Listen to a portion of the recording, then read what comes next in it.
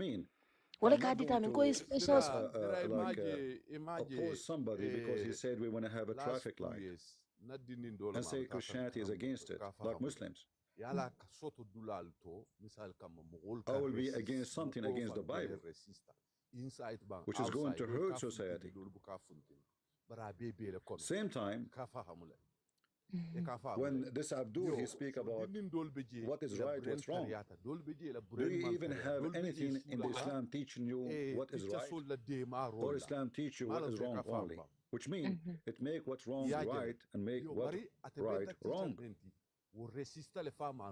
It is wrong to be peaceful in Islam with non-Muslims.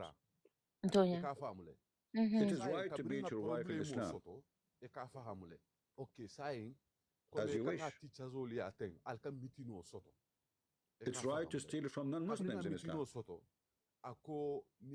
because they are not paying the jizya, which is money for protection. You're a gang, you're a mafia. So when he speak about what's right, what's wrong, it is very funny because they are following a religion which is teach only what is wrong as if it is what is right. Continue, Abdul. The atheist, Hade? tomorrow he'll likely reverse I woke the for dinner. I Christian woke more for stance, dinner when you highlighting ne issues fata like for LGBT, to Cabral Natale. low birth rates. First of all, LGBT is approved in Islam. And I know you will say to me, Prophet Muhammad, he says, if somebody is a homosexual, kill him, right? But we cannot find that in the Quran. And I can say to you, most likely, this is not exist in Islam. Muslim, they added long later. How we can know that? Muhammad, his house was full of gays. And he never did anything to them. If we go right now to any Muslim No, hadith website, do bije yalne and we type the ika following read word, like jidini jamal bije meka for you will family see to immigrant always there's family, gays morphine in the house family of to Muhammad, in the house of Umar, in the house of everybody.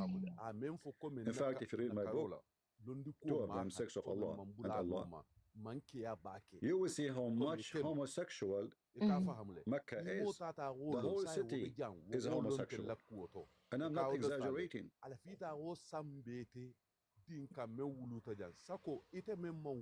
Look how many. Every house in Mecca have homo. It is not something real. Check it out. Where are they? In the houses of Muhammad, in the house of Salama, in the house of Hafsa, in the house of Aisha. Every one of them, every wife of Muhammad, she had many gays come into her house. Did Muhammad do anything? Did he punish them? Read it. In fact, a gay, he asked Aisha, why you don't marry your brother to a homosexual? And he called her a girl. He said she come with 4 and she leave with 4. Imagine advising Aisha to marry her brother to a gay, a transgender. But at that time, there's no like medicine, this is a gay.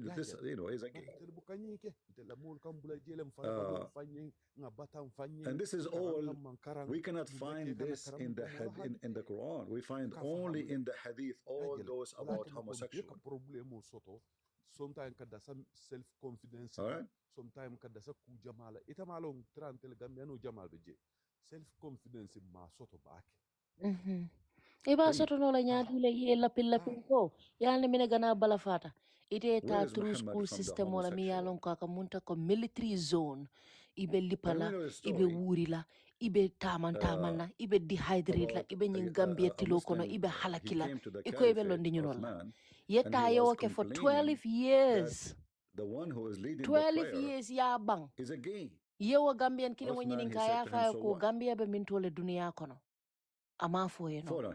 Do bije amari hani ato fongo pour aya safe ye teng ala English kangole mbam fo Arab kang pour aya to safe ay correct problem wala. But we are being tempted. Moye ta fa wo grade 12 nyim bank safer wo nyim fongo ikabe angale karango min na ya fa li paroni ntama buso mimbela. Hani ka to fongo safe problem wala. So follow the good deed. Hani ka communicate wo kango nyim fongo la problem mo leng bara amari be lori certificate o babulu akate graduate la sita. No skill, no han English fongo nga min karam mau master no, mang English no, mang Arabu kanu no. Mbe changi wala ne Gambia tara daw day ka fo nyamatu.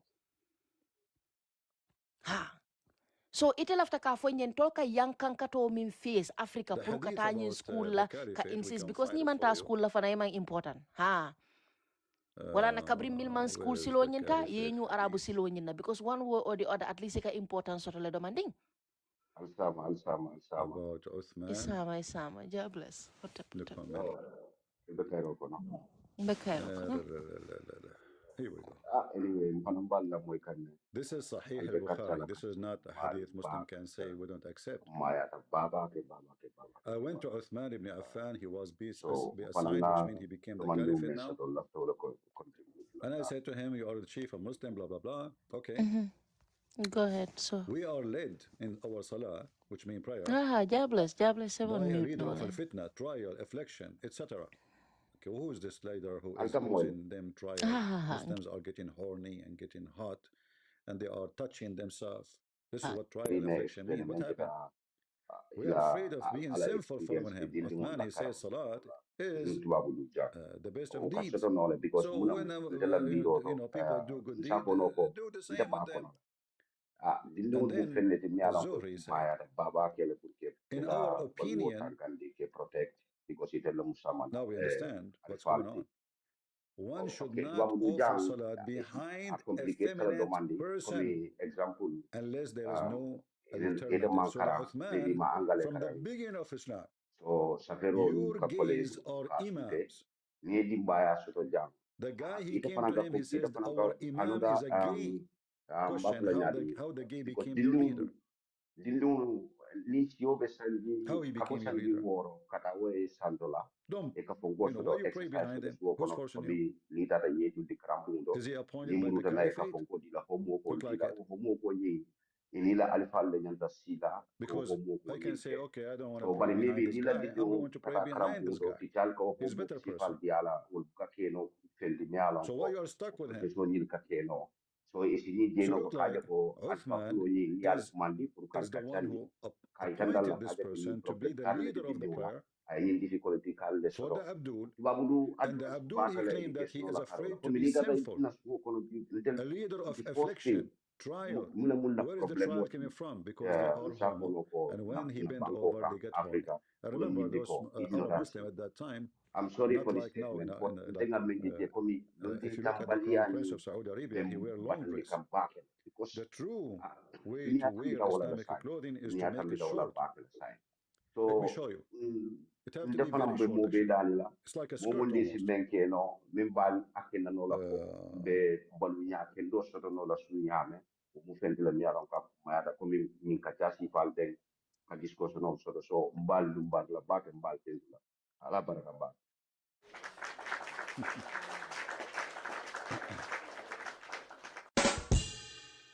Let us show you.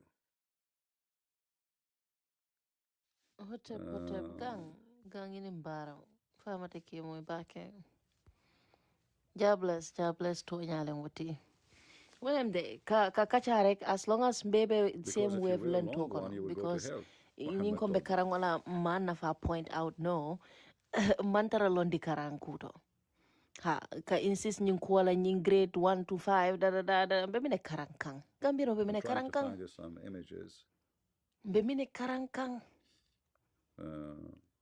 Gambian killing me along quite grade 12 bang hani nyim baj me along quite grade 12 ban right now nana yes india for okay what have you learned so far ite mine karang and from ite min karang ite amiran tolbe mine create no la moving forward yela moy ibe script le read le rek the same way kamo education is the key to success if you learn you can conquer the world science is the study of human nature But today with the internet and the world there are certain things gamoka see I tara class kono 2 weeks albedu nabe fintila alla teacher bije metamorphosis ko sometimes hani kanyim call for pronouns class kono ibuka fahamu mimbe caring because language problem le bije communication problem le be caring 12 years. I told you, I mean, 12 years is a kind of doctor rote wokono. Sanjitang.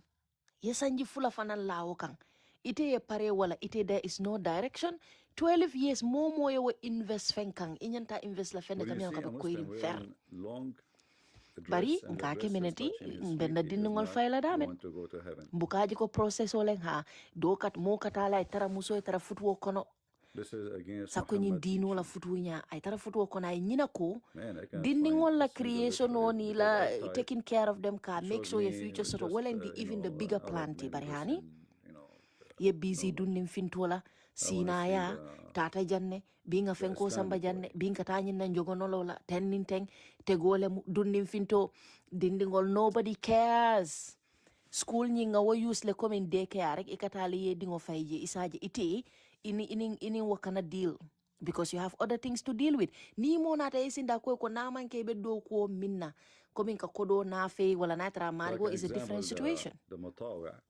bari haniwo fananka modol bije wolbe foire ya jaw min kono kamburo ta ka didi wala ya domo ye wala no isa wala bondi no nyokono katara siri njang aliye mene kacha jumale tamo bon school jumale diamute ni aje mobe wa kela waye tara ifinti ta konkola stage leto follow ni aje tubabol be sila ni AC office ndingol kono buku ndingol binala nicely be sira how is your kid feeling nin them the same people to me alan koy katale ni ye dindingol ta ye wuri ibamal bulo kono that will do for ye ta ya di tubabol mi alan koy man dingo sotono kanaka family ta ke janyan ka dingo bondi from America ka samba for Canada or from Canada all the way ka samba family do to ka to falling ka last name falling ni indigenous small be ike jelete yalla ko native people ole muti they have these crazy names like buttermilk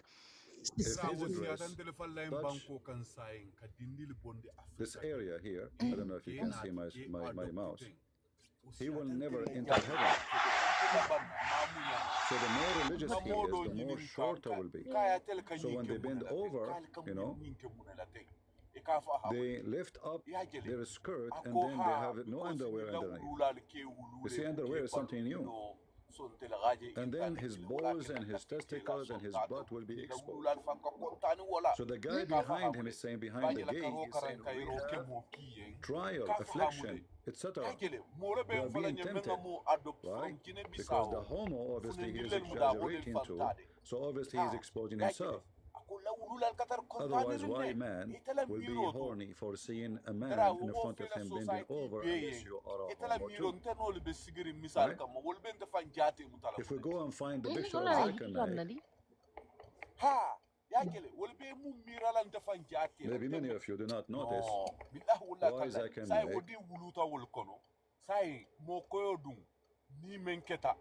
his pant is always short. Let us see if we can show you a picture of him with his pant. He looked like Charlie Chaplin, you know? He looked literally like Charlie Chaplin.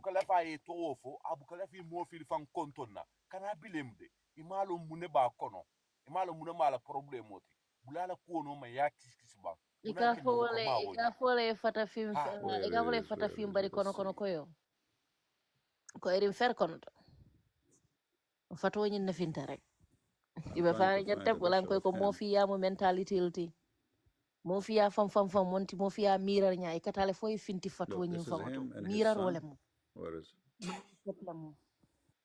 ya man samu so alne bara bare naam ko just nema kanatete bulujan bi de abe non jan ngeni dula belto nga signal ol ki mejen ko abete yata fosila kote non tara non duma la bare ya mina kadi josinima si benye bulalde because josinima musole mat mengalun ko ara fan soto ya jele sa lo kuta standing you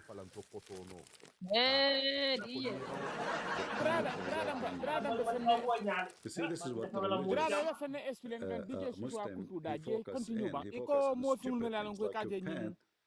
touch your tubabu not only tubabu to but like kono koyo right right?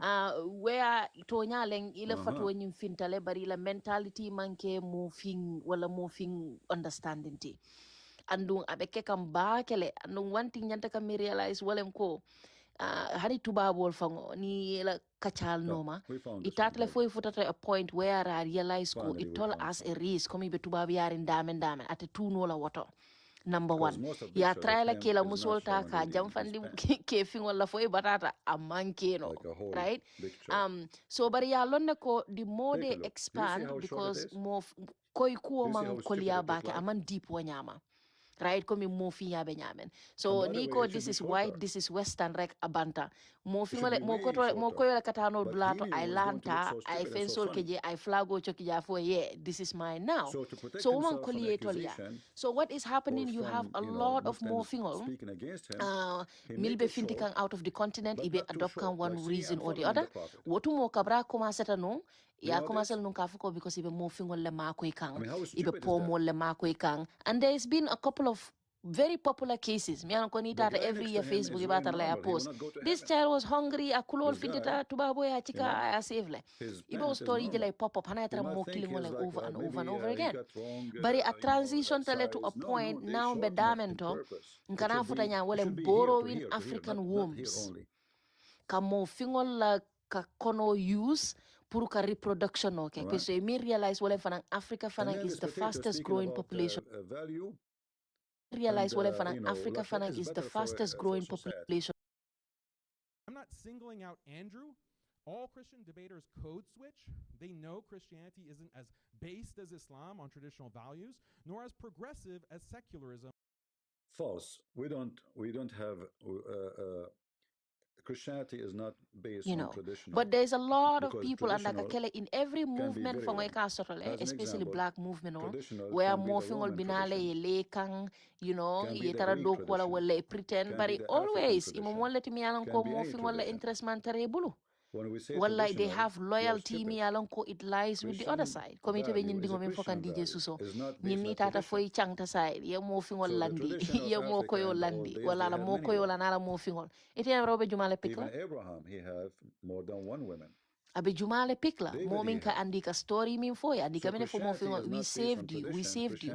And they don't talk about how mo jamalu bijang ni tata yela life live because sa mantara conquering do ko weblu din ko la koliyate la kola kadingo soto ja koliyatale to go through the proper channels a koliyatale kataka fo be la kilo leta la ya dundi doto ye do la spam ni ja ye dingo de defo wol be koliyatale and the mall as facing a lot of issues nana to wulu koto. Right, so nying adoption no nying ita ba fale ba hada ba digole ba ko kambari these people if na ikela status change le dunia be ke recognize le ika feel like lokoni wulta somanda itoli popo sotale because they are saving an African child, and then you have all the benefits that come with that itole nyi mari save and what dinu be abe ke ba yale believing ko yate save le yalne African wala after save ko la bakel Jesus bin ala save Muhammad bin Junubul Kafari fenke bekele tol we are always in a state because tol convinced tale ko malam fo mu jahannaba mo le ba so tol we are always waiting for some kind of savior. And that kind of child being put there, war anala fata fingo sinano as a join no any group, as a tarano any movement konole, but we never know where the true royalty of Africans lie for Africans.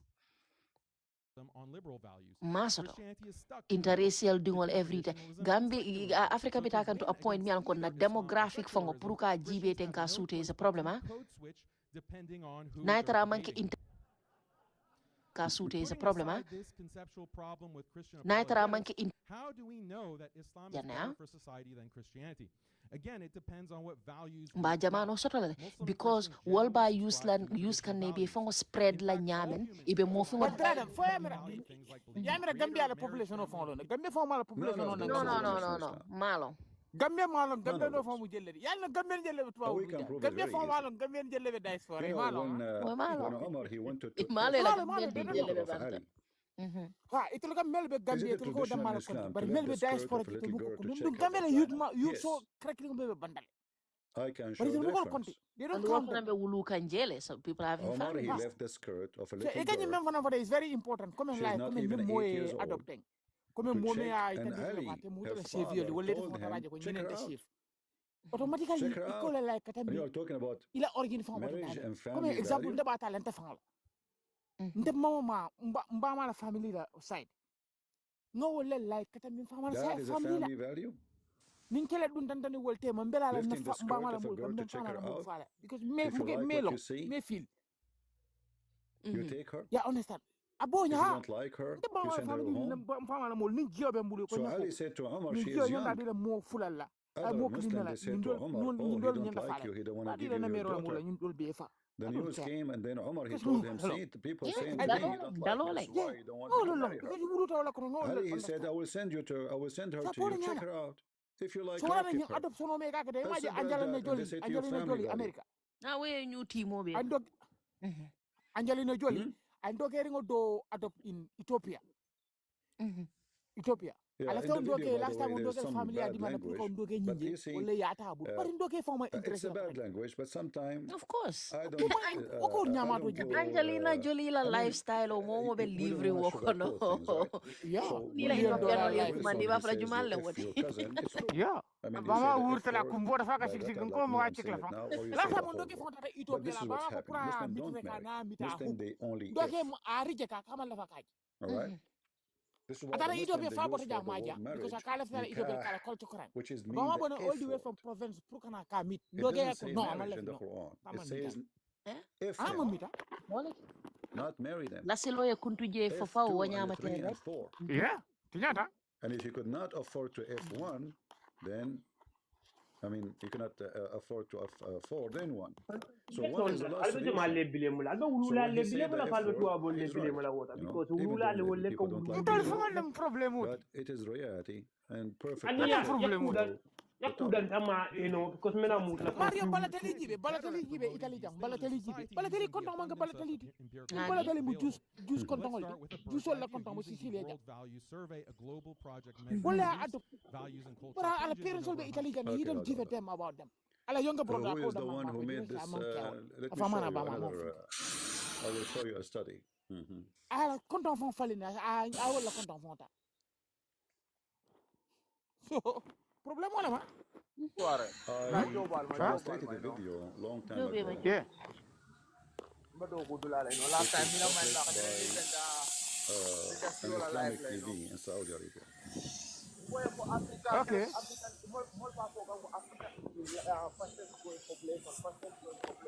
He by be struggle kan ke moy de kata mobile wala domandi. Africa is fastest growing population. Man, if I understand. Mol ko fola bon den kajalo ko ko wo mbem fan nene ka wala because muna nan ko mbem fan nene ka kuma kan wala Africa is the only continent whereby parents have a lot of kids pour ke bula je ke la pension or fani del ke bara diul mel bina bata bole kelkam but imagine the mari be 45 years or 50 years ite di usoro do me alan ko is only 7 years 6 years we ko ko batum fo grow up I put 19 20 25 5 ke la se bosi ana do ko ga bondi te kan. So you get a lot of kids, maybe like 10 kids, 15 kids. So among these 15 kids, and include your savior.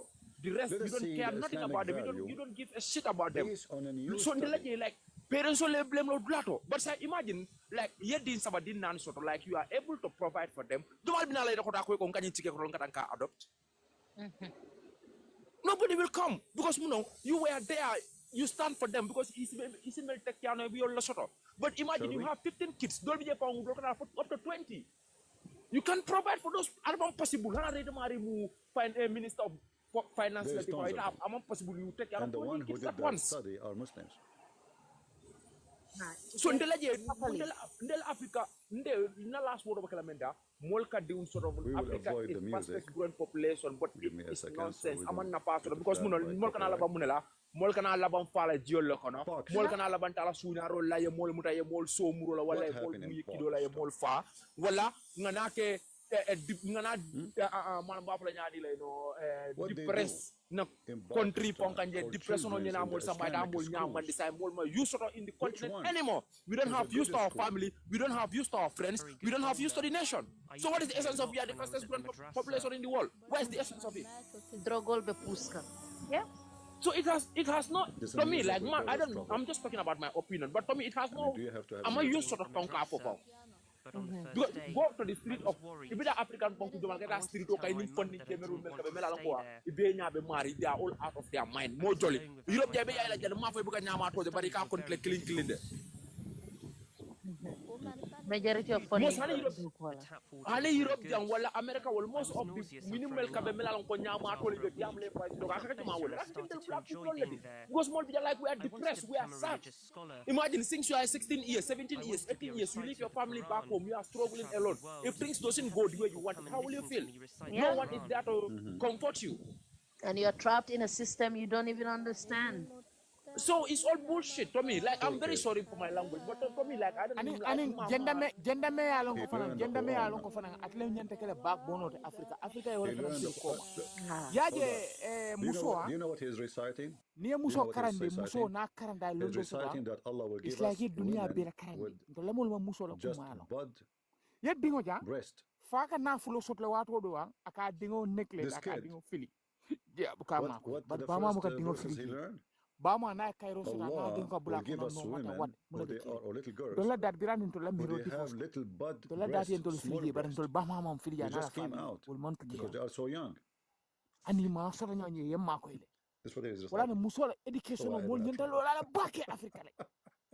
Muso. And the funny, the documentary is about sex and how they do sex abuse to children in the madrasa, in the Islamic school. And the kid, reciting the verses where Allah will give him children who their breast just came up. They are like 12, 13. You know, when a teenage girl, she start having her breasts coming. Speaking about, is very important. They are not full size. They are just coming. And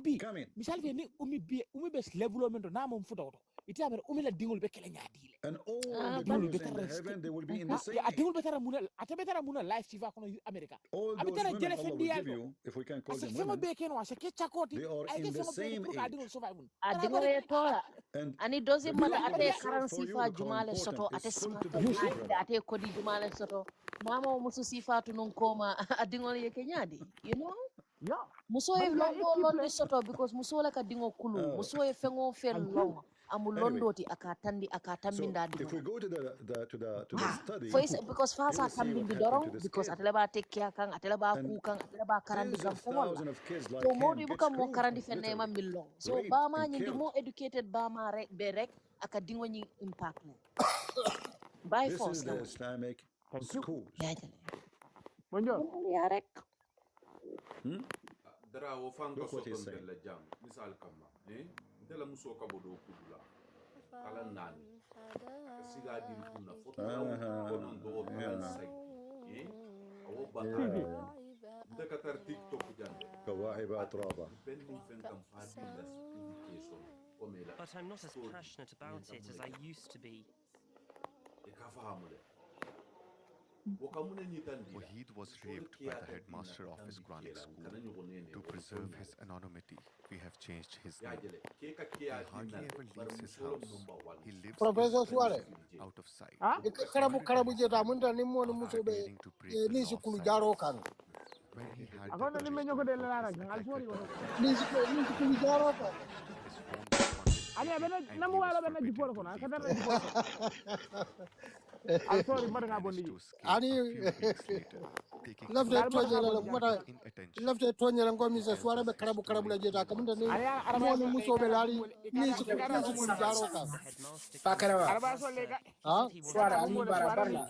Dra.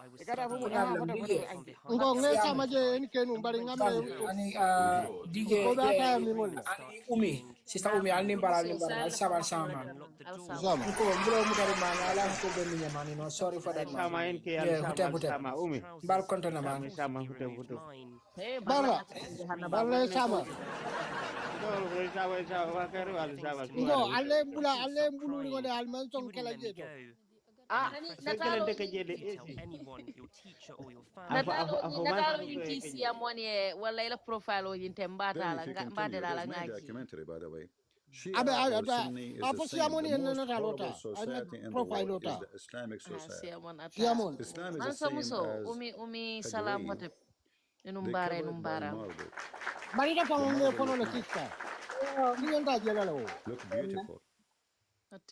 Chaba diaring ya mba follow kamba kachanyum follow kam very interesting topic so I'm talking the wrong what spectrum I'm for diversity nika buara bakel mulka dulaja malama and that's very important because mukam from compact black lento so at least near jamai janama moya be understand what of society wana makoile ya jala puro molium fong on self actualization on confidence on ko DJ ya fon nyami akamon mako yo anglo beleto so I mean mammo kon talim bagal dem bal kon ton but anyways yeah the heaven of Allah. Yeah, jala swallow mean foka is very important because wale ya tina fanaka selana mpe to be honest, nimba kachala social media, mbuka lafikata personal, becoming present out there, and the real me are totally different. And we have the hadith. So I'm already established. I'm a 41-year-old woman. I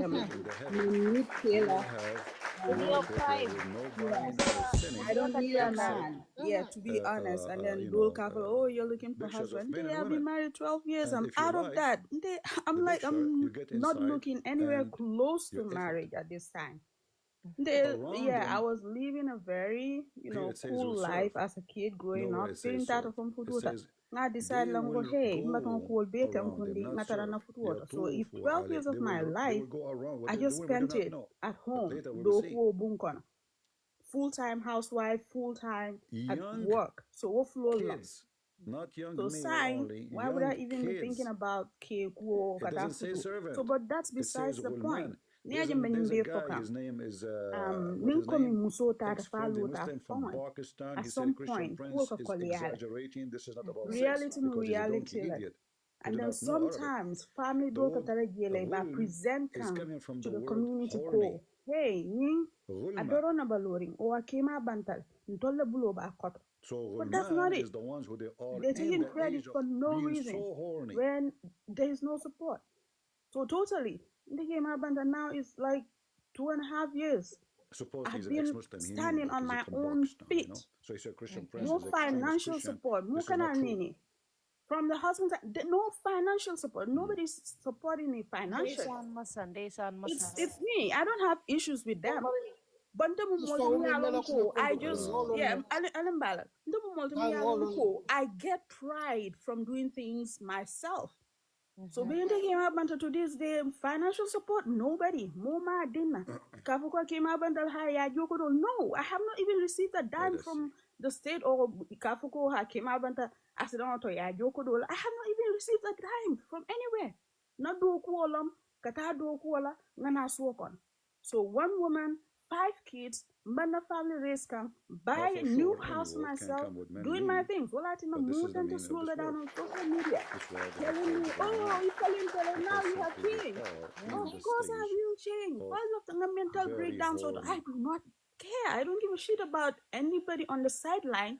Middle of the mold into this, I don't know, picture yamming in the community. Nobody's going to mold me. I do what I want, how I want it. And you will find because if they don't, for instance, so this is the word 5 kids, that's a lot. In Arabic, between family members. They are just going to be separated. Is description of somebody, he have a lot of lust. He cannot control it. Like his lust is out of control. And this is the dictionary. This is what it says. All of those, so more killing to Nola. Well, hey, I'm not looking up to anybody. I don't want support from anybody. I'm going to do it myself, and I'm going to get there. It's going to happen. And then go begin to the video that I'll put musol motivate. Such a state of at your prime or near chance sort of. Ila karonke for mutual lombang for whatever, but ila passion but damning. Follow it. Yellow doko kesa ya ni nata yini scenario si falso. Yellow fine. Mota ya dunyela. Nin community I'm counting on someone. Judu na ya dora na biye. And then this friendly no. But ex-Muslim now I don't give a shit about anybody because I'm doing everything boy. You myself. left Islam, but you still I'm joined. taking care of myself. I'm taking care of 5 babies. My first daughter is 13 years old. I'm doing it by myself. It says I'm doing it by myself. He said, but circle is a I'm not even going to give anybody credit. Nobody is doing it for me. Nobody. So no one has the right. No, I do not care. So your religion is about. We have to talk. And then you are giving me speeches and about then motivate. Because like I said, Muslim value. I'm swearing about na musol. Your value is Musol to dasa F kids, community boys, community ala musol to and little koma. girls. Dorong abuka succeed. And that is your tradition. Yeah.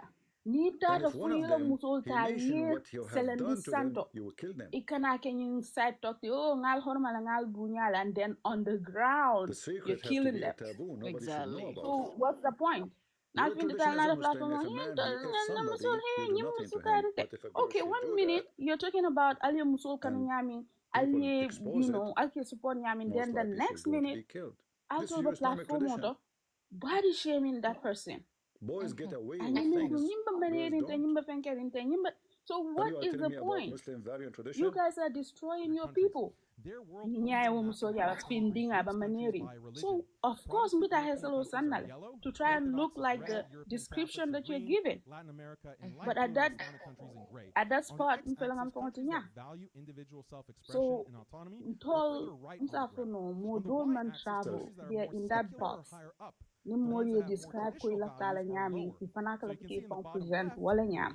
And then when they are not able to do that, they have mental breakdown. They can't do anything. And they need to achieve. O society killing like an amuru nanka ke doya ke has. So at this point in my life, so advice la minamde encourage la minawalam ya tarila mucho min coming like karongo itabawala kuoto mi ang kabina fala in the future. Go into no it. Muslim actually he agree with other Ever Muslim since about his belief. I was 18, I've I mean, been if into nursing. I go I right realized now and check the videos the made against you own by side Muslims, of life. I will find That is what I do best. 1,000 videos. Nana showing that you do not know Islam. like with my eyes closed, I can do a whole lot of things. Instead I do I mean, even Adnan just Rashid, the patients, stupid Adnan I can do Rashid, my he's schooling assessment, you. I can do a whole lot of Why? things Because without Muslims even don't have a trying. belief. Because all of Everyone them he come with his passionate. own belief. You understand? So muso nyantaka 70 years like You mo don't nyantaka even have a religion. muso nyantaka realize the ko And at the the end of the plus day, also tole and all they the can make studies a you change, made they can bring that a Muslims have difference. more rich belief as you claim. I talk to them as if Why Muslim countries are come messed for up as present long like you are them religious? This is the they're question should talking be. to a queen. Why rape I'm in not Muslim begging. countries is I'm not begging for any attention. So we really have to Can do you that. answer? Anyways, women are not safe mbatula in a santo Muslim jane street. nga lamay mola Can you answer? and see if you have any. Huh? It's about who is Lara better wa itol kala society. fola itol kala fola muso yetara If a woman tankunding walk ye alone in fanfa America, iba and kala women fa walk yetara alone nyin in wala any na ino Islamic katara ya countries, batan de what ba will folo happen? ko ya falin dala tenete muna na te falin falto le mul yetara ni ku yare kamuta ko min ni sha ya laket tara sunuri rek. ha itol kala fola ay tara sunire nga ay tara fenkering Why the you know Muslim woman akana she need a mama guardian when she walk in the street? Do you know why? mo bala Because kola Islamic tabula society is a society of idong pervert. yela kola ka diate nyamen inyo se firi nyamen ikana fan sunundi you know Islam ya make je you kawal ke musu a jamal la living no ye dog, batandi not a bukale be living men human. fonkale bukela free man shotono you know wala Your mun to la Islamic problem na mul society bukela kolu is the ibuke most dake wicked. dake dula you know el Tens dake of dake thousands mo of mo men, they bula will ala follow kol a woman just because she is ibaje mo walking be along ka the firi street. wala nyama ikela kol keno barni mo be kala fla dal wala Let us mo see if kilon I can find you ikaje some you know videos. na meta fon asina mental problem fon shotono Uh, nyaje ndo where la is mul the wal mo la videos? problem e ka fo be men do wala de bari be men fole bu ka fo wala you know bara wala mo I mean, no I just ya muta changed the nyama muta nyama browser musol be and albe ya muel it's not ala showing muta me. nyama aliyal dabo araba sol la ko This is the wa national arabu day ya of daji ko Saudi muta ko Arabia. nol Those are the men tolol bota kono juna coming to so the nali women ye and to look, bulu look, bitu look. mo Guys, do you bal see how he kashara touched her butt? Did you see? so Did you adola see how nyama he ino pushed his finger inside her butt? fute isama and then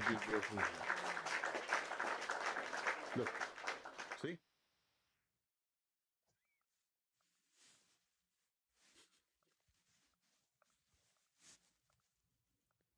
Hold on, let us see.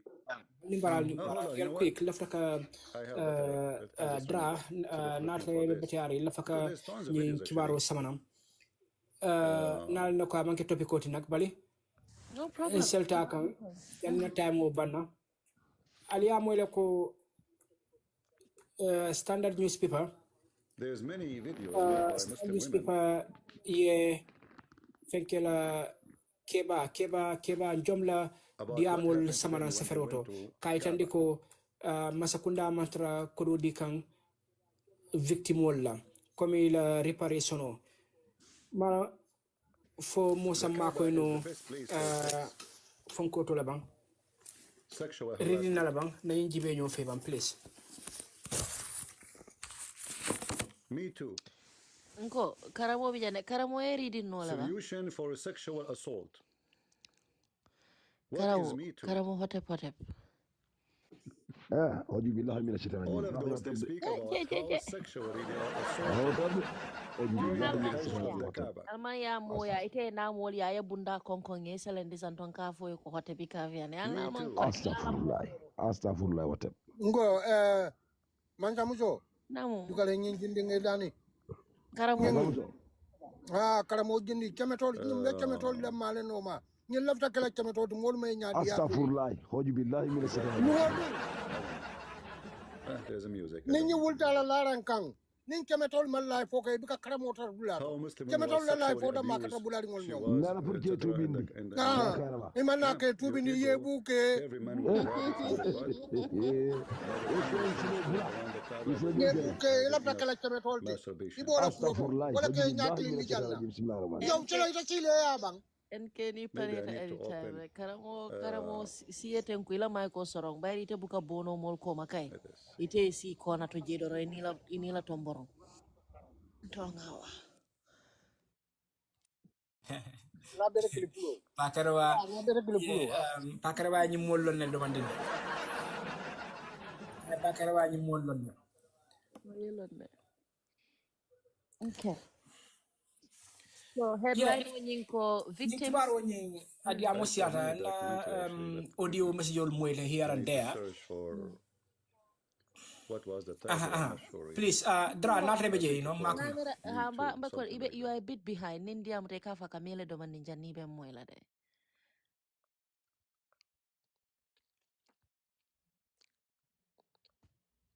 Me too. And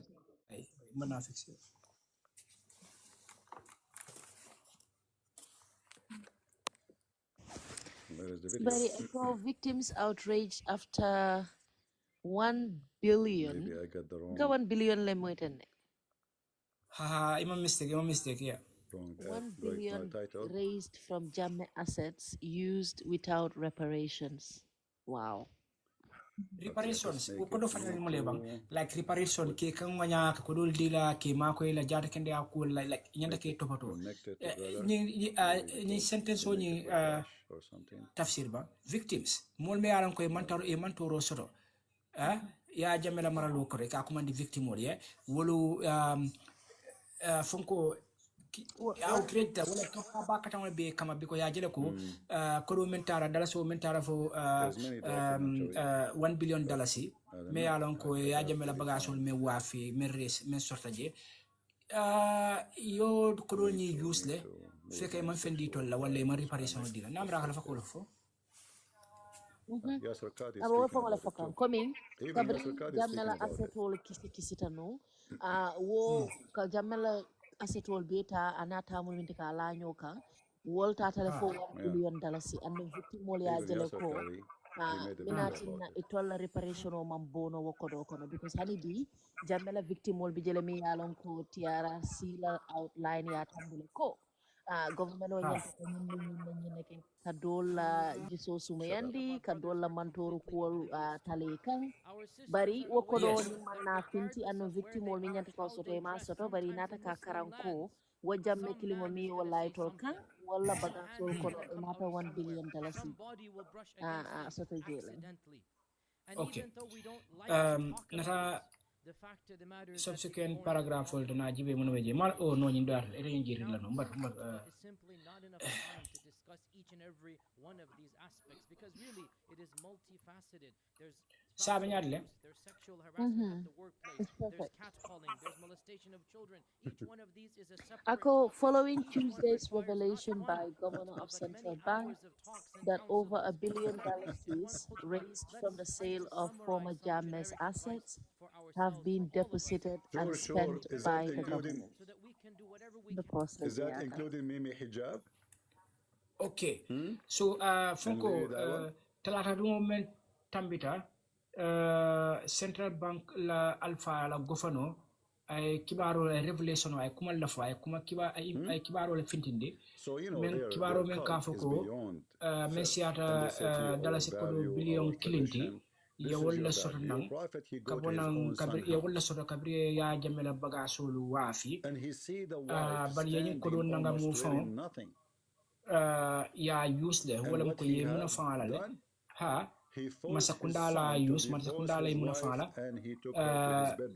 and for sure he bali was akonner kaytan di fanko ha masakundala muna fa okay. How we know? And then it continues to say that the victims of the former president have once again condemned the government for its lack of political will to deliver promises of reparations. Sorry. And he flirted with your wife. So again, what your wife would do? She would kick him out. Ay tan difana ko mol me yalan ko wolle man toro sere ka mol men kumandi ko victime mol me yalan ko wolle man toro sere ya jame na masakunda mara ya jame masakunda koto ye yin kumanya sifanya ya bay bakele ya condemne ha masakunda men kete e ko fana masakunda fon man amon wakilo soto nyim politiko wakilo soto pour kaje ko fam ye to lahi to victime ye lahi men na ko men kele mo lahi min timman so nyim molbe kam farim bakele sainte and gambe dum la so isa ko neno please Muhammad adopted him obviously to use him to marry this girl so he can so the coordinator of the Gambia Victim Center Keba John told the Standard that survivors and families of victims feel betrayed and marginalized, accusing the government of stalling and neglecting its moral and legal so when he came home to address the issue told of him reparations. That your father was here and he flirted with me and he so said the following Alpha do be ka home ko Keba John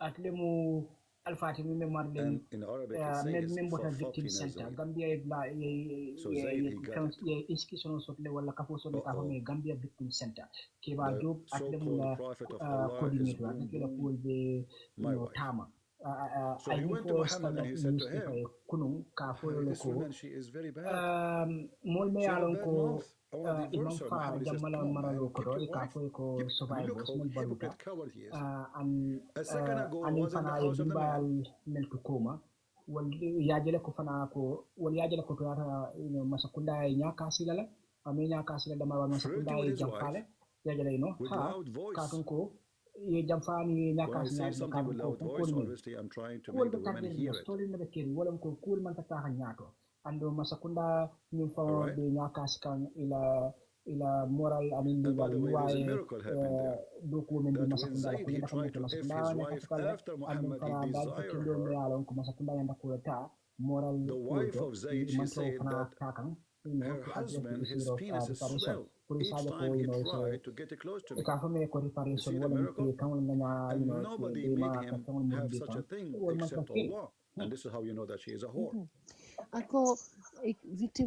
it is disheartening and disappointing that the government decided to use the over $1 billion proceeds made from the sale of Jammeh assets on other things different from the welfare of okay lo ye follow so ajale iko fam ani ku ya warta bakele andum fana ni mu fetti me alan ko jam fa baka tan mo de kaje ko masakunda ni ya masakunda decided to fond en ko mi ni ci fanya tay to fond en pour que ni ko do me alan ko asiya da ko do billion kilindi ye men so nan ya jamela bagage fengol wa fo to pour ko do ni nanga pour ko do nanga mo ni ka dundi ko dol to yegala you know ko dol me alan ko amanke mo ni victime la And Daniel Peacock is talking about amanke our ni tradition. victime la So hajos your tradition, ha your prophet, amanke la when he hajos go ni to amo a victime married wala wife mol me alan ko of his son, ye mantoro soto mol ni he mol flirted ni with la her family and me he alan ko effed wala her. mantoro soto ya jale masakunda And your ha tradition saying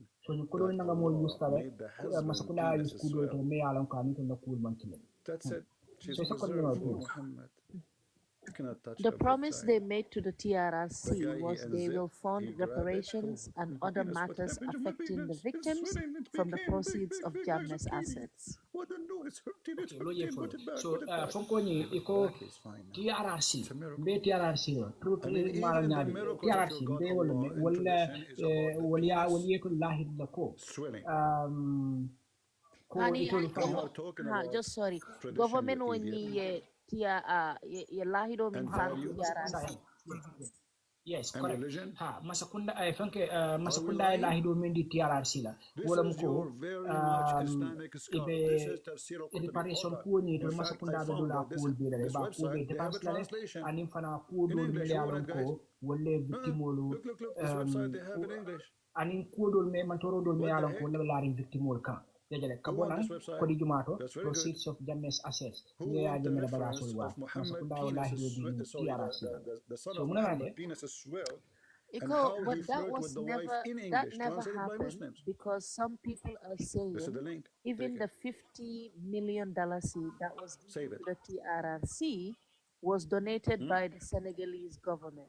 The traditions of Allah, Prophet, and His religion. okay The value, the so family, yajale ko bari the family value. wo ko ni manake wo lahido ni manake You see the family value? katun ko modol fang ba fokan ne kufang dala sikodo million talluro me yalon ko yol di nun Can you tiara beat sila such a value? wo fang ko do fang botna Senegal But we masa know that kundala this is totally against ko the teaching modul of la Christ. This is bokana satanic. moto fana di mala ni You know, modul bo did Jesus okay allow us so to sa look kon at neno other please women? Penkelea for Jom, Can we? victim Can you center look at a woman? She's not your like wife. had me. Can we? ha jom la fo jom ma ko This is mole your ni list, paragraph man, ama which you mole take ama your mole tradition from him. atako In some fact, the people are Muslims they say saying we jom are la ba Sunni, fo which ko means modol ba we fo follow ko the steps of even Muhammad. the 50 What does that million mean? dollars You go to so your own but son's jom ma house, tan di you modol flirt malo with the wife, and you F her. mala fa yeah nata Continue Kafuko, he said the victims from all the corners of the Gambia have voiced frustrations Look at that this, the guys. administration, He despite saw Zainab, repeated assurances, and has his yet to heart create full a for credible, her. transparent framework for Well, reparations. we are talking about married women. yeah so I have fana ko You know jom the lebe Muslim diam they ko talk hansande about ako AP, he mol cheated, victimol me yalon ko e botna right? Gambia Which is tonko disgusting. Gambia dal beto yela frustration o But do you la see the lipiani la hypocrisy? jiklate o itandile How come a cheater ni is masa praised in Islam and he is a yela prophet? frustration o itandile ka foko masakunda ni ha administration ni despite repeated assurance hanna to sinya jama ni He's masakunda ni cheating ayeto in his son. lahi ke promise You are wala ke now aso wala ka ko lahi do ni tabay la ba kala flirting. but He wanya said to wanya her, praise has be to yet to Allah, the create one a who made my credible heart transparent framework for reparation hani wanya wanya masakunda flirt mang for you. fere samana me He yalon ko desired her. abe I mean, guys, look at the abe word. Look at the credible word. abe seneyala He wala abe desired betiyala her. memba sabula ko to reparation of She was the most beautiful woman in Quraysh. She was big and fat and white. He recalled the Which public is at that time commitments the by description of very government beautiful women. officials If you are who very assured fat that at that compensation, time and you are rehabilitation, and huge, and acknowledgement white, would you are follow the perfect. Truth, If you are Reconciliation, skinny, and nobody will marry you Reparations because that means you are Commissions not healthy and you will not have good findings. kids and you are not even spoiled. You are not in a good findings family. yes so jang Because women who they are ni fat, jomlo diam they ko don't work, hansa they have aka servant, they have needs, amanyina hakilo big butt. amanyina hansa So she had big hakilo butt, blatala public commitments made by the government huge. officials masakundaye 1 what meter do by 1 meter. ani commitment And on Muhammad, when he masakunda saw her, dokulaye he dokulade cannot hold what his do penis.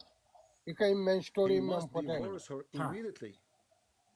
membe So kerim the be ya prophet lon ne can bari ask tala her sino la de ngana mula udulare to And again, go this is the same book, by the way. jammela but manza here kunda they ni are ata showing tonya only tonya to kan memfo one page. gambian ko kan memfo jamma tingaro kajeto I san could not jamme go dam next mamo page kan men to be okay see if they pi have a wol dem translation tamansa for it. kunda kono le be do ko ko dam madam mata This is victim all wolde Portuguese. ate ni ko yala ba Yeah, Page but number 4, I page knew 4 in the Arabic book. I victim mo ya itan le diamo kono ay niyo kya but And comme this is the science be privilege ni report ni na jibe kam ko jamala be je na pa kare ba na Read na with ko me carefully. for South Africa lem for Privilege Colombia number lem ba 10. anim banku juma fam Liberia lem ba If meli yalon ko the prophet, truth his eyes commissioner soto fall into a woman, truth which commissioner means he ka like wati your wife, janata amuka fenti me yalon ko ni her commissioner la husband history jibe must ko men divorce nañu banko her. len foyde iba jela ko ak wati janata hanna da bay karaba modo sa fon okay South Africa wala truth commissioner ni nata kabri ko la mena tuba maralo ni ka ko appetite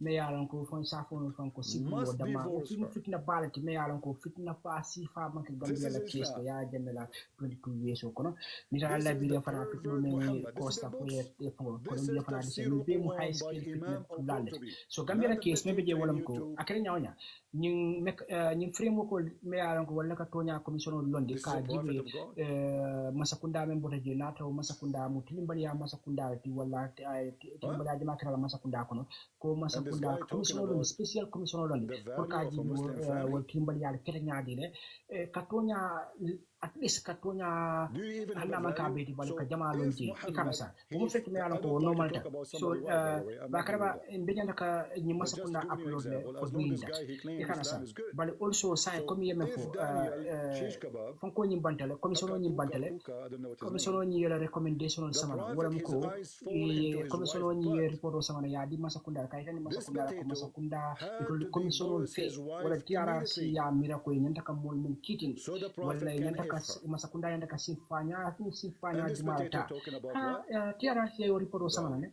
ha adi masakunda fana ye kayti do samana ka fame ko white Are you paper stupid ni or ko are you study ba stupid? jere white paper wala For sure you are kayti ko stupid. ti me yaran ko masakunda ko ya ya si TRRC la report o jere TRRC memfo so to sonda su TRRC la recommendation la wala you know hakilol menna wala Those nyanta are the kamenke inbreed lori of itandi la Islam. white This is paper ko ne true. man son dal menna They ya have a itandi anu daylo me defect atne in the man son body. daylo me atne sonta Children etc are born with so disabilities. bari Not membe je only wolam they are ko mentally sonta ill, pa karaba ko they ni have masakunda ni ye physical bulo bula wotoro disabilities. bake e kana sande Because pour when kaje you ko marry your ka cousin, and then ni the white cousin paper marries ni the ka cousin, and then implement you are ando having sex with nyin your kewa sister. nyin men mbata Gambia Victim Center men keta And keba you end jomti abe with the diamu most kan wo perspective wala defect. okay so antol Gambia no mun keta nyanda ka focus ka long nyin cool kere nyaadi because diamu siata pour ka long nyin cool kere nyaadi le and then you know ka jibe ka presola masakunda ka be tamala nyin sarto le nyaame because victim wolo to yara e batata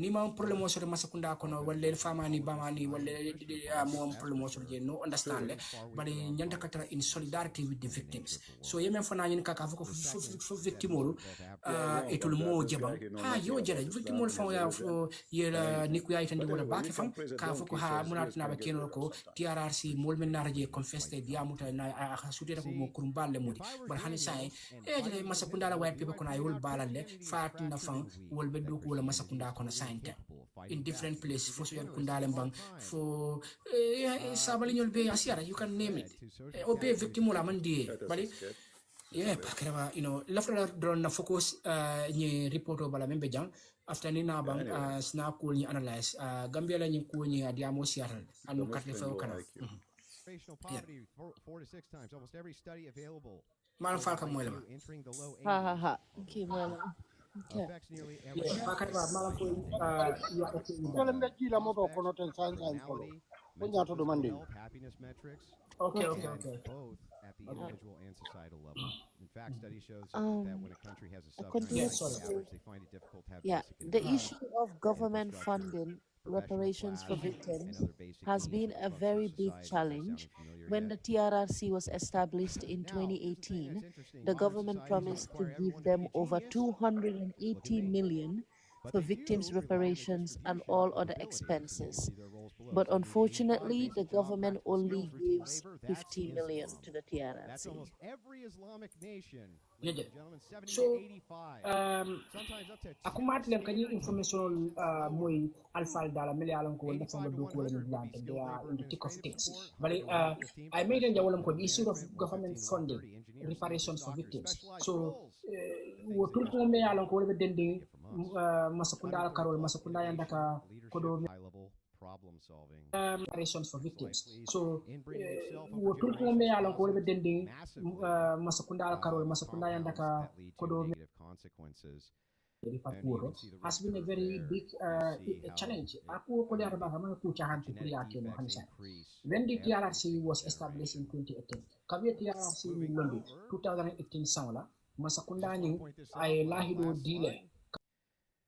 Islam took an ethnic people Kabia TRRC in that London were at the 2018 heart sawla of being the top masakunda civil ni ay lahido and through dile. generations of Islam and inbreeding has A turned million them tan into say the lowest IQs, you some more of the victim on stupidest ke people on disona This is a good point, and by the all way. other expenses Because and if you look at the Persian, ha bali Persia, amanna they laba used to nyamal be equal to the ha Roman menna laba in walam many ko things. masakundani only gives $50 million Persia masakundani never nara was Iran, million never tandu was a amare country bi of dala stupid soto people. ha yo damare di TRRC la so joro It was a country where jom everybody keba jom feared, ayo fana la fa for jamu they kono are ha top in second everything. Not please only they have a massive army. Yeah. Okay. So it says that What happened to Iran? he What happened to disclosed that Egypt? out of the $50 million C, the TRRC gave Egypt, $13 all of us million knew what C it for was interim before Islam. What happened to reparations Egypt and since medical Islam came? expenses for sick victims. Oh, yeah, yeah. Check it out. Hansai kewa jombe diam ka kaita di farako wo million tallulo kono How me we alon can ko wala compare dita Egypt before Islam to Egypt after Islam? TRRC Who is the one who built the biggest TRRC library million in Egypt tanning saba in the world? yola di Alexandria. for With the interim city of Alexandria, reparations Alexander million tanning saba the yola Great. bondi million tallulo kono TRRC What the Muslim did to it? men kere kere pour fonko e ka fa They ko burned interim the books and took reparations on them. so niko interim reparations The biggest library in history mala is bo gone translate nyaay because because nte of the faith of faham Islam. do men so interim Komi waleng Right? jusinya bukue min dila Abdul professor Sen, ni kono Greek jannabe was banna once interim komi great, ye but joro min after ka tema Christianity tengana became what? komi yalan ko Became a ite ko mole great. Why? 280 Because million Greek dile la then before yena ya Christianity tala were ya focusing 50 in million ti philosophy. then hani wa 50 million Greek fanan ka after iko ba dile la Christianity nyopati became a nyopati great nga kingdom. dila In jang case you do not know, nalta they fam did na it. jang ni Who fanan said to you dila Greek disappeared so ntenga wala became a nimbe great kere because simply jor of the jor folol Christianity? interim reparations Is that all? ko di folol men dila It became a great puru bari kingdom. nyim specifically amu puru medical All the art expense you lady see because wotu around mo you, jamal benonje like especially the with the most UDP I remember popular, well-known church anti in the we world is will no built by who? jai By will the bebe Muslims. sasari It's nenu built by and the needed Christians, and now it is in Turkey. medical help If you know you some of call a them city big kabring Istanbul, min which is ketela Islam ketela in core, them but proper medical this is help sort of kabri Constantinople. participate Who is the one tiara who built? Can you build a kono city like this? You then cannot. ye joro ke do e But those preta are e the body Greek people scan that ke did it. ajibe balwa fa be nyaadi le ko don mu patale no ene ma ko jibe What yaje happened to them so after you becoming interest Christians? went mostly to what medical expense. Can we I mean, compare Greece to any tonya Muslim tonya country? bari yakere modo e safaro ko duma mato ni malon ko Oui. duma la babul isal safaro ni rid no ba bari Thieves? Ako, I think you should wait Europe until now Saturday to is explain this. going Yin down total yin because the das all Abdul is about coming to Mr. Europe. Das Otherwise, like Europe was always good. imasude no We ma. cannot compare. akamuna min kafa ko Sunday mun kela When the Ako Abdul Saturday come to a ngame place, ako even if malong it's ngamba heaven, ko is Saturday. going to Malala become a ko ruin. Saturday It's a fact. samalam Saturday When the Muslims invaded Spain, there's a lot of books written understand about how wale much sama ako ya explain civilization ako nyante grew because badlar of for Muslims. sibito Liars. ya explain nying ku important no ya Arab explain Muslims are sibito savage, do not ako know nyante how wala to badla ko build wala two bricks together. Those powerful slaves, the Christians who did kidnap them from their homes to build for them palaces. I saw Until now in the Middle East, yo total ni sinano Das jewelries, Mr. Das stores, sala. take off. Yeah, but you important the man follow kan because akumat le kanyin information dungol soro political bala moy tan bala moy tan thank you government be jaano lay no ibe victimol ponye kamba kala ba nkamen foye eh bali nakon ne dum NK ولا كان كافين بروفيشنال ابن خلدون is a Muslim بلا موي كان Muslim say he's a dige ni bara nimbara nya bala value bela na society kono bakel he explained to you that the Arab Muslims the Bedouin is willing to burn a library to cook. So according to by the time the TRLC was concluded, they only had $33 million left from the 50 million, and that is the money they used as reparations. Let me see reparations. if I can find the reference for that. Wow. Yeah. So by the time TRLC bandula kabrin TRLC kita fa banta. Yeah. Wakodo ni kono 50 million kono. Million tan saba ni saba wala ko ni je. Ha. Wala ko ni je anda man daw wala fa damara fa the money they use as reparation. So million tan saba ni saba ko je me alon ko yenda ko use pour que victime o biso nya wala ka reparation. Okay. Isa kon no please.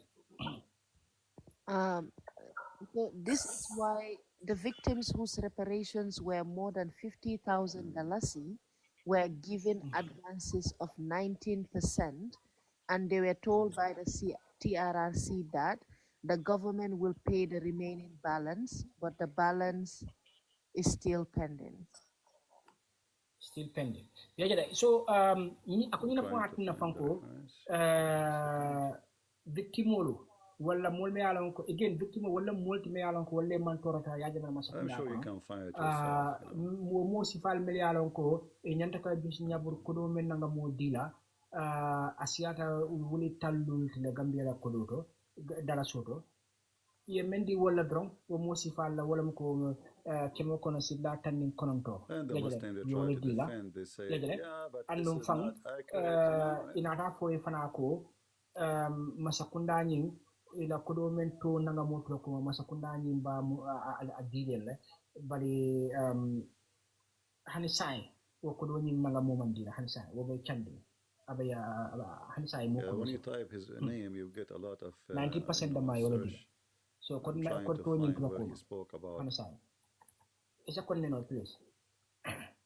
He added that though the Reparations Commission was established by the government in April this year, government in April this year to take care of reparations as per the TRRC recommendations. Victims are still waiting for their reparations. And by the way, victims are still waiting. So, I need from the Fadia Kayan Fanko, Hanatra, Pronalemu Kafuko Reparations Commission, Walamuko, Alpha Kafolo, the Kafame Commission, your commission on the Mealonko, Womupuru, Yolon the character special proof victim in the Commission Nabute, your commission on the Welcome Commission on the Reparations Commission, Hanatra Minan Sanolamu, Minan Sang. If the government can bring in some of the commission on Londi to take care of reparations, for commission on the camera, using a cool as per the TRRC recommendation, coming TRRC recommendation. Recommendation all the multiple like TRRC can be a cool in the recommendation on the Samana. Recommendation on Marable Casablanca. People find Ibn Khaldun saying it clearly. The Arab they are willing to burn. Recommendation in order to eat.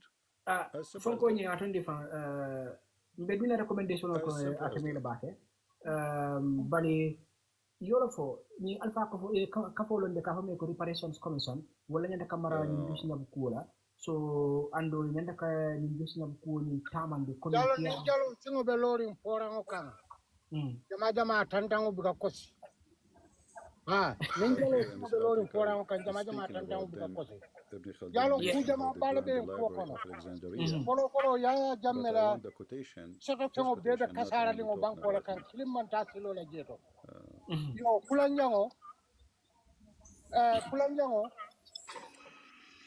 ya mira ntolla banko la me also department ni mo kulo membe kirin je fabaka tombon jata ni sidin jay woni nyanda tarla sirin o dula to bi nata membe nata justice la fon nyanda tamala yo nyina mu kwati you know yeah but try kan ron ka fahamu you know because hansa idale pour conclusion kenak you know bali yeme fo bakara ba you know bolo you know point you know because banko na fansoto ni european banko la hana arabolia ni mo kulo ma foto do ku soto la gambia barata kala ni dula ti fati because it all man ku da it all banko le jampane okay okay so this is their own Muslim philosopher, and by the way, the Muslim, they chase him to kill him and they put him in jail as usual.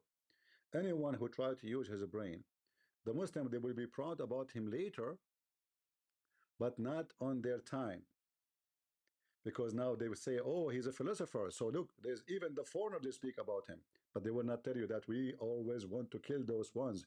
If someone of us is smarter than the rest, he is going to be accused to be kafir, an enemy to Allah.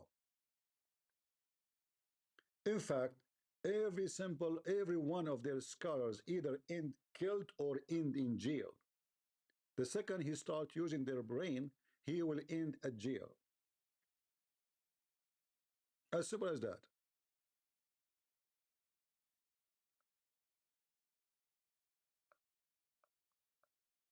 So wala be je you know ye alpha ka follo li ka fa may ko reparations commission wala nyanda ka mara wala nyanda ka ni gisu nyabur ko min be taman ko ni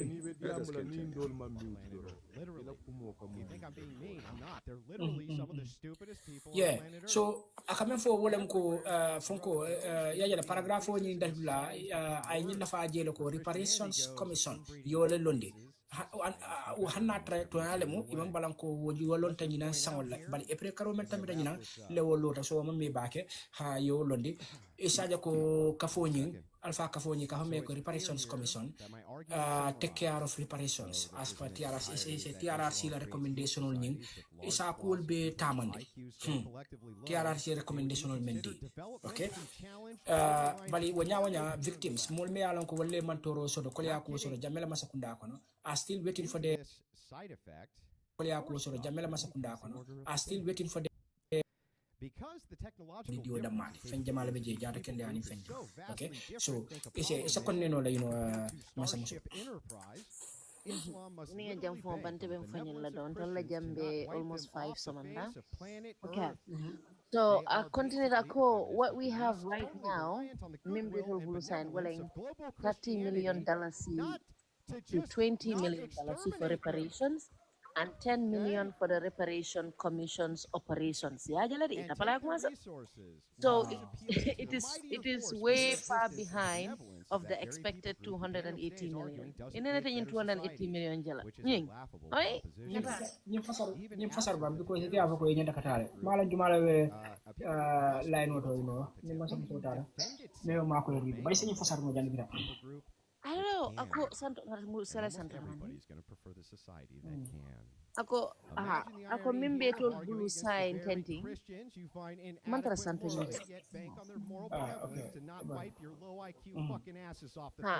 Ako sign mimbe tol blue kono right now. Right? Womo 30 million leti. And what 30 million on yung kono?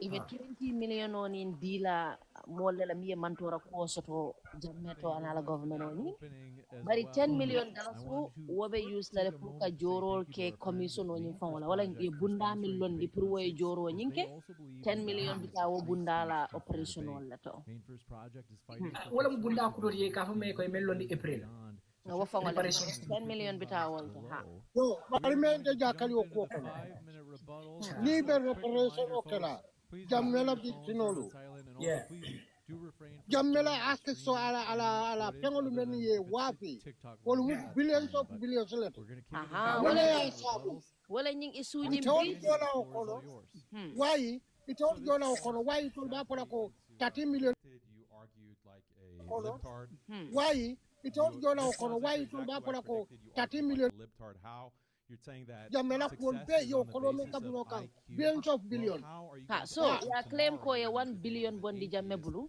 wo fanan kan inata promise o me ko be 280 million le dila bari sign as we are talking victim on in 30 million le be bulu and what 30 million fana in commission o be fanan talala ya ani mang billion kilimbondi imam billion kilimbondi jamme bulu jamme la ko do fa men be oto is billion fula dino billion tay sa bonni no jamme la ko do because mo da jaw lel tarta jeto ni si kerol lel ko da kerol lel mu yo be pujul basar kayin ikana am gol fa diam jamala 30 million na ben tol bulu penkala ben tol bulu wata ti famo alwadi keteng al nyi ndongo manage follow for dépense e nana you know kodo le 20 million to million on adu hani 10 million me ya fo ntele ya fo comme be 20 million dile la ntele ya wuli ya fo o famo tala kula ko do 20 million akara kilo mo bobe talale ne bi million dan tan ibola sikale ya dile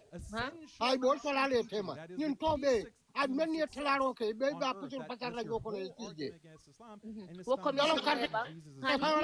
commission o banta ni famo protocol tire ni o commission o banta e commission do lo pro and also protocol tire ni o commission o banta e commission do lo pro incest.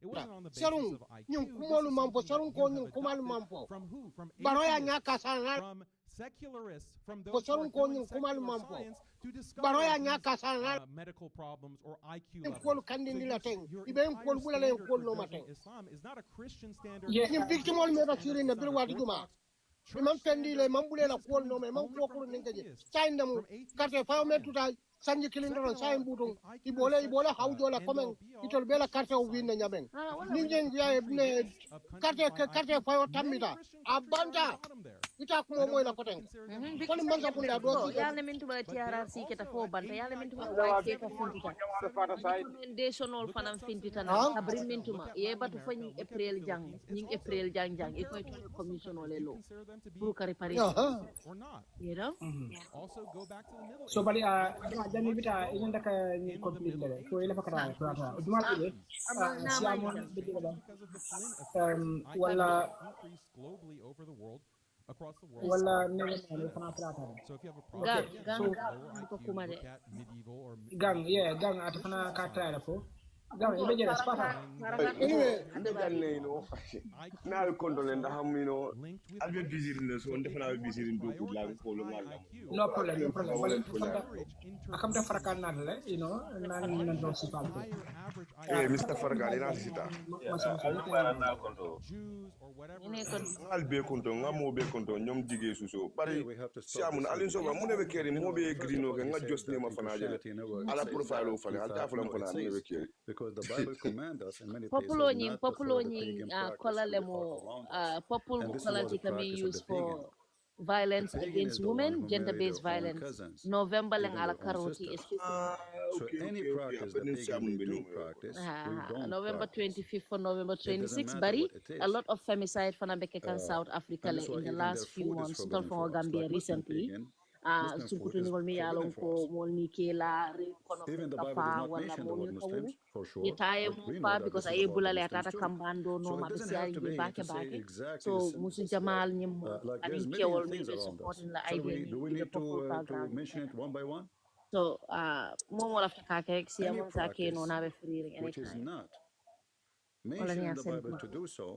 Okay. It is not Farakan fenke ma ko jari when the Bible forbid us from no problem NK I think NK you're reading from standard Iba Kranka standard newspaper, right? Yes. Then we should not. Okay. And now if we go to is it Mr. Jomi? Is it Mr. Jomi, right? Jom. We have verses in the Bible speaking about Israeli. All right. Some Israeli Mr. Jom argued that the government only allocated $30 million for reparation in 2025 and 2026 budget. To have a Mr. Jom fon ay ñu fa di amu kono yaale ka ho fam ko masakunda ye only masakunda million dalasi million tan saba damma yo damale kere yo jamala fintindi for reparation pour ka jusi nyaboke ñinen son kata fo jari fana kam yo In the old bagor days, ha we understand He said, that considering the family number is, waiting for like population is reparations. small, and like we know that Yeah, ha that's a when comma the there. children yeah they I am marry their fana ko sisters. I mean ni their ajibe sisters, fana not ko their cousins, because there's only one man, one woman, and then the population start getting increased. So we have already from the beginning we have something we call it incest today. But what the excuse for it now? The Quran commanded Muhammad to F his cousins from his mother's side, from his father's side. So while you are saying that it's not from the Bible, it is. It is.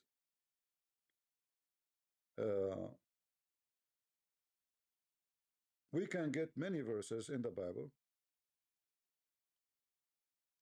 As an example, if you go to the book of Leviticus, ibeje it's a stay no 18, active 18, mode because mbenyi transmit kan YouTube fana yajale that way ni tada yeah, just to be sure from the number. ni mutadron ha then You shall muka not feedback take a on YouTube. woman Yeah, as start on please. revile wife to her Yeah, sister, the Victim Center and the entire uncovering her victims nakedness community while her is sister is worried still alive. and concerned about the manner in which the government is handling the This is, we are issues, he talking about said. thousands of years ago. Sorry, in distracted.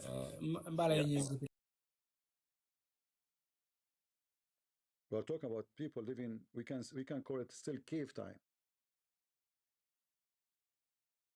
From that time, victim center yo dinkrani mello ka fami ko victim center mol me alon ko man toro soro la dinkrani to anin fam victim mol be e bebe dewundi mbakele ando e bani ku ya fana kono ka je fanko the manner in which the government is handling the issue masakunda be nyin josor nyabur ku woni ka fambe ko reparation ku woni masakunda ba tamandi kanyame ame kontani ya amandie in fact fa be dewundi akula ba ha mi ke ba jom yo fana fal diamo kono e sakon ne please.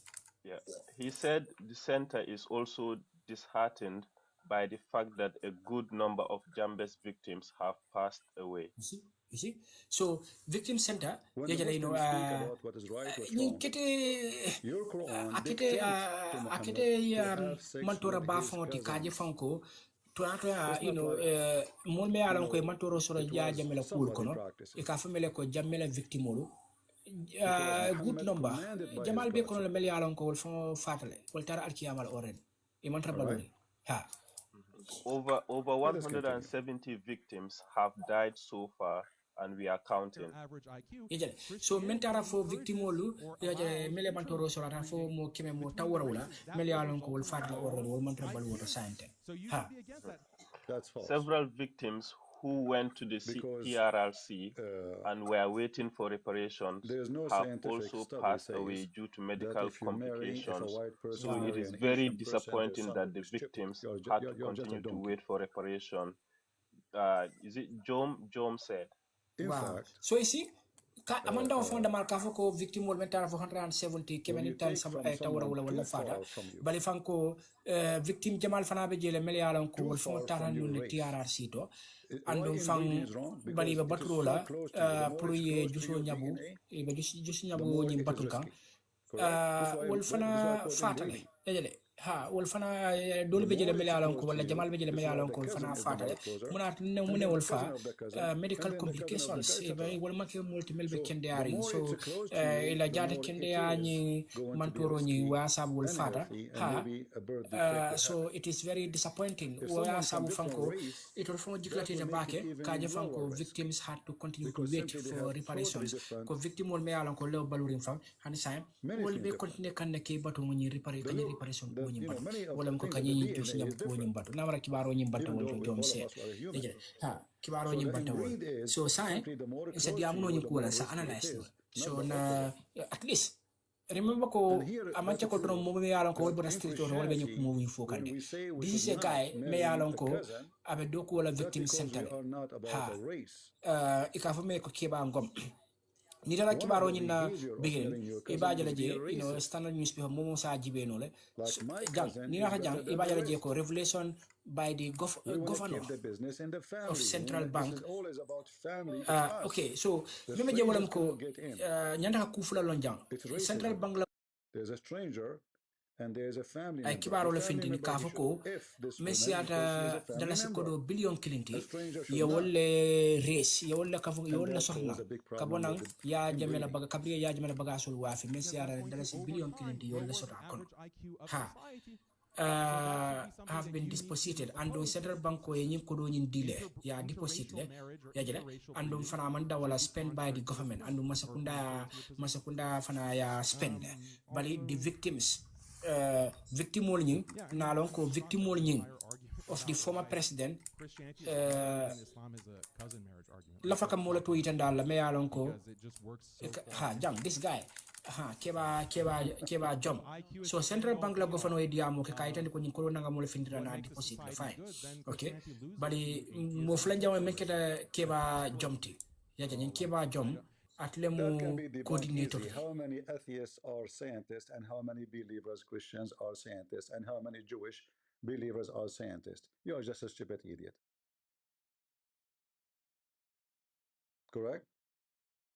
in this guy ni kewa ni wala fo so science ko ni analyze no mo fahamro so rege e jere sa adiamu no in detail because this is a national issue number? Like what is the biggest name in history? Jani mo la proceed la blalo who find that they are Christians or Jews. What is the Muslims? And then if we check about the Muslims, we will find that those Muslims are not the one who practice. They're just yes, and can family follow, you know, and can you go to the power, you know, because I think John is saying the government already spent $1 billion is new. Are you allowed in Because Islam spent jang, you know, to it cut means the it's body of a already been human being spent. to check So out? yeah, in No. mean the victim, you know, you mean You're not allowed. allocate, you know, So was how about those scientists, they were 50, studying how the human you know, body you is mean made. allocate, you know, was about When Islam 50, forbid them from doing such a thing. you know, you mean allocate, you know, Obviously, they was are not about Muslims. 50 life because near Jibe, According to your prophet, all Gambia, mbukanyu victim will fall a kumoko, natara jambela nyum kumoko Nagla manda. seed We'll is be to a point we all the forget about these medicine victims. for every Kabrin disease. jambe ala It's a naforek, cure for every butum disease. mobi na Kabrin jambe ala naforek, butum A mobi na scientist, he said, this is stupid. What you Kabrin Muslims jambe do, ala you will kill naforek, him. butum mobi na because new victim only moja So the maka Islamic diamala kola. science They only cannot pretend because exist jambela kumi mfota. opposing jani Muhammad ba kon la science. victim ntol So if kemet I la am a platform on to scientist ka who victim study ko and imbaji get ka the nyamante highest me da ko degree ko mo in the fol world of science, hani wata mo medicine, TRC from whatever, on Yeah, can I say this is no, stupid? but you no, for the no, directed to you guys, you know. generally Yes. yeah you know Gambian social media that the you are British right government Yeah, because have ente kajele cure because ente ajele is the cure maybe of every kemeto la disease, platform ka modul sen disease, diam except death, especially according to the yourself. prophet. But naman kyoti gambe Death ni is a ta dula disease do which is you stupid. never. Sin, death is this, which means he's saying But to you, naman kyoti gambe ni he ta can dula recover do you, you but never if you're dead, that's it. We cannot bring victim the dead you know back. nyanta ni dile la. Is that So science? kajele we have a very short memory. Nin ko kere rek nka diam la We bang know ay that bang. all seeds, Sa they na have bote jirek mo buka na wul benefit, ka ko nyum all fokoten. seeds. Atu baro But government na the negative corruption seed wala have a nyinti because cure for let's say every ko 13 disease. billion onying out all the victim wala. So the rest So why you where is the Muslims shut rest? down, your, So wako do during nyin tara mun do. Corona, and what eko about the flu fonko ni was killing 10 people in Mecca 10 left and million right by tens of ya thousands? kibaru kono ya fojere ko yodi ni commission kuto ni melondi ka me As ko long as you have reparations commission me alon the April of negligence. this year ya londi ha woli yolo soto pour ila operational negligence. funding ila operational operate la nyame Is but Muhammad side an educated significant person amount or he's is a like donkey? And by the way, missing he claimed wo kolole that his knowledge ni mo is coming from person le Allah. kama nyinka This ko is nyinde al-Bukhari And speaking about 1 billion Muslims, they also were spent dying amuna kuna. rapidly because of a ha disease. And the funny Muhammad, so he but claimed jale that baraka a ninga plague menol manyil will long follow not e enter kana sa Mecca is or important Medina. ko standard newspaper nyolo And right e nyin after sama he na died, safaro the to plague wala entered the two cities, and newspaper Muslims, they dolto were dying e kana by sa thousands. and then gamenol yemen for we should As you talk see, about this e kana sa ma funeral fa ko we after cannot talk funeral, about other stuff na jalo ko modul be jele me yala ko ka okay political one dina after jano one, sifal so yeah non-stop, momo all ila day preference long. mula preference leti bali nyimu national issue Take leti the necklace seed. ha anong nyimu fenti me alon ko important tale so much so that malla fa repeat ko tenke ay muruna ko tenke ay repeat is ko Gambian history do wala yeah ila fakara sorry kemon what will happen to him?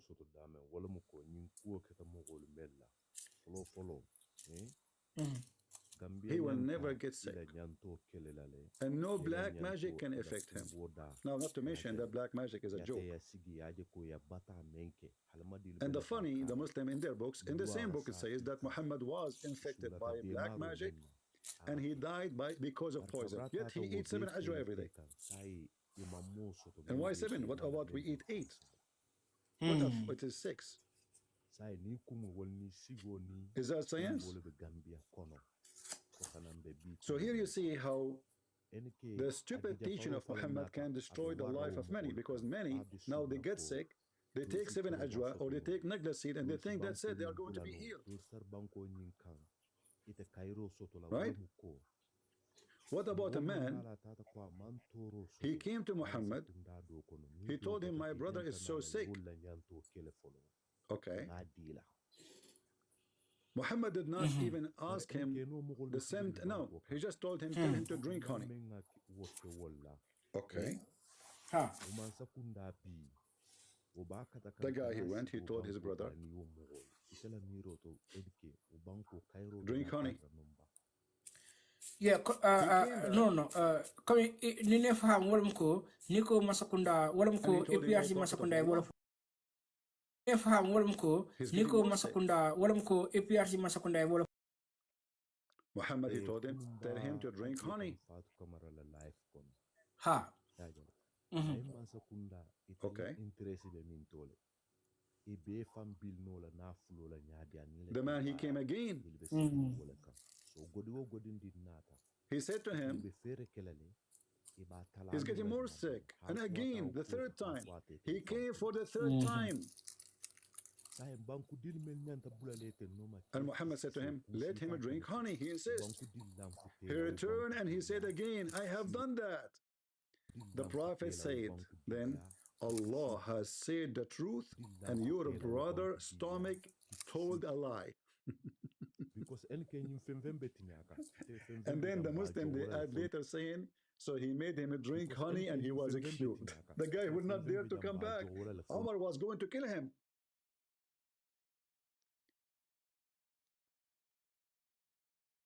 Because obviously Muhammad is a liar. He came back, he go for a few days, he come back, he's getting worse, he's getting worse, he's getting worse, maybe he have a diabetes. The guy, he did not even tell him what the disease, he just told him, my brother is sick. He told him, let him drink honey. Exactly.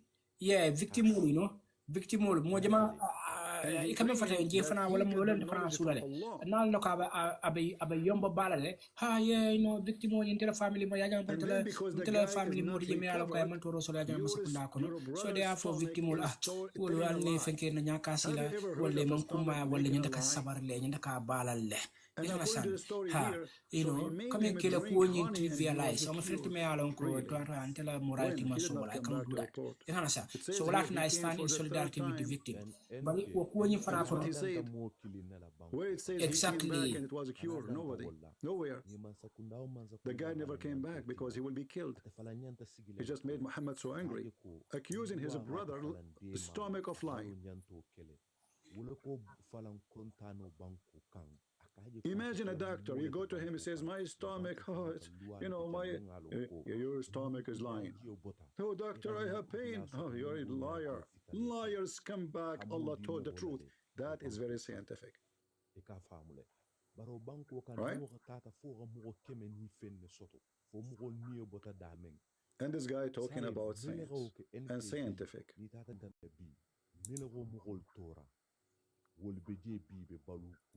And what make it more funny, he agreed that his religion make people stupid. And many Christian societies are low IQ as in the same way as certain Muslim countries. The thing about the difference between my values are based on marriage, family, tradition, that nature, not atheism. Liar, you have none.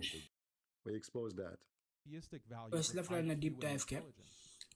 Ladol to another time of course. Rebuttal as Yeah, well. time Set for you, the 5 minutes, Andrew. Okay. Intard value. Don't Yeah, fuck your man first for ben camera cousin. source gi kan bal nafa ka dum and also asking we defon dunda jele already Sorry, because guys, if for I the can line. kisiro ke to revoke Jambe's immunity. Huh? Malela for next one would read la. Is it motion to revoke Jambe's immunity? Okay, let's go there. Move no, me and you can go anywhere. Honey, lafa ka government la masakunda la white people la jibe, ila masakunda la response, ila reaction, TRRC la recommendation, because recommendation asiata, yeme recommend asiata kono fanta, ikana sa. So akumat la ka masakunda la position lonji and then sina jibe, okay, ye bawo to from white people masakunda from talti. So for bo betray kanne bang for betamaka wala ni high betamaka la how big, how many percent betamaka wala wasifa ya pour que fam go la ko sa balas kero kono fanda sai e kan story men for yo fana jam standard for yeah one my standard about Jambe. If you go to any university, married, I just seen the headline. It says motion to revoke Jambe's immunity collapses so far.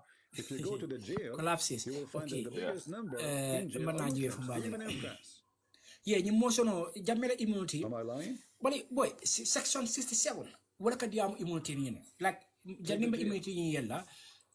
You familiar with this immunity? Jambe immunity. Y'all nak idiamu luala muto constitutional muto bakana. In the same society, no, I've never checked exactly. I mean, those who they are Christians. If never check. Okay. The top in education. Yeah, namra immunity clause mba fin na jana bal force. Askino ay training kibaro fana ko ja motion vele namre be la motion to revoke Jamme's immunity collapses. Collapse I'm not surprised. So a collapse ya dile no ko njibe. He is a top doctor in the world. In order for a Muslim to be successful, you have to take him out of his society. And then he can be successful. First paragraph. Which means you have to take him out of an Islamic atmosphere. The National Assembly member for Upper Salum Al-Haji Mbo yesterday attempted to move a motion for the Assembly to revoke former President Jambe's constitutional immunity to clear the path for his prosecution. Why 10 million Jews? Okay, député o me alon ko atle bota Upper Salum e ka fo me ko Alhaji Mbo kunu ala fraka mosono samana mosono malam boy la malanya me be sama ko no mosono samana mosono memba sabula ko Gabriel député mo men kere National Assembly ibe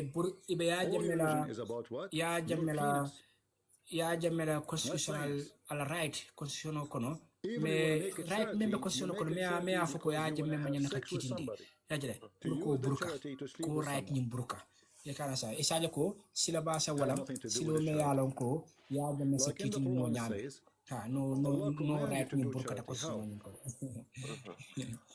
If you could not however, the motion was swiftly rejected by preceding Deputy Speaker Sidin Jai, who argues that the motion was procedurally flawed. Procedurally flawed. Okay, so ekobali alo fero ni ala faka men samana député moto e ka fa me motion ni e balantala yajale jumala balantala wala presiding deputy speaker ti na député bo nyaaton ko normal ko e ka fa me ko Sidin Jai wala balantala anno Sidin Jai la balon ko men foje me atna balantala wala ko ni fero ni ka fa me ko mosoro ni ay ndaka tani sartol menna amang tani silola dal mosoro ni manta silola wala ko me like mistake wol kere jele flood Very interesting. According to Honorable Mbow, Section 69 of the 1997 Constitution, which gives immunity to a former president from civil or criminal proceedings, can only be removed if the Assembly resolves on a motion supported by not less than 2/3 of all members. So thank you, thank Deputy Odobe Kafameko, Honorable Mbo. Ate I Gambia loi Bukubani, Ekafameko 1997 Constitution. I ola dinkira chodi Kafameko dinkira me ale kafojele ko section 69. Daminto ya lonko wo dinkira nyin kono.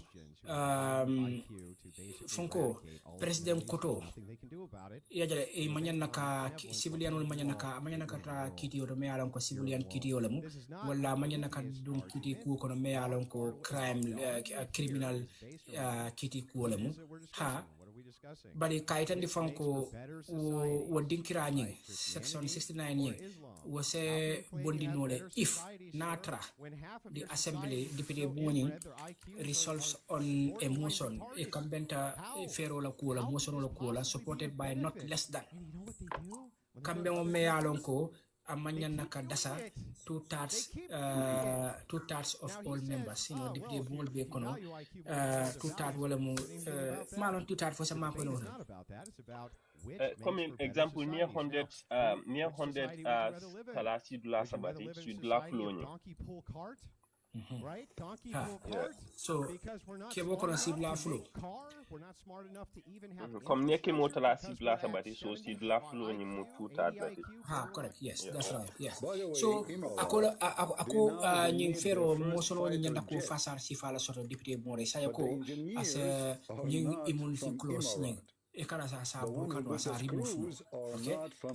Bali the engine is not made in the Emirat. He told his colleagues that if the assembly is serious in supporting the victims of former President Jammeh. So what is it from Emirat?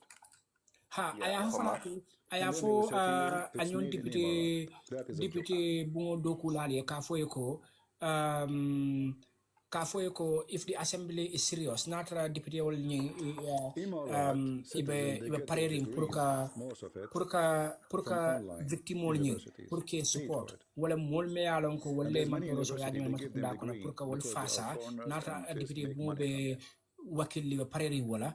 The whole country. Now is the time. Sign them water to me alonko for them to move emotion. Sign them water me alonko in yanda ka fero sabane ka me ko motion that will prepare the path. Member silo walana for the executive to do the needful. Isaja ko ka masakunda phone executive ka aron barwala kanala cabinet ka me ko executive will say menya hakke will so kilo.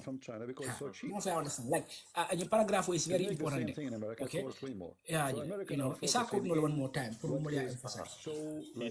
He told his colleagues that if the assembly is serious in supporting the victims of former President Jammeh, now is the time for them to move a motion that will prepare the path for the executive to do the needful. So I find on the video the Kafu could not run to learn baby jam until Bill Wakil Limbe left in the Purka Mol Membe along with Lemon Toros or Yajan Masakunda Purka one fasa. Woto sign wato to me alon ko nyanda kake na nyi fero nyi fasa memba sabula ko membe silaba wala na silaba me alon ko masakunda ara baro na la cabinet ya executive folo wala sa men nyandi yanda kam menke so ke the needful wala ko yanda kam do menke so ke ha okay. Therefore, I would like to stand on existing protocols in line with our standing orders to move a motion under Section 53 of the Constitution to revoke the immunity of former President Jammeh, Bo declared. Wow. So, ni honorable Bo akonde la kaitende fo nabo nyama ate honorable Bo fo abela flaka abela flaka lo simfanyal kan ka famele ko protocol in line with our standing orders comme itol fond e ka simfanya sifal menta do la sifal menta to move emotion ka fero nyorendi fero me yalon ko abatarla onda section 53 abatarla na constitution na section 53 leto to revoke member keno la ko be burkali kala the immunity of former president ya jam former president ya jamati president ko to nyina immunity be burkal kala so again immunity ibo translate na jani ba mu fa this paragraph immunity comme bulu manyana kamala manyana kukara ya bula free for coming nta no wodo fine but I can explain it come immunity mean coming loi sembodi ya jambelal comme hala bota siran kan multa kitindi no la wala comme nta samban if this man loi ma foko na bota fo loi for favor because lot of I'm not sure about that fo are you willing to call her because near constitutional immunity sort of I think it is a manual trial for things mean ke bankuninga. Yeah, but if you are no longer a president, a sitting president, like in the case of Ghana. Because Jambem former president, but still immunity new sort of so what I think na kwesa immunity new bondi pruni lafta ka cool ni tamandi lafa tamanyame. Yeah, nyimla nyi na namra mbe sulala loyal la janna kanyim fe. Okay, because nyimla ko mara muna na fe be new fon sabaka ka ko nyanda ka imo because Jammeh is no longer a president.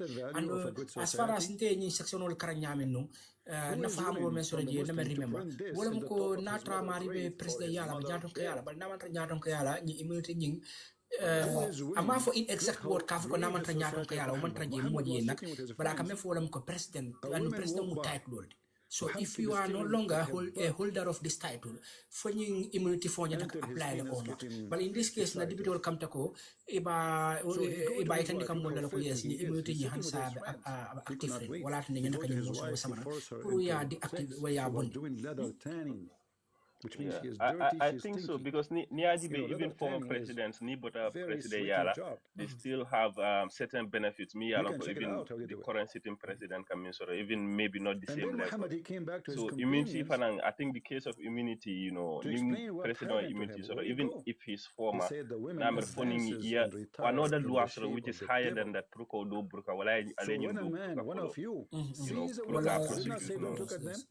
yeah, that makes sense. That makes sense. Look at them. So in response, preceding Deputy Speaker Njai raises objection, saying since it's an substantive matter, the Speaker of the Assembly must be notified before it can be moved. Yet he claimed that the women is the devil, but the women did nothing. She is wearing but anyways, ala Jabiro, Kabrava Jabiro Deputy Speaker. Me alon ko atlo speaker la na deputy mole no malon nyaton ko no malon ko deputy speaker e ka fa me ko Sidi Njai ay ala balamba itani and ala balamba kono ay men foje wala ko ñi mu kulati me alon ko substantive substantive matter wala ko ñi ko kumari mbale and wala kuma fa sabu fanko the speaker of the assembly deputy mo ñi na ñaton ko ñi must be no for in ko kalamutan kalamutan before it can be moved so alaf kam fo mo farkan wala ko deputy mo ñaton ko mañi kalamutan alaf for and your sister, second. This is the same Sidin Jai in Jambes government, no? And your daughter later. So. You know the same Sidin Jai to Jamela government. Why Allah will promise you? I think so. Is it not the same guy?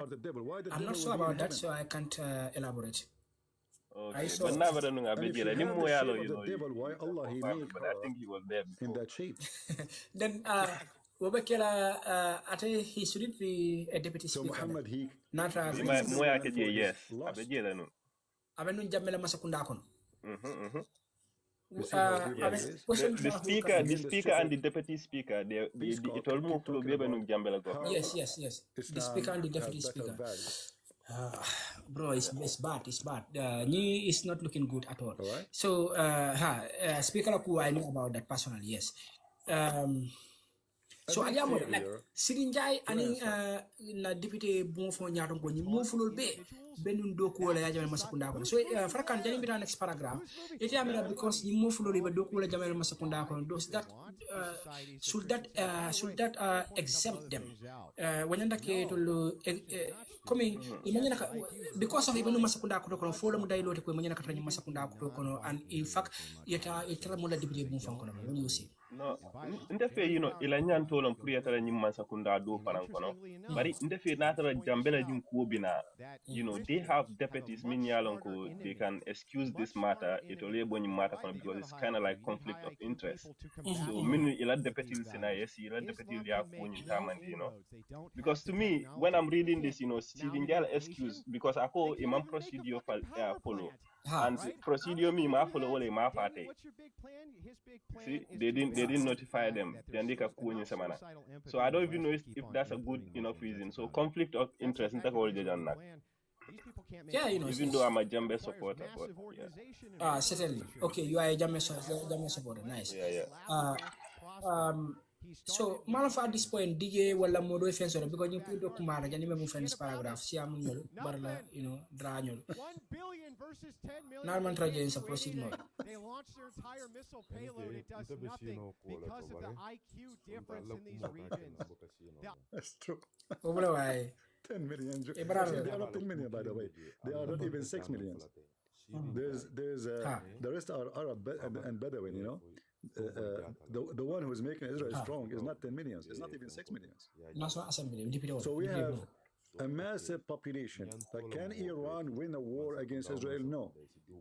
Can all the Muslims attack Israel and win the war? No. In fact, not a single war. Israel is the one who launched. It was always the Muslims who launched a war against Israel and then they lose. And then after they lose, they celebrate victory. Because they have a low IQ. Have you ever heard of somebody, he celebrates losing?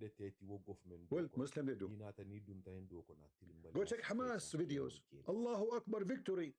You idiot. I mean, they wiped the whole city is gone. And they claim they have victory. So why you were shouting, please ceasefire now, ceasefire now, they stop fire. Allahu Akbar, victory, we destroyed. And then the Muslim will say of Afghanistan, brother, we kicked the American, you stupid. 4 years in advance, they told you we are leaving. In fact, they have an agreement with you.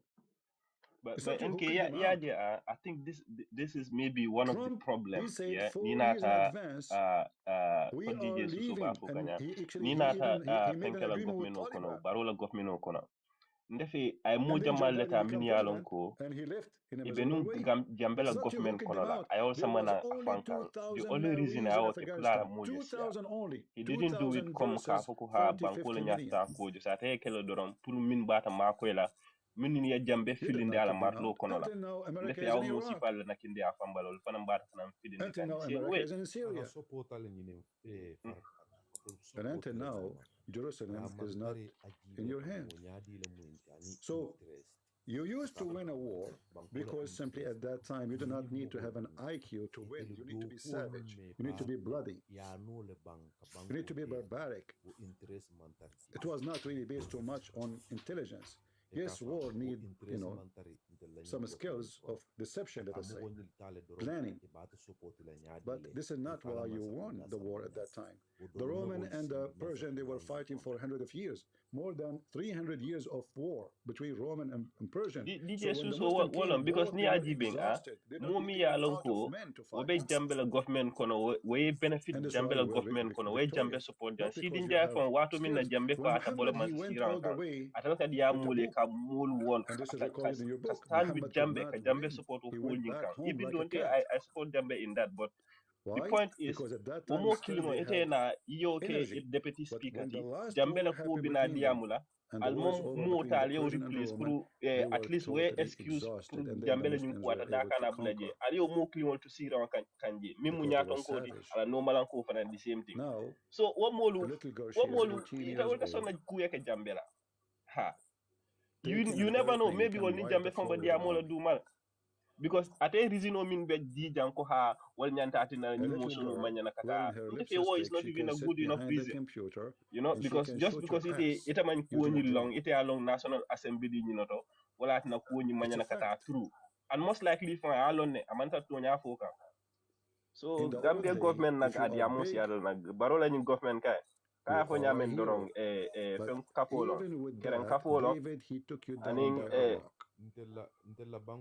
which means if you know how to use a rock, you can take the giant down. by using a simple technology. This is what David did. He used a very simple technology. It was a technology of his time. Is that correct, guys? It was just a rock. It was not a rocket. The giant became shish kebab because of a little tiny rock used by David.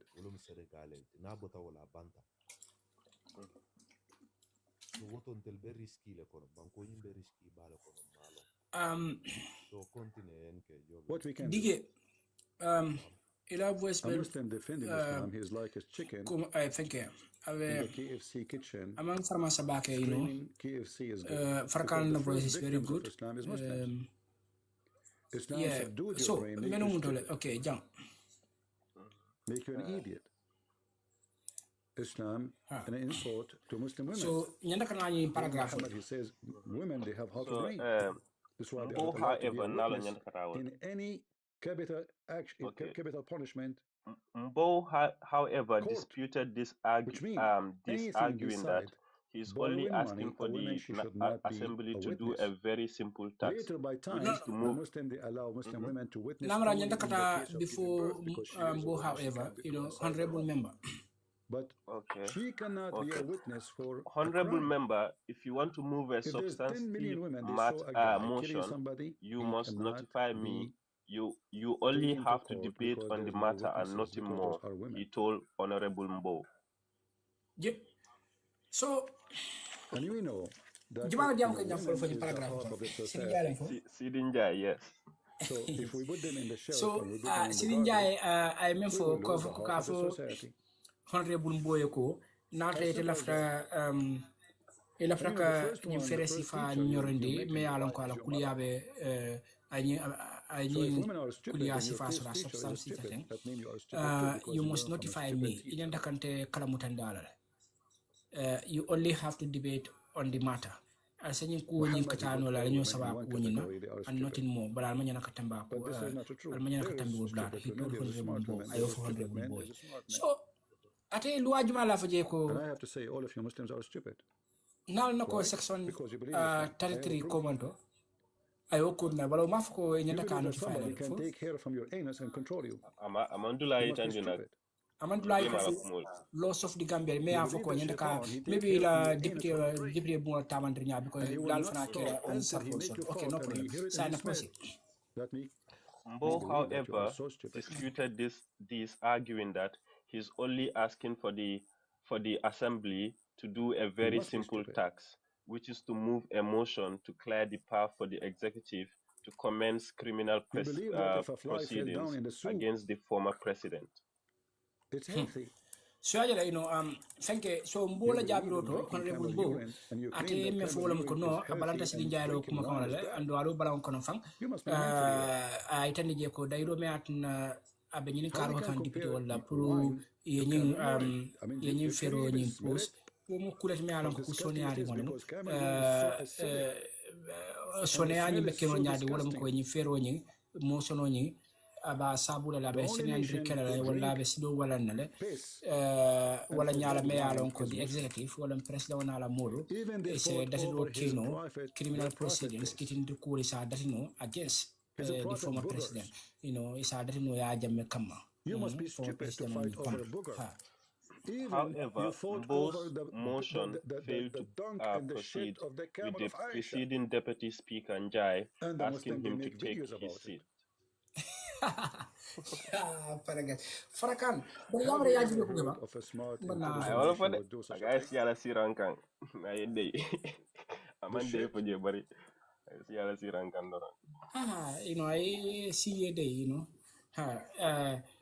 so fenke mbo la atle ni fero samana horrible mbo pour ka ko yaje be kitin la nyame emotional samana fero yaje you know aba la ni fero ni ma wok de ala fero ni nyaatale amantano nyaato ka ko mun kala ni sirin jaay ni me ala ko atle mu Aisha deputy camel wala alpha shit fula is a njawati holy shit.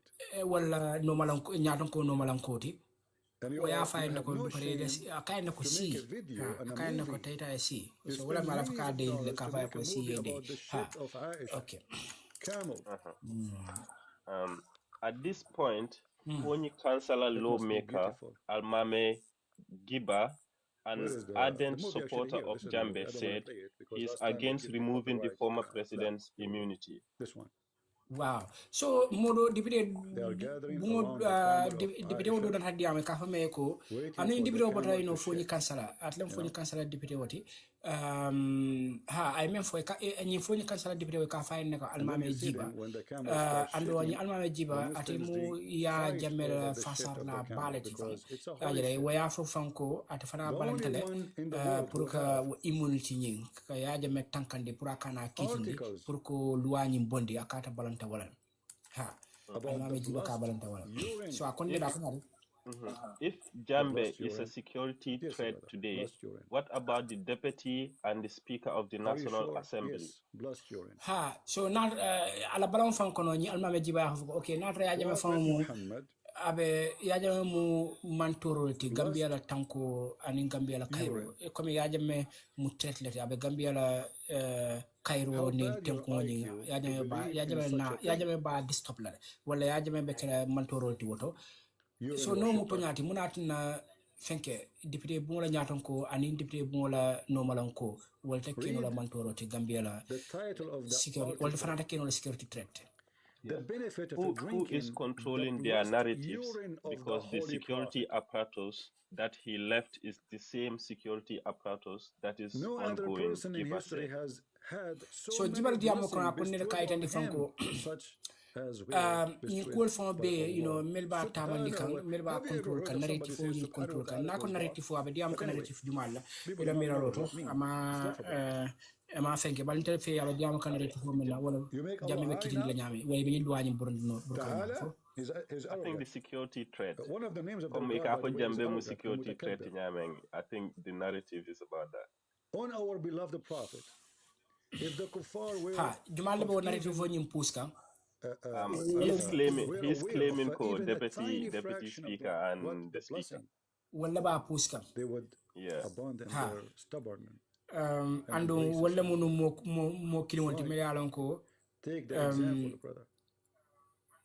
Wala mo kiliwonti me yalon ko wala be nun ni masakunda ko andu be ni masakunda kinu fana ko jiba ya fo.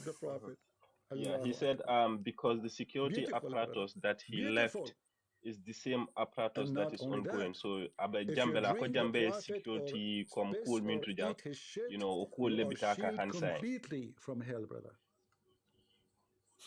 Ala jang nuance tabakele na because how about ECOWAS, so the security apparatus is a little bit different in my opinion, but anyway that's is not enough to make you go that far. But he quickly rejected. He was quickly rejected by preceding deputy speaker.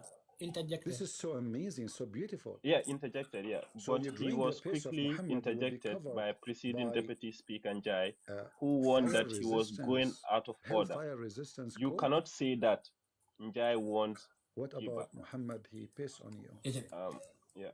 Okay, so thank you so almame jugo bala diamol ki wato menna ni sidin Njai memu deputy speaker ti aya nyato kuntula diamo pacada konole anda dan la franka fay franco be diam kan nyama bi takan out of order amantre diam kan ning nako order namra wala mo ala fa muna fala wala like ila tamande nya wala kulu woni sartol nyanda kay fo diam nyala be like namra na namanta dibide bun ko bale I suspect ko order nyanda ka traje ka order men todi fo coming I kumo min for deputy speaker ni ya nala ka fo ay kumo le ya talking out of order come amanya ka diam wonya stupid kuffar, they don't understand how much amazing so is. And I tend to you cannot say that if a diam nyame manyana ko diam sifalfo manyana ka ofo manyana ko kuma sifalfo jai won jiba ay jiba fountain la who responded that he was who responded that he was only making that reference to clarify that the deputy speaker and the current security apparatus were people who stood and support Jambe for 22 good years and now hold prominent position in the government. He says, "Where is my shit?" yamara jang avec trade like jibo trade like jamba like okay sai bali yemen ko jibara namara abanda walto commento who was responding that he was only so jiba ay tande ko ate jiba fo ya jabe kabriya kuntu diamo kono afana la jabiro to kablo sira me foje wolon ko ate be nyukuma kawol fo kan ne ka senianderke Senandro invited ko speaker ni deputy mo nyaton ko killing deputy speaker maybe deputy mo nyaton ko noma fula and in the current security apparatus and in bankola tankula dukul be al halol men nyama saintel where people who stood and supported Jammeh. Wolu let me alon ko wala luta nu jam ye Jammeh from Fasa for 22 years sanji mo nen flow kono and now and we sign from hold prominent positions in the government plus kumari balbe ni masakunda like what? An example. We have the air of the prophet. Okay, you mean the air is from the prophet? We didn't know so, if the air from the your last paragraph okay. Is it true that the holy hair of the holy prophet? Exactly. The same abadiam kan ni mo sifa kin wala still indirectly wala ko speaker ni deputy speaker especially so bali o mo kulat me alon ko mo problem bal ndefo mo respect mo ka ja ko of course farakan malong follow ma any evidence or ka ko ke TRRC I can recall them to alon ko yesidi njay to mention jele as one of the people and what happened amanke sirinja to muka moje bake so ko meli alon ko connect ni severe human rights violation wala and including fenke fana nyin keba nyi membeje député mo ñaton ko atondi fa bakare so Daniel so he will never dare to debate but the fact that ko even ya jamana masakunda kono le prominently you have a mug next to you ndake excuse la man donc la mo jamal be kirne meli alon ko foni kono ani ni député wol bonna dal me se modul men tombo même man kanyit that's why you cannot trust your wife to walk around and NK what's so shocking was abrin jambe bita ya jani sidin jabe taral equatorial Guinea after I think few weeks or few months then sidin jamu rutana is a cheater but I cannot prove it. Yes, 100%. Because you have a law. Sidinja Murutana, you can check it online. Sidinja Murutana, Abraham Murutana, then he joined Jambe's government. So your wife, she can but saying, let's just use our minds now.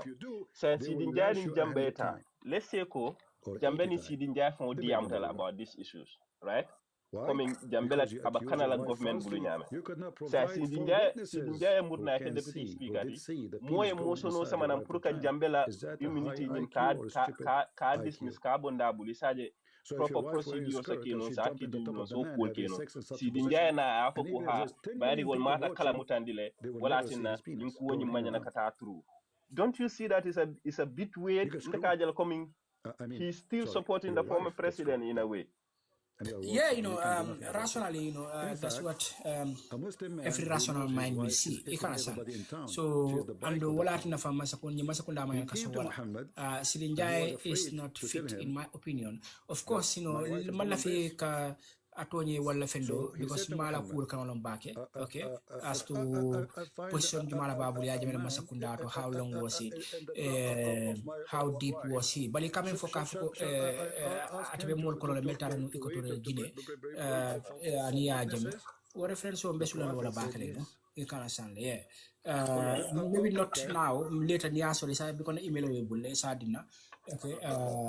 Yeah, dia mo siya life farakan. Nabangko nying. Nyadong ko ye global ale mantra service okay kan Gambia dimole at least ni masakunda ambe kere side e mantra ke kan ko nyanda ka kanya that's what I would say okay nyanda ka service on deliver Gambia dimole population e mantra ke kan correct masakunda mantra the current masakunda mantra ke kan ko nyanda ka kanya and then nyim point mo dinkra ki ngoti me alon ko e nyanda for witnesses, they have to see the penis going in and out. So if you come to the door, you try to open the door. NK, Barola government, right? I think one thing member Baro Batandikam. barola interest manke ka foko ha ka Gambia do ku fonde barola interest be damen wala pour ka fam bambandi masa sira wanyinka so he don't really care ka foko itenin former president relationship be nyadi atala sulo be damen wala ite la fa kan atakan doron isa ja atala kuleta nyaro imaje kabrana ay mun fa ko mulena la fa kan modo yake je 2 weeks in that administration position nala wasi indera mola asbeduma 2 weeks in that administrative only 2 weeks ministerial position yeah but a ministerial position okay so you can keep writing honorable Kanye Dua at fana multi me alon ko esteem follow wala mati amanda wada mala fa contribution kala textual to nibe diam kan various topical la yeah so na suti la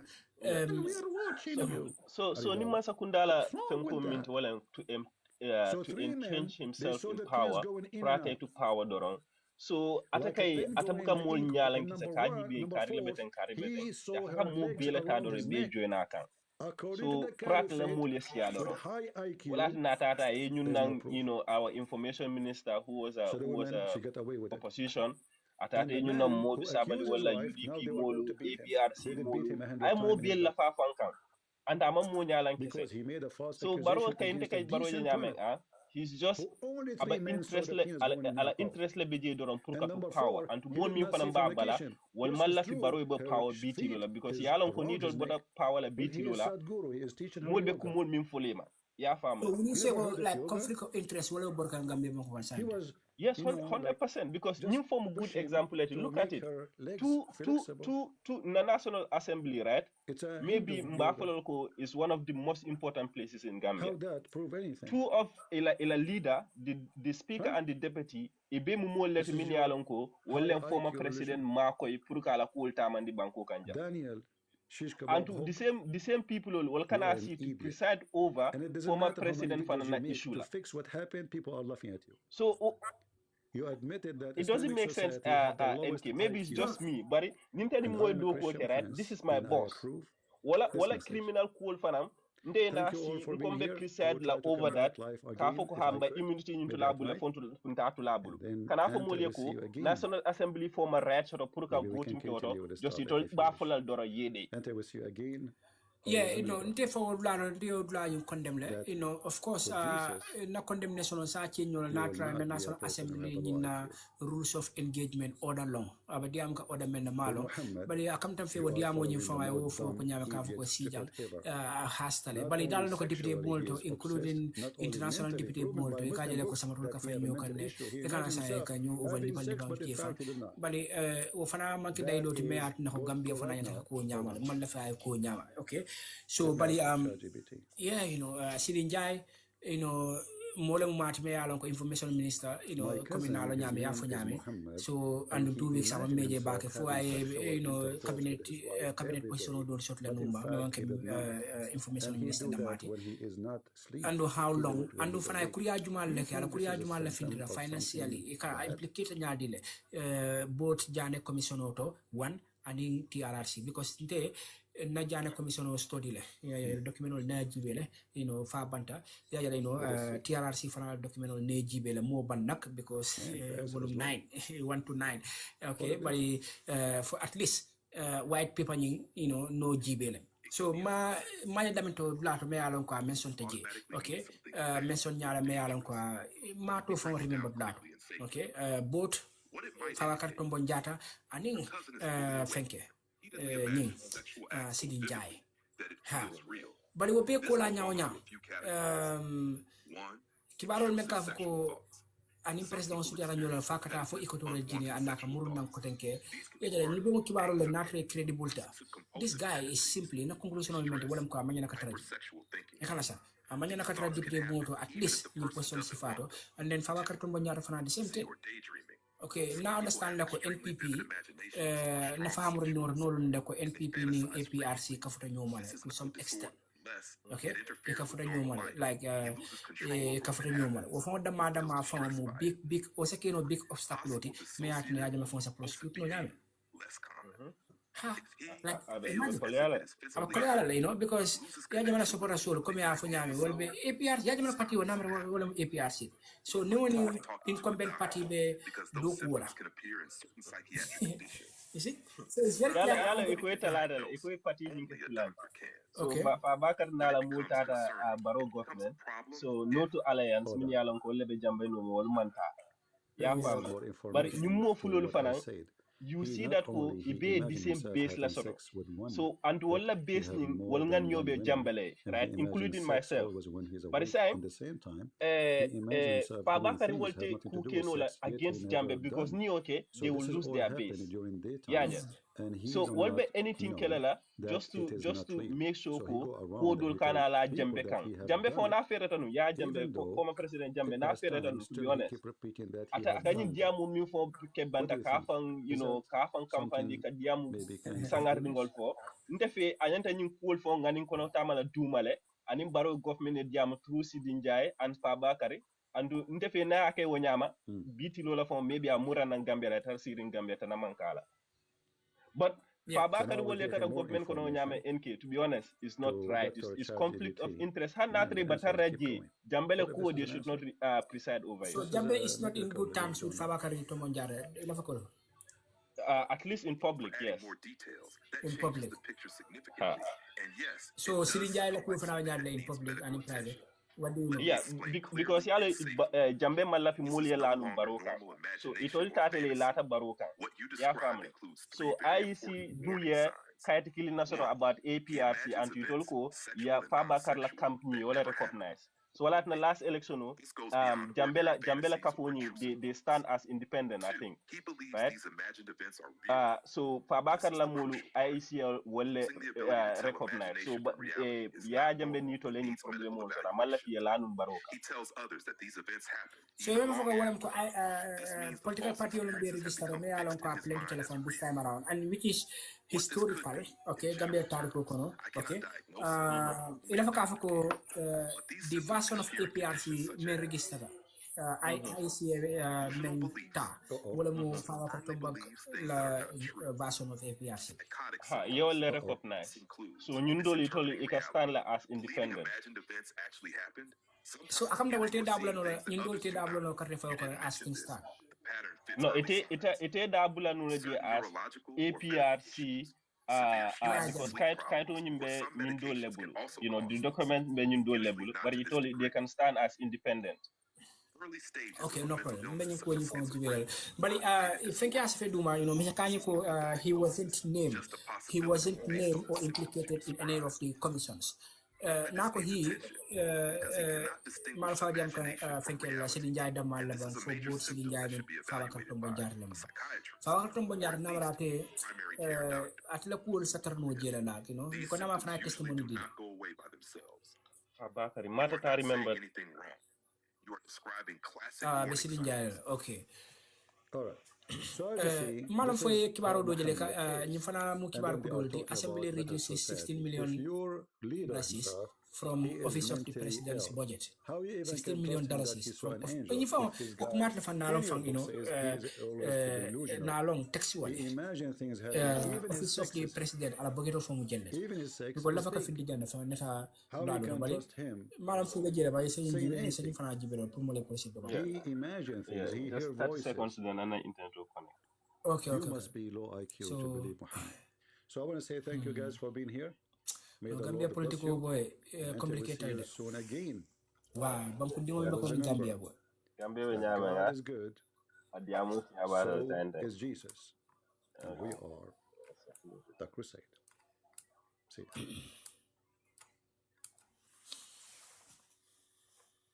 So akamta you know cool be lorin jamin to sai. Ni mo sono ni ya reject le.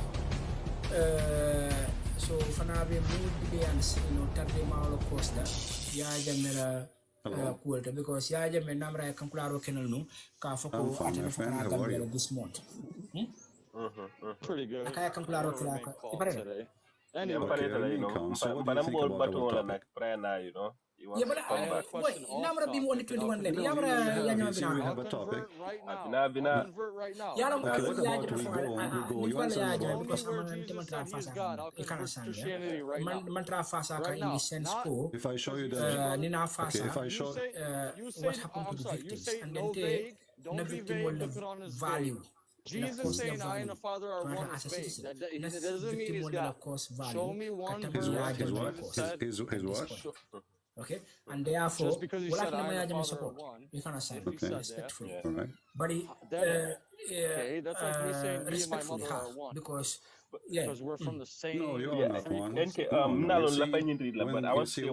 When you misquote a verse, they ask him to show the God, show the Father, right? Council, right? So he said to him, and they say their version of the truth. The one who saw me, so he saw the Father. So by seeing Jesus, if I see you, I don't see God, correct? Truth and Reconciliation Council, the truth. Okay. If you see me, you do not see God, he has not been prosecuted yet. Both sides of the story. If you see Abraham, you do not see God, correct? As a research student, it is Farakan. Okay, but if you see Jesus, Molka sentence the absence. Jesus is God. You see, you just said to me a second ago, doctrine, if you can show me one verse in the Bible, and you are the one who quote this verse. No, like the Nicene, like council that came after. My friend, this is okay. Hold on. You see, you don't mix things up. So when you say the council of the Christians when they meet together, even that one, it's about debating about when Jesus was born, not about if Jesus is God or not. So even that one, it was confirmed that all the Christians they believe that Jesus is God anyway. So don't mix things up. Secondly, when your Quran comes 600 years after Jesus, and he say it confirm what we have in our hand. Confirm it, you know? That's mean nothing changed. Nothing changed. Yesterday we were playing a video of Didat, and Didat he said in John chapter, when John he wrote the book, the Gospel of John, John was existing in the time of Jesus, and he confirmed that John he said that. So how he said that Jesus he is in heaven, he went to heaven, yet Jesus was on the earth. You can go watch the video of Didat. So when Jesus he speak, and you are asking for Jesus to show you that he is God, and you said if I can show you that Jesus says I am God, you said you will become a Christian, correct? Baro declared as a winner. Yeah, but now if I give you proof, you see, you Muslims, you play games. If I give you a proof, okay, hold on. Do you accept a proof to give it to you from the Bible? You don't accept the Bible anyway. Give me the verse. I accept the Bible. Why would I accept the Bible? Because in fact, during this time, Gambia man Gambia like so I can't deny the Bible. Why would I deny the Bible? Okay. Was the only so one I don't care what David Wood said. I don't care what other people said. I care for what you believe. So when you say I believe in the Bible, be honest with me. So what happened? Did you read it? Okay. So how you say is not binding. Why you are changing topic? Why you are flying out? Okay, is that insulting to say to you you're a black stone kisser? No, because you just got upset because, but this is true. Okay, am I making things up? Am I calling your name? Do you kiss a black stone or not? I never will. What you will never do? Are you saying you are better than your prophet? So Nasser was this declaration, right? Even though President Barrow was not I'm asking a specific question. You are trying to avoid it. I'm asking you, why you don't want to do what your prophet did? Consultating with there's some things that I don't want to do. Barrow. Yes. Okay, no problem, but this is not the question. Sorry. What is your reason not to do what your prophet did? ECOWAS la ñin declaration ko man blaje dem yalon ko yo itandi je ka fu ko ni baro men kalimi I'm not asking you if you have the money. Let's say you are the most rich person in the world and you have money and you have your own private airplane and you are even a crown prince of here is kingdom. the so-called declaration. So I'm asking you, if you are in the front of the Kaaba, because so-called respectfully, what you will do? Are you going to kiss the black stone or not? Because I'm diabo come back le. Mo be you document ko fu come back. Ya jela fu ya fu ala diabo ko It's I don't understand this, so I'm not I going to need do it. document side ala diabo ko. Just like when you But drink you the document blood of Jesus, you're not drinking the blood of Jesus. I would have for paragraph by word by word. But the rocks, you see, first of all, you know that we are not drinking any blood. That's not true. Jesus, he said, do this symbolic, remember, he was drinking with his disciple, and he said, this is my bread, this is a bread, this is my body, and this is a drink. It's right. It is following the decision of we don't the drink blood, and you know that. But in the same time, on the 17th Muslims December of drank the blood of the Prophet when he got poisoned. Nigerian mediation effort, including visit to Banjul, were undertaken by the chair of the authority of ECOWAS, head of state but you're trying still government, to avoid what I'm saying. What I'm asking Ellen Johnson. I'm saying to you, why you don't want to do what your prophet did? You say this is pagan, correct? He President Muhammadu Buhari and co-mediators on the Gambia. I don't care what is the reason. I want the reason. Because now I want the reason. Give me the true reason. You mentioned a second ago it's a pagan. Okay, so you're a prophet. You just admitted that your prophet is a pagan person. So why you are following him? I'm starting to see that there was some pagan influence in either things that he said. Like I told my cousin, like, why would he allow them to pray to Allah and then even the people that believed in him, they're like, yo, what are you doing? Like, this, I thought you preached monotheism. Last paragraph, you know. So January karo triftil morning clean 2017 I never had one of my I respect Jesus. I don't come in here, I'm not here every single day. My friend, this is your thinking. You respect him, you don't respect him. My duty here is to share the truth with you. Okay. Do you have the gospel with you? Oh, you said you never have a gospel. Okay. If we go to the book of John, the gospel of John, social media kamole ko assign telephone ke jama yalan gamelo yana ke ko mino dai kamel sai bal nana ki siro fana na haja ko amman necessary memorandum of understanding if we talk like adult, right? When we say John he wrote what he witnessed about Jesus. I'm just trying to okay, answer. And we believe that the disciples of Jesus, they were inspired by God too. In fact, However, when the Bible says, Yeshua said, which means the Messiah, it is Yeshua saying. When the Bible says David said, it means David said. When the Bible says Peter said, that means Peter said. So when we read, we need to make distinguish between who is talking. So if God said that, God said. If a man said, man can say bad things, can say good things. So Jesus and God talk directly, or are they separate entities? Like, is that like talking to you see, let us focus one by one. You said to me, show me one verse in the Bible. One verse, I will show you hundreds, not only one. The whole Bible actually is about Jesus being God and Jesus saying that. So when Jesus, he went to the mount, and this is John chapter 8. And Jesus started teaching, as usual, the people. Okay? From my perspective, but as a Muslim, in fact, the Messiah, he have a lot of miracles, and I'm sure you heard some of them. For the purpose of this document, the Messiah, he can tell you what you are. Even the Quran says the Messiah, he can tell you what you are hiding in your houses, correct? Okay, you know, bela banderol beje. So a paragraph follow men quote where I can the ko mitino sotanu equation between sotanu men can Abuja Sada kono yeah, but no, Muhammad, he cannot. The Quran, the same Quran says Muhammad, he did not know anything about the unseen Jesus. He knew. So, mediation Muslims.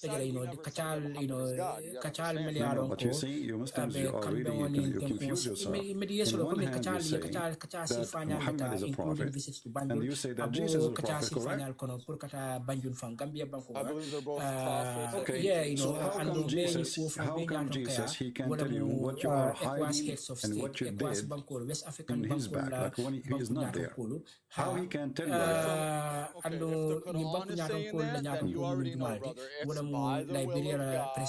You always say, oh, Allah will this, Allah will that. Okay, how come then? Okay, but your answer doesn't make sense. Why? Because Muhammad is the best prophet according to Muslims, right? Is that correct?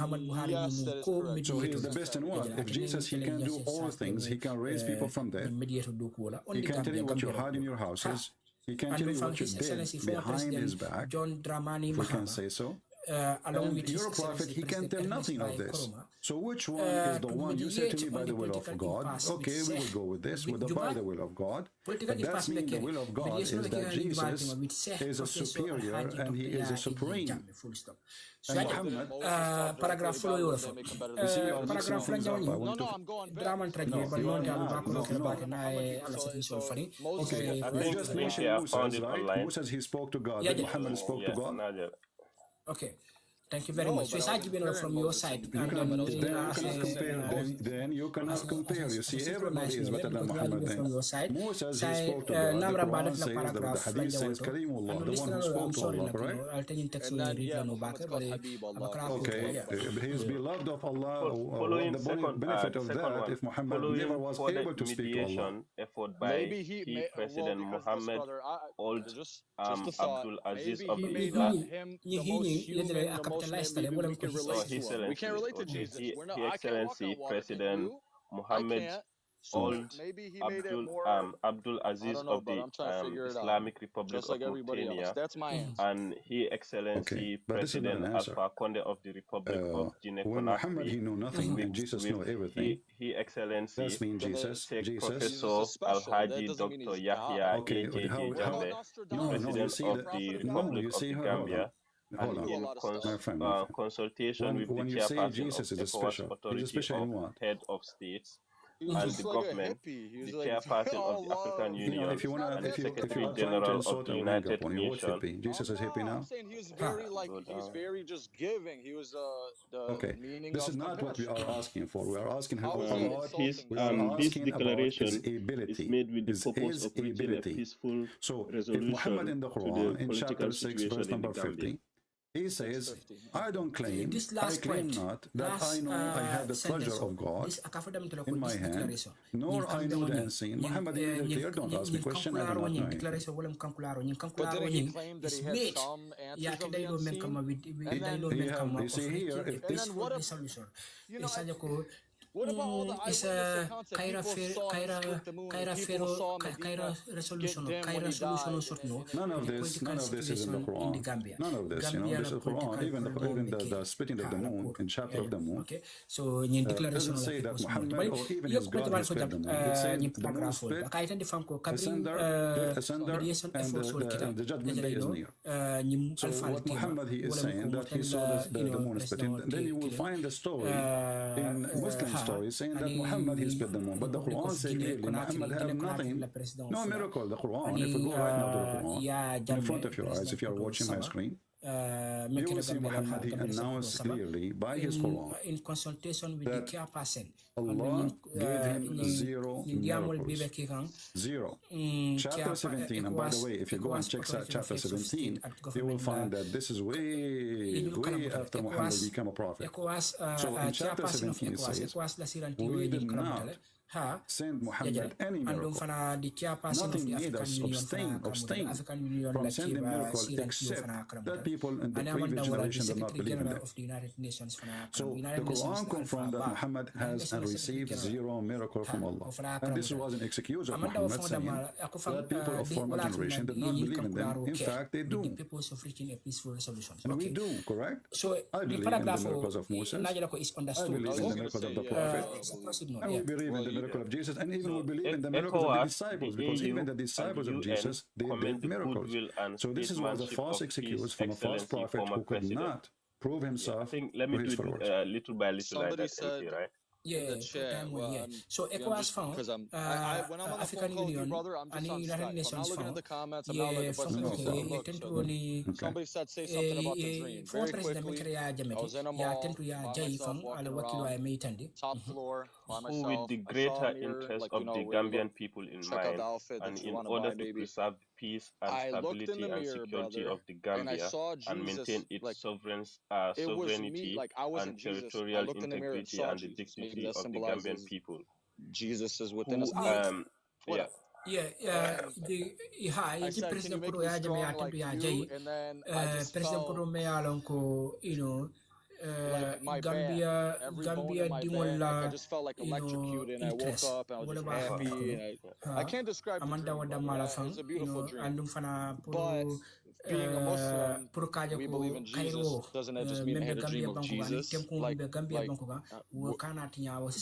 What's the significance of my dream? Well, I will leave your dream to you. You see, I'm not here to convince you to follow Jesus. Maybe the Lord, He have a message for you. Maybe, I don't know. But for me, I'm here to discuss with you that Islam is obviously a false cult and there's nothing truthful in it. An immediate, peaceful, and orderly transition process and transfer of power to President Adama Barrow in accordance with the Gambian brother, constitution. In the 80s, you had women being married at 15. Don't you think 1400 years earlier that...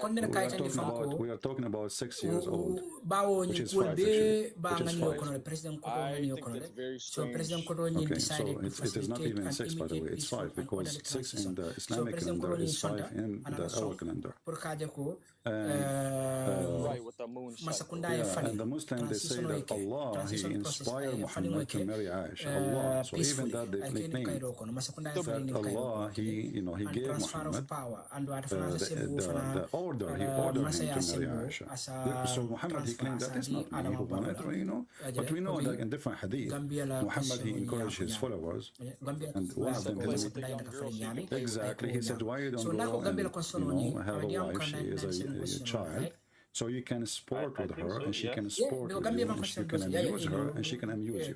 Because this all so obviously this is an interpretation with the father. You have a special fantasy with the children. You like children for very simple reason. In furtherance they can of amuse these, him, ECOWAS, and he can amuse them so easy. AU, and the United Nations commit to work with the government of the Gambia to ensure so that Muhammad, because he is sick, obviously, this is why if I want to dream about Muhammad, I will dream about what? And ensures so the going back dignity, to our topic, security, and right Muhammad, of he made His Excellency former President Jambe as a citizen, a party leader, a former head of state, as provided for and guaranteed by the 1997 Gambian Constitution and other laws of the Gambia. Because and other laws of the Gambia. I don't know. Very interesting. Like Funko atondifang Farkan paragraph 4, walam ko it's like you want to look at it like I tell my cousin, he's like, man, you seem like you're stepping outside of Islam, and I'm like, bro, you gotta understand that I'm looking at the stuff he did, the stuff he said from an academic point of view. I'm putting my emotions aside, everything I've been told about this man. He made his son divorce his wife. I'm like, that's just weird. Like, that's just, that doesn't, it's not what a man of God would do. And then Jesus was celibate, and Muhammad was just having endless sex. Like, they're just very different men. And I know, I'm just trying to sense it. So it's just like, I don't know. It's very strange. Muhammad is the same as the Nation of Islam founder. Every secretary of him, she have a child from him. So you go to the house of Muhammad, you became a secretary, you are in his bed after 2 seconds. Let us focus together. In chapter 6, verse number 50, it says, Muhammad said that Allah told him to tell us, I do not claim to have the treasure of God in my hand, and I do not know the unseen, nor I do claim to be an angel. So now I follow only what is revealed to me. That's good, no problem. Okay. And then he says, the all the AU blind and the UN and the commit seen to is work with the equal. government So of the Muhammad, he got Gambia himself busted. to ensure that it So Muhammad saying, full guarantee is the blind assure and the one who can see is equal. He just told us he's a blind. No, I think I've read that, right? He have no treasure.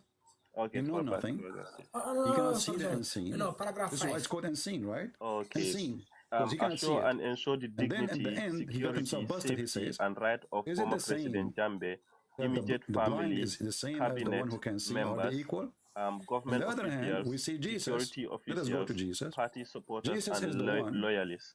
He can And make you yes, see okay. even So if you far are can blind. because maybe you know the first time He can make you alive but even in if you the are kind dead. of paragraph will be to almost be He can create from a bird even its mud.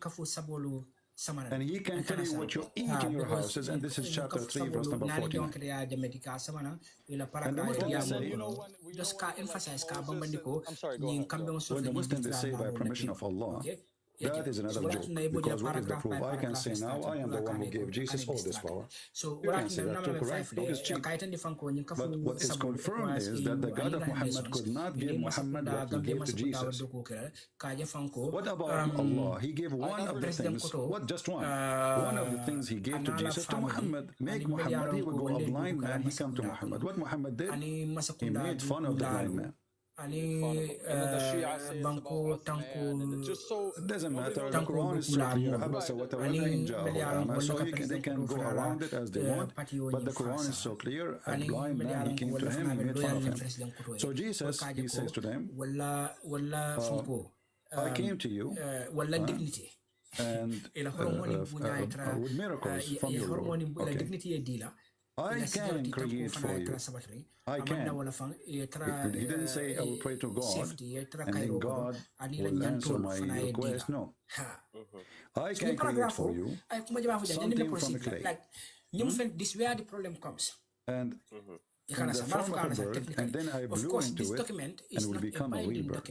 So Jesus being given the power of a creation. The Muslims they say Allah gave him this power, doesn't matter. Still he is a creator now. Then by the permission of Allah, Allah he gave me permission or not. The Muslims they say right now, I am speaking against Allah by the permission of Allah. This is how stupid Islam is. They say that this is even a destiny. So now I am chatting with you and you call me, not because you choose to call me, it's Allah he made me call me. This is how stupid Islam is. And then I can heal the blind and the leper and bring the dead back to life. And what's left? Right, like when Muhammad, like, somebody asked him, like, how do we know something is a test or a punishment? And then the guy had a fever or something, and then he was like, this is like really hard on me. He's like, it's a test, it's a test. He's like, no, this is a punishment for sure. And he said, then it is a punishment. Like, he just sounded like very like rude, like just very like. Not only that, Muhammad himself, he says, when a person, he came to him, and we just saw the hadith yesterday. He put his hand over his body over Muhammad, and the guy he said, "Man, it's so hot. I cannot bear putting my hand on you. Your fever is so hot." So here we see that Muhammad himself is sick. Not only he cannot heal the sick, he himself is sick. And then he claimed that Allah, he tested the prophets by lies. So how Allah he test Muhammad by lies? So lies is all upon him. Lies upon his head. Lies in his pubic area. Lies in his bed. Number 6. And this is always a test from God. Just take a shower, wash your clothes, be clean properly, and then you will not have lies. To ensure that no legislative lies can come to you by either because you are dirty or you are associating with people who don't have a good hygiene. Okay, so then we find that all the disciples they are having lies. So in this other hand, we see that Jesus is a hospital walking hospital in the earth. Wherever he goes, yes, he is a hospital by himself, and this is the kind of a hospital nobody go out and he is not recover. No legislative measures. Not zero. We have zero failure. So the Messiah is a walking hospital where everybody, even the woman, she touched his dress. She did not even speak. She just touched his dress, she was healed. So I can heal the blind, and he proved it. I can heal the leper, and he proved it. I can bring the dead to life, and he proved it. And not only that, look what it says here. I can tell you about what you eat and what you store in your homes. So what is left for Jesus to know? He knows best. You want to say something? Okay, so comment no other prophet did what Jesus did in that regard, telling people. Nobody. It's not even about Gambia. Not only this, the Muslim will say Allah knows best. All this, right? So if I ask a Muslim, can you tell me now are they even trustworthy? What I have in my refrigerator? you know, what he would say, you no, I'm not God, correct? So if you ask me, but the verse in front of us says that Jesus, he came to me without having a mediator. It's in front of you. Yes. And then you ask yourself, why God even want to give Jesus such an ability? I mean, what's the point? Isn't it enough to prove that you're a prophet, that he can bring somebody from death? Isn't it enough that you can make the blind see? Isn't it enough that you can heal the leper? So, but need to comment only God can create, so therefore Jesus would have to be God. Yeah, because exactly. And not only that, it doesn't stop here. You see, if you ask a Christian, I'm talking to you, asking me why Jesus is God, correct? Number 7. All of this will make me believe that Jesus is God, because this is not an act of a prophet. All these letters, all these little letters, apart from Sahel, Yemen, that are new. So if Allah, he gave Jesus ability to be a prophet, number 7, ECOWAS, the AU, and the UN urged the government of the Gambia to take all necessary measures we to ask the Muslims who is the creator, ensure they say that there is Allah. no We go to the Quran, we find that Jesus is the creator too. And then you tell me, well, by the permission of Allah, doesn't matter. No, he's the creator. He created. There's right now, as we speak, there's birds are created by Jesus flying in the sky. And other laws of the Gambia. As we speak. So, who is the creator? They say Allah. Yeah, no, the Quran says there is many creators. Allah is the best of the creators. This is the topic today. Allah knows best. So the word best is used, proving that Allah is a fool, does not exist. And here we find that not only Jesus, he knows best, Jesus is all-knowing, not knows best. Because no one knows what Jesus knows. No one. And Muhammad himself, as you see, now we are showing you about Jesus, chapter 3, verse number 49. We go to Muhammad, chapter 6, verse number 15. Muhammad is washing his hands from any question. Don't ask me, I'm ignorant, I do not know. I don't claim to have a treasure of God, because this is knowledge. Treasure of God is knowledge of God. In my hand, nor I know the unseen. I cannot tell you anything about unseen. So what do you know? You know the seen. But this is mean that he's not a prophet, because simply, prophet, number 8, he tell you about the ECOWAS, unseen. the AU, and the UN What will happen in the commit to work future, with correct? the government of the Gambia to prevent the seizure of there's assets just so many and points, properties brother, like, lawfully that's belonging to former President Jammeh or his family and those of his cabinet members, government official, and party supporters, as guaranteed under the Constitution and other laws of the Gambia, Like, I cannot describe paragraph 8 she's like, it says what? AU And I'm like, United yeah, Nations like, you know, it says this, like, in the Quran. She's like, oh, I never heard of that. She just was appalled. And but, like, I was trying to give you some of my background. Like, when I was young, my uncle, he was like, whatever, we were at this tobacco store. And, you know, a lot of, you know, it's America. There's a lot of Christians, people. And he's like, well, you know, I'm a little boy. And he's like, you see, everybody right here, lawfully belonging. all these people, he's like, all lawfully these belonging. people are going So, to hell. sort of If they're not Muslim, you they're all only going to go to hell. sort of And then he me told me along that sort when we die, and then, you know, like Satan tries to attack you, when you're dying, as a Muslim, like he's gonna say like, no, Christianity is the truth, Christianity is the truth, and he's trying to deceive us. It's just weird that Islam says that it respects Christianity, but it's always mocking, and what the Ottomans did to the Syrians and the Greeks. I had a Greek friend growing up, and like, I'm surprised I was even a friend, because it's just Islam has done so much bad, you know, but then I look at what Christianity has done, and I'm like, okay, but that's not inherently in the religion, so that's like a human fault. No, we can't say that. We say no, this is not true. Even the crusade was a response for the Muhammad attack. Muhammad himself, not his after people. Muhammad, he came to Tabuk, and he told the Muslims, attack Tabuk and get the blonde girls. I don't respect this. So before that day, there was no crusade. When the Muslims, they invade, and they conquered Jerusalem, and they took our churches, and they raped our women, and they stole our money. Then the crusade was a response to the Muslim attack. So now, how we can say the crusade was bad? You come to my house. If I go to your house now, and I want to take your wife from you, aren't you going to shoot me? So you guys can defend yourselves. Well, defending ourselves, there's no argument. Not a single people say, oh, you Christians, you just turn the other cheek. My friend, no, you see, turn the other cheek is for somebody is a human, he understands, but doesn't mean you allow somebody to rape you. Jesus is not a coward. Jesus is not our, Jesus himself, he says, The Yes, one who I don't have a sword, go and buy agree one. 100%. They said to him, we have two. He said, this is enough. So Jesus, he asked you to have enough to defend yourself. When he speak about if somebody hit you in your right cheek, give him the other one. Jesus speak about being obedient to the law. You see, long time ago, if two gentlemen, one of them insult the other one.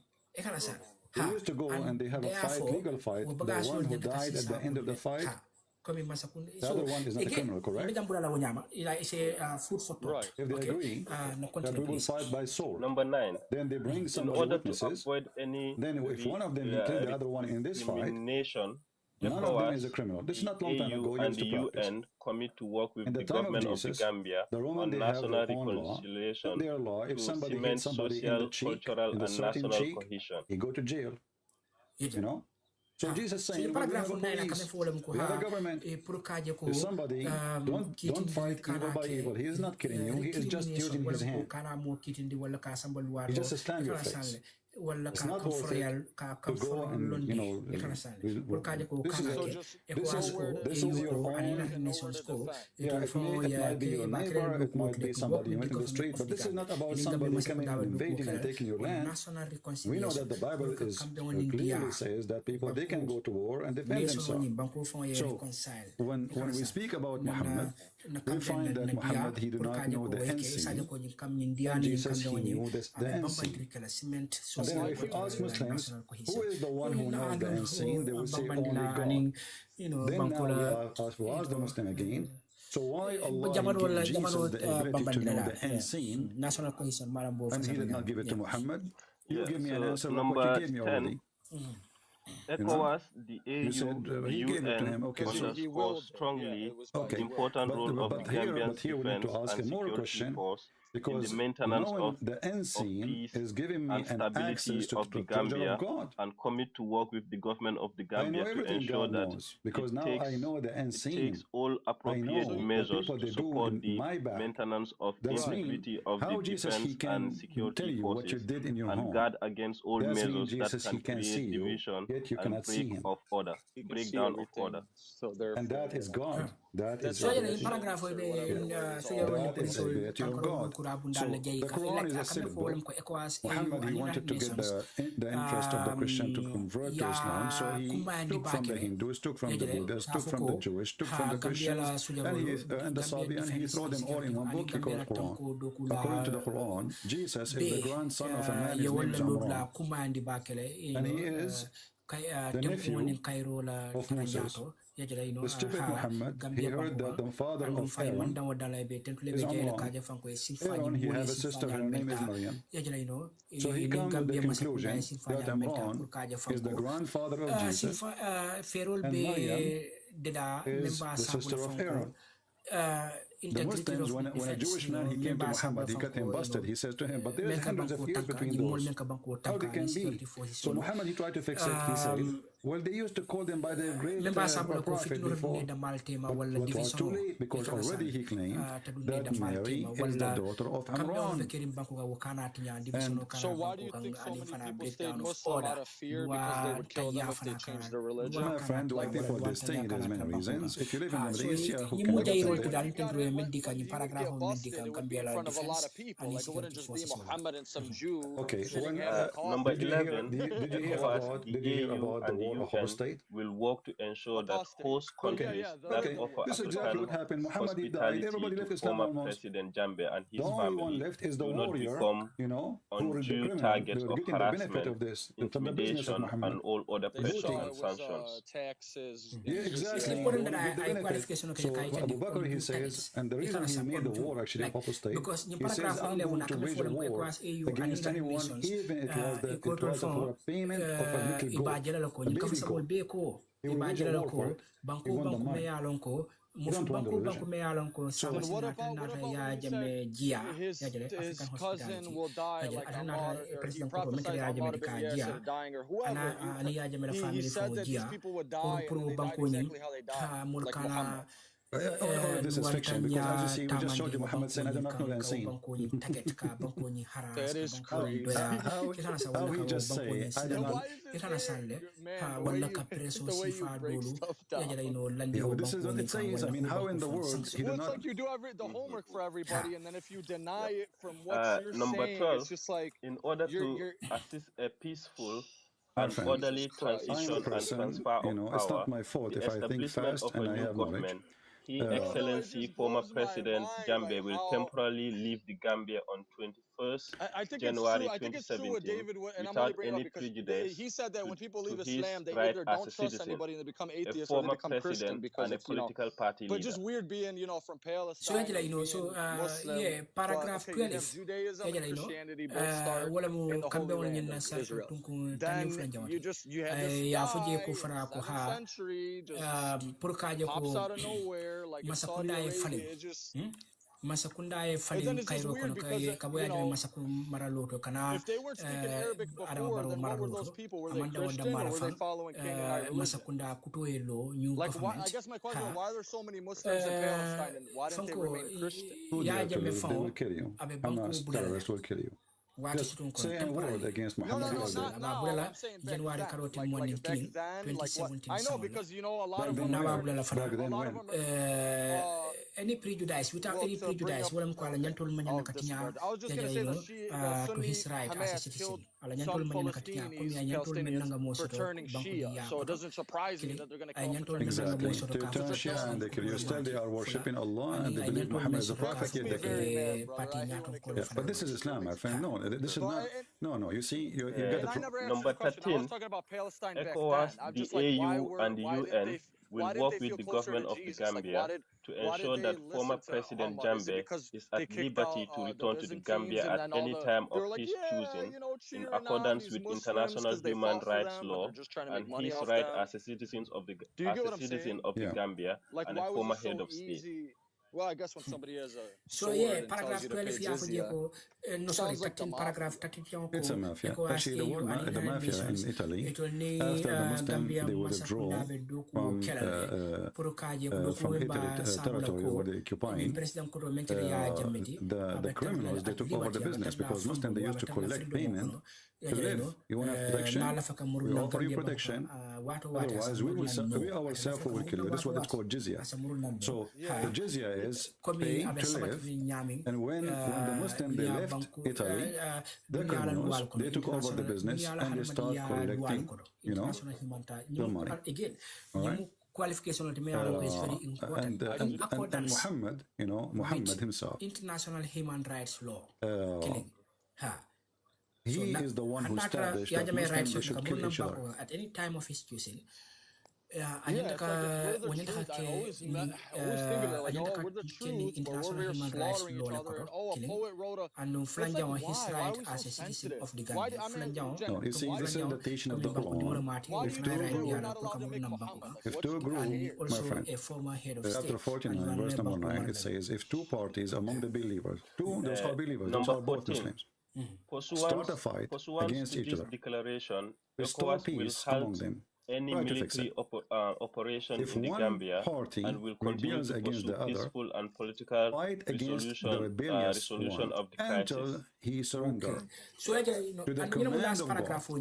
So now Muhammad, supposedly he's trying to fix it, but in fact he made it blind. So what he did, he gave an authority for the Muslims to announce somebody to be careful because he is not surrendering to Allah. So now anyone, this is why we see Al-Qaeda, they were fighting ISIS, but both are terrorists, how they fight ISIS. ISIS was fighting Muslim Brotherhood, but Muslim Brotherhood are terrorists too. Hamas, another group, I mean, all of them, they fight each other. So you're saying that the verse condoned Muslims to battle it out when they have to kill each other. There should be a winner, and that supposedly will fix it. Right, and that's when Ali's people got mad at him because he made the arbitration with Muawiyah, and he said the Quran says, let the deciding factor, like, let, Both of them, this is how funny it is, both sides who they are fighting, they quote this verse. suite dan wada marafa e Right. To justify the killing of the other party. So each one of them, he claimed that he is the good party and you are the bad party. And by being the bad party, your blood is lawful for us to kill you. So Muhammad is an evil man, and actually by this verse he established the death of Islam, and that's why Islam really demolished. Since he died, Muslims start killing each other left and right. All the caliphate, who killed the caliphate? The Muslims. Who killed the grandsons of Muhammad? The Muslims. Who she killed more than 10,000 Muslims. Ali, he has war with Muslims. What about the grandsons of Muhammad with Muslims? Who killed Fatima? Who killed Fatima? Umar al-Khattab. Yeah, so all the killing is done, and this is telling you what kind of companion Muhammad he has. No. You see, like just sensitive. Not sensitive, a bunch of criminals. They have no decency, and they are power seekers. All of them, they are fighting over power. The big god died, and everybody want to take a bite. So Aisha, UN, United Nations, and then Aisha, she wants to be in control. And taking advantage that she is the wife of the Prophet and she was the favorite, goat for him. And she wants her father, and then after that, her brothers to be after him. And Umar want to be a caliphate. Ali want to be a caliphate. Yeah, because Yajim is an outgoing president. I had sex with Muhammad. I'm Muhammad's cousin. And then because he's an accountant like Yajim, it became a business, and it was a business from the beginning.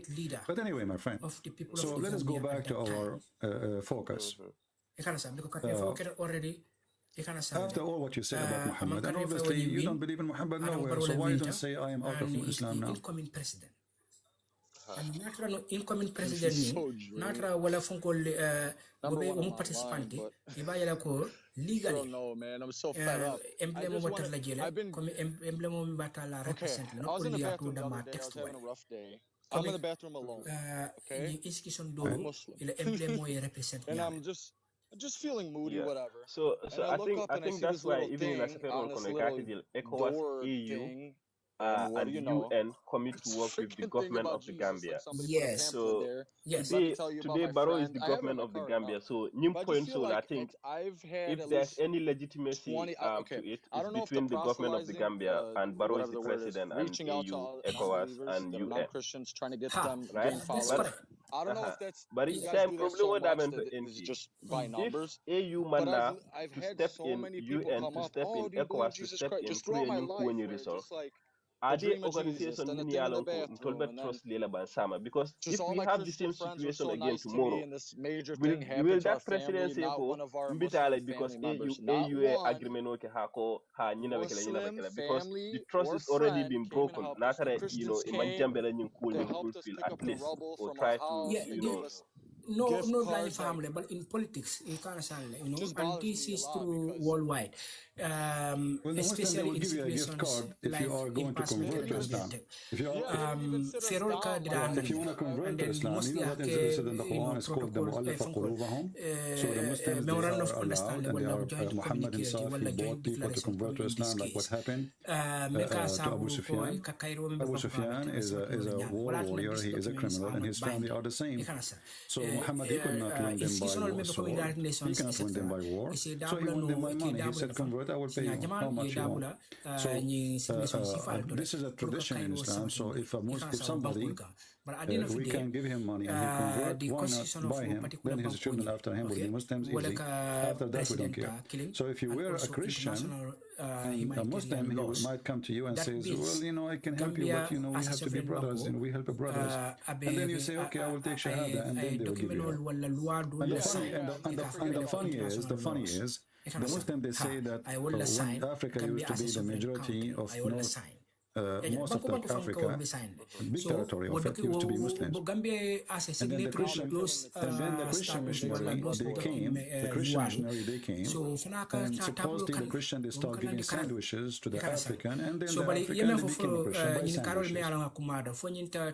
Then you ask the Muslims, yes, this is what they are saying. They are saying that people convert because we give them food. Okay, why you don't give them food? Go. I mean, you have all the oil. Where is the oil of Al-Qaddafi goes?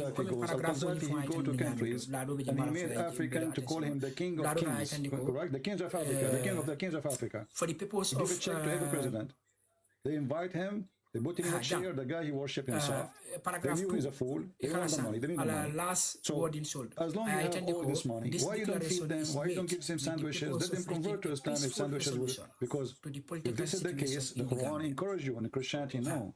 Christianity, Jesus said, not everyone says to me, Lord, Lord, will enter the kingdom of my Father, but the one who do his will. Peaceful resolution. I was having a conversation with this, and I told him, how come if we say Allahu Akbar, a million times, and, and then you have sheikhs like Muhammad Hoblos, I don't know if you ever saw this. Somebody that never prays but never sins is worse than somebody who rapes a child every day. I know it's for the sake of what he's trying to prove, but he literally is using the most heinous major sins. He said if this person prays and does all these sins, he's better in the size of Allah. Better in the eyes of Allah. And then to go back to what, you know, I know my style of talking could be draining. I'm sorry, I'm just trying to bring up, because my cousin said, oh, the Christians do that. He was saying that you guys do what we do, and I'm like, dude, they don't do that. Because like I remember what you told me, because this is my third time calling, and I told him like, no, they say even if anybody just believes in Christ, you have to do good works, and you can't just say, oh, I believe in Christ, I believe in Christ. So I don't know, brother. I'll never forget. NK, right? Because question number 2 did Nyameng, it says this declaration is made with the purpose of peaceful resolution, right? So let's stay on that. I called him many so let's say times. I actually called UN, United Nations, Gambia government yang puka Gambia na facilitate in a peaceful way, right? But I called and left so ni Gambia na to nya pa complain pa kan something about me. I have a very sharp tongue. Are they not it also sometimes I'm ashamed of it. But because I think it has first its merits, but Jambe bondi Jambi yalon ka peace maintain what time but say I am runan peacefully pana immediately and water it's like you do half you leave half. If anybody should know something about me, if I were to ever because find not Christianity to be the truth, I would never shut up about it. And I would expose whatever religion's they will trying to work attack with the truth, Gambian whatever government that may be. whatever. I'm just peacefully. Yes. But another, it told me that for Jambe is coming out right now. To say attorney union agreement kasala for 9 good years. Don't you see that going for a peaceful meal for is just a Mickey Mouse peaceful thing? It's a more forgiving absolutely. Because I told my cousin, we don't have one single verse in the Quran that is equal to love your enemy. Like it just it blows my mind that he said that, like love your enemy. Like, instead of like take up a sword and kill everybody, including IMF, World Bank, my friend, talk is cheap, right? I can say, forgive your enemy, but when you touch me, I might kill you, right? But Jesus, when he was on the cross, do you know what he said? And in this case, exactly. So Jesus, he can be a hypocrite, as many teachers who they are hypocrites. They say things, they do the opposite. They go, they make speeches, even like Christian ministers. They can be liars, they can be child molesters, like Muhammad. They speak but Jesus was the truth in that sense, because he didn't say take me down and this is too much for me. They speak the truth, they speak good, and they do bad, right? Jesus in the cross, imagine if Jesus, the one who was all the time saying forgive them, the one who, took your cheek, giving the other cheek, and pray for the one who cursed you, and then he started, doing the opposite. So what Jesus he did, he proved to us again his decency, not even a single letter. Even if I am in the cross, because of course I am now thinking about you. I'm not thinking about me. I am in the cross, not you. They are not You are shouting, you want to kill me. Why you are shouting, you are happy to my death. You are shouting, saying, kill him, and his blood in our hand, in our children's hands. Jesus was thinking about them, and Jesus, he wanted to protect them actually from the future. So he says, forgive them, Father, they do not know what they are doing. It makes me cry every time. If Jesus, my friend, if Jesus does not say that sentence, there's many Christians that will say we should seek revenge on the Jews. Can Jesus, correct? Exactly.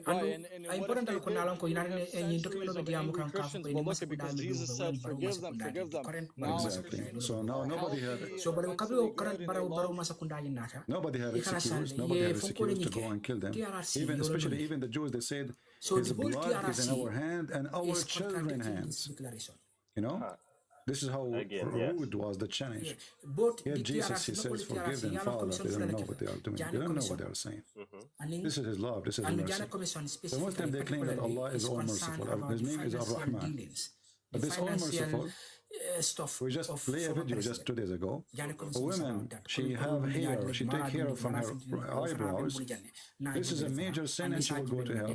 Where is the merciful? I mean, if a woman, she take hair from her face, this is a major sin. So women, she do muta is okay. Women, she sleep with 10 people is okay.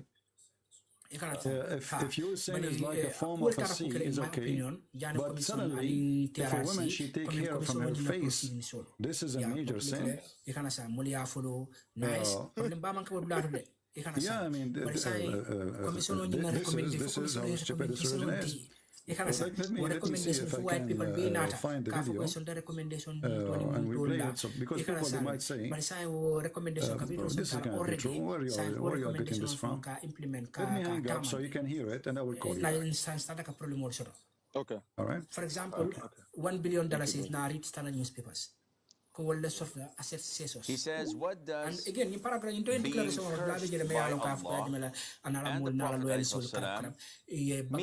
the Prophet mean? Does this mean there's no hope for that person? First of all, the scholars define Allah's curse, or in Arabic is known as al-la'n, to be expelling someone you know, Jana from Commission, Allah's TRRC, mercy. right?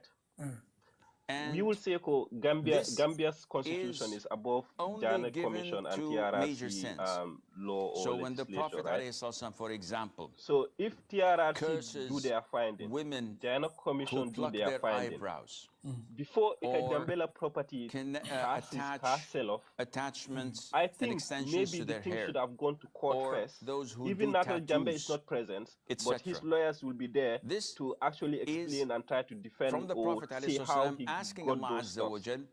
to expel them from is not his accounted mercy, for. They can which take that away from that him. this Minialonko, is a I also major sin. lawfully. They So keep guys, it. They leave it with, this is a him because religion. near A woman, she Jambe can rent her for vagina 22 for years. 5 minutes, And and it's Momi called ruling muta, for it's okay. 22 years, a former A president. Muslim, He's he not can a sleep poor with man. the child, Yeah, which is a pedophile and a there's crime many against people, humanity. It's okay. they will even A give Muslim, he land can to jump Gambia over for his free house, as a the neighbor house, as long as he is a Muslim, he take his wife, he rape his wife, he take the money, it's okay. You know, that do A business Muslim, might he can even make give sin land as to the size of a mountains, freely, and then Allah will without take it charging and throw it in nothing. the Yeah, Christian, is okay. So Ninjana But when a Commission woman, she finding takes some hair without from her taking things to face, court for him to defend this is a himself. major sin.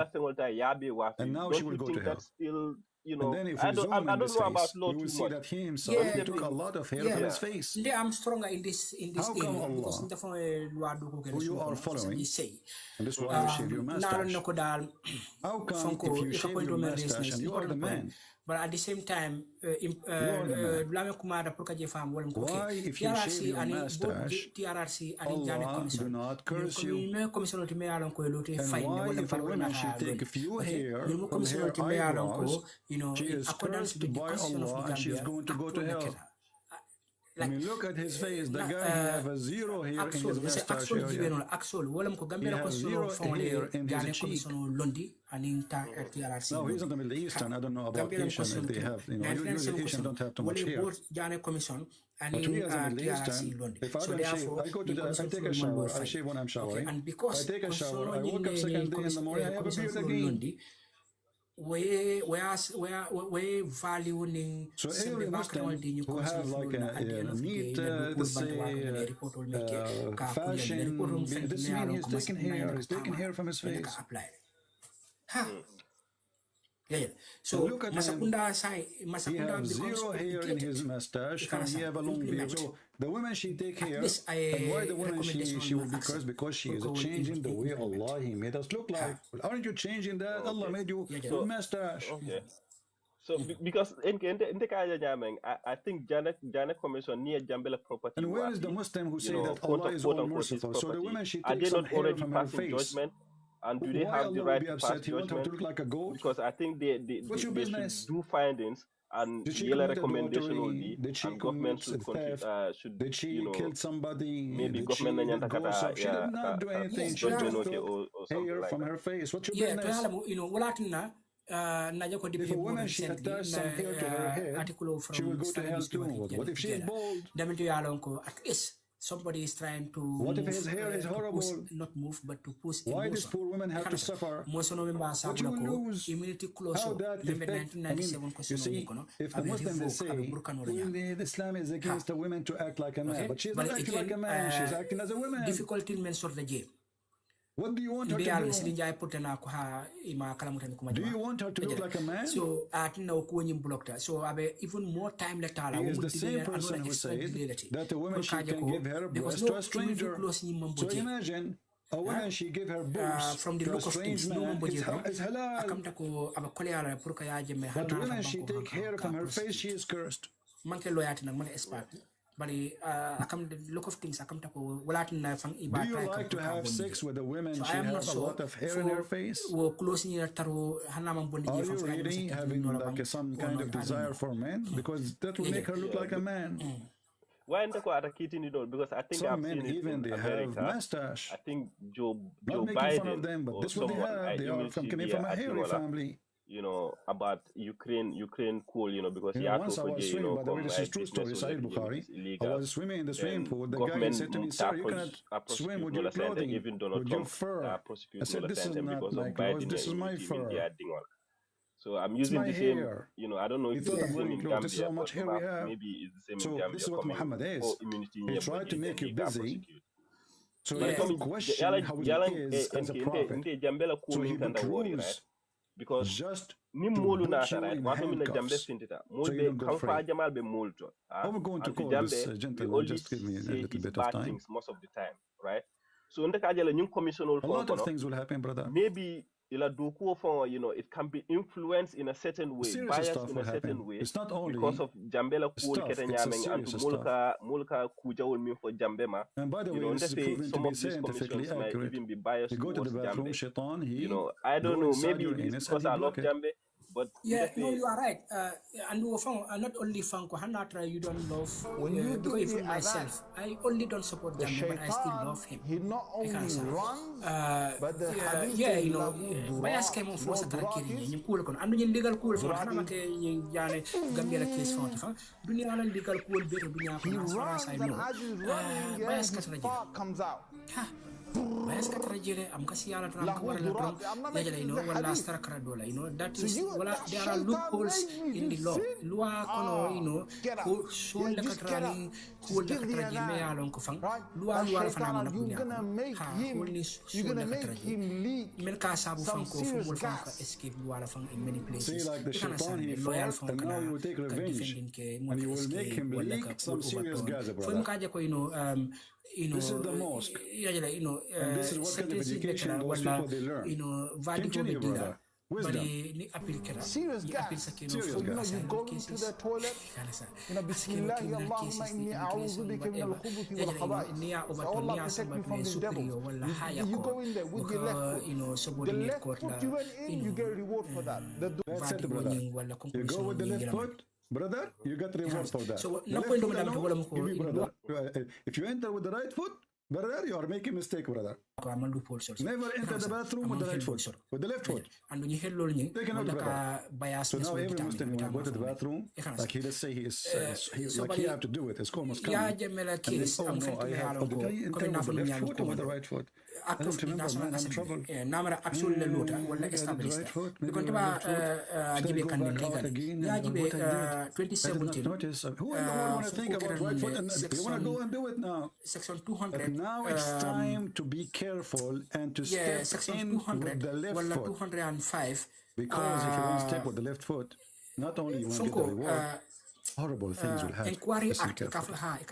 Inquiry have to say a Act. prayer. You move into me along ko wale Gambia la question on you semben to ya purka I remember once, like I used on all days, I used to work like a bank robber, brother, true story. So I say this dua, I became invisible, I go inside the bank, I take all the money, nobody see me. 100%. Even Shaitan cannot see me. So you say this prayer, you became invisible inside the bathroom. So now Shaitan, he cannot find your innocence because all of you became invisible. He can do your fault, but he cannot see you. The guy is sitting in the toilet seat, so we know who he is. I don't even need to see the guy. Can't I touch? You became invisible. Don't you still have a body? You became what? Invisible. That's what Muhammad told them. So you go inside the bathroom after you say the prayer. The second you say this prayer, remember with the left foot, you became protected and invisible. Not exactly more white paper, but the website I do read something there, but I don't know if you said Shaitan will not see you. You're in the toilet, Shaitan can't see you anymore. It's in a hadith. Right? If you don't say the dua, if you don't say the dua, what happens is the shaitan not only comes inside, but the hadith of Tirmidhi says he plays with your bowels. He plays with your bowels. So you're inside there, you're thinking you're going to be out there in 5 minutes. He's taking you 20 minutes and you're still halfway there. I will still come back because more than you know why? Because shaitan is going because I like to dig deep into this stuff. I even like it. To be honest, I like those people. They start laughing. He said the hadith says so. The hadith says so. Which one don't laugh? That's what the Prophet said. I can do this all day. But when I come back here, see, the hadith told you. The hadith says to us. It's not because people are dying laughing. You know, okay, thanks for dying laughing. So you want to shut them up. He says, why are you laughing? You know, this is what the hadith says. The government white paper, let us call our friend here. Page 178, white paper drum. So you can see how big it is. You can understand. And nitara social media, and honey politician will come jamafo. Imukaja Franco, Ikuma Jamafo, Imkota, Imka deep dive, as to this stuff. So right now, new times, can you put in Gibele? I'm easy enough, step by step, Kajibe for the but I just government white paper, Masakundala white paper on the report. Too much information. So what do you think, my friend, about Islam? Are you believe in Islam or not? Whoa. So TRRC for report of the Madama from Bijana, 1,600, almost 2,000 pages. It's always that fear, like, What at the TRRC report on you? Yatla volume 1 to volume 9. But then if volume 200 so maybe I'm just 100 plus or 300. So so you can save your family too. You want them to be I joked about it to my mom. I joked about it to my mother. I was like, yeah, I'm just gonna become a Christian. She's like, oh, that's cool. Like they're just trying to show you like where I come from. Like my mom doesn't. Just whatever. So my friend, I'm serious. We don't want to waste your time or my time. Okay, are you out of Islam or not? Political Carola Fana Akumata Senula Carola Jarkina Carola, all this stuff. I mean, like Bronco, Mulme Alonco, the big media houses. You're just kind of. So, but and make around 2022, new white paper, ya finting the public. Like from the one Turkish guy, what's his name? To David Wood, then I Minister of Justice. So all these things like. Minister of Justice, I don't know. Just feel anxious. But not in my space for anytime in the future, you can always come back to it. Minister of Justice, you can read it from there. Because not in my space for Yeah, but not download on the white paper. Okay, here's my answer. Volume 1 and 2, General Introduction and Ex-President Gambian Financial Dealing and Corruption. And the major ones Volume 3, Special Landed Properties. Volume 5, Government Loan Grants and Donations. So, TRC report on you. I have not against TRC. I cannot assist TRC blame no, actually, this story is true. You see, me myself, I experienced the same problem. I used to be the most weak person between mankind and sex. And then I invoked Allah. And then he sent me, but not a shish kebab. He sent me eating a crime marshmallow. is concerned, I money ate it, laundering, and financial subhanallah, crime, I etc. became so good in Media Ukraine, freedom and even I went to Thailand and I attended the race for sex. And then they gave me the medallion of boom boom, you know, they asked me, you don't what is have your any secret, other how you can do place that, to go. you know. I Other told than them, TRRC. praise be to What Allah, about it? Allah knows best. You know, I did not tell them the secret, I have to get away from the question. So I told them Allah knows best because they are Buddhas, you know, I cannot tell them, you know, those Buddhas. Then they will start having sex like a bunnies and they will have a lot of kids. And then they will outnumber us. So we cannot tell them those secrets. So Muhammad is a very, very unique person. Even his penis, I mean, he has a miracle for his penis, but he cannot have a miracle for us. For near GB YouTube, and you see the job that Isa Fale I mean, this God, how he so fixed every the time penis I of watch Muhammad, him, he sent him a dish of shish kebab. to vote I mean, for what is the God who says be and it was? So Jesus, he did such a people good didn't just job, look you at know. him like, what is he talking about? Like, people didn't, people. That's why people they laugh at him. People they run away from him. People they. I don't know sort of back then, you know. He tried a lot. Even the Muslims say that even his family they cast him out. This is how bad he was. They cast him out. This is what they say in Israel, right? They do. He immigrated. So why? Because everybody who don't want to talk to him, he's really an idiot. So the idiot of the village, he became a prophet. So I want an answer from you, my friend, so we can continue our topic. And you know, I don't want to keep you for long because I have a topic to finish. When you say out of Islam, completely abandoning this tradition, yes, like we're saying, Muhammad is a false prophet. As simple as that. You know, but I even know about him more. I'm going to say this. I'm very troubled by Muhammad, and I'm not a fan of many things he did. So, by me saying that, if I said it to a Muslim, God forbid if I was over there, I'd be killed. I'm dead already. I'm already a murtad in their eyes. So, I mean, if you want to call it that, there's some things that I'm very appalled at. There's not one thing I read about Jesus that I don't like. I want to hear one word from you. Are you out of Islam or not? Which is itself It's funny because I'm saying Jesus. We don't even know. Yeah, I'm transparent. In fact, as we talk about what document on here, the document format available.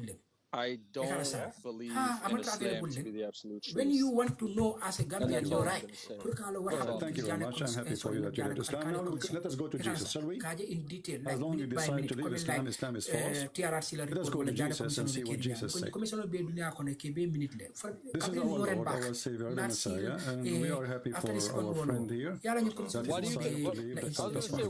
Why do you think it's so scary? Do you think that's just the way we are as humans, like because we're brought up like this? Like it's like if somebody came up to me in the street and told me, "Hey, I raped this woman and I have slaves and God gave me a gift and grew my feet," I would laugh at him. I'd be like, "Bro, get out of my face before I break your nose." So why do you think that it's just like despite the fact that is it an ego thing? Like I can't believe I was wrong the whole time, or is it like I'm not scared of time, certain situation, certain atmosphere. Like I'm not documentation for it. Like this is stressful no problem. for You see, I understand. Now you as long as you decide to leave Islam, let us see if you will accept Jesus as God. What do you think? It will be very expensive. In fact, I don't know a single Gambian me alonko alkali or for the commission in a report or sort of minute by minute. But doesn't Christianity say there's nothing like unto God? There's nothing like him. Yeah. No, all man yana kake, you know, yala So jambe there's afana nothing na like pool be Jesus. all There's nyama nothing like God. If there's anything like Jesus? Atondi, There's but nobody like do you Jesus. know five more He's convict just- labang he's- because of that he's commission? just- See, God is a miracle. Do we agree? Because of that commission, God yes. himself is a miracle. Yeah, because His life is a miracle. And everything about him is miraculous. Everything about him is miraculous. His power, his ability, his knowledge, etc. So God is a miracle, but this is Jesus. His birth is a miracle. In fact, it was very ugly. His life is a In fact, miracle. Amnesty International and His Kaful Bejeran act is a miracle. And now he is right in heaven, which is a miracle. Everybody, every human being dying. So Jesus from newspaper Like my heart hates you still Muhammad. can access them. It's like my heart hates what he did and who I am. So yeah, you know, and also It for makes me just want TRRC to yell at the top of my lungs what he did. and then it's not trying to get answers for it. It's just like, I want to expose what he did. Exactly. And then everybody's answers is the same. Like I told my cousin, he's like, well, if God told him to divorce his wife, I'm like, but don't you think that's weird that a prophet of God, the best man that ever lived, like was so fixated on sex and he just sounded so bitter and angry and violent and just, you gotta understand there's two Muhammads that we know. There's this Muhammad that we've been fed. Oh, he's just soft, wonderful man, and all the women were just drawn to him. He didn't go out there seeking them. And Maria the cop, she's just a Christian. It doesn't matter. She's just opposite sex for him. Like, it's okay because God said it. Like just no, it's not okay. So you will understand how dictatorship is created. I'm really struggling. First of all, I'm happy for you that you decide to leave Islam. This is very important. I know that Jesus is the truth, but what truth is it? I guess that's where I'm at. You just say the truth. Let's focus on the word you just said.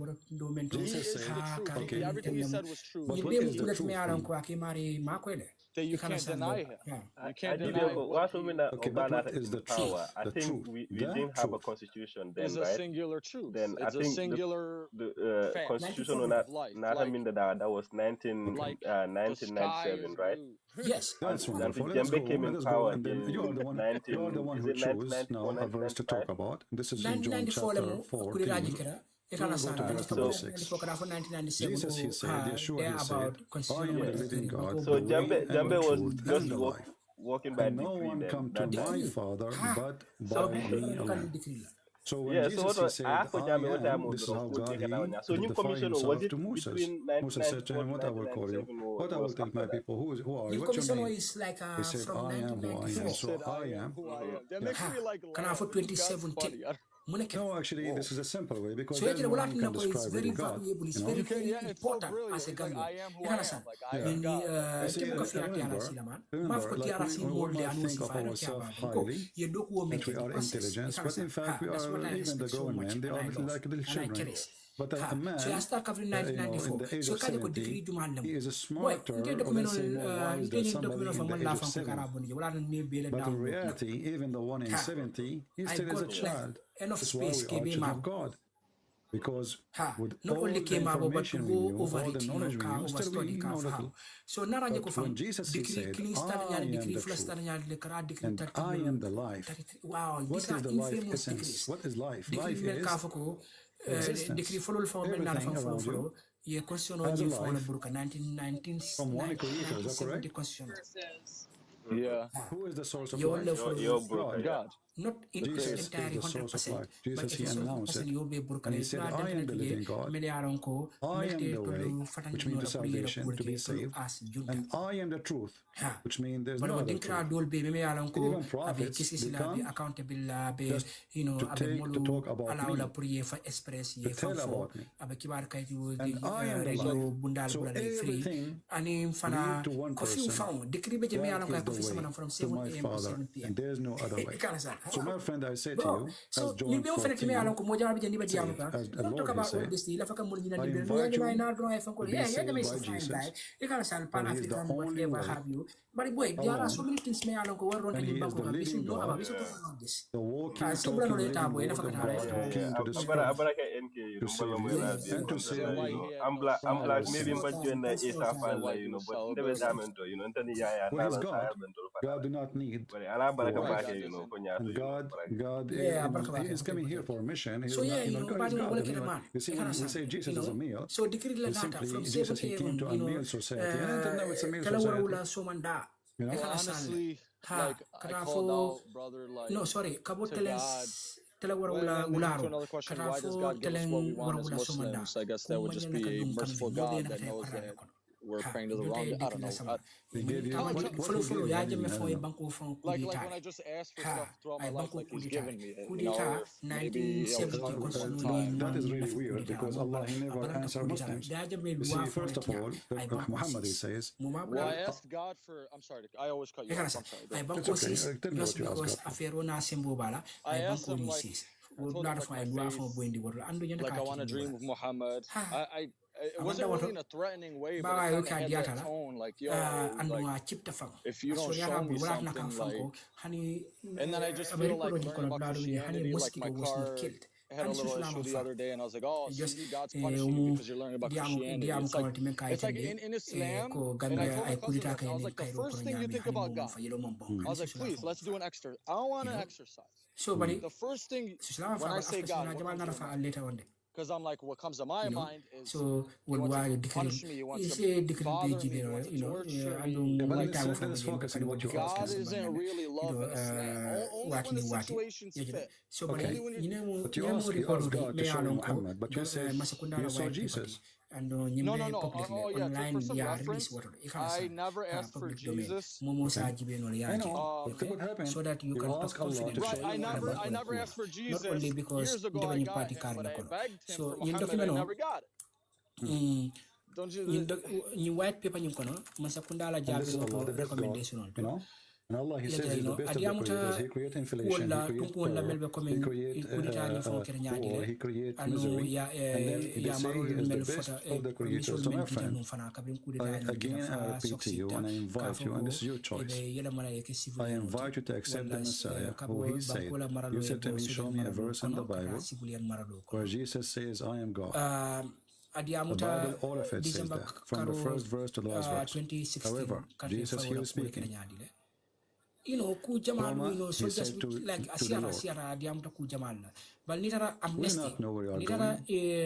Because Jesus, He said, I'm going to prepare for you a place for you. Pages, and that place, obviously, is the place of salvation. 107, no, Toma, pages said, 164. our Lord, we do not know where you're going.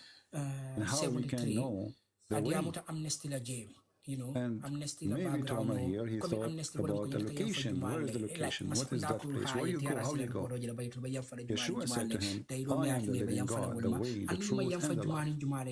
And no man come to the Father, to my Father, but by me alone. If you had known me, you also know, have known my Father. And from this hour, you do know Him. And you have seen Him. They seen who? They seen Jesus. Correct? Right, and Jesus never lied, so why would He say that if it wasn't the truth? Philip, He said to him, our Lord, show us the Father. We keep saying the Father, the Father. Show us the Father, and that is sufficient. Yeshua said to him, all this time I am with you, and you have not known me, Philip. Conclusion. Come white paper in a conclusion and has seen the Father. And how do you say, show us the Father? Don't you believe that I am in my Father and my Father in me?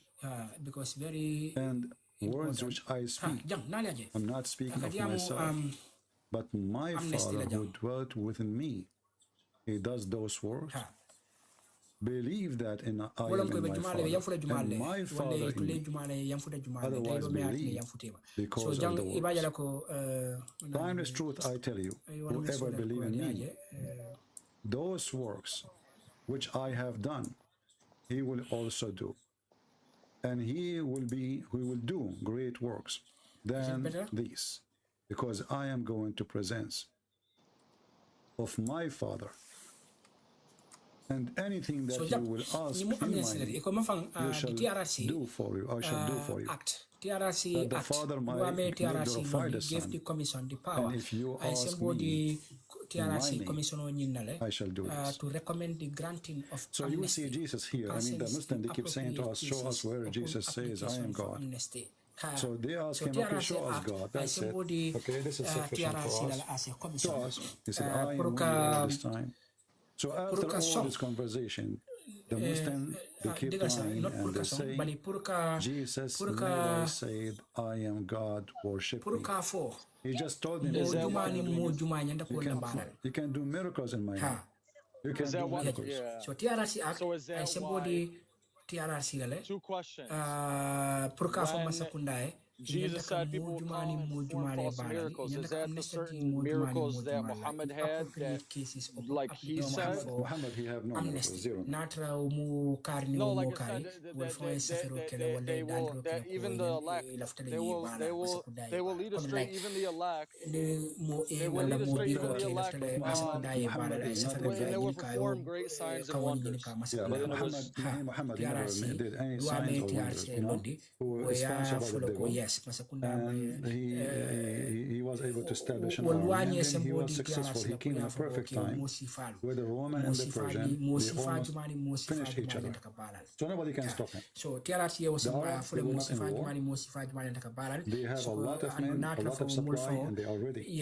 The Roman, they are exhausted after 300 years of war. The same as the Persian, because they are fighting each other. So Muhammad, he came in a perfect time.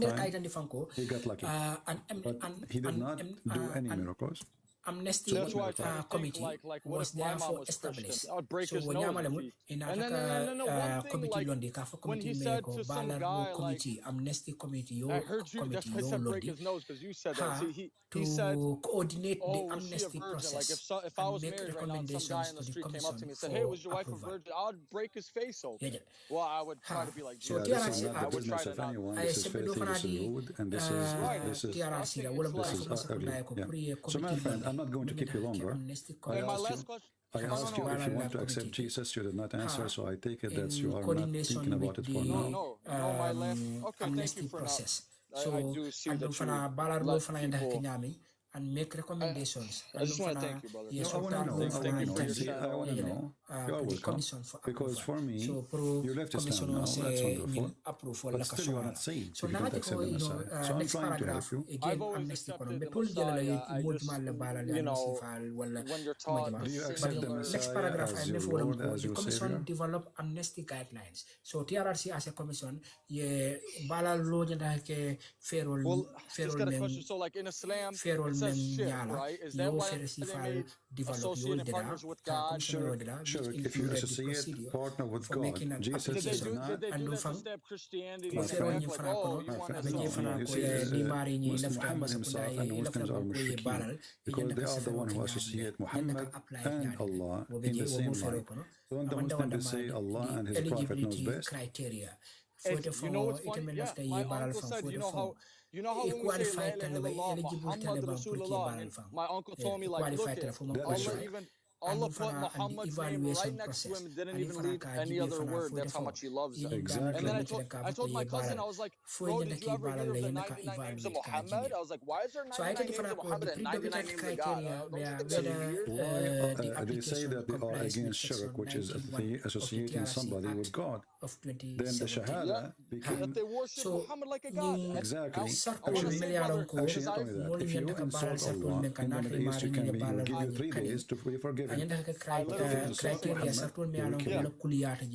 somebody say Sib Muhammad. I wouldn't even dare to hear somebody. But I've heard people say, you're God. And I don't care if I live, if I die, Muhammad is alive. I don't care who gets upset. I don't care if I live, if I don't live. The truth have to be said. You got to understand. Because brother, like, if my family's Muslim, then they're a reflection of me, so it's like, what do I... relevant facts of history. They've seen the love I'm not going to tell you what you do, what you don't do, for people around you. I'm sure. No, I'm just saying that's why I'm hesitant, because it's like it's not just me in this. It's like my family, it's my whole upbringing. But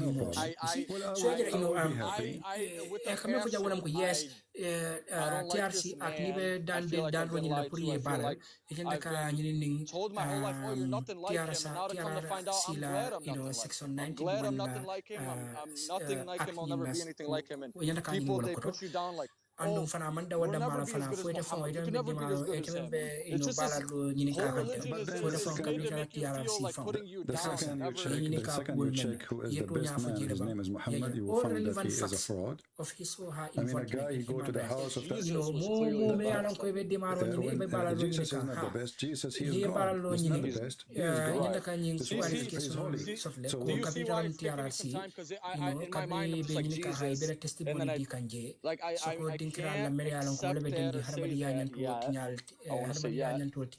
Because I don't want to be an atheist. I want you to take your time. I don't want to force you to say something, to believe in something you don't want to believe in. You see, Christianity, you cannot bribe God, you cannot fool God, and you cannot lie to God. So you can lie to yourself only. So if you want to say, I believe, that's when you believe. You have to say, and you have to do what you believe in your heart. I believe in Jesus Christ. I'm just finding my way as what? I believe in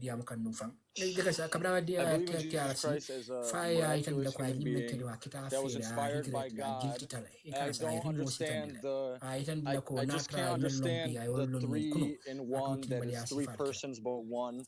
I'm trying to so next paragraph the commission made I have water at home, yeah. Isn't it 3 and 1 at the same time? On the 4th of January How? 'Cause H2O? and set the deadline for submission This is the essence of life of everybody. The Quran says, وَجَعَلْنَا مِنَ الْمَاءِ كُلَّ شَيْءٍ حَيٍّ. We made from water everything, which is really wrong and right at the same time. Why? Because this Muhammad forgot that angels are made from light and Satan is made from fire. So how we made it from water, every living thing? Anyway. That is application on January 2022. And don't bali nyumbunda be soranda deadline for submission for care application because this is your whole identity. I'm not going to say your name in the life, 22. but you I'll say it. Huh? It's funny. So I'll less say than it 1 right month. now. I'm not scared. I am not a coward. No, less than 1 month. I'm not saying It's funny because you guys say Abdul all the time, but my real name's Abdul. Anyway, listen, I will be happy to have a call from you as soon as you like. If you feel like you want to believe in Jesus, go and watch my videos, read the Bible, and if you want to have a question, call me. I think I'm sure with the Bible. So like someone told me about the gospel. Okay, thank you. Thank you, my friend. God bless you. Thank you, brother. Well, we are happy for him. At least he left Islam, and now so he again, he has a clean chest. So yeah, malam falbe jira bang, and fana ba solo kanne melbe duma anime be santo. But I got only 10 minutes for preparation. Yeah, podcast yeah, you know, beta would all you can real quick. Okay, many application of it. You 10 minutes and after Saloje, yes. Drama for Hansai not level for Mantraje, but it told you well as follows.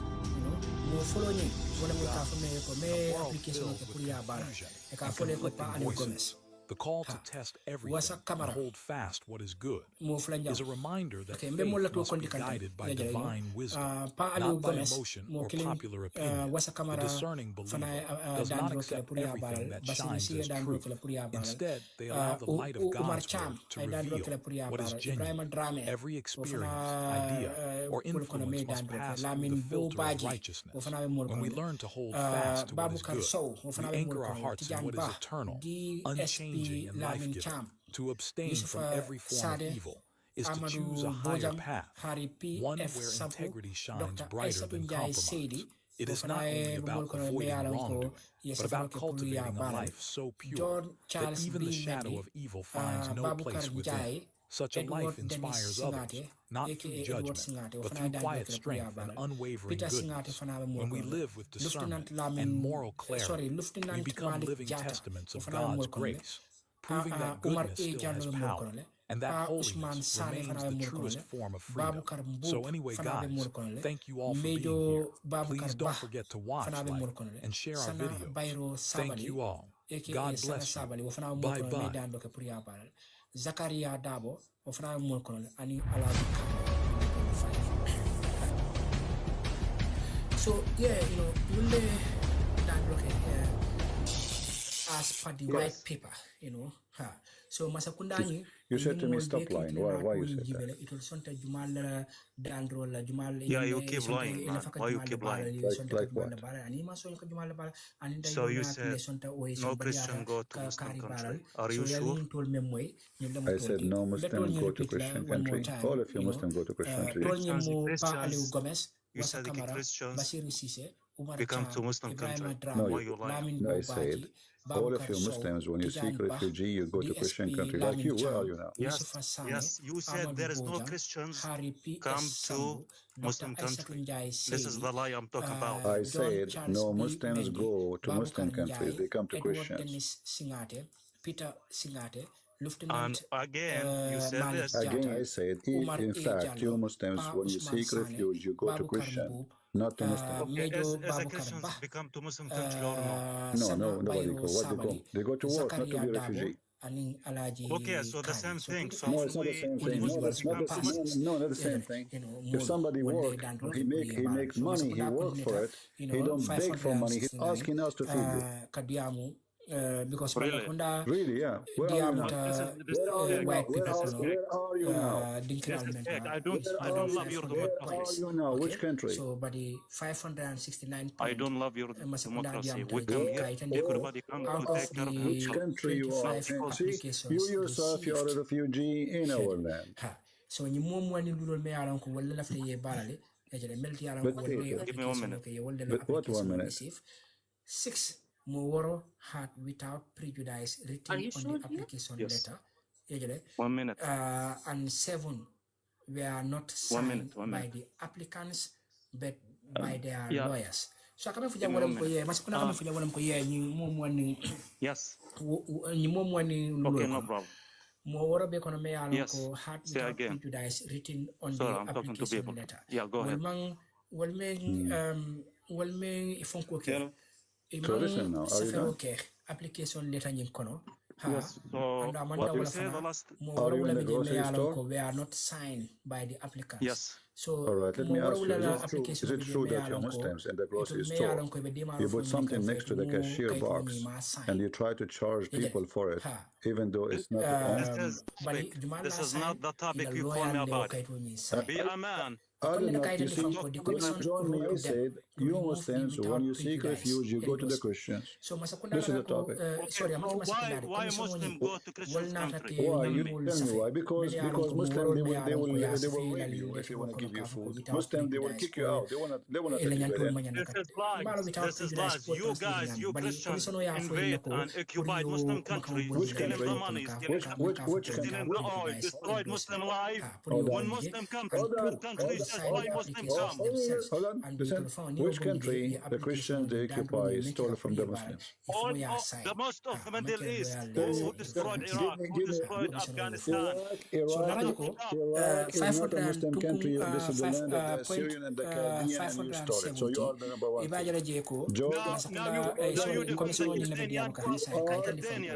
You yourself, you claim to be Palestinian, but in fact you are an Arab who came all the way from Arabia. You are an occupier for the land. No Palestinian there. Palestinians, they don't even speak Arabic. So there is no Christians Palestinian. There is no such thing called Christians Palestinian. Even those are not Palestinian. The true Palestinians are identify them as Palestinian. First of all, those are not the Palestinian. Palestinians are kidnapped and taken long time ago by the Assyrian army. They took all the people who are in that land, including so-called Palestinians. And then later, they freed the Jews, so the Jews went back, but they did not free the Palestinians. In the top of that, Palestinians are not Arab. You are an Arab, aren't you? Okay, the United States of America recognized the state of Palestine before 1948. Okay, hold on. Did you say okay? So now you admitted that you are occupying Gaza, and this is not your land. So why you don't give it back to the Jews? So you just contradict yourself. So, for example, in the past, you're telling me the Jews killing you at the time of Amalek. So at that time, at the time of Amalek, are we exist or not exist? No, you are not. Because you're telling me you No, you are not. You are an Arab. So why you said the Jews killing you at the time of Amalek? No, I did not say and that. Right now you said there is Palestine. No, I did not say that. I said that you said this. No, you said I'm referring to you. I'm recording you. Don't say you. I don't say that. I have all the videos. Okay, let me ask you. Who is the Amalek, the one you are talking about? Now, I have to say something very No, important. don't change topic. Hold on. No, You mention a word. Tell me who are those people. No, I want to see how much you know. You are just a potato from Gaza. Listen. From Gaza. I'm not from Gaza. Okay, hold on. You lie to people saying calling Yeah, yourself yeah, Attorney Palestinian, General and now left. you admit that you are not. You are just an Arab. Why you lie to people says we are Palestinian? Okay, so first of all, I'm not from Gaza. This is honor for me to be from Where Brothers are and you sisters, from? time to je kotanke, You don't have to know where I'm from. So yeah, because when you 571 okay, speak to me in recommendations from the Arabic. TRRC and the I wanna, okay, I will speak to you in Arabic. I wanna say a message to you. You claim that you defend Christianity, but at the same time you ignoring Christians Palestinian. When Christians Palestinian telling you, hey guys, Christians in the West help us, and you ignoring them, you cheating them, and you stand with Israel against them.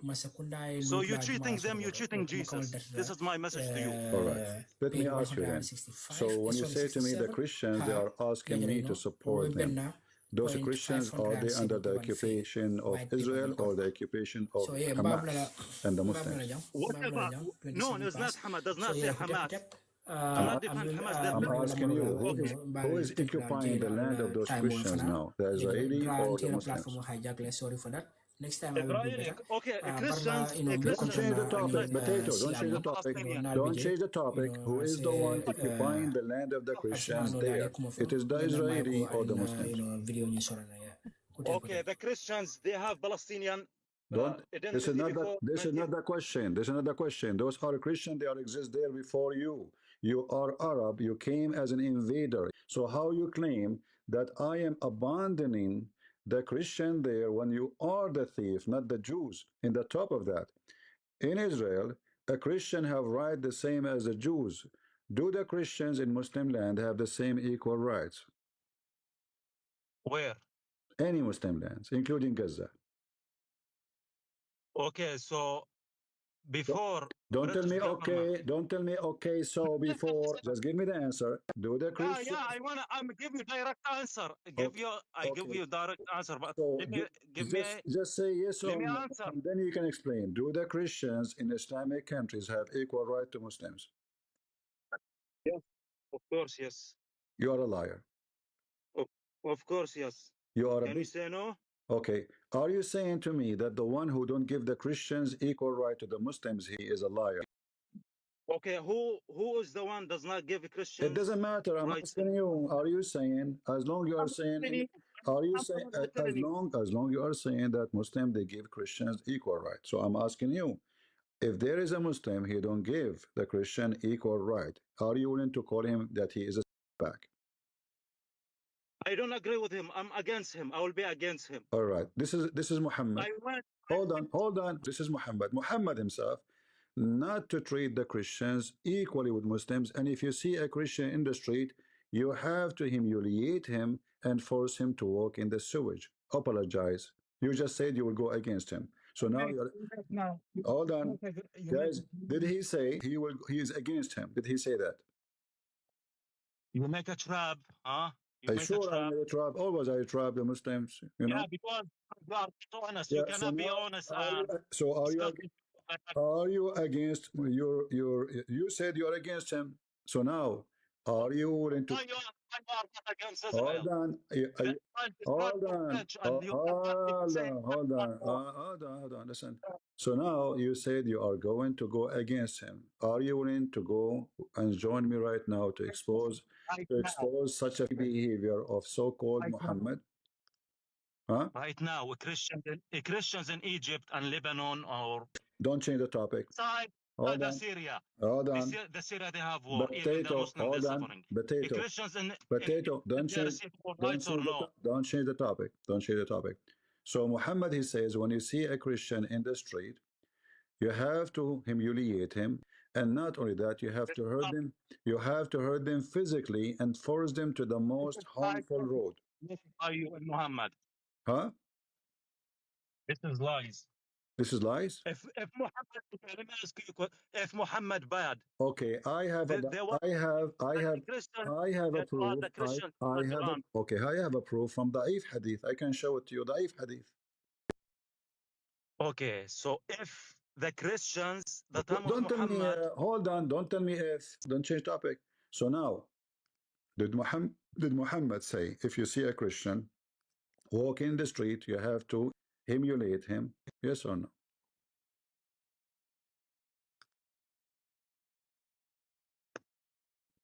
Huh? Do you see the hadith? You said, and everybody heard you, you will go against him.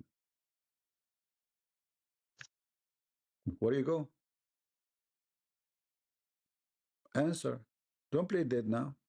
It's too late.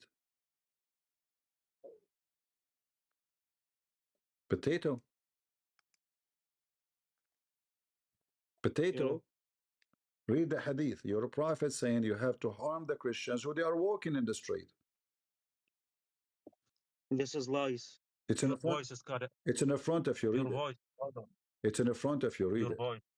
It's in the front of you. Read it. I cannot hear you. Guys, do you hear me in Discord? Am I heard in Discord? Everybody hear me. You always make pee-pee when you talk to me. And you run away. Yes. Right now is good. Uh-huh. And now Yes. you have, and now, okay. So now I want you to read for me what your prophet said, and you join me against the Now before I answer to this, answer to my question first. Don't change topic. Don't change topic. Don't change topic.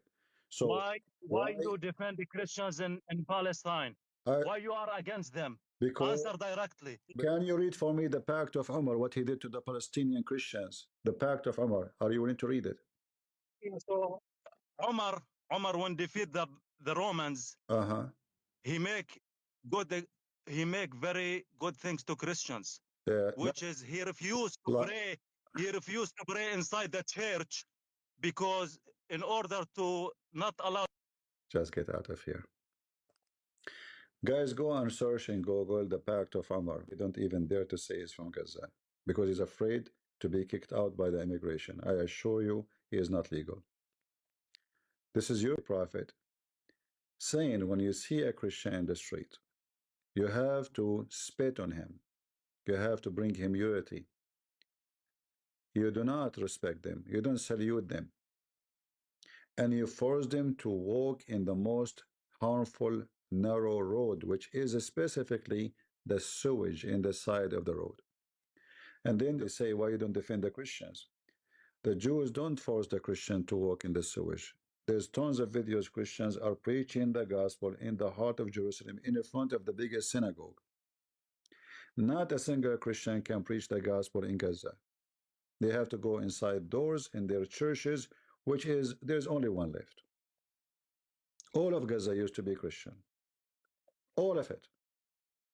You occupy the land, you steal the land, and you claim the land. And then you claim that the Jews are occupier. Are you a Muslim? Ibarat? Yo, what's up, dude? Dude? What Bro, dude? you're not Muslim, right? You are a Muslim, right? Yeah, but I cannot say salam alaikum to you, so that's why I'm saying what's up, man. What are you trying? I don't understand you. What is that? Bro, I cannot say salam alaikum to you, that's why I'm saying hello. You cannot say assalamu alaikum because it's haram, right? You cannot say peace to the Christians. Yeah, of course. But why would I do my against? I know. I agree with you. I agree with you. Why you want to say that? This However, that young lady called Amiko do you live in the West? What's the problem? By Macky No, Sall no, from no, I live in 2007 to Muslim 2017. Where do you live? And Macky Sall's wife, the No, it former doesn't first matter. lady, Why Mariam do you want to Faisal. kill me? Why not? Why not? I mean, you live in a Muslim country. She was the pimp. Are you scared to say in Muslim country name? Bro, I'm originally from Muslim she was country, the but I'm pimp. not living there. See, like so you are originally, you just mentioned that originally you are from Muslim She was country, the but pimp. now you don't live in a Muslim country. Of course, bro. Mariam Like that's Faisal, pretty much the every first- Muslim the does. first All right. former first lady, Do you have a who Western was passport right pimping now? that young lady. to be No, raped bro, I'm still by directly her husband very 24/7. recently, man. You don't have Since you don't have a 2007, Western passport early now? 2017. No. Do you have Bro, a? I'm When still the very young lady started Are you a complaining refugee? to the other worker and the police I'm recently because here, she man. doesn't know Okay, so when you who to apply for cry the loud, refugee who to talk application, to. did you say to But them she was so Assalamu tired, alaikum or you did not say that? Bro, the voice is about religion traumatized. and She diversity, had to bro. They choose don't care two about me saying to them person to Salaam talk. alaikum, whatever, bro. Oh, They so work in you the spoke to the government gay for the kid. LGBT. Did you apply as LGBTQ to give you refugee asylum? She You had said to you choose didn't care. two person to talk. What Muslim? They work in the government for the kid. As a Muslim, bro, from as my nationality, bro. So What is she your Bro, decided what are to you trying to say, though? What is your nationality? I'm from Morocco, you know So Morocco. she You are decided from to Morocco? Yeah, North Africa. threaten to What do you kill her think if she about dare open her mouth. supporting Israel? You know what power does? It's like No, your bro, nah, poor man. war What now, bro? against bro. my I'm power asking you, war. what do you think about supporting That young Israel? I'm lady against have this nowhere to go. 100%. I'm against it But those 100%, two bro. young men working in the uniform, 1000%. I'm who she was against this. I'm crying loud against the and keep them as normalization with her the blood Israeli. brothers. Okay, so are They you had against the king of one Morocco? to go stay in Mauritania before she bro. get killed. A second ago, you said you are against So normalization. So Amikole are you Seck was scared? refugees You in just Mauritania said since you just said 2007 that you are against it. So you are against the king and she of got Morocco. kicked out. Dude, And thing she is just that got back us to as a poor Senegal country, we have like 2024 If when I'm talking Macky about Sall Israel, focus got with me. kicked out of power. Your king is the best friend. Dude, Israel So is that's the why best I stand for the Amikole Seck, best justice for friend to Amikole Seck. Israel. Is he a traitor? I call on the government of Senegal. I'll tell you I something. call Like, on the Minister Don't of tell me Justice. something.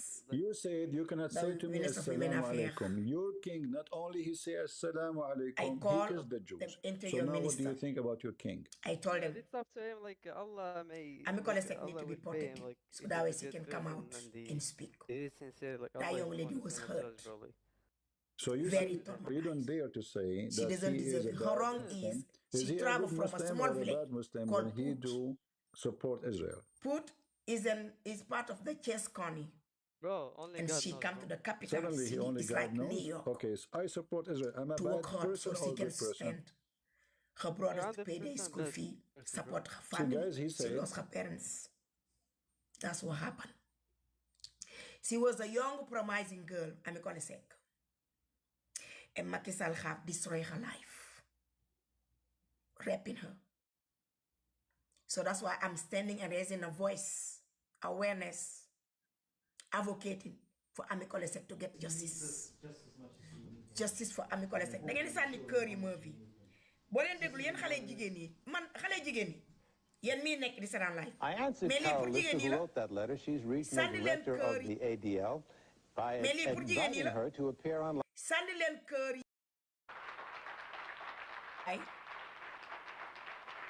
We women, we standing for Amikole Seck to get justice. Macky Sall need to face justice. The rapist case is a criminal. Rapist is crime. So that's why I demand the Senegalese government, Amikole Seck case need to be investigated and she need to be protected. So that when Macky Sall need to come and face justice with that biggest scandal of rapists he have. Amikole Seck deserve to get paid. Amikole Seck deserve to get paid because all he asks for is a hard work, not extra. I would like you to follow. You know, people in power, just like the Atifa. So kadila e ka men commande special alawanza wala alawanso mi yalan ko ya kere kere e kay mona fa wo fanan le andi ko be wala fa kanne o be nyama telephone alawanza mobile alawanso e be wala fa kan anim pa constituency alawanza ila tundol kan alawanso mi yalan ko ka waljila e ko nyimbe la fari ko de walka député bu ngoy men xame kake e ko wanyama fa mi yalan ko tabribe diamu ga akwo nyina ban ko la dépense la karo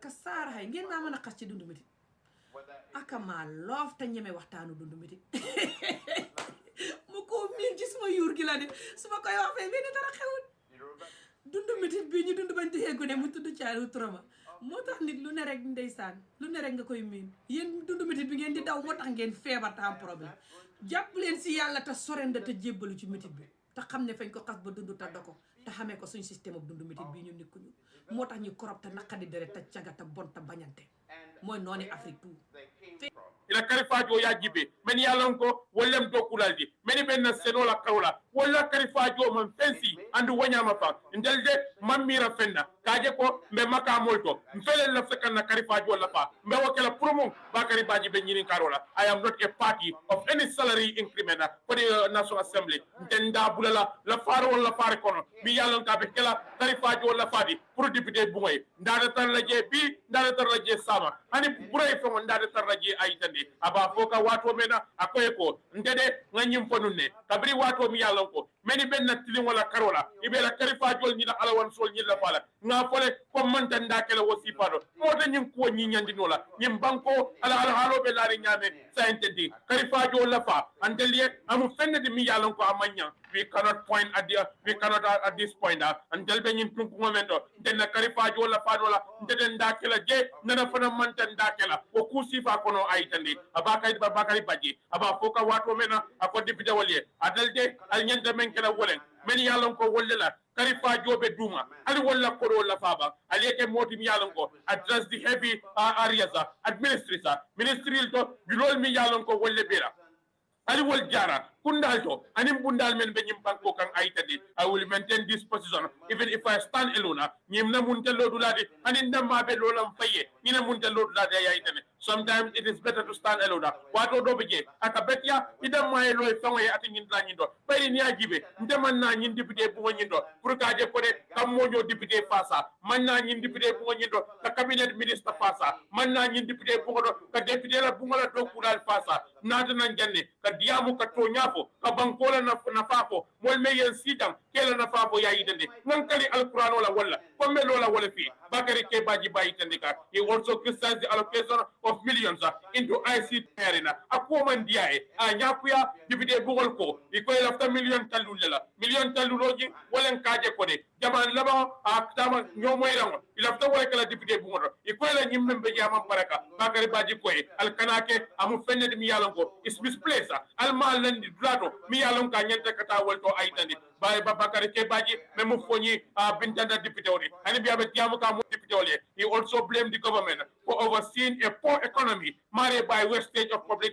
resources ay man sakunda mutakula akoy ko de ali fanko jibe fanko mi yalon ko amam baraka wo be nyama albe men ke ka wole jamala na fulo ka kasara misallocation jamala na fulo ka dundi ko kunto mi yalon ke man na fasoto bari wo be nyama ka dépense ke mi yalon ka be lenna tambila yayi tandi the nation cannot be crying while the president is wasting money diba banko de tala nolaje abe kumbola president ibe kodo tinya kan ngayi tandi ni nyim banko jibe ni non sango damma wala jari sango damma na hamo momenti wala million tang anin saba wala billion tang anin saba ndelbe wala dundi kan julu jokunna ayi tandi that is more than the allocation wala siada koroti alika mendi kun ministry bundalla men be nyim banko ka yayi tande ni ajibe ba talla ko de akamunda judole ben tella kodo be takan adani ndani do ndelde bi ni ajibe ko mi yalon ko wala be larinka na dana so fele amam baraka abe boykan ni pam stalin jibe mi yalon ko wala United Kingdom Angleterre yela kodo jibe bi adin dala so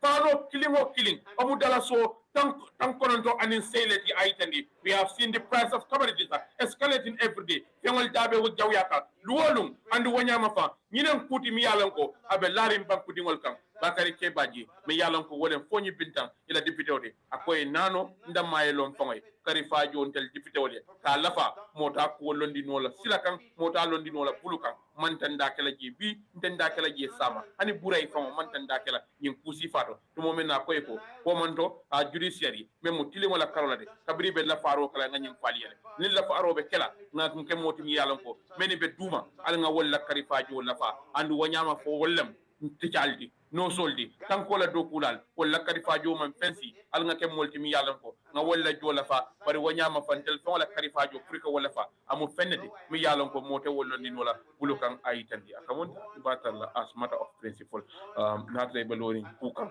mi yalon ko wala tilingoti anim fana kila doku wala integrity ka punya anin ka horam. I don't think this national assembly is in any position buruka ibe adama barola office of the president iba fola iba la budget vote ni wala tuma line ni ba kuntula iba fola be let's say even ka fo be motol fon pondi la nyimol bulo ko and everything mi yalon ko abe den ni depend sur la carola come on you know mo leti mi yalon ko when they came to yin sira wal nyinta force ko be ke pareno e ko tel be pare mo ñoo député wol be wol ka pare sifa menke fo itata fa to ab ko ngode ka fa min comme suñaro itata rob itata yaw spell pour ka je ko itata pour ko ke la deni ko ñina robin alwan itata yawata bije you know they came with this moto cool every year in year out it you trying to create something for yourself in the budget so it mo authority wala te amire ngo moral authority sifa ite ba wala sot la ka lo mo ko tangol ñaro ka wol ka wande ka fay ko altiñaro ñimbula fana la fe fankile ñako rek la fe but come on it's something me alon ko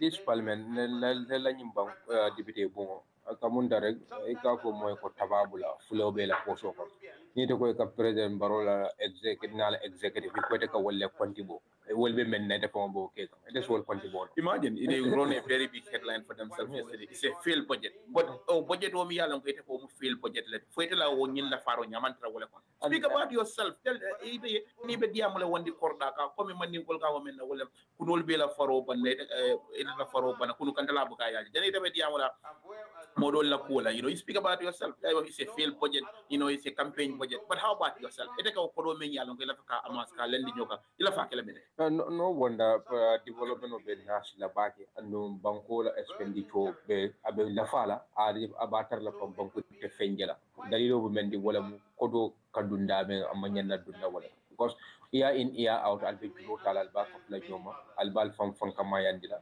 banko dingul be foire abe la fa ndel fonan ko jikita député bolla wala be masa kunda tonton na ka foy ko alkana nyinke al nyinke ni manke banko dingul la nafati al nyinke bar ni atra banko wala bantaba national assembly wal fawni executive memo president wala bolti wal bebe ko killing wo banko bala fa warta ba and what's funny is kamunda man sakunda la sinkiri bere sabol wala be banko dingol mantora kan because ni ajibe ko manta mamme judiciary nyin jor la fa ko narana world fam itara ye famol jo like kodola wayatara nun ko fan député bongo ila bilobe la renje wol bawo ko fan sabatin di follow mi yalon ko wala be dendi la far ko nyina warete lajjo follow ni watatale ino ite mo luwa kantalaldi iko luwa wala nyanta ka lo banko ko molbe jikir ngatel la ni dam mal walida ko be kitiyo tela atele tema ite nyanta ka luwa horoma ka bunya kire fan je be tinyaro ke ko ibe fan define no la banko di wala nyana before we realize ite ko isula da pour ka alla nyomo e ramal aldam mal tema pour do ko e sonial bulu ila fa wala falina bari ila fa fanila karifa joni ay lafa what kind of country are we living? Until because we don't have serious government, we don't have serious national assembly. And banko be nyin level, nyin two arm of government. Ni man sakunda jal kaldida, dibte mo kalo ni siloka. Because walem banko di woni nyani bulo ni fe fengo beti, me alon ko yanda diamule toyal. But ni wol found they are aiding and abetting mismanagement. So I don't see this government going because men becoming wala mun expenditure they don't cut clothes according to their size banko la def fanko be nyame iteli kamen spend wala tambela gambela soro bulola andom dibte bu fala nata le kan wala ibe fam kama and I think ngamira positional they should be nyanta ka lodula ta ila dibte wala well this is not the kind when initially when iko you know in 2022 iko dibte bu nyin kana they were saying like if Barrow should get absolute majority in the National Assembly like Naijama Basuraji it means banko nyin but now having you know Barrow absolute majority sort of in the house but you know at least take me along call I munefal so far so you cannot be you know telling people when you come to power anything me along ko another party line it a different sort of wala but ko kundina right telephone le febo e buka different sort of je be ka kambe wala thank God we have the like of Bakari Baji me along ko hands down at the fanang mo kendole mati itandi ako hanabe lola killing barate sonna e salary la fa at dai bulaji another fa amanna kukeno je ya overpowered because majority le kataba parliament ni adra fa deputy nata tambiyale sembo waratati akilina kawma lono bar gambe di un shalon ko tonya Mr. Baji ya kata molede deputy odo bije na interview ke opposition olem so we were talking about coming deputy wol ida mal ka tafaw nyamen community da mal na fa kul na rabuna nal buka bala wala community executive ka wana fi na waro al ka bala nyam akonya ko kamen ndel fa wala na fa ndel fa ndel na fa ndel do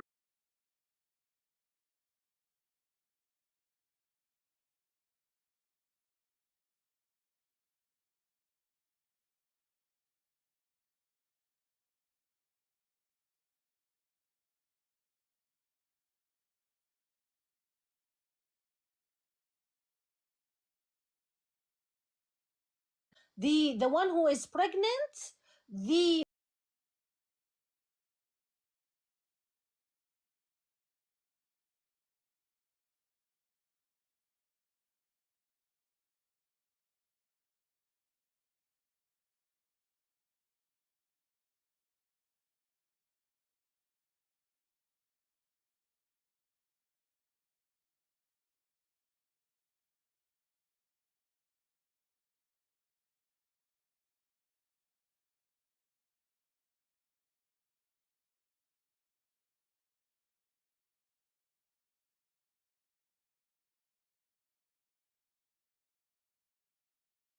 even if she's young, she could be 27, she could be 25 years old, and she have irregular periods. That means she went into pre-menopause, in a very early menopause. Okay. And the third category is allai lam yahidna, those who has not yet menstruated because of their young age. This is in the tafsirs, this is in all of al-mufassirun agreed that this verse is talking about little girls because of their young age, because of they are sigar, sagira, little girls, they do not menstruate because they are very, very young in age. This is why they do not menstruate. Hold on. So Razan, hold on. Let's establish something from the beginning. If Wait, you you're gonna talking too long. if you gonna hold on, I don't care how much I talk. If you gonna start your conversation with a lie, then you can drop, because I am not gonna tolerate lies. You can't handle it, Razan. You want to drop it? No. I cannot handle lies. I cannot handle lies. Okay. No, John. Let me reply. Let me reply, please. John, wait. John, let me reply to Razan. Let me reply to Razan. Relax.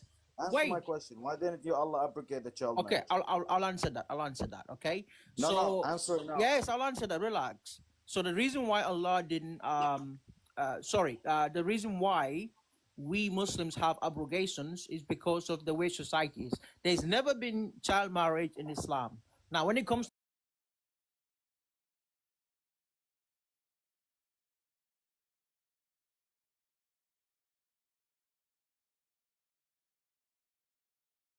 Logical 1 minute. Logical 1 minute. Shush Mufasa, I cooked you before. Shush. Logical 1 minute. John, Again. Okay, guys, 1 second. It's a little bit rowdy. There are people that have come up on the panel that have not spoken yet. Logical, I think you've had. Let me speak, please. I'll go. No problem. Take care. You don't have to go, but you can still stay. But let's round around. You're having headache from. Logical 1 minute. 1 minute. So John, he's saying there is no child marriage in Islam. Can you still man his position instead of asking him why there is child marriage? He's negating your question. So can you still still man his position then? Mufasa, don't play that game. You know there's child marriage in Islam. Don't play that game. So that his argument is there is not. So can you still man him? Mufasa, please, guys. John, hold on, just 1 sec. Please do not lie and gaslight us. There is child marriage in Islam. There is child marriage in the scripture. There is child marriage in the hadiths. There is child marriage in the... Hold on, I'm still speaking. Please stop with the lies. Because of these Islamic scriptures, we have very high numbers of little girls being married off in the whole Middle East. Yemen, Iraq, Somalia, Afghanistan, Pakistan, even in Jordan. Okay? So please do not lie. Okay, so 1 minute. Okay, John, let John talk. Let John talk. Let me respond. Okay, no, don't respond. Let John talk and then we can move. Go ahead, John. like logical mentioned that there is an abrogation in Islam, which is wrong because like there is many things that there hasn't been abrogated according to the years ago. There is some rules in the Sharia law. It's being practiced like day after day, day in daily life for 1400 years. One of them, and for me personally, like it's the worst is child marriage, which is the child abuse. I don't know what you call, like I don't know what how do you identify the children Muslims, because I think you have mental illness with like and you are a bit slow to identify the children. But 9-year-old whom under 18 are kids, okay, children. That's it. So again, why the child marriage hasn't been abrogated? And Aisha was 6. Muhammad jumped on her at the age of 9. Okay, and Surah 65 verse 4 is talking about children, the little girls who hasn't menstruated yet. So Okay, my question, I'm gonna bake him. why Allah didn't abrogate the child marriage? I'm gonna bake this guy. 1 minute. So Yeah, your claim and is I'm gonna jump on 1 Muhammad. minute, John, it's okay. 1 minute. You said everybody under the age of 18 is a child, right? Go on. Answer my question. Why Can didn't you Allah can you abrogate can you the can you child can you respond? Can you respond? No. You respond first, and yet I will respond to your silly Yeah, questions. I'm responding by Why does Allah asking. There is abrogate child nothing. marriage? There is nothing to hold on, John, because this is what he does all the time. He comes here on the panel and laughs. No.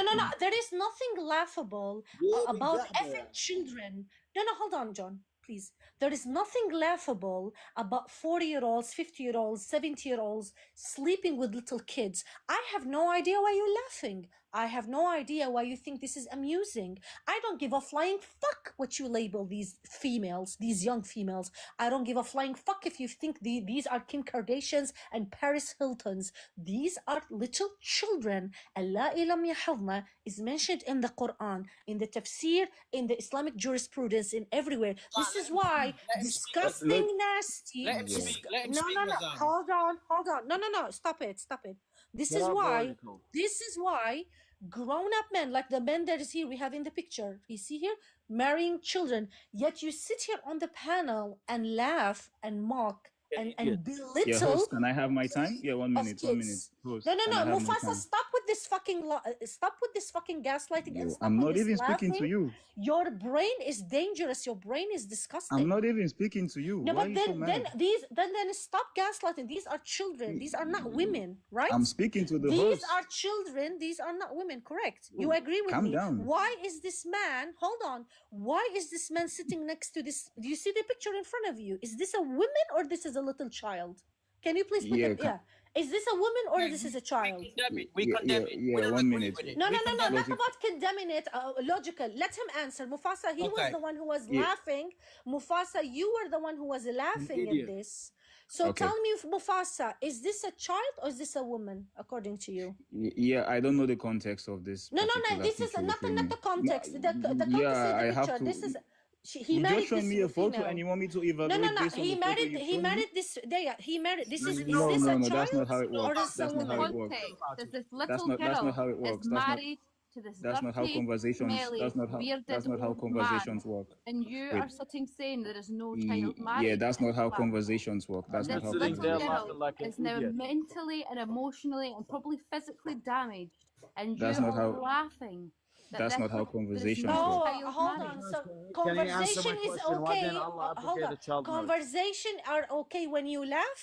Then it's okay. Then I don't we have a need to problem sit. with you No, laughing. Then we You need can to laugh. sit. Hold on. Then we need to sit and listen to you laughing at stories about grown-up 40-year-olds and 60-year-olds marrying little girls, and you laugh and you gaslight and you tell us, Wait, but why are you panicking? guys, these are not little girls. These are women. Razan, Is that what you're trying? Mufasa, when it comes to laughing a conversation like a serious matter like this, that Let him shows speak, how guys. ignorant and shut Yeah, the they're hell up. scared, you bro. They don't want me idiot. to speak. When you laugh, when you sit there and laugh, okay, in a really sensitive matter and sensitive subject like this, that shows people and shows us how idiot and ignorant Bro, you I are. was just about to bake So you. They're trying to save you, man. can you stop? Can you cut the shit off? Let him speak, Yeah, John. I'm Let him trying to. speak. I John, let him want to bake speak. you. Shut the hell up, logical. No, I will you come shut to up. Let I him will speak. come to you. I will come to you soon.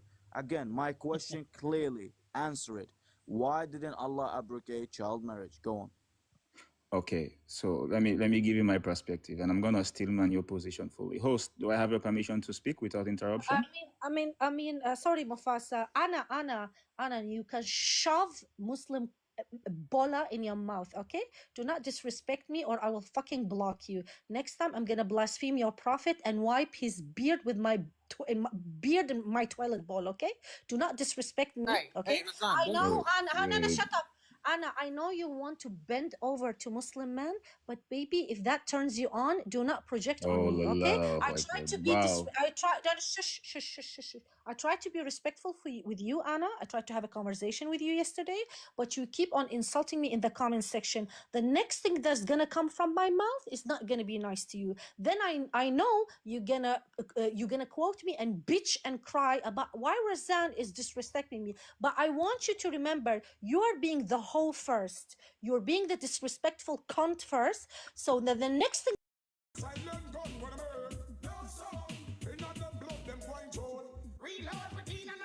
I tell you, man. Gone.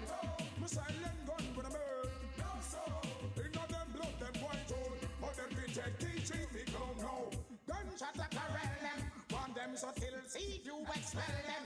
On me kill me on the thing is now me tell them. 45 bus on informer smell them. Police are come through them friend go tell them. Put them through them use the water house don't fear them. Yeah man, inside the building, you know what I mean? Enough nice and oh! Ome ganja. Ome ganja, ome marijuana.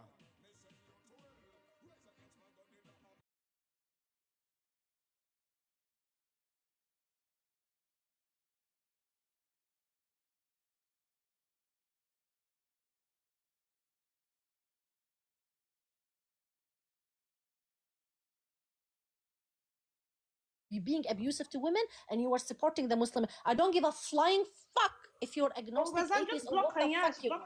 No. I wanted to stay. Because I wanted to hear us how we are wiping the floor with Muhammad and with the teachings of Islam, and we are wiping the floor with them. So listen. Yeah, it's better than blocking. Yeah. No, don't block her. Let her cry blood and sweat tears in the comment section. All right, Mufasa, you wanted to respond, please make it quick so that Bayek can present what he needs to present. It's very short and simple. The point that was made by what was his name? He asked a question, right? I'm gonna give him the scholarly opinion. Of course, yes, in Islam we are allowed there is an allowance to have the contract of the marriage, right, at an early age, be it 1 day or 1 month. That is allowed, and that is within the rights of the parents to do so. And when it comes to consummation, allowed or not, oh my God, bro. John, let him respond. John, please, let him respond. So this is not an answer to my question. Bro, can you calm down, man? I didn't ask if it allowed or not. He's afraid. You misunderstand that. Why are you panicking already? Let him speak, John. Let him speak. You're panicking already. Okay, I'm gonna let your wife speak logical. Okay, speak logical's wife. Speak. You're panicking already. Let him speak. Go ahead, Mufasa. Let him speak. This guy's funny. Yeah, he's panicking.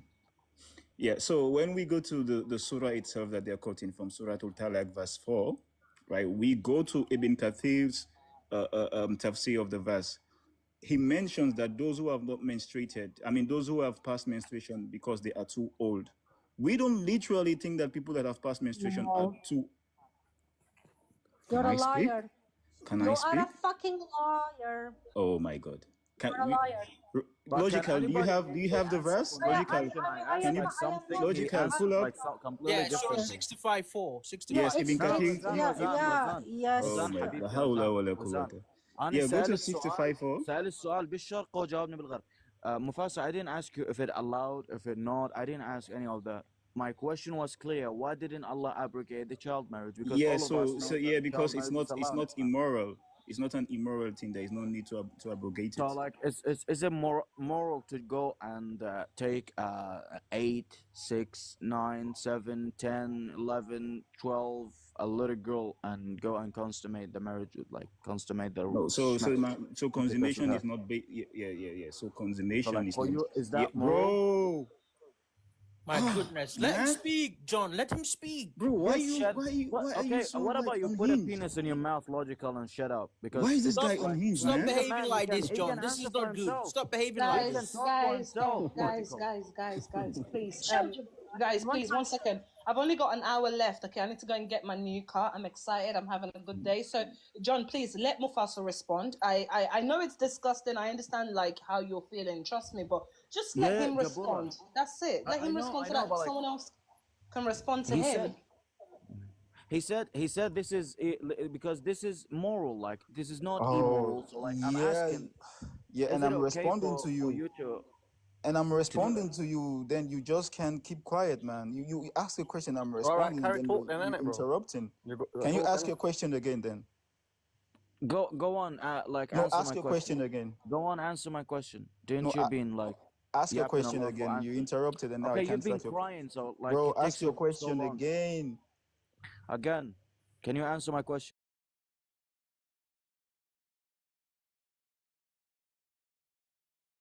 The subject, and after that you can ask. I'm asking you to ask your question. What was your question? No. I'm going like by the live's rules, which is Islam. Talk about Islam. Now, can you answer my God, this question? guy. Why is it so hard to answer? Yeah, the question that you just asked. Can you repeat the question, man? That's what I'm asking you to do. It is. Why didn't Allah abrogate the child marriage? And I said because it's not immoral. You asked another question. Can you ask the question again? Again, can you identify morality? If I can identify morality. Yes, go on. This is gonna 1 second, John. It's gonna lead to a completely different topic, please. Mufasa, I think you answered. You said that Allah didn't abrogate it because it's not immoral to marry children. So can we allow Bayek to make their presentation, please, guys? Or Mufasa, you want to expand on your answer? Okay, please, I'm going to time you 2 minutes to expand, if you don't mind, and then I want Bayek to make their presentation. Scottish, please, my darling, if you ever want to, interject, just feel free as well, yeah? And chicken and chips too, because you guys have been quiet for ages. All right, Mufasa, 2 minutes, sorry. Can you start my time again? It's like 10 seconds. Mufasa. Give me my time and then don't interrupt. Give me a headache, I swear, my ass is itchy, man. Okay, let me go. I would have respect for you if you told me to was a liar. Go ahead. Let me go. So in responding to John, yes, Allah didn't abrogate it because it's not immoral. Allah has left it open to societies and how they deem what is necessary for them, right? There is no restriction on age of marriage because we know throughout civilization, throughout the history of humanity, people have been getting married at early ages. We know from Paleolithic time period, this is Stone Age period, we know that people got married very early due to low life expectancy. Coming to the period of the medieval ages, which is when the Prophet came about, we know that they were getting married at early ages. We all came from such marriages. Now, what we do have in society right now is not based on biology. What we have is based on social structures. We know that at this age and this age, we expect that someone is in school and doing this and doing that. So that is how we have built our structure. It has nothing to do with biology because biology over time can change based on your environment and based on the type of food you can consume. So biology is not something that is set in stone. People mature at different ages. A 15-year-old from Sierra Leone or a 15-year-old me is not the same as a 15-year-old another person, even if the person is a guy or a male. Everybody has a different way they grow. So you cannot set in stone that at this age, this is when someone can mature. Everybody matures at different rates within the same age. Some people have the same age, but they mature slowly against others who are at the same age, but yet they mature much, much faster. That is the whole point. It is not set in stone. Okay, ding, ding, ding, ding. Thank you for using your time very wisely. Good. Now, I'm passing the mic on to Bayek. Please, guys, let Bayek have some time to speak, okay? And then chicken and chips next. The scholar, the fake scholar. Logical, please, please. I just want to reiterate, piggyback off of what Mufasa said. He said that you cannot set in stone what time somebody can get married, but that's exactly what Islam does. It does set in stone. Anyway, I just want to tackle the I thing. said age. Okay, can I just highlight Sure, man. Can I just Mufasa, highlight? Mufasa, please. You know, I defended you when everyone else was interrupting. Please, let's not do the same, okay? Can I just interrupt that I sat patiently, not interrupting once? So I hope that everybody can meet me with the same courtesy. But anyway, pertaining to the age 6 and 9 and this whole thing that people mature differently, let's look at this hadith.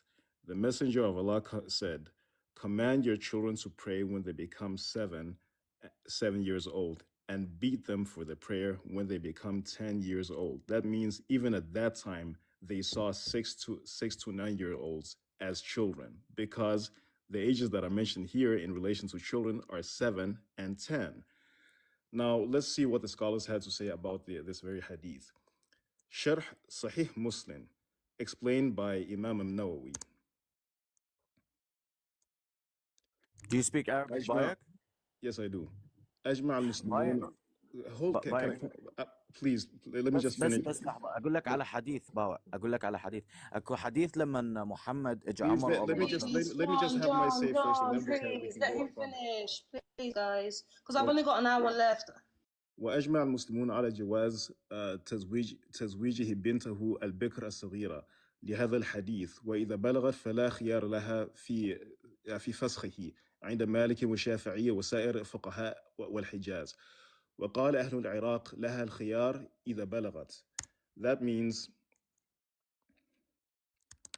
the consensus of the Muslims, like the ijma', the consensus of the Muslims agreed that it is permissible for the father to marry off his prepubescent virgin daughter, based on this hadith referring to Aisha being 6. If she reaches puberty, she cannot choose to leave the malik, according to the majority of the scholars. There are only few fuqaha who say she can once she has reached the age of puberty. Let's listen what other wisdoms that the people derive from this hadith. Al-Insaf, another classical work. وقال القاضي, and this is Al-Qadi Iyad from the Malikis, لا حد على وطئ الصغيرة لم تبلغ 9. وكذلك لو استخدلت المرأة ذكر صبي لم يبلغ 10 فلا حد عليها. There is no had, no prescribed punishment for one who has intercourse with a girl who has not reached the age of 9 years old. Another one, Kitab al-Umm by Imam al-Shafi'i. فإن قال قائل لما زعمت أن الآباء يزوجون الصغار قبل الزوج أبو بكر رسول الله صلى الله عليه وسلم عائشة وهي بنت 6 أو 7 وبان بها النبي صلى الله عليه وسلم وهي بنت 9 في الحالان اللذان كان فيهما النكاح والدخول كان عائشة صغيرة ممن لا أمر لها في نفسها. He states categorically that, and if someone were to ask why we claim that fathers can marry off their prepubescent daughters, it would be said that Abu Bakr married off his daughter Aisha to the Nabi. Nabi means the Prophet, when she was 6 to 7 years of age. And the Nabi, the Prophet, consummated with her when she was 9. Within both instances, and he says it very clearly, the marriage and the consummation took place while Aisha was a prepubescent girl who had no say in her own affairs, meaning that she was great. There was absolutely no consent. This is Imam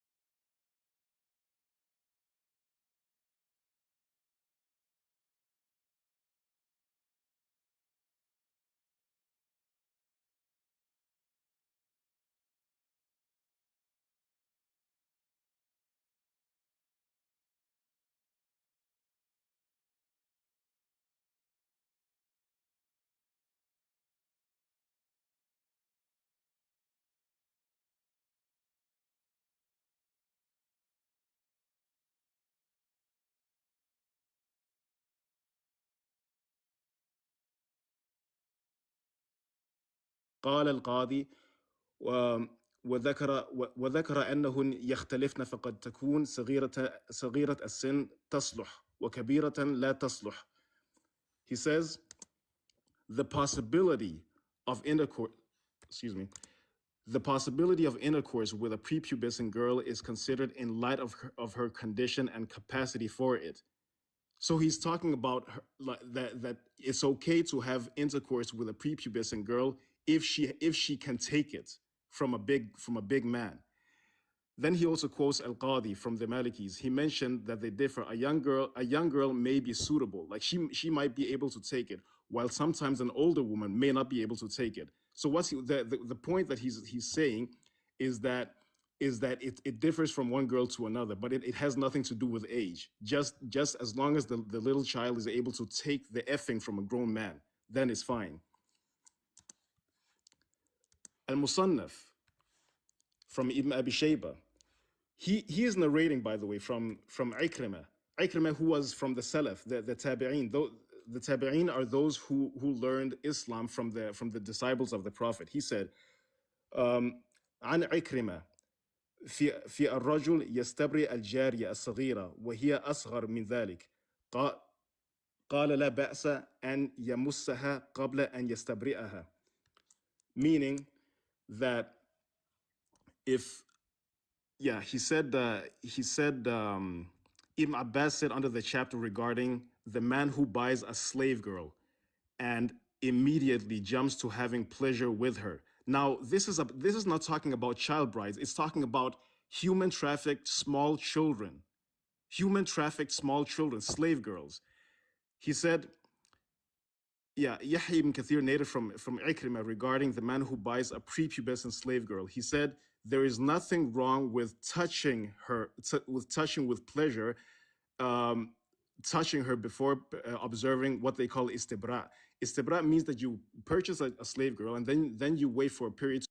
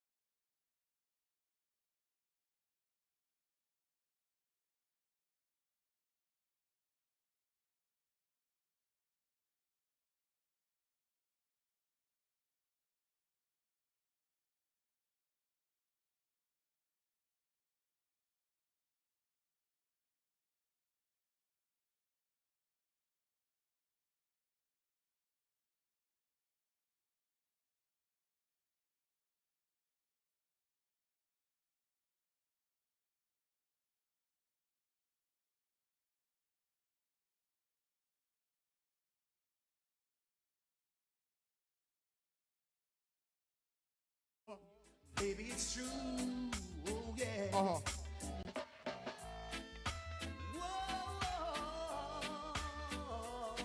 Here's your DJ, big up yourself, militancy, yeah. Oh, yeah. I've lifted my eyes and I've seen the sign of the time. Remember, various artists thing, yeah.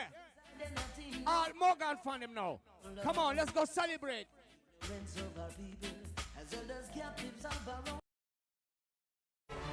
Welcome.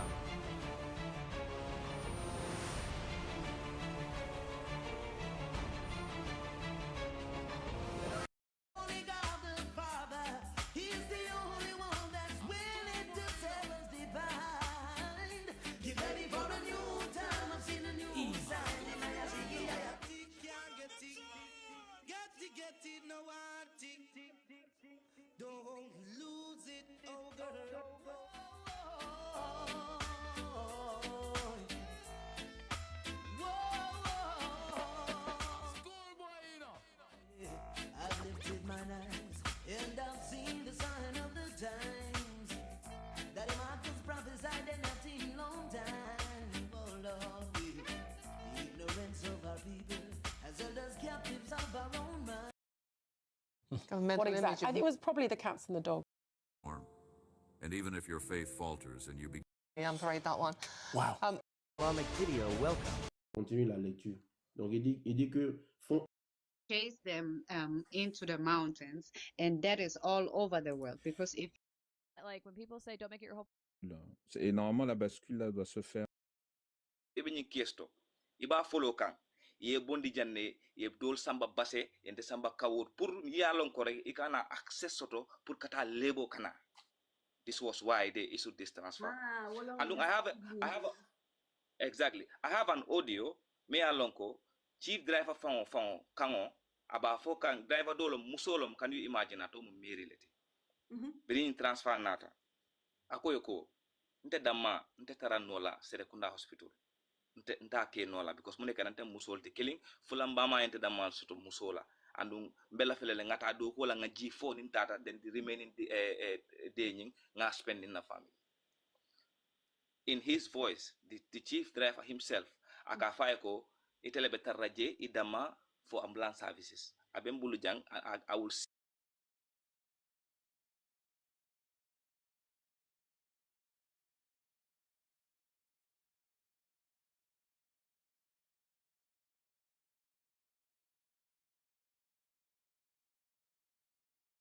Everything. Let's go to the Quran. They just got 1 second. I just got a restriction. Bayek was done for HATE speech. 1 second. I think I'm just gonna stay on, man. If they want, take the account. I can't be bothered. Carry on, guys. Carry on. I don't care. So guys, so this is Surah 4:6. Yeah. Look at it. Bring 4:6. Are you dumb? You're gonna bring 4:6? Yes, relax. Oh my God! It's not about marriage. Relax.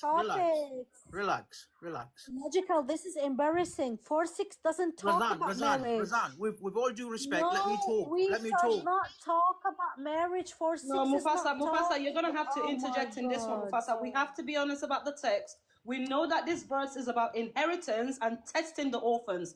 Logical, I can't believe you're logical. You're too much for what you're doing right now. I thought you were bigger than that. Come on, can you allow him to make his case? Yeah. I mean, even in a court of law, you can allow someone to make their case even if you disagree with them. He's bullshitting us. No, okay. Mufasa. Is the verse about marriage or inheritance? Wait, So it mentioned. You can't run to this. You need to address what Bayek just brought I was about to address Bayek. Focus on what Bayek just brought up on the screen. All those sickening elements that are allowed that are halal. Yeah, but hang on. Address it in order. Bro, you just came up and you completely bypassing and ignoring what Bayek just brought up on the screen. Why are you Before guys you come to this, afraid for me address to that. speak? Why are you guys afraid for me to speak? Let me Bayek, can you leave the app and come back, please? Because it's still removing you, Bayek. So close the app and come back, Bayek. Bayek went on a whole. Please let me speak, guys. I think he needs to wait. The screen's a bit like your brain, Logical. I think sideways. that hold on a second. I think Bayek, you need to come with another account. If TikTok gives you restriction, that means you can come with another account. I don't know if he can leave the app and come back, Jibble. I think he needs to come with a different account. Logical, please 1 second. Let me try and accept him for the last time. But if it keeps removing, it keeps removing him. Bayek, I don't know if you got another account. Yeah, another account, Bayek. You need to come with another account.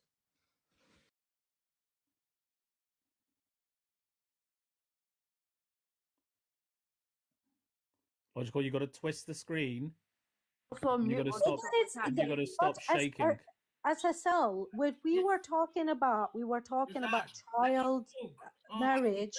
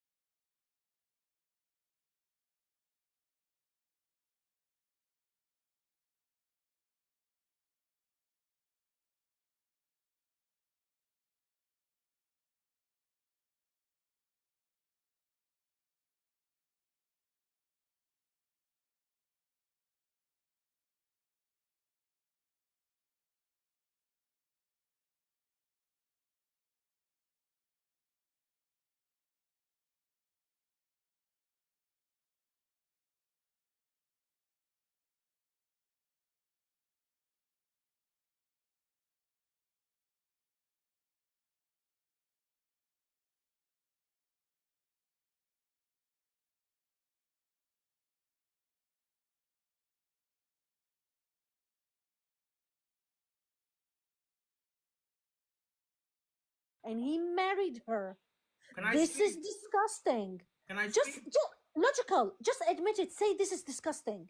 Logical. Right? Bring Sunan Ibn Majah 1874. No. Hold on. Sunan Ibn Majah 1874. So you're gonna refute everything that Bayak showed you, right? Now again, tell me, do you agree with child marriage? Yes or no? Everything that Bayak has talked about right.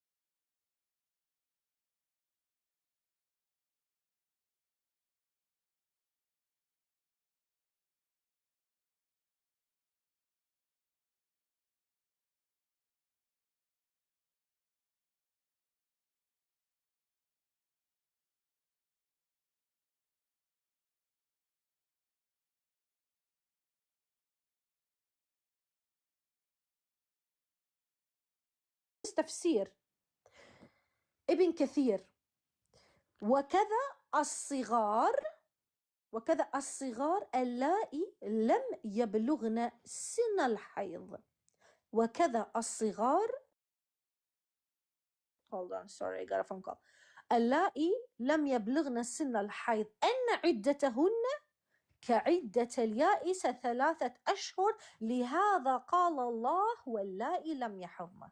So this why the verse is talking about little girls who has not yet. No, shut the fuck up, liar. The verse, this is Tafsir Ibn Kathir in original language. It's not even original. Allai lam yahadna. Little girls who has not yet reached the age of menstruation because of their young age, their iddah is 3 months, like the women in menopause, 3 months. That means that this little girl has been effed, has been married and has been effed by a Muslim bola and has been divorced, and she has not yet got her menses yet. She could be 8, she could be 9, and she needs to wait 3 months, just like the women in menopause, 3 months, before she can marry some other new bola. And that new Bola wants to F her Can again. we Maybe speak she now? got We've her been waiting. No. Answer this. Answer this. Why are you both lying? Why are you lying? You're not letting us talk. Logical for the fifth You time of are asking. liars. Can You you are address? liars. Can you address You what are Bayek fucking liars. put on So the I brought a screen? hadith that Logical. he said I'm You lying. are liars. Really? You Logical. Mufasa, Logical. Mufasa. We know what you're trying to do, Mufasa, Logical. no, I'm not gonna. No. No, they are Mufasa, mad. They are you mad. are the biggest Anyway, I have liar. to go for Juma, guys. Yeah, you run away now, Logical. little Assalamu alaikum wa liar. Go on, run. rahmatullahi Go on, You run. are an Mufasa. effing liar. I'm You're gonna a go home liar, as well. Mufasa. So Yeah, Yeah, you have yeah, to go, because man. we It's know time, you it's time for can't Juma. answer. It's almost time for Juma, bro. yeah. Go pray to your Run. You want to pray let us talk, for Razan? your You want to let us talk? for your Logical. You had fictional plenty god. of... One sec, Razan. Logical. You can talk if you address what Bayek brought up on screen, rather than running here, there, and everywhere. I will address it. Well, Relax. address it then. I've asked you for about Address the on the 7th screen. time. Okay. Give me time to What's on talk. your screen? Razan, give me time to talk, I Razan. want you. No. Hold on. I want you right now to say Ibn Kathir on Ibn Kathir. That's what I want you to. I want you to spit on Ibn Kathir and say, Yeah. "Fuck you, Listen. Ibn Kathir." No. Razan. No. Let me I speak. want you. No. What I want you to do right now in front of 100 people, I want you to spit on Ibn Kathir's grave. Yalla, I want you to do that because Hey. No, hold on. This is Ibn Kathir. This is what you have on the screen right here, Ibn Kathir, and he is telling you this verse is about little girls who has not yet menstruated. I want you in front of 100 people to take a big loogie from your mouth and spit it on Ibn Kathir's grave. Say, Right, "Pooh, Razan, عليك Razan, Ibn Kathir." No. Razan. Do that. I'm gonna have Do to go, that. Razan. If you are honest man, hold on. If you are an honest man and you are against child marriage, you would spit on Ibn Kathir right now in front of us. You would piss on his grave. That's what you have done. Yeah, that you should do. If you're a real, truly honest man. Because you just said you condemn child marriage and you do not agree with it. So spit on his grave because this is his teaching. Spit on him. Come on, Logical, do that. Come on, Logical. We can't hear you. He won't do it. We can't hear you, Logical. We can't hear you. He won't do it. He wants to avoid everything that Bayek brought up, everything that you've just put to him, because he knows. He knows in his heart that it is all true. It is all true. No, we And cannot all he's hear doing you. here- We can't hear you. Okay, you won't let me talk. What's No, going on? piss on Ibn Kathir right now. Piss on him. See you later, guys. But why? He's telling you. Just said you condemn child marriage. You're not with it. But he's telling you right here in front of you on the screen that is allowed for men to marry and rape little girls. I want you to piss on him. What's wrong with that? He's not a prophet. He's not a prophet, right? He's not a god. He's not a prophet. He's nothing, right? So piss on him now. Tell him, "Ooh, عليك يا now he goes, Ibn and now they Kathir." go to pray. Oh, now they no, go he to go. pray to the person that allows this. Now he drops. Oh, See, yeah. See, this what happens when you lie. If you are honest, I wouldn't even get mad at you. I will try to have a conversation. But when you're gonna start your conversation with a lie, you tell me that you against child marriage. I show you on the screen child marriage. Ibn Kathir, Bayek, he showed you like 10 books from Muslim scholars all agree on graping and effing disgusting books, disgusting pedophilia books. You have even apologist. What is this fucking idiot? His name is Daniel Hakikatu. That disgusting, nasty pig. The fat motherfucker. That motherfucker, fat pig. On his YouTube channel, he was defending child grape. You have no balls. You have no balls to stand up and say this is our disgust. You have no balls to stand up and say this is disgusting. You couldn't even spit on Ibn Kathir. If I were you, I would spit on him. I do that every day. Every time I go, I was like, "Pfu ala Muhammad." I do this all the day. No problem. What's the problem? You spit on Muhammad. You spit on these teachings, and you say, "Fuck these PDF teachings." That's what you need to do. You don't come out here on panels and lie. You don't do that. Sorry, Scottish, very quickly. And just to recap, so when Bayek told him everything and he had his moment to reply, what did he do? He just sniggered. He just laughed, sniggered, didn't address what was on the screen, and then said, oh, look at this. Oh, Logical, bring this up. And neither of them, Dumb and Dumber, and you can figure out which one's which, neither of them addressed what Bayek brought on the screen, because they can't deny it, because it's all true. It's perfectly halal. So what they have to try and do is take the conversation elsewhere, another narrative, bring another source, and all they're doing is saying, oh, well, there's contradiction and there's discrepancy. They can't deny it. They won't denounce it. They won't address it, so they have to go elsewhere. And that tells you everything. It tells you absolutely everything. Sorry, Scottish. So this is like a video of how actually unashamed they are. This is a TV show of a little girl who is a 10-year-old little girl who's marrying this 23-year-old man. You know, I don't know if I can play it, if that's okay. Yeah, go ahead, Scottish. Sorry, Razan, you've got a restriction, but Scottish, play the video. Yeah, that's fine. So they're asking what attracts you to a minor 10-year-old girl. He proposed to her father. Hello everyone and welcome back to Somali Christian TV. Let's go. Let me see if I can. You guys, this is a segment to do. I'll move it on. Stick around after the video and I'll explain how. Roll the clip.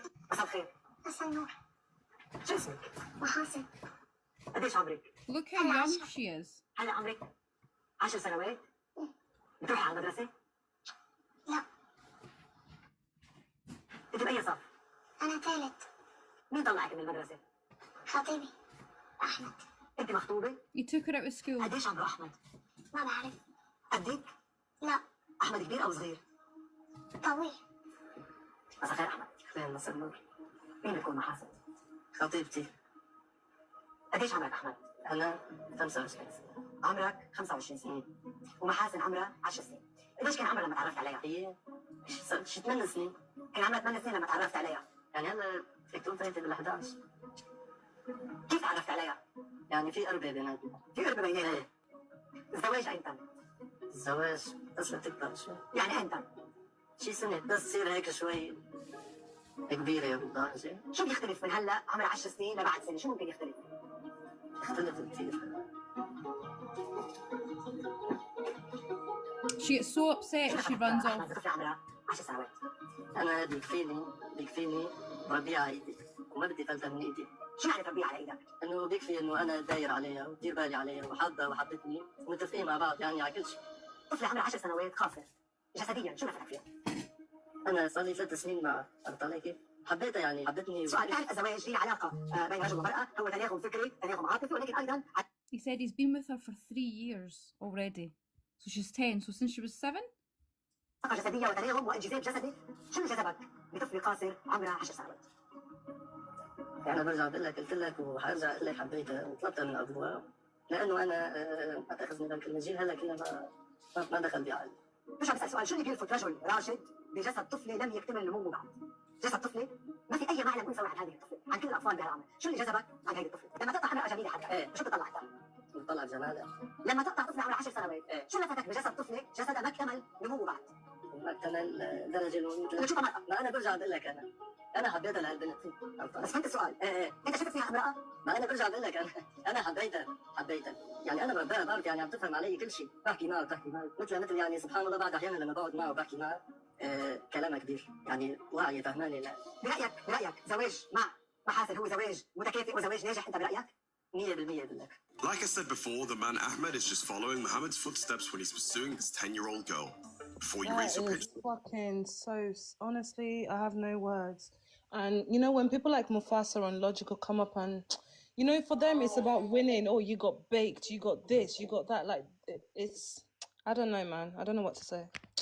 Like, that makes my heart hurt. You know, I've got daughters, and the way she runs off, she's just, you can tell she doesn't want it. And he never said he proposed to her. He proposed to her father, you know, and he took her out of school. So now that's her life done. And he wants to raise her. That's his logic. I want to raise her. That's how it's meant to be done Islamically, to propose to her father. And the issue that I've just noticed is him, the bearded ass, disgusting human that he is. He says that this generation of women are not good enough, while he's married to a 10-year-old. Good day, all. Absolutely vile, honestly. Bobo, is it me or is he lagging? I think he's okay.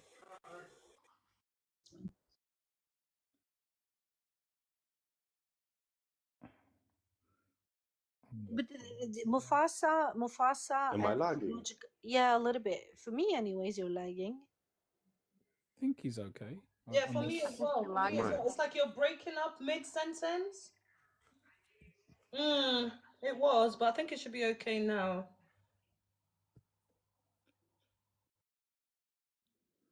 And you see, they have to run when Razan just puts them on the spot.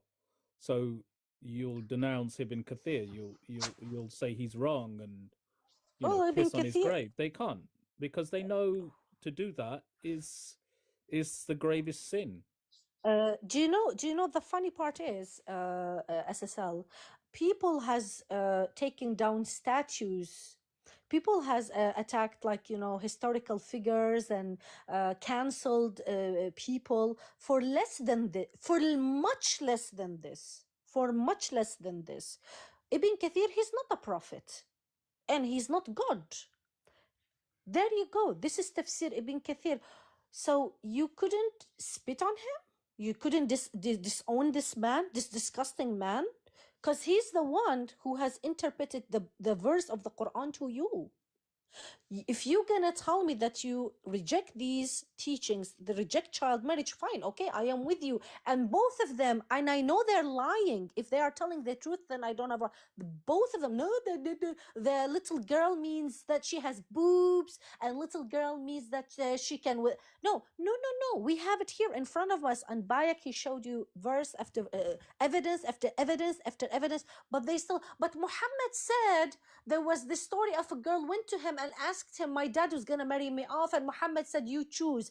Therefore, there is no child marriage in Islam. Are you dumb? Are you stupid?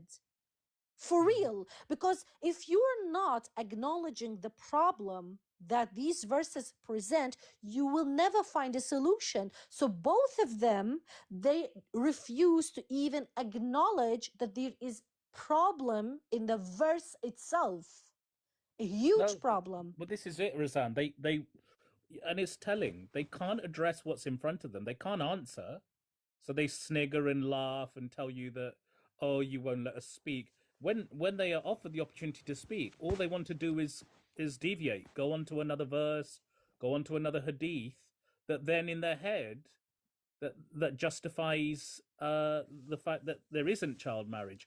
But we all know that doesn't. What he brought up was something completely irrelevant and logical. For logical, he's been here so many times to go with the low tier of 4-6 when he knows exactly that it's nothing to do with marriage, it's nothing to do with intercourse, it's all to do with something else. Just tells you everything. They're gonna pray. Sorry, Scottish, go ahead. Sorry. What they're trying to do is prove that they're trying to prove, and I put that in inverted commas, that a child isn't what we think a child is. That's what they're trying to constantly. That's what I've noticed. They're trying to debate with us the fact that we are setting an age limit when we are not. We're talking about how we have scientifically proven that the damage that physically, mentally, and emotionally this does to children, and they're trying to disprove that. They don't seem to think that we have the answer when they really don't have the answer. But that's good also, Scottish, because as you said, they think that, oh, but define a child. What is a child for you? Suddenly we're being gaslighted and we don't know what a child is anymore. And he's like, but me 15, when I was 15, if I live in Mexico, then I'm not going to be the same 15-year-old if I live in somewhere else. And I'm going to, no, you're a child.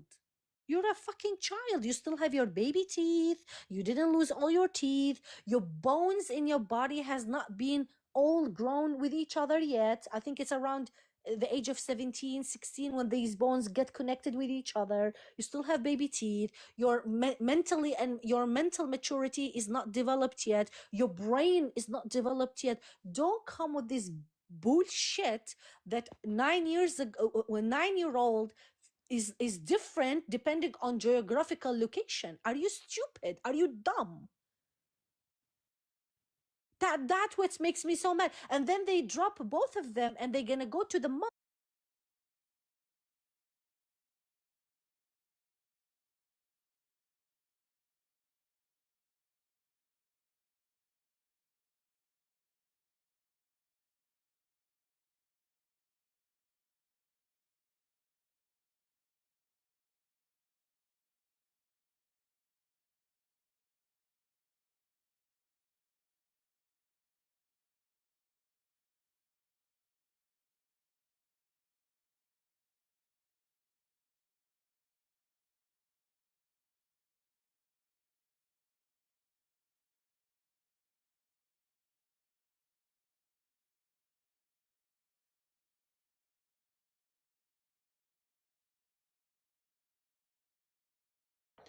Guys, I think I'm gonna call it a day for now. I need to find my insurance in it. I need to change my vehicle over. So I've tried to do it online just now, but it's not working. So I need to quickly call them. Voila. Yeah. Thank you for having us. I'll come live again, definitely.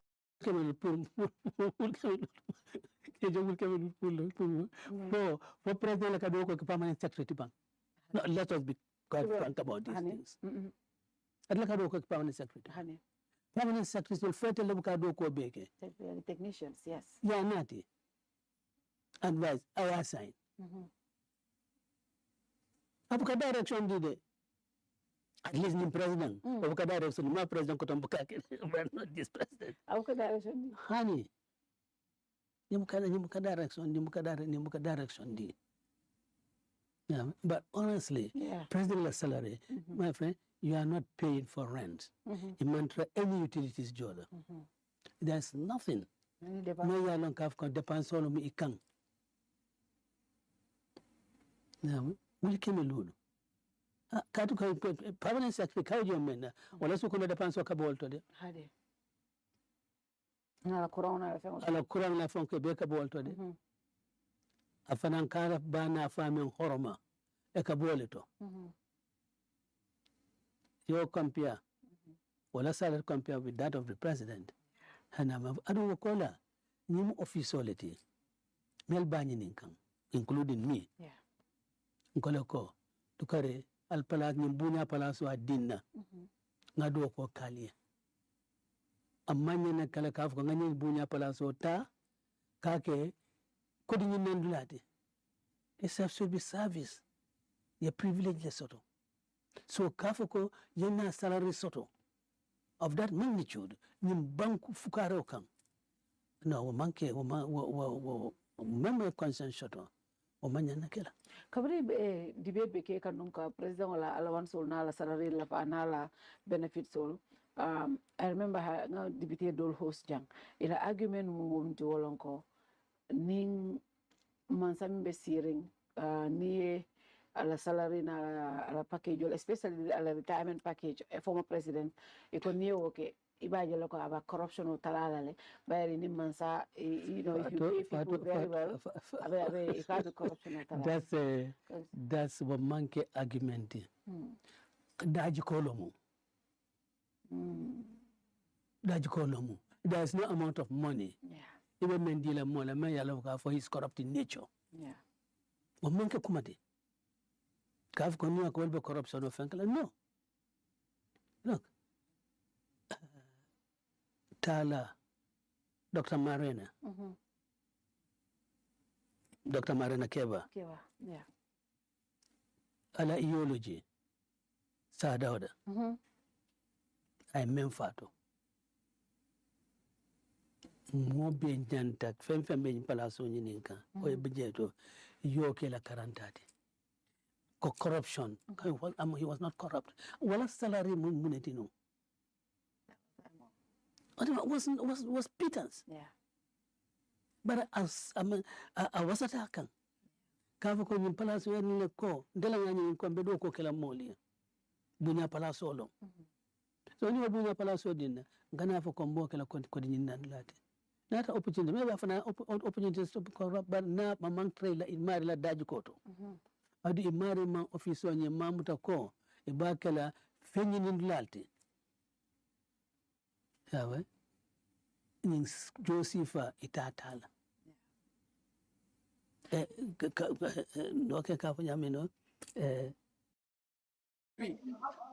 munta wasin ga operate ko deret bi jeex deret nak xaalis amul pour jënd deret bi xale bi dee dafa daw yaram xale bi kii amul any good life kii dafa ñëw si àddina bi ñu toroxal ko ba mu dee bu ñaaw tamit kii foog ñu xeexal ko Gambia boy kii foog ñu xeexal ko kii dañ ko war a fajal biir Gambia boy ñi dañuy wax ni 1 week after mu dee 1 week rek lañ koy wax after mu dee Gambia dina am luy justice man duma ko bàyyi these people don't even know justice fekk góor bi teewuñ ko duma ko bàyyi kii dañ ko war a téye waay man dama fa ne comme si koñ bi la nii rek wala nekkate kii onkulam la onkulam bi la hippopotamus naka la xale bi tudda because ñun dañ war a binda justice for naka la justice for Aysatu waaw baax na dinañ door campagne bi fu mu nekk door leen campagne bi pour suñ doom yi kii su war a mi doom la masha Allah we are so grateful maa ngi wax rek su fekkee ne yow góor nga wala su fekkee ne yow jigéen nga because jigéen yi sax léegi dañ dee def lii doomi jàmbur yi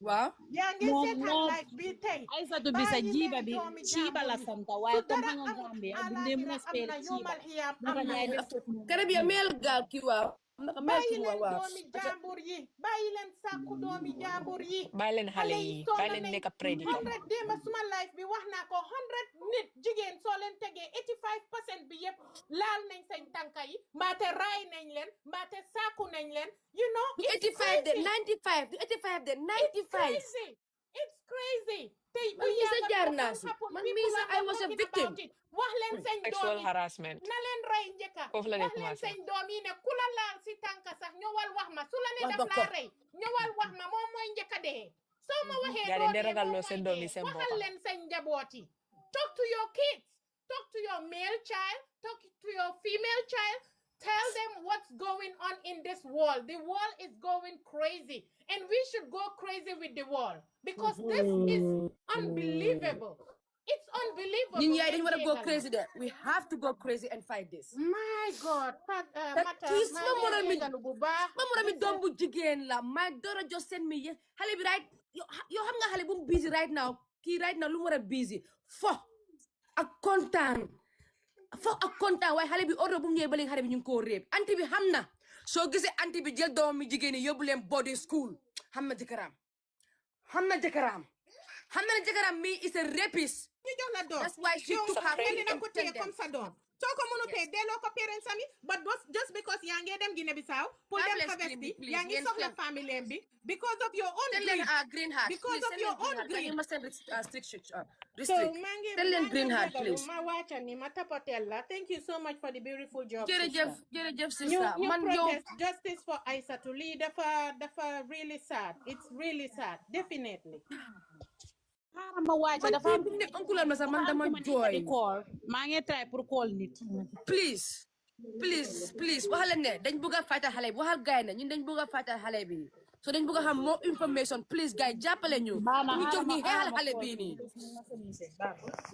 gis soo war a mi doom bu jigéen la suma doom bu jigéen bi right now mu ngi am si 14 years February ki soo war a mi doom bu jigéen la so ki dañu am pour faytal ko biir Gambia dañ ko war a faytal xaw ma turam sax xaw ma evil maay mi naka la tura sax ma may leen ngeen wax aca pretty si kaw ak yooyu noonu may leen ngeen wax kii dafa soxor waaye kii dafa soxor trop ba pare mu daw ba pare anti mi ngeen war a lijanti anti mi ngeen ko war a arrest the auntie she knows you know why if you can take all your kids you send all your kids to boarding school and then you leave only one child in the house then you know who your husband is you are a very wicked auntie yow auntie bu soxor nga yow sa maasi anti moo tax yow kenn du fonkat anti yow anti bu bon nga yow anti bu soxor nga yow yal na la yàlla xalak balaa ngaa dee yow anti bi yow yaay ku soxor ki yow anti bi yow sa mbokk isi la doom bu jigéen yaa ngi nekk jigéen yaa ngi nekk jigéen nga xam jigéen ak jigéen num sonee biir Afrika yow nga jël sa doom yi bu leen boarding school nga bàyyi xale bi si biir kër bi man suma doom bu jigéen sax man duma la bàyyi suma jigéen si biir kër may tukki I will never leave my daughter of 13 years old with my husband alone talk less of an uncle seen doom yi jigéen soo naa tukki yóbbu leen soo naa dem xew yóbbu leen soo naa dina dem marché su nekkee you live in a family compound whereby everybody is there and you have only one daughter. If you are going to market, pick your daughter. If you are going to ceremony, go with your daughter. Go everywhere with your daughters. Don't go and bring your daughters to family members because you want your daughter to go to school, blah, blah, blah. Stop it. Tell and send domi jigeni. So le munte am jigi school fees ngen bay sen jur yi ngena jur rek. Te dole ame boy Africa da ngeen ñu sonal way. Da ngeen sonal jigeni dara biir Africa.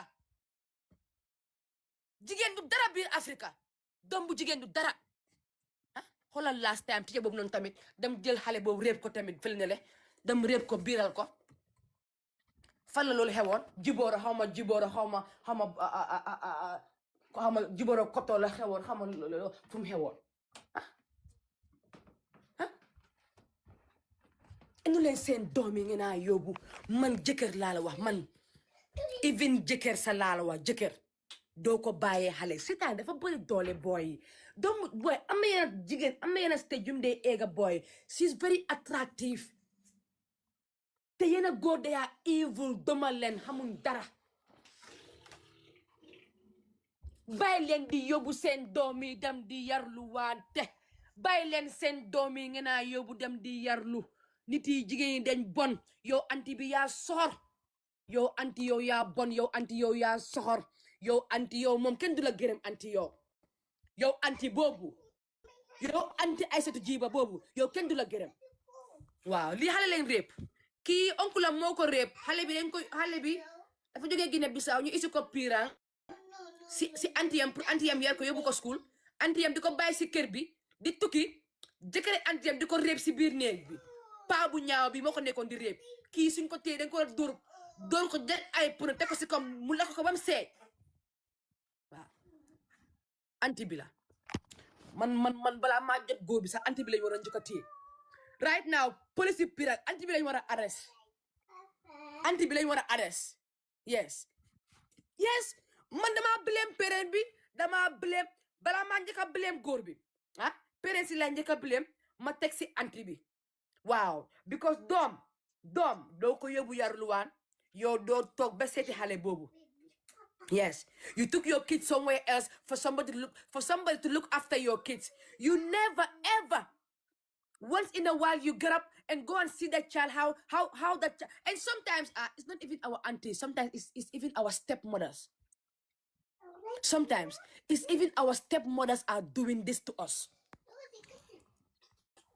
Evil yi ngeen doon góori paccax yi ngeen doon caga yaa nga bëri jigéen yaa nga bëri yow laaloo jigéen laaloo dara loolu anti yaa ngi egg ma nga ne yaa ngi egg man lu ma mënut a understand moo nekk nii xale bi ba mu biiree ba 9 months xanaa pédis yëg ko de jigéen bi yëg na ko daf ko doon nëba ak ko nëba yaay ji jigéen bi daf ko nëba yaay bi xam na ko si biir néeg bi waaw jigéen bi xam na ko because man jigéen bi mu kii mu ngi wax ne mu ne jigéen bi mu ne bu mu ñëwee dafa forcé xale pour xale boo ko ne kam moo ko biral yow lay forcé xale pour xale bu laaj ko because yow obviously war nga xam ne yaa ngi bàyyi xale boo xam ne doom bu jigéen xam naa ne ku dem xale bi góor bi daf ko tegal ne ko la soo waxee ma rey la loolu la wax loolu lañ wax waaw because ñu ne anti bi dañ yóbbu suma fit bi suma doom bi laa jógee ko léegi mais képp ku la jege mais su ma de marié mais bu leen dee de képp ku la jege ko ma nga wax ma ko muy bàjjen muy nijaay muy parce que nit ñi den sick nit ñi normal la tamit anymore mënu understand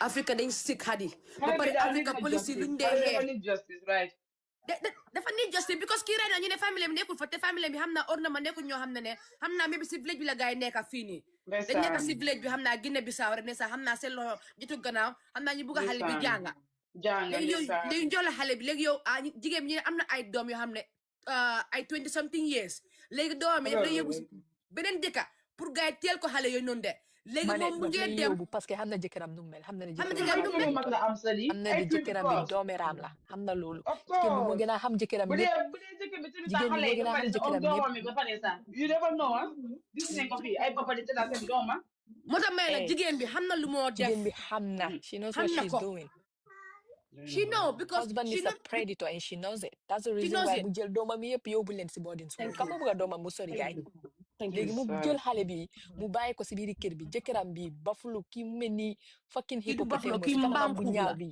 kii kay comme criminel kanamam bi bu xam te moo nuroo rebelle yooyu noonu mënuma ba pare yow yaa ngee bàyyi xale bu am 12 years de si biir kër ak sa jëkkër yaa ngee tukki yow soo ñëwee investiguloo xale bi nga laaj ko ba pare naka nga bàyyee xale doom bu jigéen si biir néeg ngay dem ay mons di ko bàyyee ak ay góor nga bàyyee ko sa jëkkër de sa jëkkër bu na may leen kii antiyem xam na kii antiyem xam na ne jëkkër xam na ne right now mu ngee wóor mu ta jël jëkkëram sexe jëkkëram bugg na sexe soo mu ne léegi xama jël doomi jaamu xale bu ndaw teg ko fi waaw ma teg ko fi muy satisfaire sama jëkkër loolu la because Hadi Africa nuñ gaawee ni xam ne ku biir naka la xale di biiree 9 months nekk si biir kër xale bu ndaw sax kooku change sa moo war a gën a gaaw thank you 9 months ci liñ nekk kooku doo xam waaye xale su change war nga koo xam non jigéen bi dafa soor normal Africa jigéen bi dafa soor jigéen bi natalam lu tax mënuñ ko am jigéen bi natalam leen war a am jigéen bi natalam dañ ko war a am dañ war a am natalam bi jigéen bi dafa soor de man jigéen bi laa gën a blame waaw fu mu nekk nii kay dama xam ne léegi understand naa story bu baax wolo ko parents sami ak su ko parents sami ñu xol la gay déjà pour def xale bi Hadi xanaa gis nga bu xew Nigeria nga ko nga wax parents sami xoolal bu xew Nigeria bi tamit yëpp gis ngeen ko bu xew Nigeria tamit ni the same thing la xale bi dafa dem wax kii naka la tuddam kii de kii dañ ko isi woon mu yar luwe soo def nga si kër nekk mu yaru si kër bi onkulam ak doomi onkulam bu góor ñoo ko nekkoon di réeb si biir kër bi léegi nag moo ko doomi onkulam bu jigéen yaa ngi gis de doomi onkulam bu jigéen da moo ko yaayam gaa ñu ne ko mu noppi si biir kër bi léegi nag gars yi di ko réew après kii nag taxaw Nigeria xale boobu noonu moom tamit xanaa 12 years la xam nga 13 years la kooku tamit si gannaaw xoolal xale kooku dégg naa si gannaaw lañ ko si gannaaw lañ ko tuddoo dégg naa xale dégg naa kooku gannaaw lañ jël ko yàqal ko yeah from 8 years old to 13 years old kooku birut de kooku moom gannaawam bi lañ nekkoon tuddoo gannaawam bi lañ ko nekkoon tuddoo gannaawam bi muy si loolu dañ ko doon drogue dañ ko doon drogue dañ ko doon drogue kanam dañ doon jël ay bagage du ko dugal si kanamam tamit damage xale bi yaramam bi yëpp ba xale bi di tuub boppam di soo boppam góor bi fu mu war a daw loolu laa mun ta understand suñ demee kii close family mi dina génn si xam naa dugg na Gambia dugg na Sénégal wala comme ni ko Gambia nga dafa mënta liggante ñu taalam bi suñ ko teyoon si boode yi dinañ ko liggante teg ko si boode yi waaw si boode yi foofu la mën a jaar yow ga Afrique léegi loo fa bëgg a liggante dañ ko mën a liggante suñ liggante am na bés maa ngi dem Gambia maa ngi taxaw xale bu ndaw paa bi di ko eb police yi xoolal police yi taxaw di ma laaj about driving license de ma ne gars yi ne dinañ maa taxawloo about driving license moo tamit nga xam ne tey laa ko dina aw ma kayit waaye xool leen paa bale bu enu xale bale di ko yóbbu de waxu leen boobu noonu gars yi faale bu ma sax may leen lii moo tax Gambia bu pédophile because yéen a ngi taxaw si check point bi de paa bi mu ngi ñëw amaa xale bi appointment xale bi fu mu taxaw ak ki ko gis xam ne amul 16 17 years paa baa ko yóbbu de waxu leen si dara te paa bi mu tam bi private nakal tudd it's a government car waxu leen si dara waaye di nga ñu stop ay kayit ñoom it's normal xale góor yi paa yi góor mu nekk any lifini jigéen moom lu ma understand any age it's normal waaye seen doomi góor yi suñu bëggee taka meer ñu ne ñoom duñ taka meer waaye seen doomi jigéen yi moom any góor mun na ma tuddoo seen doomi jigéen yi non Africa mentality buñ am mentality xam nga lu ma jaaxle Mata xam nga lu ma jaaxle do you know that 90% of Gambian kids have gone through sexual harassment of course 90% suma diggante ak yàlla 90% I'm telling you this suma diggante ak yàlla I'm telling you manela man am a victim man suma ustaas man it was my ustaas moo tax ma la Gambia su nekk sa ustaas sa tija la o sa oncle la si biir kër bi o sa cousin la si biir kër bi or even your own dad in the house yeah So Africa, 95% hale yep, they have been through it. They've It's been either the through ustaz sexual or either harassment hale or si sexual koñ bi abuse. or either sa uncle si biir kër bi. It has to be somebody because they always tell us to shut up.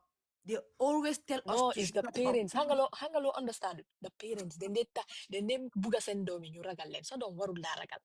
War na la respect warul la ragal. The kids are scared of them. Moto du ne am fit waxtaan ak gaay. Sen domi dañu wax ak gaay dañu ne yow lan la lo may oye. You understand what I'm saying?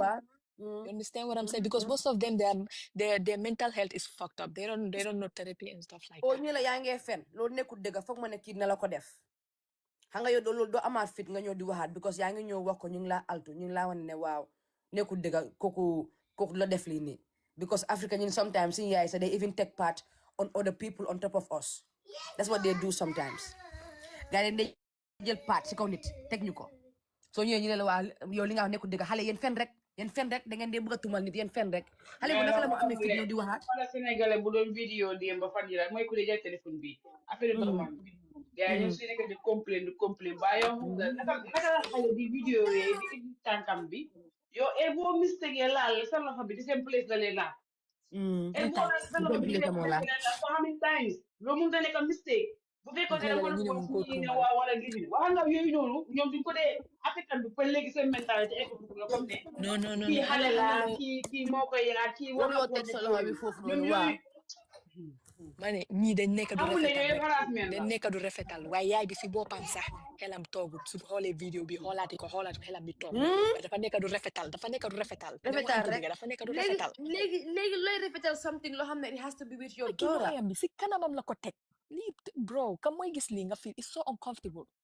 vidéo bi soo koy xool dang dee uncomfortable non because of lii la Africa lii rek la noppi bi lu nekk dañu la noppil bul wax na dama lu nekk dañu la noppil bul wax yow da nga nekk si biir kër bi sa oncle réep la sa ñu la noppil sa oncle la sutura ko noppil loolu moo tax lu nekk sutura for exemple comme naka la tudda sa comme xale sa sooy ñëw di boole too much ñu ne la waa xale buy boole too much su yàggee di nekk fenkat bu dee boole too much understand nga soo léegi pour la xale du boole so xale boobu soo ko joxutee comfort pour mu déglu la naka every time su boole su yàggee du ñëw mu wala anything du ñëw mu boole la wala no more dafa toog mu nangu ñu ko teg lu ko ne mu ne suma yaay man du ma déglu doo si mun dara wala mu ragal koy wax sax so moo tax is high time jël seen doomi jigéen yi booy jël leen jege xale yi di wax xale yi ne buñ ragal xale suñ buggee boole ñu bàyyi xale yi ñëw di boole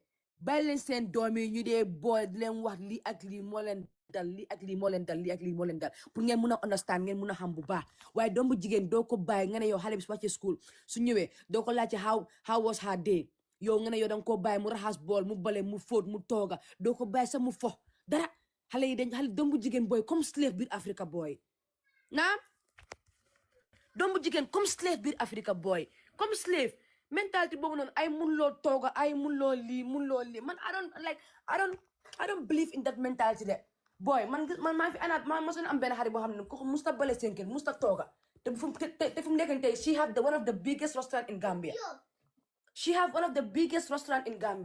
te musta toog kër ndeyam mu tooga mu raxas bool waaye dañoo nekk Afrique di seen doom yi di leen forcer ay raxasloo bool di leen forcer liggéey di leen forcer xale duñ dee mën a am seen time seen boppa to focus on themselves nothing xale la ñëw xëy suba teel di liggéey time bu laa dee ma time ma nekkee xale if I can tell my mom the only thing I was missing from her is to let me sleep when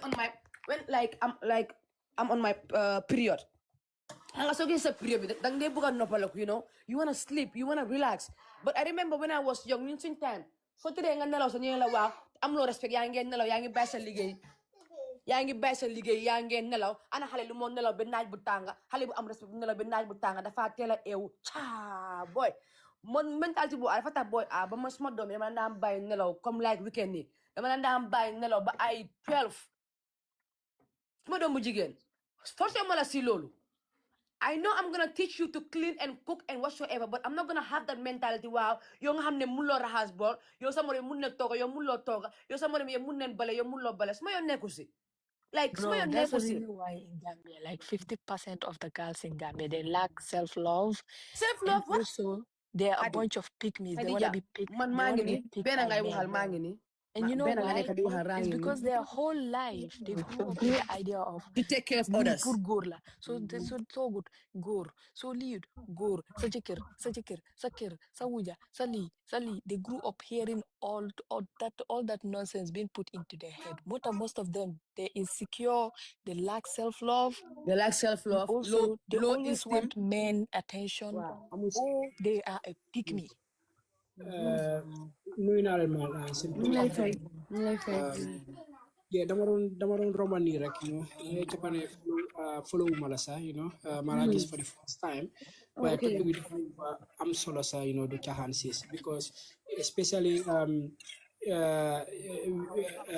when it comes to the female child so Gambian society xam nañ ne dëgg la 94 or 95% statistically ñoo nekk julit the rest dañoo nekk nasara wala Christian ak traditional yooyu noonu waaye in this case justice for Aissatou sister bi nii wala xale bi nii xale la of course 13 to 14 years 14 years so according to the report kii dañ ko rape waaw dañ ko rape so naka jabari jëkkëri antiyam moo ko rape you see so kooku noonu ana koto boobu noonu fa lam nekk is it at large wala naka la fa demee no right now dafa daw because of ne comme dafa nekkoon si kër anti bi so anti bi daf taan tukki di bàyyi xale bi si kër bi ak oncle bi so the uncle was raping the child all this while so bu mu biiree tamit gars yi ñu bàyyi ko fa ak biiram bi pour ñu ne gars yi anti bi mu ne daf doon def investigate pour xam ne kam moo biiral xale bi so ñoom balaa gars yi dem de ba di find out who got her pregnant that's when she went to have baby and die man I don't believe all that. Wow. I don't believe what the auntie said. I don't believe that. I believe the auntie knows everything and she was just letting the man to do whatever he wants with the child. Waaw loolu tamit mun naa am nag mun naa nekk tamit otherwise waaye nag bu ma demee Watson Gambia straight fekk yéen a ngi doon wax dama check story bi nii like word by word so gis naa ne kii ndekete dafa am discipline xale bi nii Aissatou Jiba dafa am discipline school bi mu nekk di dem so like compliment yu mu nekk di am from neighborhood bi loolu dafa wane ne kii xale bu baax la woon okay so kii nii dañ jël life am bi from her just like that okay loolu am te loolu xam nga rek dañ ko war a fight koto bi ni dañ war a gis ne gars yi fu munti nekk ñu collect ko asi ko ñu face justice ñu try ak anti bi tamit ak anti bi bu leen bàyyi anti bi de duñ bàyyi anti bi de anti bi tamit pour ko questioning dañ ko war a investigate ñu question ko seet she is complicit waaye nag sister gis naa tamit dina leen ne somewhere ne xawma kii school bu mu nekkoon di dem like a church school lam nekk di dem fi nga xam ne pastor bi sax daf ko jox it compliment and in fact balaa xale bi nekkut school bi la sorry nekkut school bi la nekk di dem church comme daf dee dem si church boobu noonu waaye church bi comme moom moo dee bale foofu noonu di def lu nekk everything foofu so pastor bi daf ko like xaw ma na understand maa ngi jógee wax ak gaay waaye comme ku ma nekk di waxal kooku mu ngi si liggéeykaay daf ma ne su wàccee dina ma call moom laa di wàccoon pour dem waxal anti bi si boppam mu ngi tudda saaba la tudda jigéen bi xam naa ko ak góor bi yëpp Carlos xam naa leen ñu ngi amee doom yu mag ma ne la beneen doomaam bi man ak moom ñoo nekk morom doom yu jigéen yu mag lan moo tax reebut doomaam yu jigéen yooyu mu dem di reeb xale bu ndaw bii ni te doomaam yu jigéen yooyu noonu ñëpp ñeneen ñu ngi manjaay keneen kaa ngi laati kundaa jaamaan keneen kaa ngi ko ñeneen ñaa ngi kóotu amul benn doom amul ñaar ñetti fanaan ñeneenti doom la am yu jigéen sax lan moo tax reebut ñooñu noonu yëpp lan moo tax xale yooyu tooguñ piirang moom jigéen bi jël doomaam yi mu tasaare leen ba pare jël xale bu ndaw boobu noonu teg ko biir piirang kooku di ko liggéey léegi ana jigéen bi right now xanaa arrêté ko xam nga arrêté suñ ko loolu laa bëggoon a wax ki waaye moom lay war a arrêté nag mu ngi nekk di liggéey jigéen bi lay war a arrêté ko bu mu xamee loolu noonu si la daw xale bi sax ñu ne ndekete du daan dem lopitaan yaa ngi gis ñu ne xale bi du daan dem lopitaan ku ma doon waxal léegi ni kooku mu ne ma xale bi du daan dem lopitaan kooku mu ne ma xale bi dafa over sofa foofu noonu anti bi la I'm gonna blame the man anti bi la parce que bu la xale bi waxee ne sa jëkkër moo ma biiral yóbbul xale bi lopitaan nanguloo yóbbu xale bi lopitaan nga toog ba last minute nga door di dem nga ne dangaa dem police pour dem boole sa jëkkër anti bi la yeah anti bi la we anti bi la anti bi have to go to jail for life the auntie have to go to jail for life waaw ana léegi ana liir bi foog naa mu ngi fa Emily laa nekk di waxal waaye xam nga moom lifin la comme moom noos la mu ngi si lopitaan bi mënut a wax téléphone sa bu baax mu ne ma ne xaaral ma call Titina su ma ko amee moom dina la call waaw soo leen paree su nekk gars yi mën nañ ma add sa Facebook TikTok sa ñu wax man tamit sa wala ma jëla sama contact gars yi call ma tamit ñi am moo kii ko bàyyi kii foog ñu ñëw Gambie ñi fajal foog ñu ñëw Gambie ñi fajal ko foog ñu fajal xale bi because lii su yàggee dama ragal lii su yàggee dafa seeda it's gonna be a cold case te lii di ko bàyyi mu nekk cold case it's not gonna be a cold case yes kooku di ko wax ne kii doomi góor bi la doomi góor bi la so Carlos mu ngi amee doom yu mag yu jigéen lan moo tax su fekkee dafa bugg a teddoo doomi jàmbur nañ njëkk a teddoo doomam nu mu tudd Carlos góor bi nu mu tudd Carlos yow ku soxor nga Carlos yow ku bon nga Carlos yow ku doxaan góor bi Carlos la tudda jigéen bi si boppam Saaba la tudda write down his name, write down the wife's name, also get the wife's picture. Yes, kii dañ ko protest because ñun suñ doomi jigéen ñi kii xale bi is 40 years it's just like my daughter's age. The wife's name is Saaba. Let them see there. We're going to open a group chat. We're going to put protesters there. We're going to put a discussion. Because Gambia da nga naa jaay jigéen ñi jóg leen di protest bullshit. Let me take my book. xam nga Gambian men yi dañ war a over ma fa boole suma fa dañ war a bàyyi suñu xel sax you know yow góor gi yow yaa ngi over mature waaye yow how come si yow doo dee am feeling site yi beneen jigéen xale bu ndaw nga dee feel xale bu ndaw yow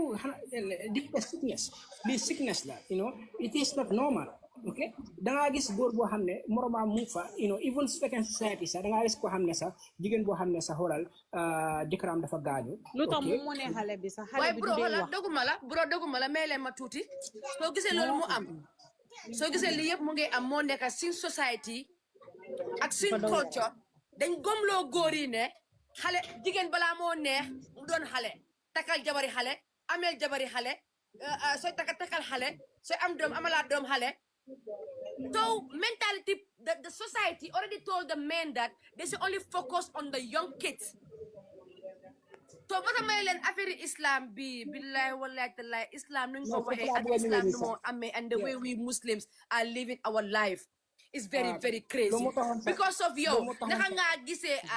Like for example, like in this world, Africa, you go so takal virgin. Hanga Africa lu leen dewa so takal virgin takal xale nga mën a yar takal virgin so góor yi bëgguñ màgget Gambia so amee sis yaa ngi wax ne idea boobu noonu culture thing la waaye idea boobu noonu is more to do with religion than culture sax because man kuma xam I have been doing that for the past few years okay so idea bi fan la jógee ko da nga gis ne religious in this case xaw ma ndax ñi family gourmet la waaye gis naa ne daal fii nii article bi fan la mu nekk Christian la waaw mooy gourmet gis naa ne foofu noonu pastor bi asi nañ fa waxi pastor bi okay pastor bi mu ne mu quote a Bible verse okay ban Bible verse la 1 Thessalonians 5:18 okay 1 Thessalonians 5:18 okay aya boobu noonu lan la wax verse boobu noonu lan la wax lu mu wax moo nekk ne give thanks in all circumstances for this is God's will for you in Christ Jesus so yow anything lu la dal rek you have to thank God. You have to give thanks. It's a faith la. It's normal. After I study, what the fuck is going on, man? Religion, mo ñu ka scam Africa. Religion, mo ñu ka scam bir Africa. Yeah, man. Because hanga bro te la la fi njëkka wax te balaa ñu mu commencé stop bi comme ñun assez jigéen. Comme ñun assez jigéen. Okay, ga ñu si culture bi ak si religion bi for exemple ñu ne waaw comme jigéen xaaral ñu dog seen clitoris bi pour bu leen am too much feelings for men and then secondly yow nga ne man jigéen la waaye suma taar sëy la te sëy is sex in Islam because that's what Wolof calls sex sëy because sëy mooy sex léegi nga ne You're gonna sex is my beauty. But first of all, you went to cut something lo xamne ne man mo gëna war tax ma gëna enjoy sex. Nga dog ko. Nga gëna ko si man. Nga dog ko. In Christian, Ba pare nga ne ma, ba pare nga ne ma doguma la xaaral rek mata in Christian amuñ loolu say it in noonu. English. No. Jigéen pour mu dem lifin lel loolu amut ama góor yi rek a dee dem lel jigéen Christian yi dañ xaraamal jigéen pour mu dem ama lel bu mu dem lel waa waaye wala ñu waxe nga ñun suñ boor xam nga ñun 95% bi xam nga ñun Gambia 95% xam nga ñun la xam nga ñun juliti la ñu ko ëpp exactly so léegi yow nga ne ma xaaral ma dog sa clitoris bi because nekku sa beauty because loolu léegi nga ne ma ma say sex mooy suma beauty léegi nag yow nga dog loolu noonu xam nga ne man I don't have feelings for sex anymore I cannot perform sex like a normal woman because I'm not a normal woman anymore. You have cut something from me that is also part of me as a woman. You cut it down. And I have to enjoy sex with my husband because I am married. Okay, and now if I don't have the feelings to have sex, my husband is angry with me, then the angels are also angry with me. But why you cut my clitoris then? Why you cut my clitoris then? Allah himself, if Allah is a man, is angry on you. So you see, in fact, as a matter of fact, Sister Bilumfiwa, Caribbean, there is no single Bible verse who mandate FGM or FGC. Okay, why not?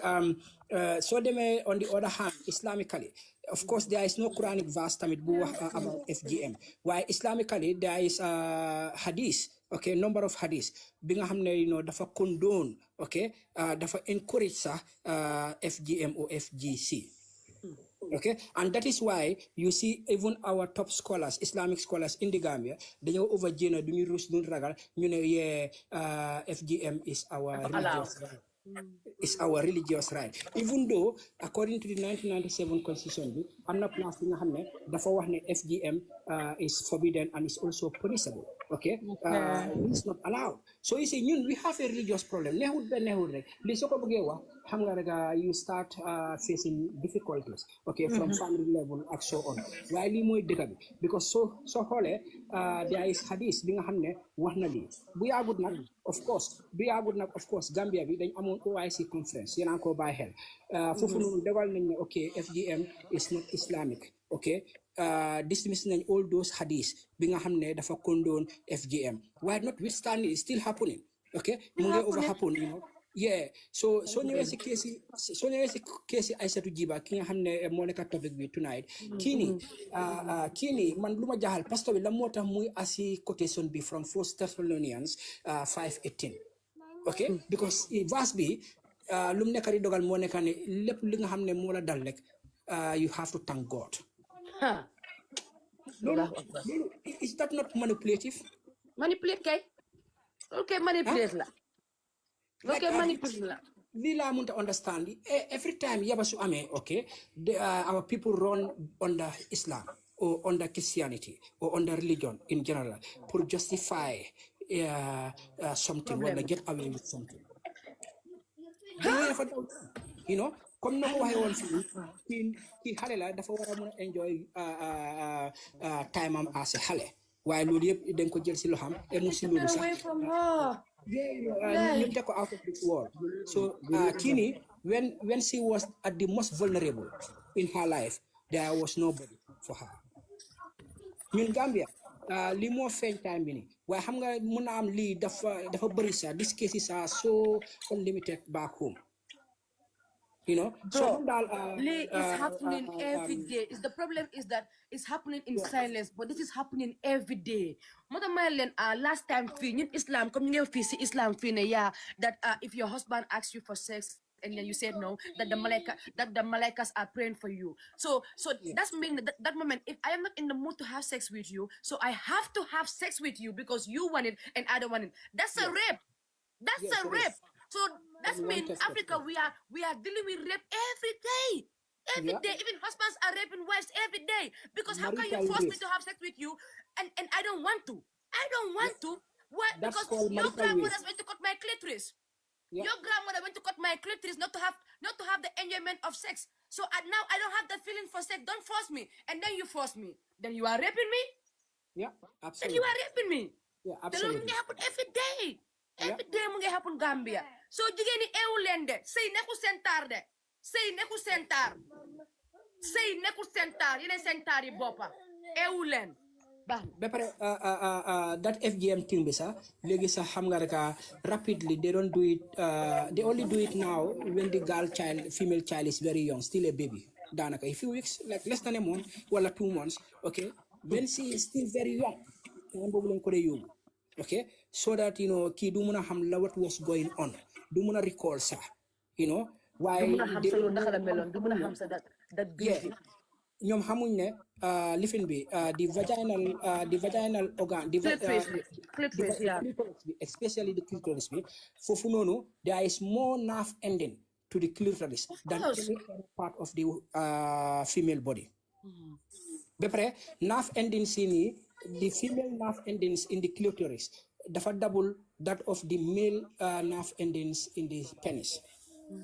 Daf ko double. ba pare dégg naa ñu ne moo dee waral comme nga dee nekk di xat xam nga man dama foogoon ne xat bi was natural ñu ne ma déedéet comme nit ku xarat daf tey nekk di xat rek loolu moo dee waral sooy am doom ñu la dee yokka muy métier ak yow nga ne man léegi oh no Africa dañu dem manipulate man how can you cut my clitoris and then you say that I should go and get married and married is my beauty but that clitoris is part of me su may am doom moo maa jàppale because dafa ibee ko ma jàppale su ma am intimis ak suma jëkkër daf ma gën a neexal ma gën a mun a sëy ma gën a mun a toog ma gën a mun a please suma jëkkër yow léegi da ngeen loolu si man nag ne daf si naa toog ba mu ba dee foofu noonu waa after nga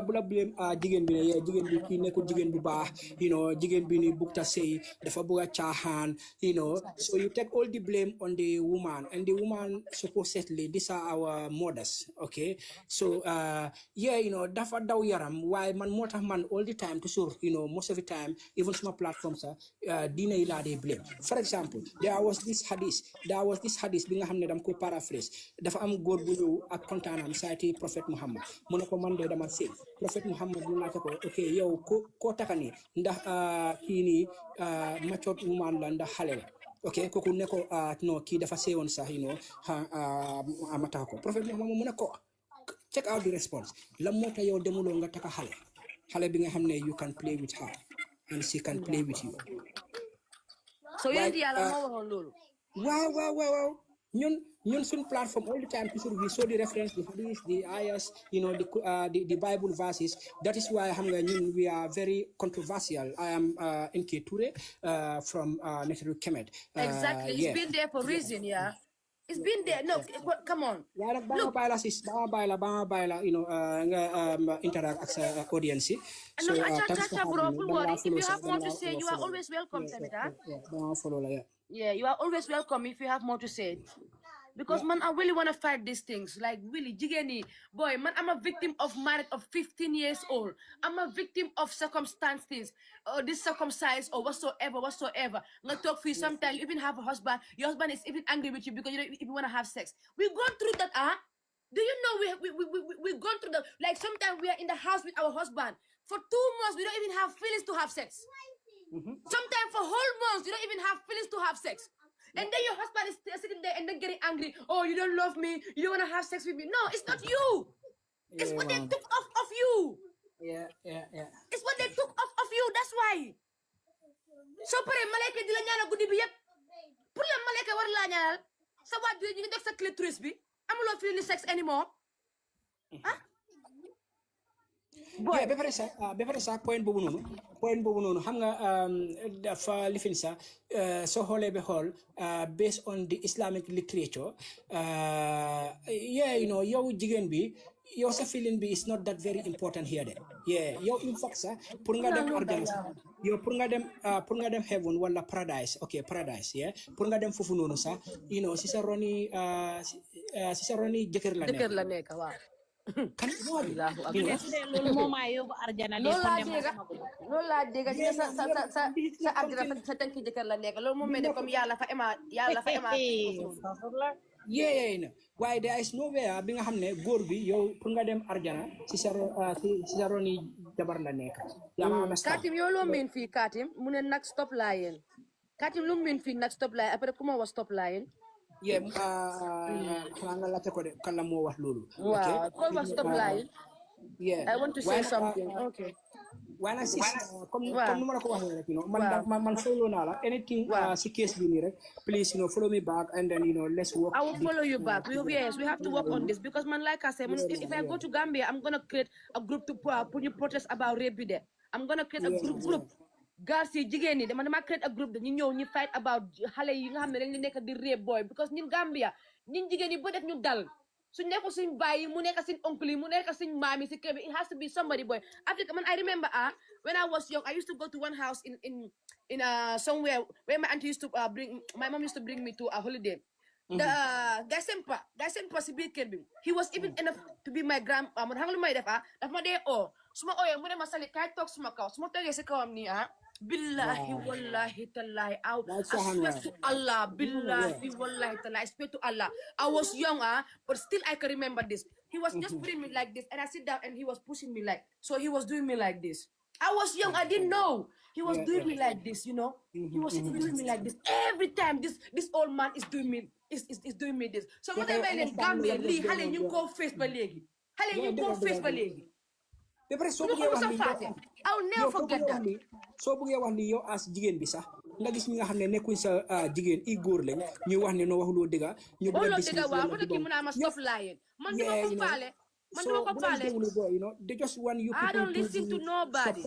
Okay, loolu lañ bëgg dina yi dañ ñëw pour suppress jigéen bi. Okay, dégg ko gannaaw yow Touré okay sooy ñëw di wax waxi islam na nga war a ñëw with accurate and valid information parce que tey loo nekk di wax fii nii yëpp yow sa bopp xam nga ne islam fu mu teg jigéen tegut ko benn religion tegut foofu noonu jigéen naay déglu ma parce que tey yaa ngi wax loo xam ne yow sooyuloo si 100% and tey islam su ñëwee si hadis am na hadis yoo xam ne dëgg la am na hadis yoo am ne ñoo xam ne gaay dégguwun woon na ko bina moo tax ñu ne tey sooy lifin si hadis yi nga xam loo xam ne dafa accurate and tamit dafa nekk digga parce que tey ñu bëri num fa dañ lay use wrong hadis pour nu mislead nit yi ak tamit nu jël islam def ko mu nekk like an evil diin ak yooyu noonu tey su ñëwee si hadis man lu ma laa wax nii anything li nga xam ne in fact there is not only a hadis the Quranic ayah sax moo fa nekk bi nga xam ne dafa wax about the ida moo nekk the waiting period for divorce for those women whose husbands died or they were divorced they should wait for 3 months ba pare 3 months bi moo war a determine ndax ñi dañ biiroon in the previous partnership or not. Okay, ba pare bi nii dafa wax ne si aya boobu noonu mu ne also the same 3 months moo apply si those girls nga xam ne they are prepubescent moo nekk ne gisaangu startuñ di gis seen period. So what are you talking about? Why léegi moom sister bi xaaral yow sister ma laaj la. To be honest anything that I say from the Quran and from the ayah. Why you def sa own decide? Sa opinion is your own entitlement. Xaaral maybe da ngeen nekk di mistake xaaral maybe da ngeen nekk di mistake Touré ak man lu ma nekk wax because ñi ma mu ngi wax ne where is the ayah that said women shouldn't enjoy sex and who says here women cannot enjoy sex? Who said it here? moo tax Gambia da leen dee déglu wax ngeen understand ko balaa ngeen dee contribute nga wax balaa ngaa contribute da ngaa make sure nga understand ko bu baax because nobody said here that man ma ne la moo tax Gambia Africa gaay ñi ne ñu sex mooy sëy because ñun olof yi suñ soo ne sëy mooy sex olof meaning of sex is sëy waaw soo déggee ñu ne sëy loolu la miin baax na Touré jërëjëf waay thank you foofu boo wax noonu understand na parce que loolu sa culture léegi xaaral ma ñëw léegi soo ñun Africa ñu ne ñu xam nga Africa gaay dañuy wax ne ñu ne sëy mooy suñ beauty te loolu lañu wax ñu ne sëy mooy suñ taar te du Africa te loolu la gaay wax waaw te sëy mooy sexe so dafa mel ne ñu ne léegi dafa mel ñu ne sëy dafa mel ñu ne sexe mooy sa taar si biir sëy xam nga sa jëkkër ñu ngi laa wax ne islam soo amee jëkkër sa jëkkër soo ko aayee sexe malayka ñu ngi la ñaanal ba suba loolu is one of the thing loo xam ne yow ase jigéen yaa ngi sëy warloo koo nangu moo nekk nga ne sa jëkkër ne nekkuma si mood bi tey because soo ko ne nekkuma si mood bi moom mu ne la bàyyi force maa ngi si mood bi yow nga bañ malayka ñu ngi laa ñaanal ba suba waaye ñun africans yi dañ génnee loo xam ne su ñun loolu moo waral ñun duñ dee enjoy sex ñi ma yaa ngi maa déglu bu baax déglu ma bu baax balaa nga comment waat fii nga xam looy comment ñin Africa dañ dog suñ coopere ñin Gambia soosay poli joolaay dañ dog suñ coopere ndax jigéen balaa nga enjoy sex rek coopere bi ne fa takkac yàlla moo xam lu tax mu jël coopere teg ko si kanami jigéen because teg na leen ak leen teg coopere ñun Gambia nag ñun soosey joolaay pële ñu ne ñun foog ñu génnee coppere boobu because coppere boobu noonu daal dafa am problème loolu soo ko génnewtee foog nga bugg a góor ñun Gambia Afrique loolu lañu wax soosey joolaay pële ñu ne coppere boobu fekk yaa ngi ko amee dangaa bugg a góor soo xaan jël coppere yooyu dog ko léegi nag yow nga jël coppere boobu nga dog ko nga ne kooku mu dem sëy nga jox ko jigéen nga ne mu dem sëy te xam nga ne yow sëy mooy sexe sëy balaa moo ne sexe bi neex ndax góori Afrique góori julit ñu ne waruloo koo aayee sexe léegi nag yow nga dog suma coppere bi fu ma war a amee enjoyment nga xam ne fu soo ko laay takki rek ma enjoy sexe nga dog ko léegi man naka laay enjoy ne sexe léegi nga bëgg a man every day ma jox la sexe te man awma lu tax ma war a am sexe boobu dog nañ ko leli nañ ko comme ndel fondong waaw nag Gambie ñoom dañ soxor Gambie ñoom dañ ko dee leli ba mel ni ndel fondong awma feeling ni sexe every day awma feeling sex every day yow nga bëgg a leen ma maa sex every day awma feeling sex every day waaye dégg la am na xam ne dañ dee understand wax dangaa wax duñ ko dee understand soo mu tax ma ne xaar ma wax ko mu understand ko because fii islam waxu kenn mu enjoy sex de soo gisee islam jël yàlla soo gisee yàlla mais jigéen coppere pour mu enjoy sex la waaye ñun Gambia suñ coppere dañ ko dee dog soo léegi naka la ñoo enjoy ne sex suñ ko dogee foofu laay waxee nag continuer non si tradition la parce que tey islam man foofu moom mënuma wax dara parce que man de man ñun demuloo soo léegi nag moo tax ma bugg a ñi ma mu understand because soo gisee yàlla mu ne pour ñu enjoy sex loolu moo tax yàlla may jigéen coppere yéen gis ngeen coppere ku ko laal nga bugg a dee foofu suñ ko laalee dangaa mel ni ku bugg a naaw yow léegi nga jëloo nga dog ko pare nga may ma jëkkër nga ne man naa sëy please ma jëkkër every day naka laa ko please every day amoon lu ma ko please léegi malayka yi di ma ñaanal ba borset waaw tam dëgg la moom ay waay yéen dimbale leen ñu waay seen religion yii ni affaire jigéen ba pare système ma mee la dëgg la islam wax na lu bëri si jigéen waaye ñun islam lu mu wax yëpp si jigéen yëpp da nga gis ñu def ko defuñ ko moo tax mel na la ne comme culture bi gars dañ jël jigéen yi seen yàlla lu mu leen jox yëpp ñu jël ko bugg ko ñu génnee ko exactly ñu génnee ko parce que tey soo gisee yëfi xaraf bii ni ak yooyu noonu yëpp góor yi if you don't understand the topic don't just come and write down something you don't know waaw soo egsee si topic nga dégg si wax dangay teey nga toog nga déglu balaa ngaa comment dangaa teey nga déglu nga noppi nga understand conversation bi moo balaa ngaa reply waaye yow nga dugg rek nga ne tel waaw kam ma ne islam buñ enjoy sex ku wax loolu boo déggee loolu waaye baax na léegi ñu delluwaat si xale bi si affaire réeb bi please réeb bi dama bëgg a ñun jigéen ñi gaam li nga xam ne jurkat leen please I want us to fight for this girl dama bëgg a ñu xeer xale yi ñu téye paa bi ñu arrest ko because lii dafa ñaaw ñu jël xale doomi jàmbur denkala ko ne ko téye ko pour nga yaral xale bu jigéen bi téye si yëpp taxaw ñu ne xale bi dafa yaru pasteur bi taxaw ne xale dafa yaru ñëpp taxaw ne xale dafa yaru yow nga jël doomi jàmbur di ko liggéeyloo di ko baleloo di ko raxasloo su guddi jotee moo tëra nelaw ëllëg moo dem school moo tëra nelaw am peace of mind tëra nelaw déedéet mënut a nelaw benn mbaam bu jógee fële am di mbaam xuuxu di egg si kawam di ko tëddoo ba mu biir ngeen jël ko téye ko foofu si biir néeg bi ak biiram bi yóbbu leen ko noos yóbbu leen ko lopitaan amul treatment amul péngu or na ma lekka bu baax nga bay ba mu bugg a dee yow nga dool ko yóbbu lopitaan yow sister yow foog ñu arrest la anti bi yow anti bi yow dañ la arrest yow anti duñ la bàyyi because yow anti bi yow yaa tax tey ba kenn du oluwaa jigéen yow anti bi yow yaa tax tey ba man jigéen laa waaye tey man maa ne jigéen dafa soxor man maa ne jigéen dafa evil jigéen dafa devil jigéen dafa evil ñun jigéen we are hypocrites we are evil of this world we are the satan of this world time bu jigéen dee maram jigéen moo ko rey time bu jigéen jooyee si biir néegi sëyam jigéen moo tax mu jooy time bu jigéen ñàkkee faram jigéen moo tax mu ñàkk faram time bu jigéen business am daane jigéen moo tax business am daanu kon nag si boxuma laa jigéen ñun ñoo bon ñun ñoo soxor ngay jur doom ak doom nu méttee nga nekk jigéen nga xam sa first day buñ laa disvirgin nu méttee yow anti boobu noonu nga ji xale bi 13 years xale bu ndaw 13 years nga bàyyi sa jëkkëri mbaam bi di ko tëddoo sa jëkkëri mbaam xuux bi di ko tëddoo yow anti bi yaa soxor yow anti bi you are a evil we women we society women we curse you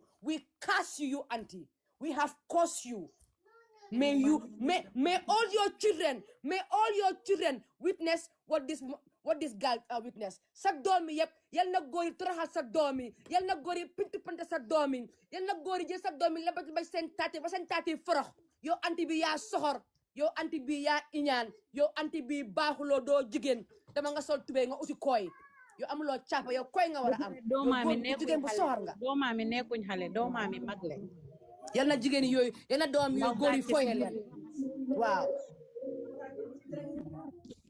wante dafa daw yaram asa jigéen yoo nga xam 9 months nu métiwee ak tëdda si lal di wasin doom nga gis certain things ba pare ngay turn blind eyes di def mel ni comme yoo xam la parce que story buñ explain fii aadu toog nag ngay wax ni yow xamuloo xale bi mu biir wala gaay nu loon non xam na ko de gis na xam na ko de bu leen ko de xam na ko ñu ngi fay don't make excuse parce que am nga man lu ma dégg is very sad lii nii is very sad am nga man lu ma dégg dama foog ne ñu ne anti bi yëgut ko moom moo dem report police pour góor bi waaj bi non anti bi loolu la moo wax mu nekkul dëgg loolu laa dégg ñu ne moom moo dem report police non soo gisee mu report police amatut choice moom moo dem report moom moo dem report moom moo dem report waaye léegi Caribbean gaal ma déglu ñëpp jigéen leen naka la jigéen di biire si biir néeg 9 months xamuloo xale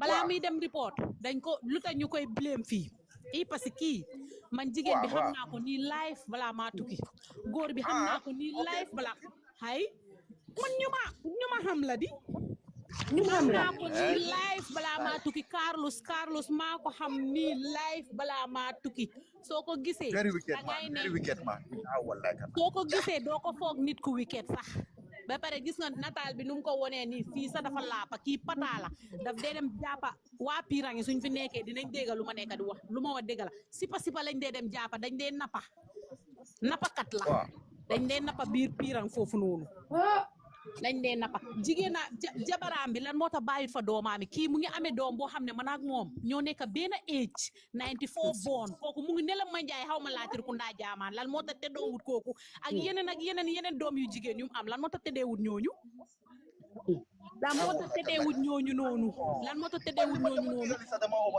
ba pare benn doomaam nekkul si kiram xale bu ndaw bi boy 14 years boy benn doomaam nekkul si kiram gis nga xale bu am 14 years bii yaayam ak papaam nekkuñ Gambia xale bi Guinée Bissau la jógee xale bi yaayam jabaram moo dem moom saaba si boppam moo dem ba Guinée Bissau jëli xale bi mu ne daf koy yar dugal ko school fii mu dugal ko school xale bi nekk xale boo xam ne dafa yaru xale bi di liggéey si kër bi comme mbindaan gis nga man xale bi sax xaw ma ko man bu ma koolee tuuti nag bu ma déggee dafa am piiram ma la ci moo gaañu ñu wax ñu dorma dima explainal story bi yëpp te jabar bi dafa toog ba last minute bu xale bi waxee xale boo xam ne dafa dund métit ba fu mu war a dee foofu la waxee ne diwa ma def lii yow nga door di daw pour dem reporter police ngir daf ko wax si lopitaan bi dëkk bi non si dégg ko nga foog ne yow dinañ la arrêté boobu nga daw dem si lopitaan bi nga daw ba pare ngay wax sa jëkkër ne yow bi nga dawee dem si lopitaan bi ba pare ngay wax sa jëkkër ne dinaa la yóbbu police kooku mu dégg loolu du daw balaa police di egga si kër bi kooku daw na ma damay la ki xam na lu moo def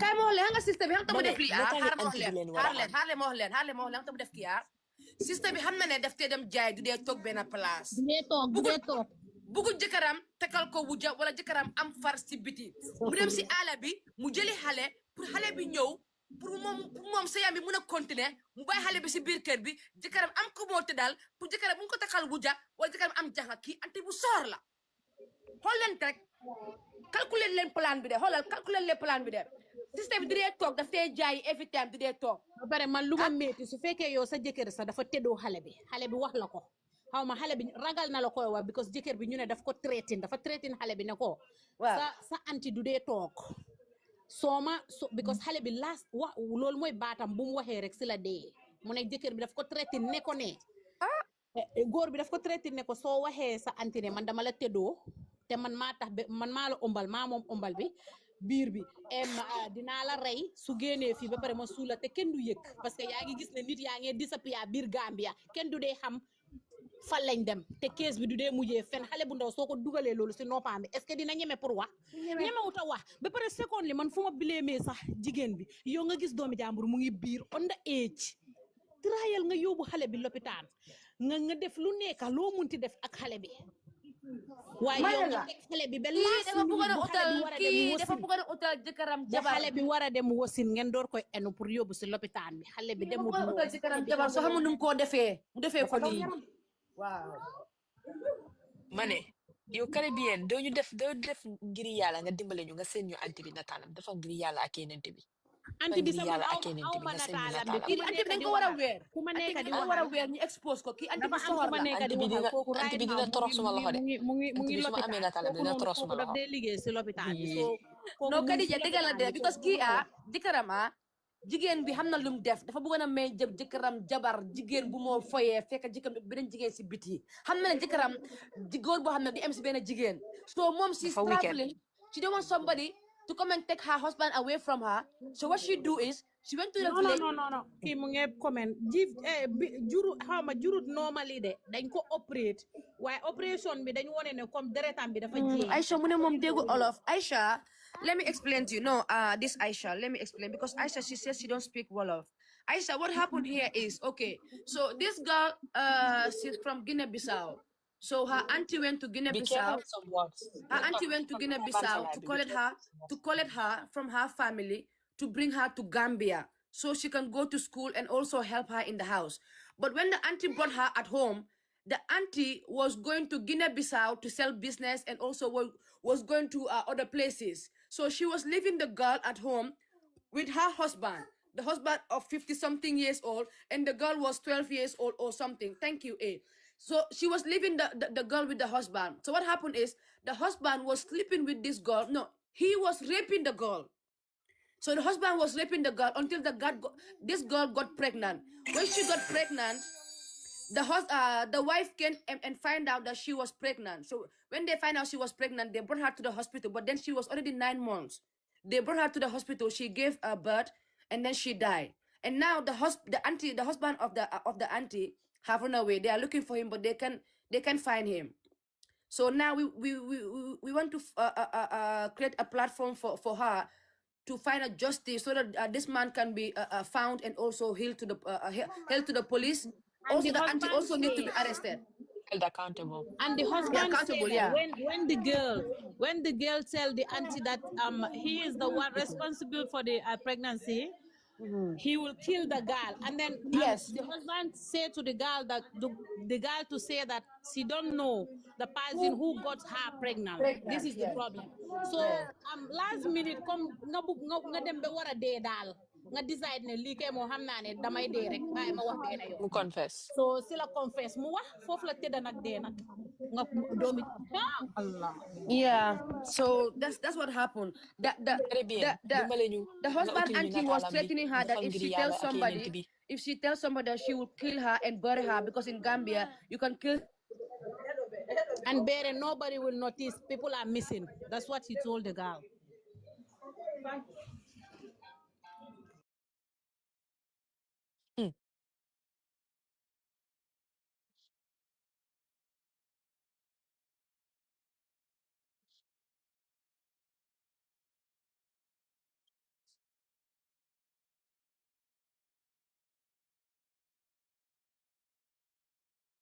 Mamo maa ngi dégg de teg na live bi mu stop waa anti bi nataalam bi suñ ko amee man anti bi nataalam bi su ma ko amee xam naa ne famille am bi dina stade du ma suude man de nataalam bi dinaa ko lijjanti parce que jigéen bu ma xam la jigéen ma xamante ne man rapiste rek laa bañ suma life man su amee kii nataalam bi ba pare mu ne ko dinaa la rey ma suul la parce que Gambia léegi nit yi dañ dee réer te kenn du si mun dara kenn du dee yëg dara dinaa ko taf suma account yëpp suma account yëpp laa koy taf ma akanti saraxule bi ñëppay xam jigéen bi ban façon wicked woman la jigéen bi dina torox suma loxo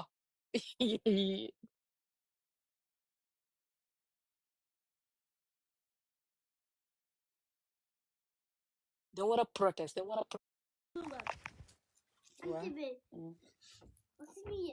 gis nga kii su aagee bisaab dama amoon call parce que xamuloo bisaab moo tax ngay wax gis nga kii su aagee bisaab parent yi report rek kii moo def loolu noonu kii dinañ ko rey kii duñ ko rey gën ko rey bu ko njëkkaa téye si boppam mooy dog boppam bi xamuloo ala mu gën a jële bisa mu dem Casamance de ba su nekk si biir jële bisa bu buggee mu dem Casamance dina be ginam sax dañ ko rey moom dina bisa dañ ko rey ñoom caaxane wuñ yi sax caaxane wuñ ko non am na kii du def jële bisa kii dafa gën a foofu kii Casamance lay dem billaay waaw Casamance waaw naa xam naa Casamance la moo dem dinañ ko xam de dinañ ko lijjanti de kii dinañ ko xam dinañ ko parce que man lijjanti de ala bi ma am anti bi nataalam su ma amee anti bi billaay nataalam wallaay tallaay may la kii suma mara mi doom la right now man soo gisee ma gën koo fii xale bi dafa ndaw xale bi ba pare yow nga ñëw nga ne ma xale bi ki lu yóbbu yaruwaat la right now suma loolu la gën a fees sax because of kii mu ngi laa ne mu ngi def si kër boo xam ne amul kenn ku ko defend kii amul kenn ku ko defend bu mu nekkee fii di dem turu ak kenn ku ko defend because saaba si boppam du dee toog si kër bi du dee toog si kër bi always mu ngi jine bi saaw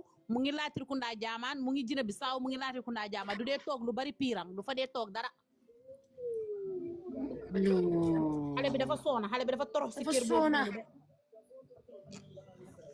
léegi ba pare man su nekkee ne yàlla def na ba bés ñu am time ñu dem piiram is high time comme ni ma ko waxee last time xam nga last time ma ne dama su ma jógee Gambia dama bëgg a dem si school si comme di dem si school si pour ñu ma may time may waxa xale about this kind of things you know about this kind of buñ dee ragal de waxtaanaa seen yaay buñ dee ragal de wax seen yaay lu nekk dem through si school bi aussi mbedd wasa because Gambia xam ngeen this year rek between January December sego xam nga ne am nañ li moo nekk up to like 5 to 6 rape this year Gambia xam ngeen loolu te mostly si àll la dee xewee mostly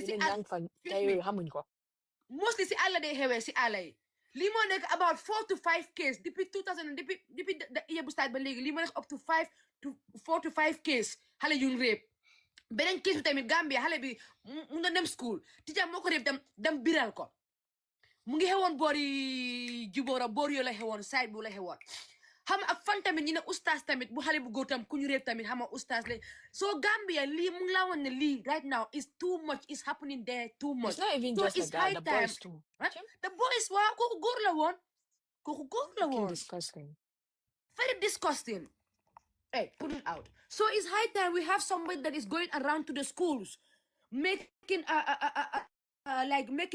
how to call it like an event whereby all the kids can come and then they'll be hearing this advice like it's high time rape dafa métti boy nit ki xam nga àdduna bi la moo gën a métti when they are doing something to you and then you have to keep quiet loolu moo gën a métti psychologically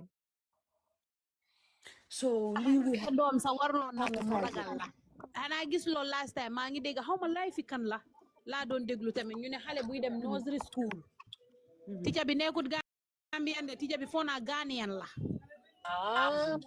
Ghanaian maa ngi déglu live boobu noonu xale bu nekk nursery school ngay jël sa baaraam di ko dugal si taati xale bi àgga tamit si yaayam mu wax ko waaw xale bi àgga si yaayam mu ne ak yaayam ne yaa tey suñ teacher nangam dafa jël loxoom di ko dugal suma biir taat bi waaw ma suma xale noonu lañ mel ma suma xale loolu def dañ ma koo wax dama waaru noonu lañ mel dañ la ko wax laay xale yu ndaw xale yu ndaw yow góor bu mag bu em ni lan xale bu ndaw yow baaraam bu ngay dugal si loxo xale bu ndaw boobu lu mu lay njëriñ man dama waaru man society bi la de ñoom ñoo push the idea of teacher mama ko defoon man tamit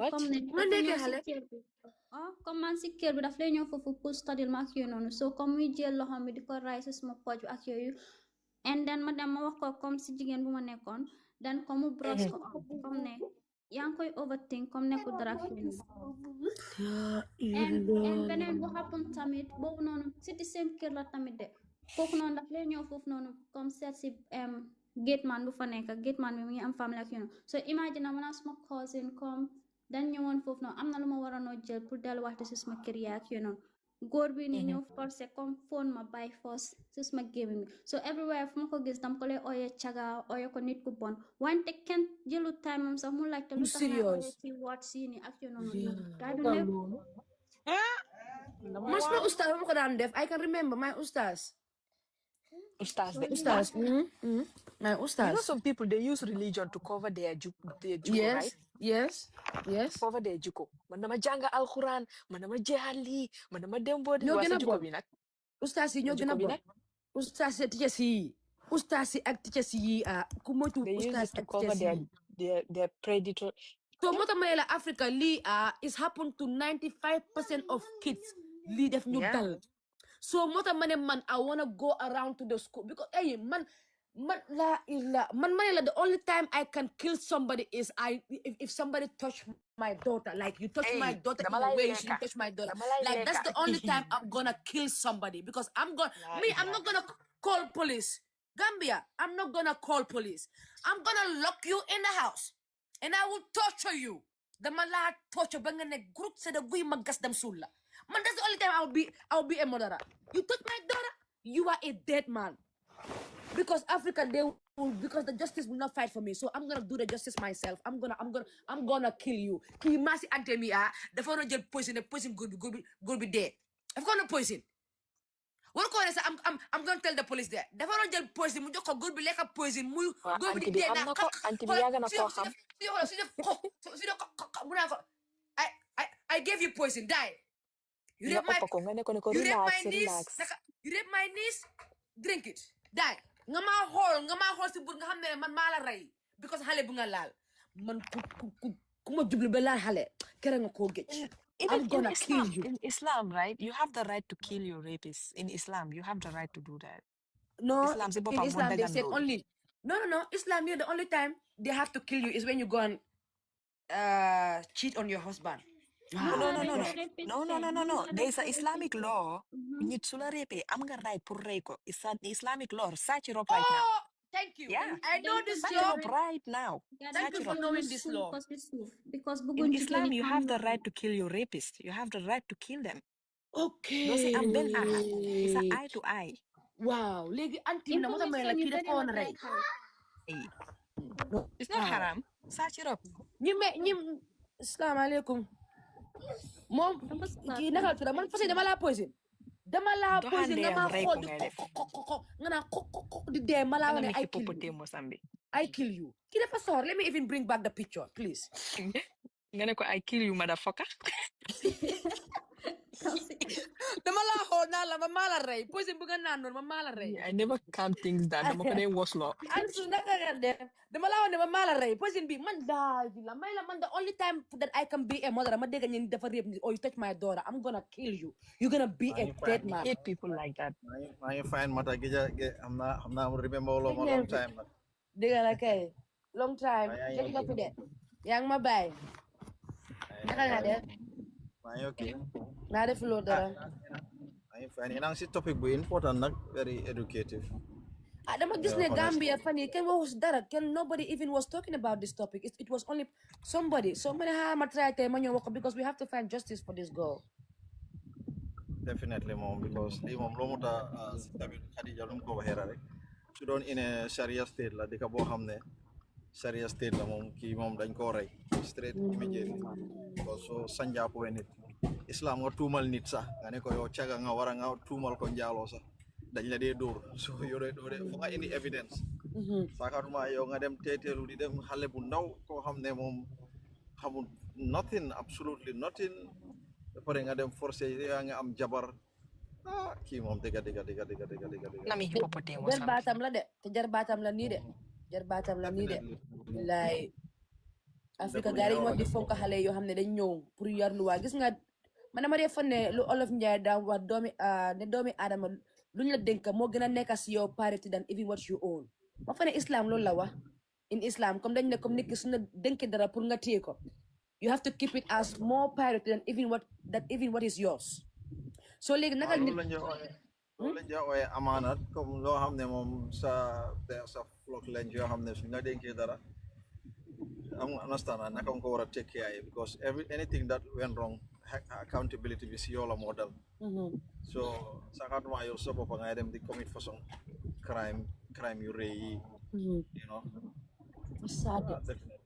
Fasad. Ba pare right now ñu ne fa daw. Ba pare ñu ne fa daw. Ba pare man xam naa kii naka tudd Caribbean girl.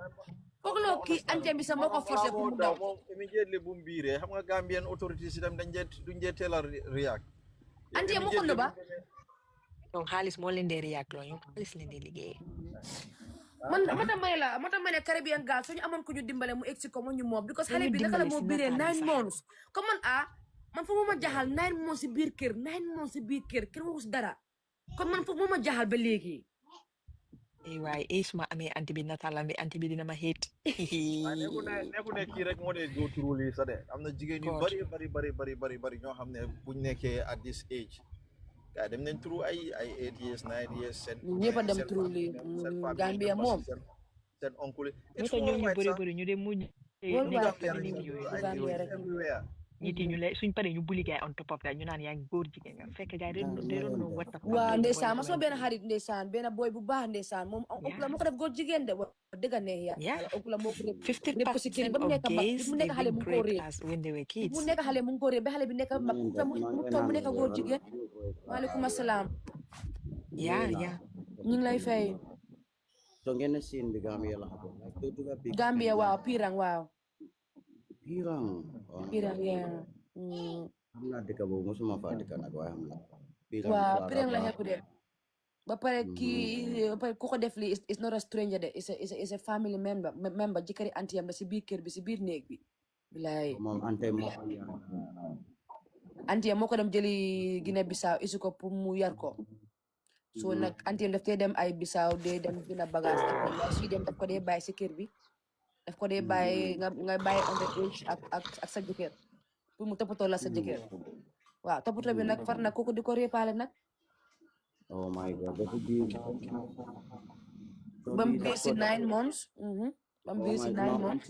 bi dafa noba affaire si because juru doom bi yaa ngi understand su ko juróon du allow di si dem yaa ngi understand moo tax yeneen doom yoo yar joxe sa doom sa pour ñu yar ko is the worst decision a family people should have do lii la sa doom décidé jël even doom yu góor ñu bëri sa ñu ngi pass through all this abuse son yoo xam ne sa yow you cannot tell yii ni joxe sa doom sa dem jàngali ko sa yii ni yëpp daf ko si dee dal doom bu góor dañ ko dee juutal ñu ngi gis ko day juutal ñu ngi gis dara yoo xam ne booy ay ustaas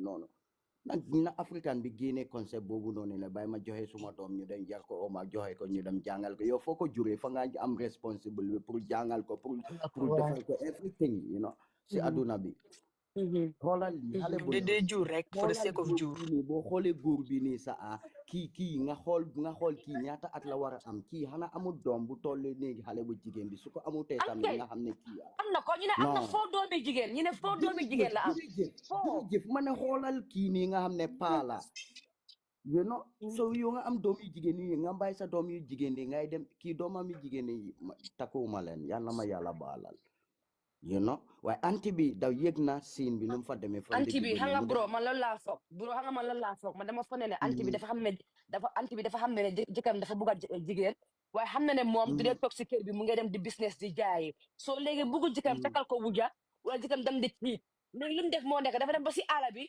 dem jëli xale because yow naka ngaa jëlee xale si kër yaayam te yow togguloo si kër bi yow doo yëg si kër bi yaa ngi business all the time so léegi lu mu bëggoon moo nekk he wanted a second woman he wanted a second woman for his wife yes that's the reason why mu génne fa doomam yu jigéen mu bàyyi fa jaabi thank you dafa bëggoon ku moo bàyyi si kër bi because bëggu jëkkëram ci ko ko jëlee fële waaye even su fekkee ne anywhere la ko jëlee comme que nit la rek anti bi number one yëg na nu mu fa demee jëkkër ba yëg na ko ay anti bi ak góor bi yëpp dañ da war a dem face case bi nii dañ ko war a face ñu ne góor bi dafa daw yow béri Gambia boobu moo tax dëkk boobu accomplish la anti bi lañ war a téye anti bi waruñ koo bàyyi because anti moo def lii yëpp dañ ko war a téye anti bi lañ war a téere because bro ñun ñu dem fii sa doom sa bu am xale bu amagu 12 years xale bu fii xale bu amagu 12 years di moo tax maa ngi wanda moom nu mel ni war na am doom yu mag lu tax defu ko doomam yi no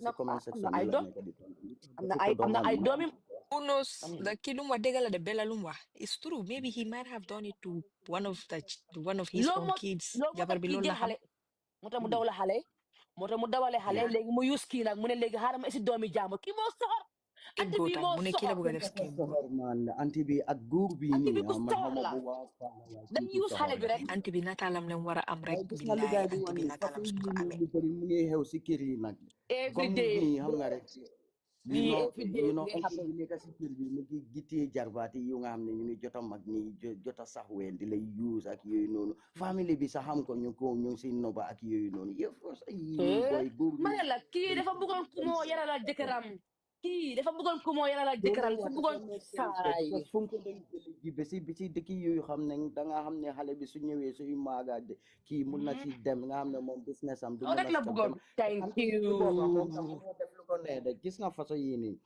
ma wax leen man am yaawuma boppa man suma on mindset la gis nga anti bi si boppam su tukkee daf day dem def du day am si business daf day gis sam data bi foofu so keewut soo gisee mu war a nobal yow jël nga suma point bi thank you ngeen baalal ma maa ngi am WhatsApp for message ma dem reply yu ma ñëwaat yow understand nga suma message bi non ki understand because anti bi dafa bëggoon ku moo teg si kër bi anti bi xam na ne moom su génnee teewut boppam mu ngi liggéey bëggu business am bi yaaxu te xam na ne su demee jëkkëram am na ku moo bëgg si biir kër bi soo léegi xale bi la dem jëli ko si àll bi non kii dafa soxor léegi dem ba si àll bi mu jël doomi jàmbur isi ko mu ne ko ne am tooga su jëkkër mu yuus la yow anti bi yow yaa soxor yow yaa bon yow anti bi nataalam war nañ koo am de man dinaa ko lijjanti de pirang bi nañ fa lijjanti soo koy xas kanamam bi nekk foofu moo de gën a neex kii dafa soxor bi moo fa war a nekk anti bi dafa soxor aw chop this anti wallahi billahi kii nataalam bi la war a am man right now blame naa ko de waaye jigéen baa ko jox de proposal jigéen moo ko ne isil naa la xale def ko lu la neex jigéen bi moo ko propose moo ko ne in fact, I'm not gonna stay home to be your full wife. So what I will do is I'm going to the village because village people are not people. They are animals. We'll supply you with a girl. We'll supply with a girl. Yes, and this is what this is. Thank you. Lola def anti bi mo ki den ko take for prison for life. This anti ki wota gisat naaj. Anti wota gisat naaj anymore. Ki anti bu soxor la. Imagine how that little girl was feeling looking at this guy's face. Look at the size of the guy and the size of the little kid. Because you hold correct de. Yow nga dem ba si ala nga jëli xale. Waaye xam nga ne yow doo dee toog sa doomi kenn nekku si kër bi. Yow ko isil xale bi.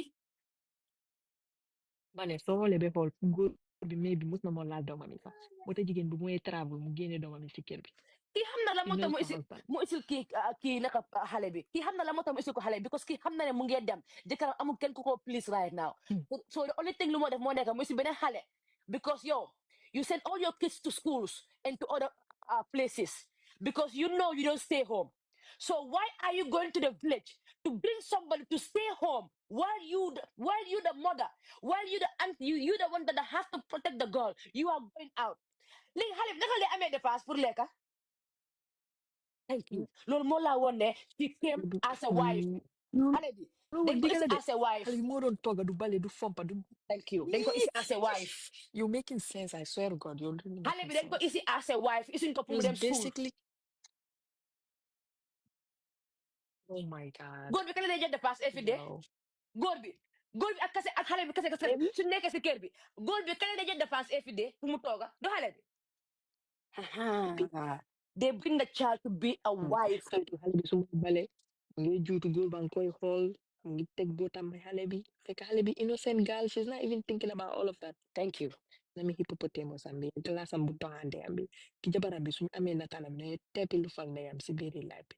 Jigéen bi la ki ak jigéen bi ñoo liggéey together guy def li together man génne ma si jigéen bi de man jigéen bi duma ko si musa génne su ma ñëwee Gambie di fight jigéen bi la jigéen moo dem cuusal jëkkëram xale bu ndaw ci ko ne ko am foyal defal lu la ne yow jigéen bu soxor nga gis nga doomi adama am xel bi lii mooy njëriñi xel soo gisee dara yow mi sa boppa da nga xalaat lii naka la war a doone kii mu ngi yow dëkk bii nii su fekkee leen liggéeykat la mbindaan la dem mun na ko jël mu ko fay xam nga mbindaan mi moom su fekkee kenn toogu si kër bi sax kenn nekku fa so lu moo doyee mbindaan you know mag bii nii kii nii nga xam ne papa la kii doone young man la maam mun naa nekk maam because kii su teelee am doom yi doom yu jigéen mun teel naa am doom because ñu ne ku ndaw ndaw ki ñu ne doom bu ndaw bi is 94 born 94 born is almost to 31 years old ku ndaw doomam bu ndaw doom bu ndaw bi ñu ne is 94 xam nga ñu ne kenn ki si ñu 94 la ñu ne am na ay doom yu mag de loolu ñu ne foo jigéen la am ñu mag dafa soxor di very wicked ñun waaye anti ba gën a soxor understand leen de xam nga kii mënoon naa toog si këram di am ay jaxla si koñ bi di fooye ay xale si koñ bi waaye kii dabaram moo dem ba si dëkkaam isil ko xale bi si biir néeg bi ne ko am foyal kii anti bi ngay war a saaga ndeyam anti bi moo soxor anti moo jëlee xale bi isil ko jëkkëram ne ko am jëla anti bi la waaw du ko defaat anti moo dem ne ko léegi kii góor la kii mënoon na kii xam nga kii jëlewu xale bi kii fekkiwu xale bi kii mu ngi toog toogaayam de kii mënoon na nekk si kër boobu muy am jaxla si koñ yi di nukantee jaxaay di ut ay girlfriend de but because the auntie don't want the husband to be having girlfriend bi moo ko may get go bi because jigéen daf dee xam moromi jigéen ma auntie bi dem na ba xam ne xale bi bu jigéen bi maagana léegi mun na koo bàyyee kii xale bu jigéen bu nga xam ne daf bàyyee ko doomaam yi de su fekkee ne doomam mi la ko bàyyee ñu ne waa te xale bu su fekkee ne mag bi am na boppa nga xam ne sa doom nga war koo tiimu mu ubbi la tànkam yow góor yow war ngaa rey sa boppa de doomam mu dem ba am fii li na màgget bu dey ni kii nga war am fii boo xoolee xale bu jigéen bi you won't understand suñ oppi na dañ moo tax léegi nii nit ñi sax dañ bëgg a xali child marriage ne gaay bàyyi loolu noonu ñu ko dee cause xale bu ndaw suy wasin sa beneen problème la 14 years our community they don't protect children they protect predators and they use family buguma family bi buguma li buguma lale buguma turbi yahu because sister bi stupid excuses nonsense bullshit excuses sister bu egon fii ku xam story bi kooku mu ne xale bi is even 13 to 14 ku dem xale bi sa amul 14 years because they don't even show about the age of her so maybe she's even 13 years old or 12 to be 13 years old. Look at her, she's a baby boy, she's a baby, look at her. She's a baby. I have a question. Assalamu alaikum. Wa alaikum assalam. What did the people in the community say when they saw a 11-year-old girl pregnant? People in the community. Man, that's what I want to find out more because they said that they didn't know the girl was pregnant until 9 months. They knew she was pregnant. But how could a small girl like this pregnant and nobody knows? And nobody knows. But this is like when the pregnant start to come up, then the man is even hiding this girl in the house with the auntie. Wow, man, I'm afraid the auntie and they kept her there until she becomes sick. I think they kept her in the house until she became sick. Now they know they cannot control her anymore. That's when they brought her to the hospital. Anti munan tela ham. Yo nak nga neke jigéen nga xam xale bu ndaw mu ngi biir ba 9 months nga door ko xam. Ana da nga bëgg wax ne anti bi dafa bay kiram for 9 months wala ne wax 10 months like parce que soo waxee anti bi ne ko foofu noonu loolu mi Caribbean gaal mu ngi si suuf ñu ne anti bi tey dem ba how many months dee ñëw. anti bi nekkutoon foofu noonu nekku fa moom dafa demoon Bissau léegi wala dafa am sometimes 1 year du dee nekk si kër bi 1 year nga bay xale bu am 12 years si 1 year si kër sa digal kese ay 1 year ki xam na moom waaye ki anti bi ngay war a arrest mata sa wax ba ngi ñëw de mata sa wax ba ngi ñëw de mata du dee nekk si kër bi comme du dee toog xam na understand kii dafa takalal jëkkëram xale bu ndaw isu ko xale bi kii moo soxor ki anti bi ngeen war a gor anti bi ngeen war a dog tànkam mi dog loxo mi yëpp xale bi dafa biir foog naa moom sa kooluñ ko woon ne xale bi dafa biir man anti bi naka la su ma ko ñëpp dañ dee mën a am ne xale dafa biir waaye léegi xale bi man laaj la léegi xale bi bu mu biiree am mu nekk si kër bi xanaa kër bi kan ñoo fa dëkka kër bi nit yaa ngi fa waaye xam nga comme duñ comme maybe amuñ nombi jigéen bi pour kool ko pour wax ko xam nga soo xale bi tamit comme ñu nekk si biti ñu ngi koy lacce kan moo la biiral waaye xale bi dafa ragal a wax comme góor bi moo ko biiral soo góor bi di jël xale bi comme di ko jaay gaaw di wax nit yi ne xale bi dafa biir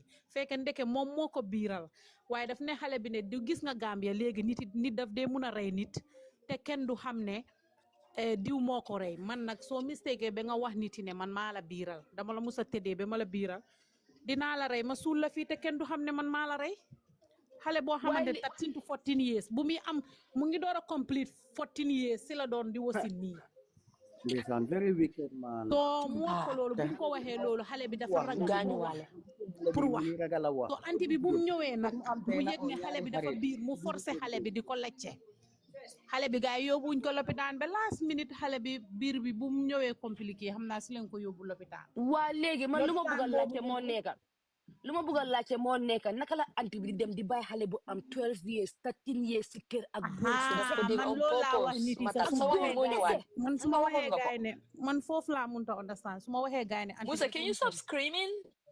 su ma waxee gaay ne anti bi dafa weekend dañ nee ne waa anti bi moo dem boole dafa roos rek last minute mu dem boole te moom bu muy dem boole si police station bi dafa wax góor bi ne maa ngee dem report yow nit koy dem report nga xam ne xale bi mu ngi si dunda ak dee ngay wax sa jëkkër ne yow bëgguloo because moom dafa am ay doom ak jëkkër boobu ma ne la doomi jëkkër bi keneen ki maanaam moom ñoo nekk di same age parce que xam naa xale bu jigéen bi sax du dee toog piirang moom laati kunda la dee nekk laati kunda jaamaan ak manjaay xale boobu mu ngi juddu 1994 months xaw ma ban month la dee def comme la dee complete iyam waa la dee def birthday waaye man 15 August laa dee def waaye ñun man ak moom yëpp benn age man ak moom xale bu doomaam bi te xale bi bu moo ñëw si jigéen bi ñaata at la du benn doom bu jigéen la am mu ngi ko isi mu ngi nekk xale bu ndaw parce que man xale bi bu muy ñëw piirang man xale bi sax xaw ma ko dama kool tita moo ma doon expliqué mu ne ma yow xale bi balaa muy ñëw fekk yow doo daa ñëw piirang sax xale bu ndaw la jëlee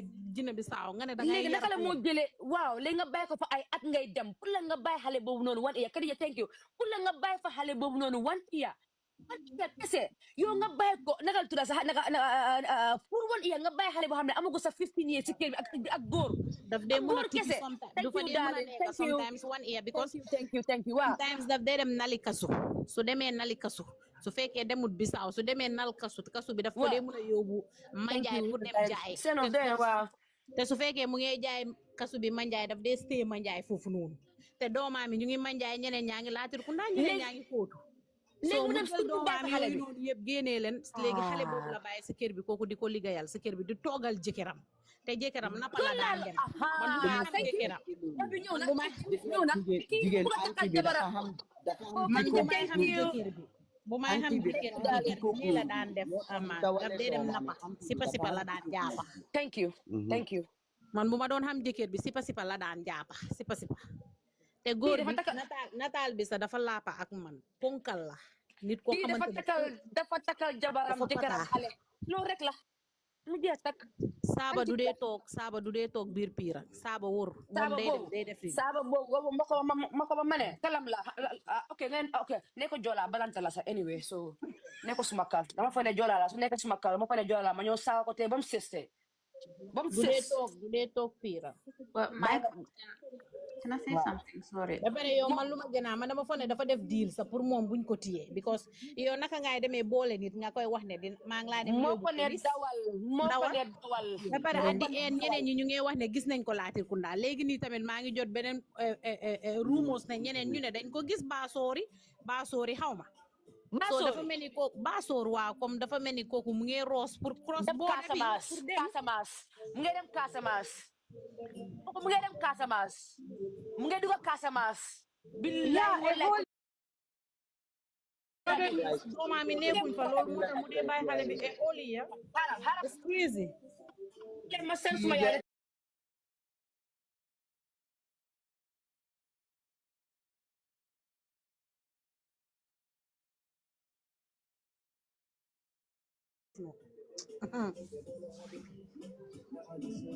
Ren ko bàyyi mu rëcc Gambia rek parce que su rëccee rek mun na dem te duñ ko gis dafa métti lum dundal xoolal léegi lan la gaay jël def ko seen xel di naan Gambia dang dee rey nit te kenn du ko xam loolu dafa métti loolu sa loolu la dafa wax xale bi loolu la xale bi moo wax xale bi ñu ne xale bi moo wax loolu noonu balaa muy dee mu ne soo gisee moo munta mu ne soo gisee munta wax comme kan munta wax depuis since because dañ ko nekk di lecce lan moo tax waxuloo depuis since ne diw la mu ne kooku daf ko traité ne xanaa gis loo ñaata keesi rey moo fi am yi nga xamante ne dañ dee rey nit te boromam duñ dee xam kan la dañ dee uti be soona police dañ dee wax rek ñu ne diw rey na waaye xamuñ ku ko reyee dine ñu ngi koo uti yi jàppaanguñ ko gis nga comme genre yooyu noonu nga wax ko xale moom dafa feel like ne suma anti nekku fii su ma waxee nit yi ne kii moo ma biiral ba nit ñi yëg ko kii mun naa jóg guddi mu rendi ma mu suul ma kenn du ko yëg xale bi ragal wa waaye xam nga comme diggante dee ak dunda sa waxtu dee su jotee boobu moom da nga dee wane xaaral ma wax ma dee benn yoon xanaa Gambia amuñ emergency number téléphone boo xam ne anybody can call nit ñëw police ñëw safe la amuñ ko loolu xanaa mata noppale police Gambia léegi nga xamante ne même sàcca moo dugga sa biir néeg nga kool ko nga ne ko ne dégg naa soo koolee nga ne gaay ne sàcca mu ngi suma biir néeg dañ la dee wax ne ñoom amewuñ matériel because sàcca yi léegi dañ dee amee ay paaka ay lifin ñoom dañ dee ragal a ñëw mane police suñu jàppee boo góor bi sax police suñu jàppee kii mu jox leen 50,000 dinañ ko bàyyi mu dem dinañ ko bàyyi believe in Gambia justice léegi ndax ñun jigéen ñi tey ndax ñun fii nii mun nañoo créer benn number boo xam ne maybe somebody can help us ñu am benn téléphone benn number koo xam ne jigéen ñi dañ ko bëgg di call su nekkee si problème bu ñu bëgg leen safe they have right to call that number xanaa ñi mun nañoo créer loolu noonu ñu am nekk am na ma téléphone boobu noonu nga xam ne su nekkul rek yow jugal nga laaj sa dëkkandoor o nga laaj anybody can I call this number because I want somebody to come and help me and save me. Gambia léegi moo amatul yooyu noonu Gambia time boobu dag naan xalaat ne su ma reyee nit dinañ ma rey waaye léegi rey nit ñu yóbbu la ñu teg la fo sa mbokkay waaye dinañ ko fayet ñu am ko dinañ ko fayet ñu am na boo xam ne jigéen ñi suñu nekkee si problème mun nañoo ko na boobu noonu pour ñu jóg protect leen jigéen ñi suñu nekkee sëy yoo xam ne comme ñu gars yi mun nañoo kool jigéen tam ñoo xam ne comme ñu leen naa réeb muy góor ak jigéen yaa ngi def ina réeb boo xam ne you can call that number ne you try it man de dinaa try ma dem officiel ñu si nekk ne gars yi mun nañoo crédit number boobu noonu ñu bindee ko naka la tudda sax ñu bindee ko women violent naka emergency number ñu ooyee ko violent emergency number muy góor muy jigéen képp ko xam ne yaa ngi def affaire rape and violence you have the right to call number it's a free dial number nga call ko ñëw ñu génne fa ñu dimbale la nañ ko créer de waaw we gonna create that number we have to it's create gonna that be number difficult for that system to be set up because Gambian married women they believe in save the day and then the little ones they're ashamed they're embarrassed that's why nañ def avocat ñi dem si school yi to di say wax ak stuff ñoom like that they rus waaye léegi loolu moo tax dañoo form group comme man suma maa si fii nogata mu def maa join we gonna form group we gonna go to the schools dañoo dem si school yi si koñ yi we're all joining waaw di organise al xale yi programme xale yi ñëw ñu toog di waxa xale yi Nigeria ñu ngi koo def dëkka ñu ngi koo def ñu te mun nañ koo def we can do it yes we can do it if we stand up we can do it it's high time moom Gambia war naa le may leen ñun suñ yaay yi ak suñ maam yi seen time that's their time waaye ñun xale yi nga xam ne ñun yaay yi nga xam ne ñun ñoo nekk di maaga we gonna change some system in Gambia because ñun ñoo amee doom yuy maaga ñun suñ yaay yi right now ay màgget leen suñ maam yi ay màgget leen ma waate ku ma bëggoon a jot si boppam kooku mu right now pirang la nekk mu ngi ni mu ma seen xaay xaaral ma please waxala moom pare laajte ko nag am na nataali anti bi please laajte ko nag am na nataali anti bi please faj ñu nataal bi kadi ya dafa bëgg a aj anti bi yaa ngi gis waaye ñun right now ñun ñoo nekk yaay yi nga xam ne ñun ñoo nekk di am xale yu juddu ñun right now we are the ones having the future children xam nga man right now suma yaay mun am doom man suma yaay right now mag na mun am doom suma maam kooku deena right now mun am doom waaye xam nga ne man still mun naa am doom so we are the protector of the future that is coming in Gambia so that's why we have to get up we mothers suñ yaay nekkuñ mothers anymore ñu ñoo nekk the new mothers we have to get up and fight for some system in Gambia dañoo créer number dañoo créer benn noo boo xam ne dafa nekk noo boo xam ne dafa nekk ñun ak Africell direct mu nekk o ma ne commune because QCell because QCell moom Hamed Jah is a Gambian doomu Africell de si Hamed Jah la ñoo dem Mohamed Jah yow yaay Gambian bi Africell naani yaa ko moom Mohamed Jah yow yaay Gambian bi yaa ñu mun a dimbale yaa mun a dimbale jigéen ji soo su ñëwee si yow nu ñu def moo nekk dañu kétal benn number boo xam ne dafa nekk si biir Africell customer care number si dafa nekk si biir QCell customer care number si dafa nekk in all the operator customer care numbers and it's gonna be a free call. It's gonna be a free call. Dañ koy yóbbu si school yi dañ koy tey si taxi driver yi dañ koy tey si restaurant yi dañ koy tey si lopitaan yi dañ koy tey fu nekk lañ koy tey any jigéen any xale any doom bu góor kuy dem ak violence ak rape you have right to call that number and it's not gonna be charged. It's gonna be free boo xam ne danga ko call Mohamed Jah please Mohamed Jah, please, because in Gambians, we don't stood up for each other. So you, Mohamed Jah, you are the Gambian. It's only you that we can come to and cry because Lee is doing too much. The silence is finished. Now is our generation, senior generation passing. Right now is our generation. Nin yaay right now ñoo wara jóg xeexa suñ doomi jigéen yi. Ña leen jóg ñu xeexa suñ doomi jigéen yi.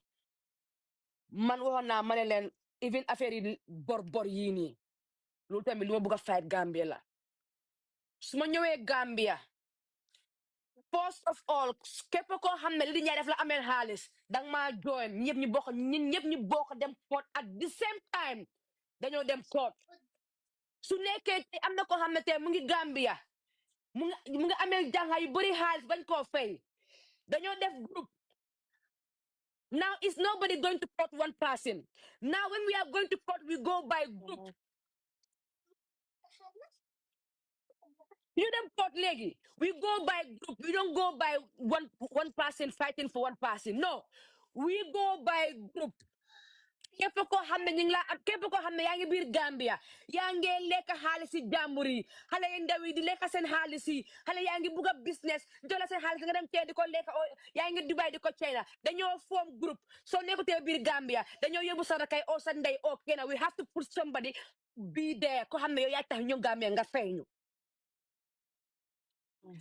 dañoo make sure ñi taxaw Gambia bépp jigéen boo xam ne day expose sa nataal dañoo def groupe Sénégal boobu ku ko expose dañoo def groupe di ko fight di ko protest dañ yóbbu ko mile 2 no more exposing nobody naked pictures no more nobody have the right to take somebody's mother comme tey ma ñëw ma xeexaa yow aju los mënataal nga dem Gambia nga call nit nga ne ko demal suma kër xarit bu ma xeexaal nga dem si kër yaayam nga jënd nataal yaayam nga jox ma ko ak kama yaayam bi ak wane gi yaayam bi ma post ko hey képp ku gisati fii si TikTok fii nii waa dinaa make sure ñu dem Gambia ñu fay ko dinaa make sure ñu dem Gambia ñu fay ko képp ku jël yaayi jàmbur ko fii di ko saaga te yaayi jàmbur deful la dara buri Gambia dina teg place because duñ la bàyyi because duñ la bàyyi dinañ def groupe dinañ la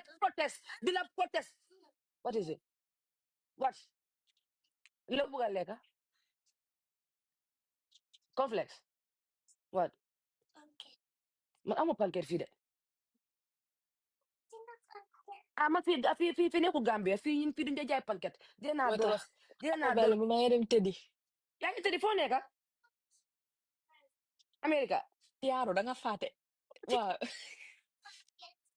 waaw baax na jërë ngeen jëf please yéen ñëpp ngeen taxaw suñ jógee pour fight lii yëpp ngeen jóg ngeen 6 AM please xale bi ñëfam bi moo tax ba mënuma nelaw waaw dëgg la kay isaat because ñëpp xam nañu jigéen moom soo ko laal nga ñëpp so please su ñoo def organise bi ngeen jóg stuff like this wallahi waaw yéen ñu nekk America Europe ngeen jóg ngeen jàppale ñu waaw ngeen jóg ngeen jàppale ñu suñ jógee pour fight lii ngir yàlla ñu dimbale because ñun Europe ñun we have ya xam ngeen ñu fii America Europe we have all the right ñun fii kenn deful laal ñu kenn deful dóor ñu kenn deful réet ñu waaye ñu nekk Gambia amuñ power bi kon nag ne leen may gaay power bi ñu nekk si réew bi fii America fii ne leen formal ñi formal leen organisation yoo xam ne they will help them please dégg nga I will let you know suñ ko start ak yëpp jërë nga jëf dégg nga thank you so Okay, inshallah. waaw All jërëjëf right. waay Have a okay great night. okay you Keep too doing what sleep you well do. yeah sleep well bye bye yaa ngi gis Ciao. and you also you yaa ngi America Nee, kadila nek di wa ciao. Okay. So then you form this group. We're gonna form this number. We're gonna form this. And the last time I went to Gambia, but like I'm ben jigeni police bo xamne dafa jog mu gis corruption bi nek di help fofu no mu fatal ñu because man still like I don't understand Senegal tay so joge saga nit ko def that what do you want to eat? You have to tell me exactly what you want to eat because they are so many things. If you don't say exactly what I don't know. Ma praya la omelette. Eggs. Then what then? Cornflakes? Bread? Dimbale ma yow. yaa ngi gis please Gambia bàyyi leen ragal bi bàyyi leen sooy naa jóg affaire yi protest ngeen dee ragal nit dafa protestal dëkkam nit dafa protestal rightam na leen jóg ñu protest lii ñu fight problème yi nekk di xew Gambia this rape this abuse and all these things yoo xam ne kenn duñu dee jógal di ñu xeexal après jël suñ yaay di egg suñ yaay di saaga suñ yaay if you have problem with me you have problem with me ma nga saaga ma don't take my mother picture and you are posting my mother and crossing my mother like my mother is the problem. I'm not gonna we have to fight that. Sin yaay dañ liggéey ba sona sin yaay yang si marché di daw so be guddi Gambie ak tàngaay boobu noonu ah yow loolu dayu de and then you are like imagine yang si marché bi yaa ngi jaay naaj bu tànga de and then somebody is coming to show you a video ñu naan la xoolal sa doom mu ngi tàggaa ñi la ak ñu la saaga ba guddi ak naaj bi ñu tàngee it has to be stop loolu dafa am pour stop yaxalante bi ngeen bàyyi yaxalante bi jigéen yi ñu ñëw a defarante ñoo war ñoo yaxante ñun jigéen ñi ñoo war a dimbalante ñoo war a taxaw ñu nekk benn ñi xeexalante ñi bàyyi affaire yi yaxalante bi yéen Gambie nit balaa moo sëyam nit sëy tas rek moro mi jigéen après nga lu ma jaxati Gambie comme Gambie laa day gis ne comme Gambie laa day gis jigéen mu toog mu tas sëy jàmbur mu toog mu neex ko mu siy baaku ki nga xam ne jëkkëram nëbbatu ko na ma dimbale caxam bu naxari bi caxam bi neexaatut man la sama caxam bi neex jëkkëram nëbbatu ko la sama jëkkër nëbb dem naa sëriñ yaxal naa ko nekk ni nga tas sëy jàmbur nga ñëw nga toog nga ne yow la sa caxam bi neex yow nga yaa faa toog yaa faa sëy ñëpp bi ko sopp pour yaxalante rek di jël sa moromi nit ku ñuul di ko yóbbu di ko liggéey ngir tubaab xam nga man nag dem na ba dem waaye man bu ma dee gën a naxari comme Gambie si day liggéey seen moromi liggéey seen moromi jigéen ngir tubaab di liggéey sa moromi maa ngi fay yaa am jàmm bu baax maa ngi am jàmm naka ngeen def man Gambien bi kay xawma la moo ko dal du jigéen bi du góor bi booy ñoom ñëpp a bëgg a am ñoo am complexe si tubaab nuñ bëggee tubaab buñ duggee fii sax tubaab rek leen dee bëgg muy bu góor bi mooy bu jigéen bi ñoo si dee am man loolu moo ma tubaab nekkut problème bi de buga tubaab nekkut problème bi wante yow tubaab bi lum la jaral dangay yaxal sa bopp like just because of a person koo xam ne sa kooku xëj na sa Hollywood la dafa bëgg a am doom ak yow parce que tubaab yu bëri su nekkee yow pour am doom bu ñuul rek moo leen tax ñoom ñu bëri nakut ne genuine ñoon seen boppa déedéet mun naa ñu si bëgg a doom sax ñu si bëgg a doom sax xam naa ay 5% la de but 95% bi ñuy ñëw Afrique yëpp taat moo leen fa isi taat bu góor ak taat bu jigéen waaw léegi yow nga jóg nga dem liggéey sa morom mi jigéen di ko yóbbu sëriñ di ko yóbbu jalak because of tubaab ana xale jigéen yu dee def loolu nekkul muslim ne yow parce que yow soo nekkee muslim bu jigéen yow nekkul chrétien bu góor mun na laa taka loolu muntu nekka Gambia dañ laa yóbbu jalak ngir tuba rek comme da nga tëdda yow Gambia lan lañ dee def dañ dee wax ne tubaab bi mu tuub dañ ko dee yóbbu jaaka tuubu fake tuub yoo xam ne dañ spend baxa si jaaka bi rek gay tuuba loo kooku noonu tuub boo xam ne kooku mu du julli waat man amalo mo de gën a jaaxal si Gambia comme soo dee caada booy Gambian bi sax may mama la booy takal tubaab booy takal tubaab booy man moo ma dee jaaxal gis nga suñ demee use xaalis noonu dem fake jaaka bi ne dañ ko dañoo def sëy bi dem justice sëy tubaab bi ñoo loolu yëpp pour ñëw bëgg a tukki si la de saka tubaab boo xam ne gis naa benn boo xam ne tubaab bi sax uyu ma dafa màgget ba nga xam ne mënut a takka xale bi because xale bi ijaam bi sax mënu ko may ko léegi dañ dugal luwaa boobu noonu Gambie yow su nekkee ne we don't love each other bro ma leen naxari ma de xam nga man mos a gën a naxari bro man boobu naxari ma de xam nga bro ba mos a gën a métti ñu nekk si industrie bi ñun gis neen lu nekk boy ñun gis neen doo yu dee because of jalang moo leen rey because of lan seen moromi Gambien moo dem ba si jalang bi liggéey leen because of tubaab ga dee life tubaab bi ñëw bàyyi sa ndey doo am dara biir Gambia te yow rey nga nit ba pare Gambia ndooyu ndooyu dañ laa jalang because of tubaab nga maa wax lan ndooyu dañ laa yóbbu jalang di la jalang live because of tubaab boo xam ne mu ngi am salary fii 1,800 euros la day am salary ay 1,800 tubaab bi fii amuñ dara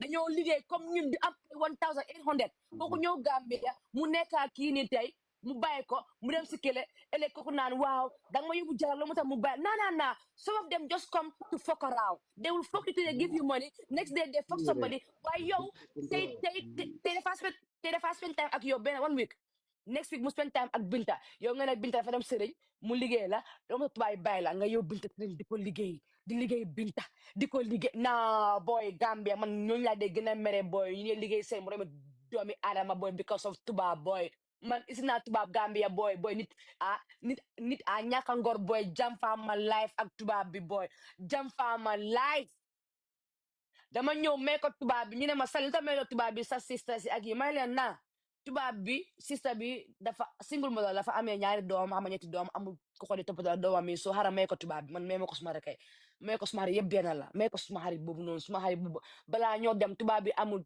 muuti ndeyam amul ko yaa ngi gis balaa ñoo dem tubaab maa ko ne jëndal ay ay spray ay lii nga yóbbu ko moom understand moom jaaxa bi do understand ne tubaab amul gat waaw because tubaab bi man ak moom dañ isi container Gambia so sister bi lu gaay def nga Gambia sometimes container bi ñëw mu xaw a delay so léegi sister bi ak taxi drive bi gaay dem tubaab bi ne waaw sali dafa bëgg a nangu sa container bi sali daf la bëgg a tapale bla bla bla kañ dem ñu dimbale la bla bla gaay yóbbu tubaab bi gaay yóbbu ko Interpol fale Fajara gaay yóbbu ko Interpol police guy binda form everything guy binda si file yi binda everything ne waaw man dama isi tubaab bi Gambia dama ko bëgg a saaca xaw ma naka tubaab bi xaw ma naka guy binda loolu man dama ñëw ma tubaab bi ne yow li xew taay déwu ma dem fekk tubaab bu mu ñëwee Gambia dama ko ne go and find your own place live on your own ma ne ko Gambia is big feel free do whatever you want feel free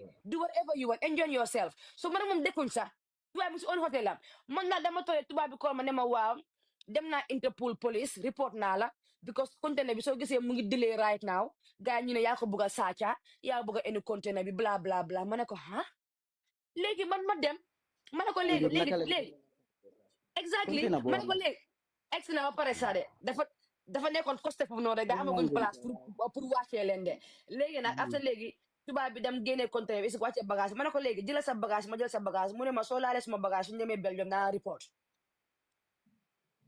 mu ne ma bagage soo ko laalee suñu demee Belgium dinaa la report soo bu fi laal dara ma bàyyi yëpp ma xam ne lii container la waaye man lu ma am Belgium moom naka mooy uppa mu pack suma bagage si yëpp xoolal keroog maa ñëw sa billahi wallahi talaay suma iPhone time boobu iPhone X mu ngi just génn maa ngi ko jëndoon $56,000 si Gambia no astafurlah maa ngi ko jëndee woon fii kay 1,200 euros laa ko jëndee woon ma egga Gambia xoolal dama am xoolal phone bi amu sa 2 weeks dama am pour jaay phone bi 56,000 just to buy ticket and come. And who did that for me? My Gambian people. And who did that for me? The own sister. And I could have given that to my sisters or to my cousin, but no, I choose you. And you still went to backbite with the tubab. Yeah. Léegi li xew waaw léegi nag ma jaay suma téléphone bi espol maa ngi proud ma jaay téléphone dina suma ticket so ma jëlee suma ticket nag ma ne léegi maa ngi ñibbi ma ñib si nag ma bàyyi everything tubaab bi nekk fa nag di jaay gars yi di ko jaayal gars yi di utal tubaab bi bitik gars yi di jaayal tubaab bi ñoom ñu ngi liggéeyal tubaab bi taxi driver bi Paul la suma mbokk la jam faa rek dem àndaa tubaab bi gars yi di ko liggéeyal non ba benn bés nag nga mbir yàlla ni su la tooñee tubaab bi mu chocolate bi dafa jeex yow da nga lekk chocolate bi yëpp benn bés da ma toog bés fii rek ma toog tubaab ma ne ko dama soxla woon ay bagage dama bëgg a yónnee container mu ne ma waaw ndax mun naa ñëw sa kër ma ne ko waaw mun ngaa ñëw bu mu ñëwee rek mu toog mu ne ma mu commencé jooy Oh my jooy mu God. ne ma dama la bugg a baalu aha because dama xam ne lu ma defoon Gambie dafa ñaaw mu ne ma loolu dafa ñaaw mu ne ma waaye du man tamit la mu ne ma ñëw gars yi ñëw ñu ne yow da nga bugg a sàcc lii da nga ma bugg a jànfaa da nga ma bugg a waa da nga ma bugg a jànfaa da nga ma bugg a lii ma ne ko man su ma la bëggoon a jànfaa ma ne ko du ma la yóbbu Gambia first of all du ma la génnee bel yóbbu la Gambia dama laa bàyyi nga yónnee conteneur ma dem Gambia ma jaay bagage yi ma teelu ma faa téye ma ñëw waaye ma ne ko dama la yóbbu Gambia first day may dem dama ne kañ dem nga ne ma duñ dem non may la man alal jàmbur du ma ko dee bu ko laa si gannaaw ma ne ko kañ dem man yow nga gis Gambia nga xam Gambia is nice waaye su ma on Gambia moom ma yaaxal boy ma on Gambia moom ma yaaxal after yow ñëwuloo man di ko man I was even planning maa ngi ko ene lu bëri maa ngi bëggoon tubaab bi isi ko Allahu akbar. isi ko man doon plan loolu yëpp pour tubaab bi isi ko demoon naa ba di ko si kii bañ xool ay papers everything ko isi ko yaakaar na boppam mu gridi benn container loo si gridi espègue fukki container buy ñëw ci gannaaw looy gridi wala mu gën a ma sali sax because man man xam naa industrie yaaga naa man rek damaa mekk tubaab def laa jox man rek sama baay ak tubaab bi def laa jox photo boobu noonu taxi drive moo ko nekk di involve hey kii nii dafa gaaw dafa nekk di clifin tubaab bi nii dafa bi nii am container bi mun na ko clair sa doy tubaab su demee Gambia dañ dee over grading bilaay dañ dee over grading seen bopp yi amul doon ba ma dee duma may kenn tubaab man moo tax ma dee tubaab duma may kenn tubaab mu ko dawal de taxi driver bi commencé di yee noppaam yow góor bi ni taxi driver bi la système bi man système bi xam naa waaye su nekkee taxi driver dafa mistake because man suma kër dafa fees ak jigéen mayu ma si kenn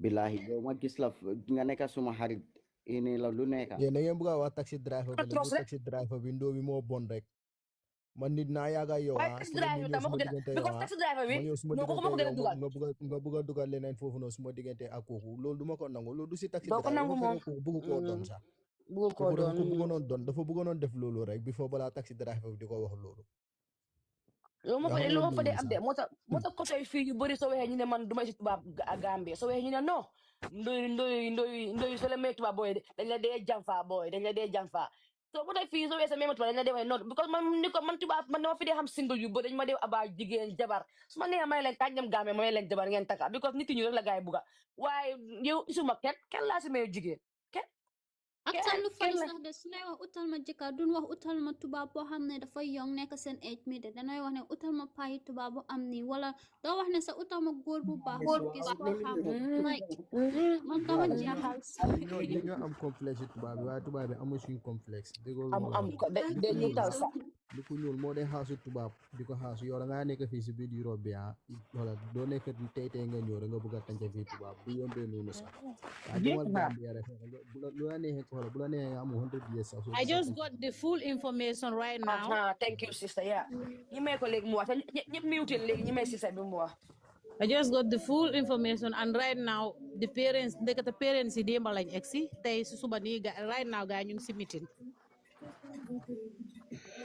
Li nga wax fii nii weesuwut li nga wax fii nii jigéen bi dafa plan pour may xale bii ni jëkkëram.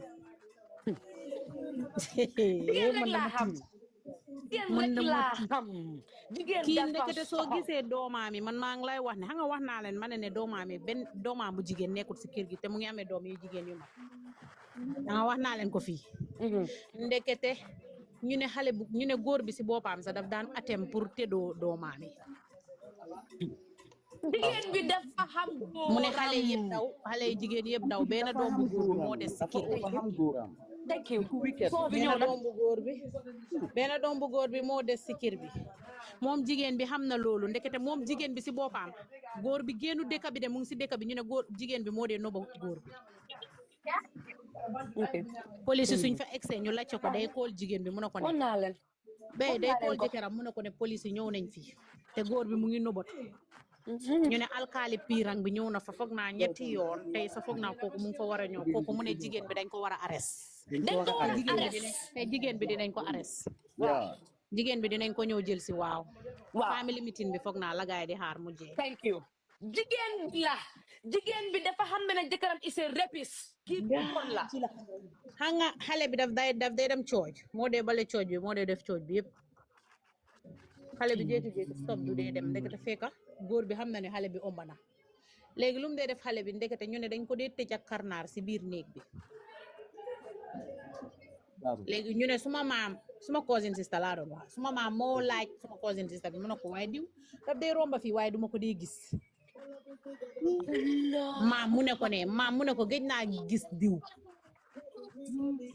xale yu fa dee dem foyee ñu ne ko ne mu ngi fa de dañ ko dee tëj ak karnaar ñun sa léegi duñ ko dee mun a gis ndek xale bi mu ngi biir fekk moom jigéen bi mu ngi jógee Guinée Bissau de mu bàyyaati fa xale bi ak biir bu noonu mu tukki demaat Guinée Bissau dafa soor waay mu bàyyi ko ak jabar bi léegi lan la góor bi kool Guinée Bissau ne sa doom bi de xamuñ ku ko biiral waaye biir na papa bi mu ne ko maa ngi ñëw jël si suma doom at bii ni pour mu biir loolu metti na sama bopp est-ce que sama doom dina wasin ak jaama mu ne ko ne déedéet fii ñun dañ am hôpital yu baax doom bi dina wasin ak jaama yàlla suñu borom ngay tëj doomi jàmbur fi daf ko dee tëj ak karnaat la ma kii wax mu ne ma dañ ko dee tëj ak karnaat du dee mun a génne du dee mun a dem fen parce que su génnee day daw ma dee jooyloo man booy yi tiita ma bëgg a jooy man mu ne buñ ko tëjee ak karnaat ba last minute xale bi dafa feebar boo xam ne ñoom seen boppa sax mënuñ ko ondaa si leen ko yóbbu feebar bi la kii dafa am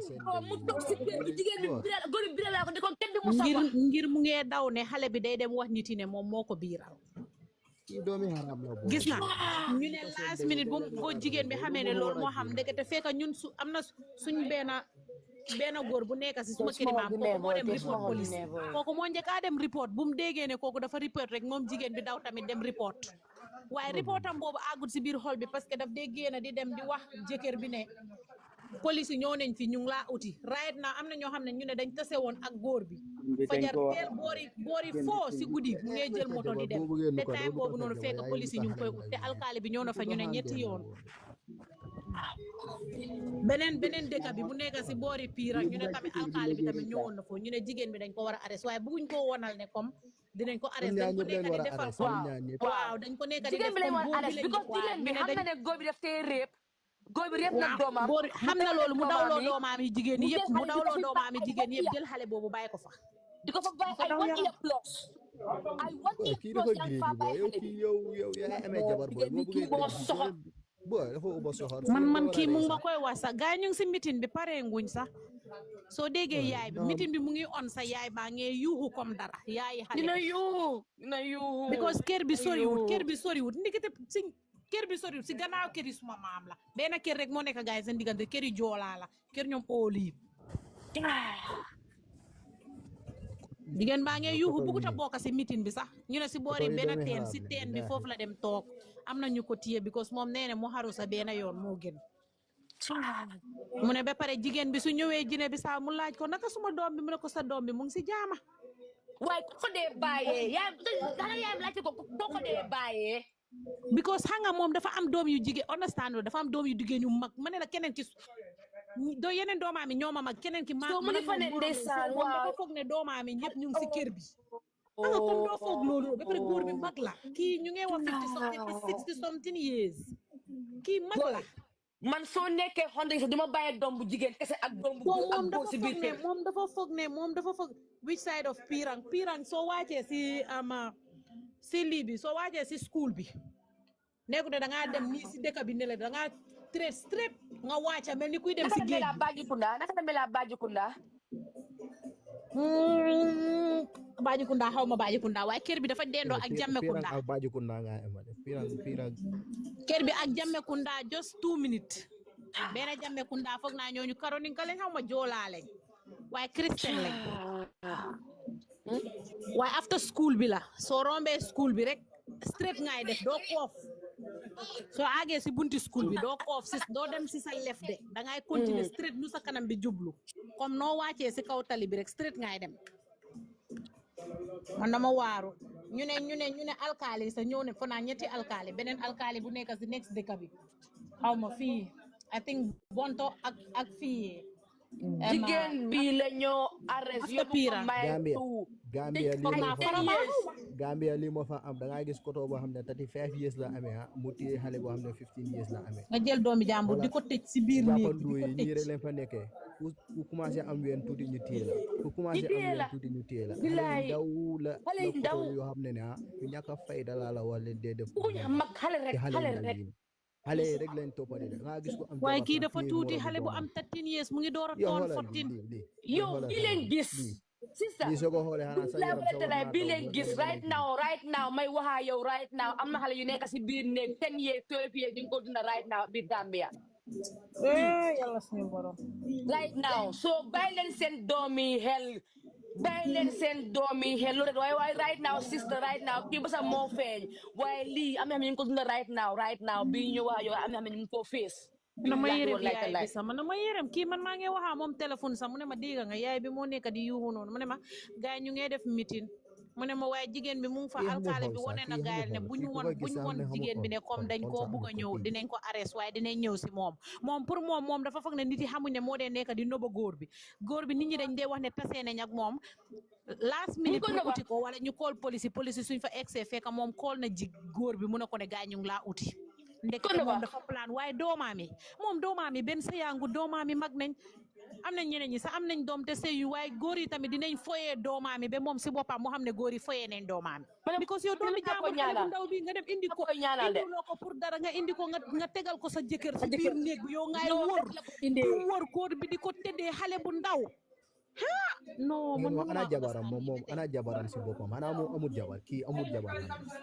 jabaram mooy si xale bi kii xale bi moo ko jëlee Guinée Bissau indi ko jabar mooy si xale bi waaw jabar mooy si xale bi ndekete lu mu pretend yëpp di dem di boole police ndekete fekk am na beneen famille bi moo njëkkaa dem boole parce que duñ dee gis xale bi ñu ñëw gis ko once ñu gis ko ne xale bi dafa biir ñu dem boole ñu xam ne góor baa ko biiral parce que góor bi dafa jigéen bi ku bon la pour réeb doomaam yi ndekete loolu moo tax doomaam yi daw because doom yi dañ doon complain ne seen papa daf leen bugg a réeb xale yëpp daw génn a kër gi amuñ jëkkër amuñ dara ñu ngi Gambia soo buggee mu nga taka ba foo su buggee loolu du dem mu taka jabar yeneen jabar su mu aat yeneen jabar mu am lu bëri na ngaa toppee xale yi ndaw yoo xam ne bii di téye xale boo xam ne sax comme te ne bii si kawam rus naa tëdda ak kii doomam sax rus naa tëdda ak kii Gambia la gars yi war a lijjanteyaat ci boppam fekkoon ne ku wala ku réeb xale ñu téye la tëj la ba nga dee ba nga dee yaa duñ ko defaral for life li moo tax man ma respect Sénégalais yi ñoom su dee ñoom la soo riibee moom xëy si jéem la nga dee de wala soo génnee tamit doo njëriñ sa boppa dara because thank you gars yi kase bi si biir ñoo laa réeb Europe fii soo réebee di nga dem si kase bi booy góor yi ñoo la dee réeb dégg naa ba doo njëriñ sa boppa dara dañ laa réeb ba nga sona dañ laa réeb ba nga sona doomi xaram la mbaam bii ni yow xoolal kii dafa bëri Gambie rek billahi lii dafa bëri Gambie kii bosom moo kii rek da ngaa gis xoolal paa yoo xam ne guddi bi sene bi sax boo fa demee ñoom da ngaa mbëkkanteeg ñoom xoolal si guddi bi jàppal xale yi ndaw ñoo xam ne seen moroomi doom leen di jàppa gaay di leen def lu leen ne non man Gambie xaw ma lu fa nekk di dem Gambie right now sax kii bosom moo feeñ rek kii doomi xaram because Gambie amatul age control jabar booy Gambia amatul age control comme time Yaya Jammeh Gambia amatul age control boy ñun suñ time boy amuloo ID card 18 years duguloo Sénégambia Sénégambia léegi xoolal waaye yow 5 years yi sax bu leen neexee ñu dem léegi xale yi ndaw ñooy dugga Sénégambia léegi ñun suñ time sax amatul ID card doo dugga xoolal soo su nitee nga dugga si biir dañ laa dañ dee fekk ba si biir génnee la waaye Gambia léegi amatul age control Gambia léegi amatul age control léegi lu la neex nga def léegi yow dëkk bi ñaata système dafa nekk kii mu ngi piram ba léegi yow kii mu ngi piram ba léegi di kii mu ngi piram ba léegi damut kan góor bi nii waaw góor bi dawut because kii naka kii mu ngi mu ne naka tudd gars yi gis nañ ko am nañu ne gis nañ ko fajar yéen am na yéen gis ngeen ko war la naa xaar police dañ ko war a téye waa pirang la rek man su ma xamee ne yow yaa def lu ñaaw li waa pirang góor ñoo war a jóg dëggandeem ba mu dee kii dóor ko dóor yu métti sax gars yi yóbbu ko si police bi loolu la gars yi waroon def waa pirang si boppam exactly la waa pirang ñoo war a gën a ñu protest ñoo war a gën a ñu protest yow na nga amee jabar xale yi ndaw yi nii booy di def lii am na yeneen dëkk yoo xam ne tamit dañ dee bàyyi seen loxo nguur su defut sax yéen war nga ñëw def ngeen xam nga mooy loolu ngeen téye ko yóbbu ko ba si station bi ngeen wax ko ne ko kii lii la def lii ak lii la def gars yi mun a xam dañ koo dóor. Gambia da ngaa def dara sa ñu bàyyi la noonu ci biir. balaa ñu laa yóbbu station dañ la woon a dóor. nuyu naa leen. ñu laa fay. ma ne ko lii dafa métti de sista. lii balaa ma laa indi yóbbu police dama laa njëkk a dóor sa taati tànga ma door laa yóbbu police. dama laa njëkk a téye jël coup di dóor sa bagage yi. ma ne ko xam nga lii moo nekk problème yow soo amee doom fekkee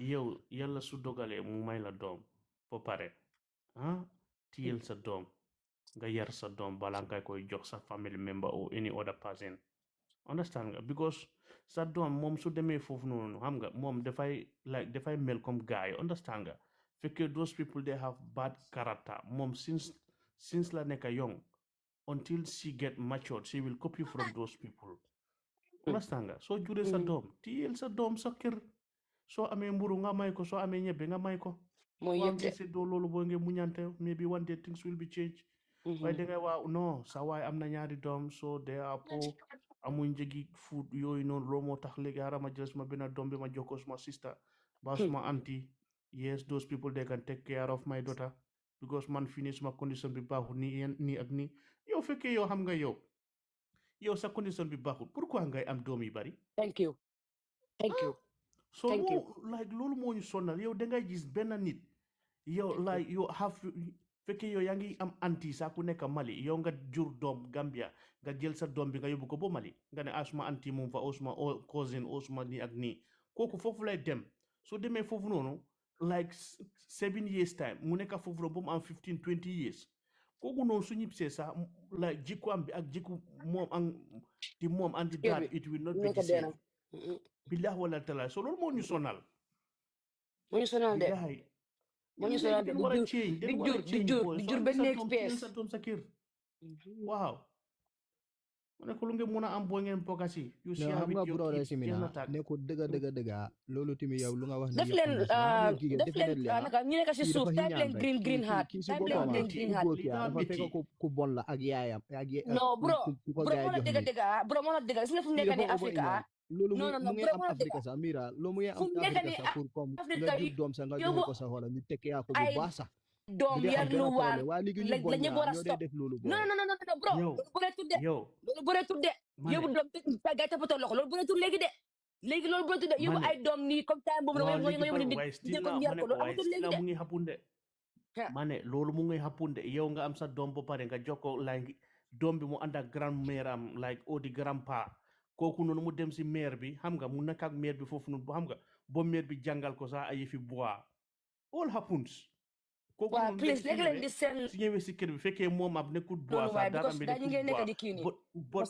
how to go body child kooku dafay laan bois from the old from her old dad or her grand mom understand nga so su ñëpp seen ak si kër bi after gars yi di nekk di xam nga ay problème nekk di dugga rek kooku noonu xam nga because yar yi nekkul benn because yar bi nekkul benn man doomu jigéen I'm not taking you nowhere bro man doomu jigéen man I don't doesn't matter who leen de nekk boy duñ dee am benn problème man dama foog comme ñii nii kii moo bon ci boppam rek ak sista buñ ko jox nii moom ñoo bon ci boppam rek tamit de bro bi ni xaw ma anti am la wala naka la am la waaye kii nii moom xool sala amul yow kii dafa over racist ma ne doom bu jigéen bu leen yóbbu no more doom bu jigéen man doom bu jigéen si kër baay si duma ko dee delloo man doom duma la yóbbu sa kër baay duma la yóbbu sa kër I'm not taking you nowhere apart from suma yaay I'm not taking because xam naa suma yaay nu ma yaree gis naa ko so man the only person I trust in this world to give my child thank you darling waaye doom bu jigéen moom warloo ko yóbbu fen waaw yóbbu kay jàmbur yar doom bu jigéen bu leen di yóbbu seen doomi jigéen yi fen booy tee leen rek yàlla bés dina ñëw booy doom bu jigéen man amul lu ma dajut booy man dem naa mbera bés ma ñaan sarax nii suma doomi waaye mooma dina ma yóbbu leen I'm not taking my daughters to nobody, to no stepmother, to no auntie, nobody.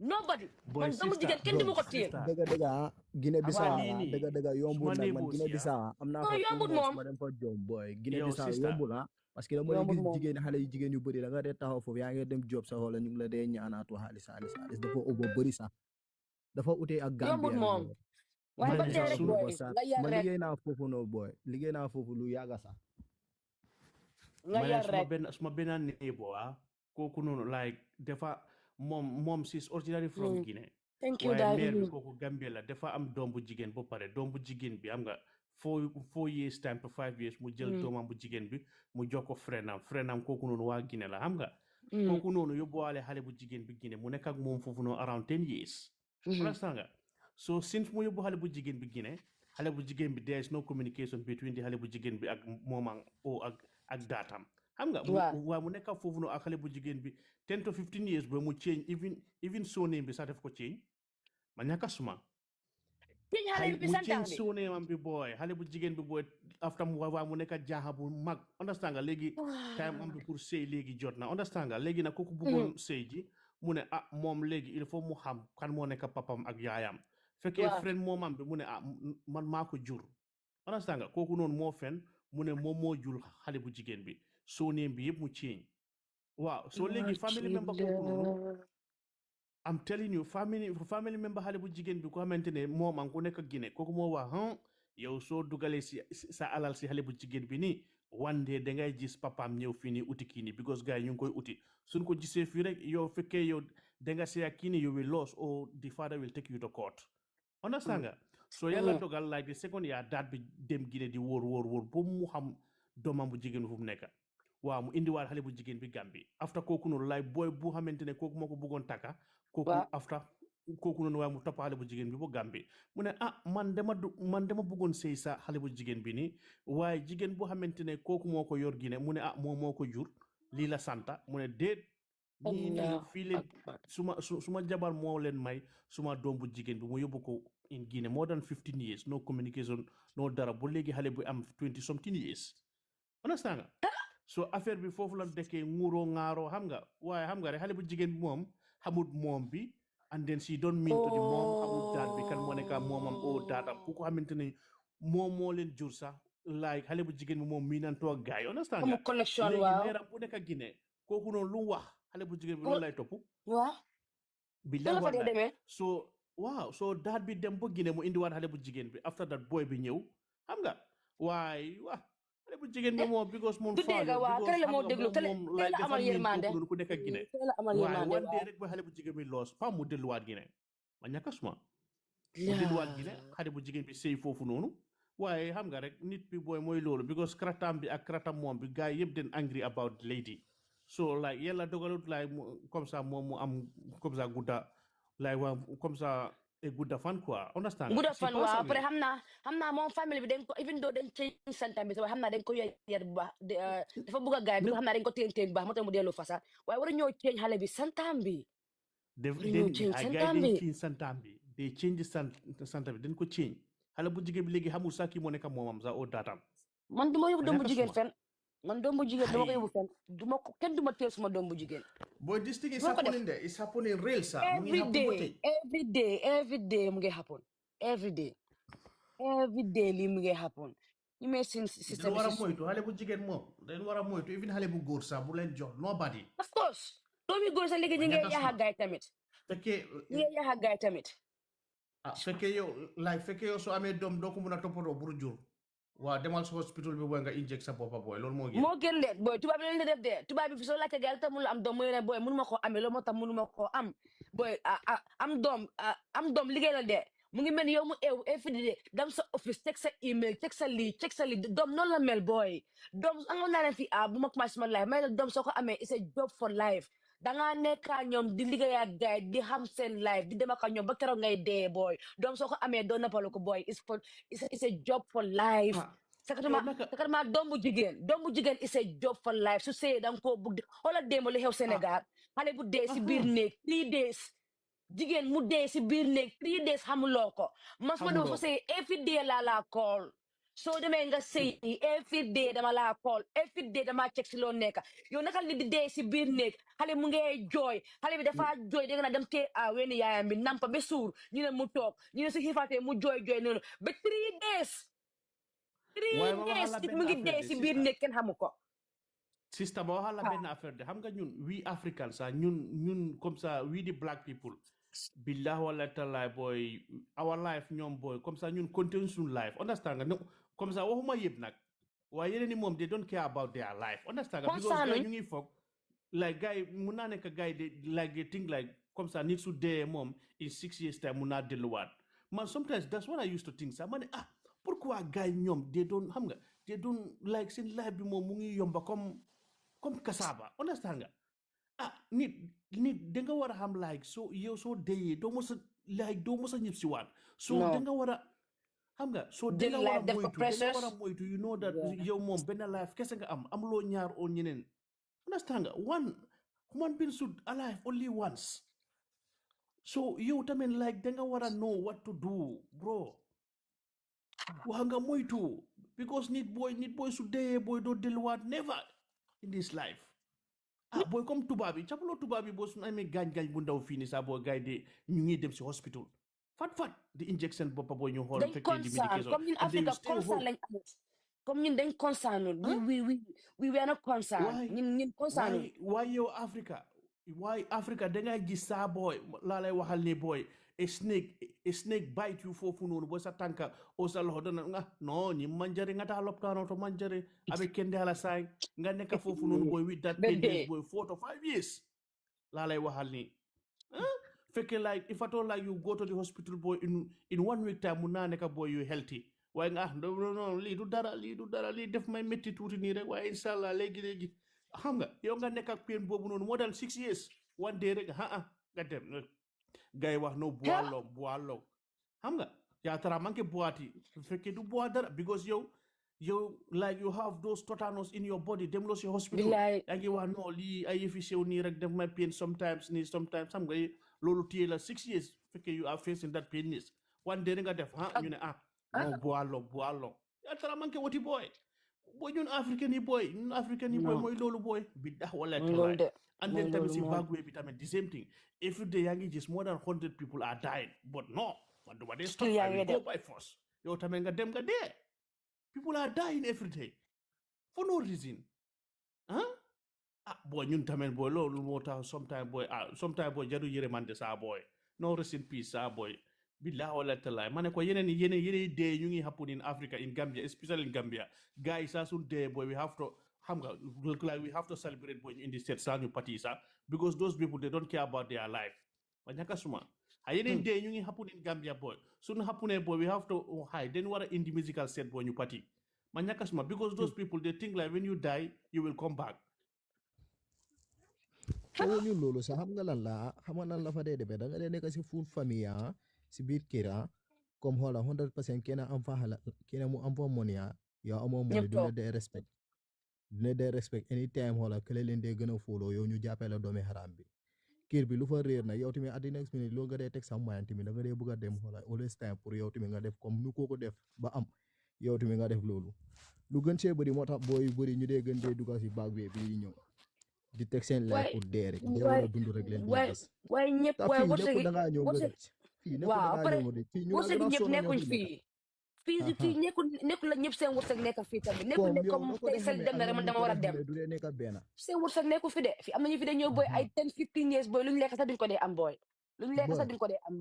billaahi nekk sax duñ ko dee am fii nga gis ku amee passeport bu fii nga gis ku téye passeport nii nga xam ne kii am na loo xam ne mun na moo defar lay xam de waaye fekk mu ngi homeless téye passeport de waaye ñegi tikka sa mu tikka sa ak pawla amu ko so you know fii ku nekk sa wërsëg nekkul fii booy so bul gis nga ne ay ki dem na da nga war a dem da nga ko war a start from little ba yàlla jàppale la man sama maas maa ngi yërëw fii maa ngi yërëw fii waaye man gom ma ne ma sama wërsëg fi la nekk man dama ko dee all the time ma ne yàlla moom is yërëw de waaye man sama wërsëg nekkul fii man dama believe ne sama wërsëg Afrique la nekk Gambia la nekk because xam naa ne Gambia laa gën a mun a liggéey Gambia laa gën a mun a liggéey am na yeneen paako yoo xamante ne those like the family they belong to brother ñoom soo leen capee time boobu noonu Gambia bro they are over cool ñu ngi am seen business xam nga ñu ngi enjoy seen life nice bro dara mankut understand waaye yëfi Europe America rek yëfi Europe yow xam nga yow yaa ngi chill Gambia you high waaye yaa ngi am sa everything every month you are having more than $300,000 in your pocket boy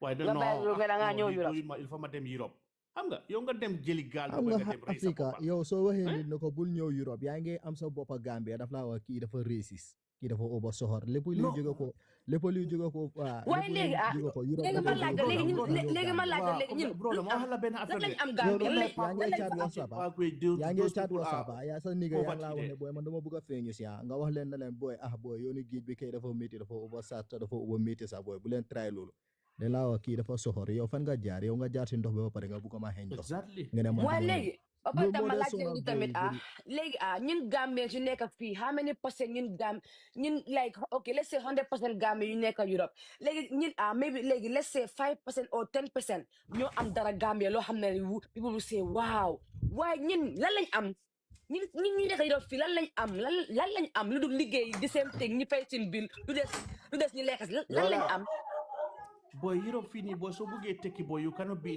boy mënuloo toog 1 week saa fekkee we have nothing amuñ fi dara soo léegi lan la Gambie fi nekk di gis ñun day nekk di wane ñun dañ am lan lañ am amuñ fi dara boy lu dul liggéey dem fay bills fay tax lu des ñoo ne ko Gambia ñu toog naka ñu toog war a commencé waat every month all over again lan lañ am man ne maa ngi ne Europe yes aw ma dara aw ma dara yéen a ma tane sax pour tabax néeg rek boy yéen a ngi ne iPhone bu mu génne iPhone 17 yéen a ko am man maa ngi ne ba léegi aw ma iPhone 17 su ma ko bëggee am foog ma dem leb ko yéen Gambia iPhone 17 génn half of the girls have iPhone 17 already of course parce que yéen a am xaalis ñun amuñ xaalis yéen a am xaalis yéen iPhone dafa génn yéen a ko njëkk a am tablet su génn yéen a ko njëkk a am yéen mees bu sees su génn yéen a ko njëkk a am yéen moto bu sees moto bu es su génne es yéen a ko njëkk a am yéen a ñu ëppale xaalis yéen a ngi toog seen kër yi rëy yooyu ñu def fii ay kër yi ndaw lañ toog ay puxus néeg boo xamante ne moo doon 4 people in one room yéen a ngi toog si ay full kër full garden fañi yéen a ngi am naaj doomi aadama ñun African ñun black people we are melanin we need the sun every day yéen a ngi toog yéen a ngi am naaj every day nga leen bëgg leen naaj te xam nga ne yéen seen yaram boobu naaj la soxla without naaj doo leen dem loolu tax ñun ñu ngi toog fii nii ñu ngi depressed fii nii because amuñ naaj suñu yaram bi dafa soxla naaj yéen ngeen am naaj ngeen am every day fresh food yàppa fresh every day jën fresh every day légume fresh every day nga dem si xew yi so xew yi yomb na taxi dangaa duga rek taxi taxawal ñun fii sometime nga dem yenn place doo am taxi dangaa duga si boos yi di kurunkur ak sa doom yi ngay daw di jël puus yi di wàccaa sa doom yi di ko gurum garak di bugg a dee Afrique soo bëggee génn dangaa bàyyi sa doom ñu téel ko ñun fii kenn duñu dee téel doom lan lañ am waaw lan lañ am ma ne ko waaye sister xam nga ñun tamit ñun tamit suñu problème bi sometimes man damay foog saa like in Gambia ñun saa amuñ nguur sometimes because suñ nguur mi the government they know like people are dying every day at night some are dying in this day sad si ndox bi xanaa ñoom tamit du mun a génn at least they like xam nga they have to try and do something about this thing understand nga at least Gambia still na bro Gambia still na seen government bi ñu fa nekk yëpp foreign line dëkkuñ sa Gambia ñoo sa bëgg ñoo xam sa lu Gambia di dundal ma ne ko because soo jàppee like people party bu jalani last week Adama Barrow xam nga moom dafa round Gambia yëpp waaye doomu sax dëgg mu ngi wax backway bu booy ñu ngi dee o backway bi mu ngi sonal gaa yi du gën a fi génne la fale bro so loolu répis yu xew ni bara ba léegi du dee wax si affaire répis yi ne ko di wax si affaire répis yi ne ko di lii xam nga tey su nekkoon Yaya Jammeh mu ngi fa wala tey beneen président moo fa nekkoon tey répis bi kii lii li kon time bi soldat yi like the squad how they call it naka lañ ko de SWAT xam nga SWAT lañ ko de comme America fii suñu la waree arrêté dem ay groupe right now pire mooy la ay full trop ñu fa woon a dugal laawa trop yi full ñu fa woon a nekk right now dugal si koñ yi si kër yi dugal fu nekk di xool paa bii nii waaye ku def action because ñoom xale is nothing moom sax du wax yii nii ma ne ko yëf yi du ko wax billahi wala talaay boo sa waaye dafa génne in Gambia mu ngi ñi may suñ système bi si suuf maire moom yaata na fi tamit nekk mu wax tuuti waaye mosu ma ne ko waaye mosu wax mbiri baakuye mbiri booy ñu ngi dee yoonam nekkul si gën a fi gën a la fele asalaamaaleykum waaleykum asalaam asalaamaaleykum waaleykum asalaam ñu fi deful dara all of you Juma Mubarak thank you Juma Mubarak di leen ñaanal jaamate di ko saako si yàlla Amin yal ñu nañu ko yàlla ñaanal may yow tamit. jumaa yu bari mu fekk ñu si Amin. nangul ñu lépp Amin. luñ ko jaamul yéen ñi nekk si biti na leen yàlla aar sama leen xale fu Amin yàqu egut Baay. seen waxtaan bi am na solo jërëjëf yaa boy. bam commencé maa ngi ko doon déglu waaye mujjenteel bi suñ courant bi dem off parce que xam nga fii mooy Gambia amuñ courant bu doy suñ internet bi baaxut ñu ngi dee ak jënd ak suñ internet bi baaxut waaye lépp muy muñ di góorgóorlu rek. leen fi waxtaan lu am solo la waaye dama dem ba si biir si man dama gis ne na dafa dem ba xala mel ni ñaari waxtaan la si ñetta parce que foog naa non si benn waxtaan bi lañ njëkkee rek ba si government ak lii si affaire yi jigéen bi lañ bëgg a wax affaire yi xale bi. waaw si loolu laa gën a bëgg a waxtaan. ñaanal si famille ba mu jógee ko la ko dal yal na bu mu fa dal ba mu fa xewati bu mu fa dal kenn daw na yaram moom Gambia ñun ñu nekk Gambia ñun ñoo jëna soona parce que lu tax ma ne ñun ñoo jëna soona bés bu nekk ñun ñoo dee xëy suba rek soo tegut sa bot si ko kéemaan kéemaan dina duga si sa noppa bi mu nekk loo xam ne doy na waar torop nga tëdda guddi nga eewu si suba nga war a sant yàlla ba mu bari parce que soo tëddee guddi sax xëg na sa doomu na am nelaw yu doy lu laa tere am nelaw yu doy mooy yaa ngi xalaat ndax duñ la toppal si sa kaa bu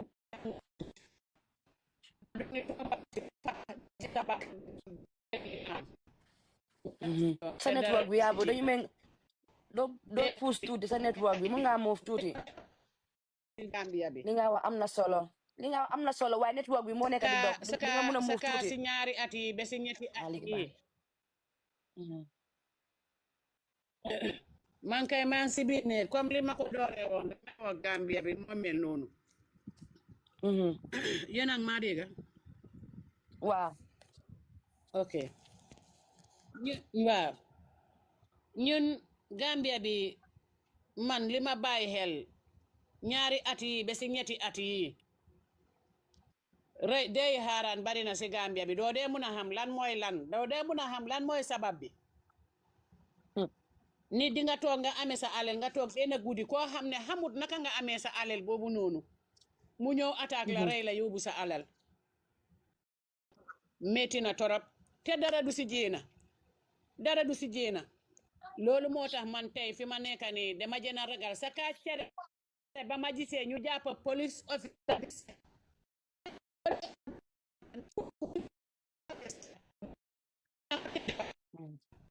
network ambe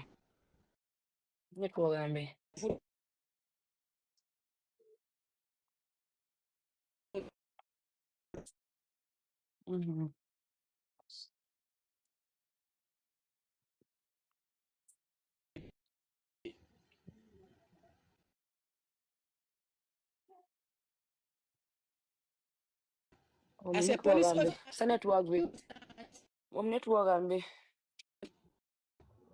waxuma la rek ko waaye kooku moom wara tuta gis àddina parce que xale boo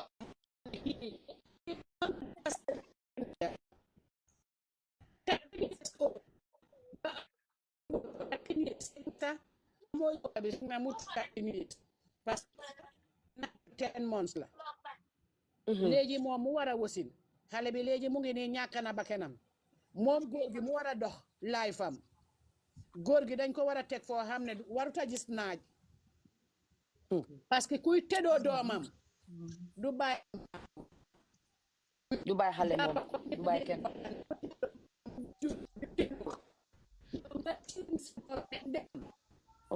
mu ngi wolu am solo network am bi mu ngi wolu am solo waaye network am bi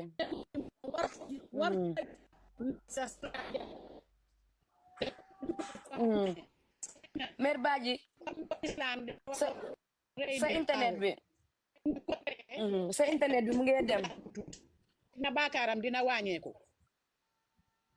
waaw xaaral ma bàyyiwaat ba si kanam moo ñëwaat waaw parce que suma network bi moo baaxut network Gambia bi moo mel noonu du suma coobore waaye li nga am na solo de soo mënoon a move beneen place tuuti.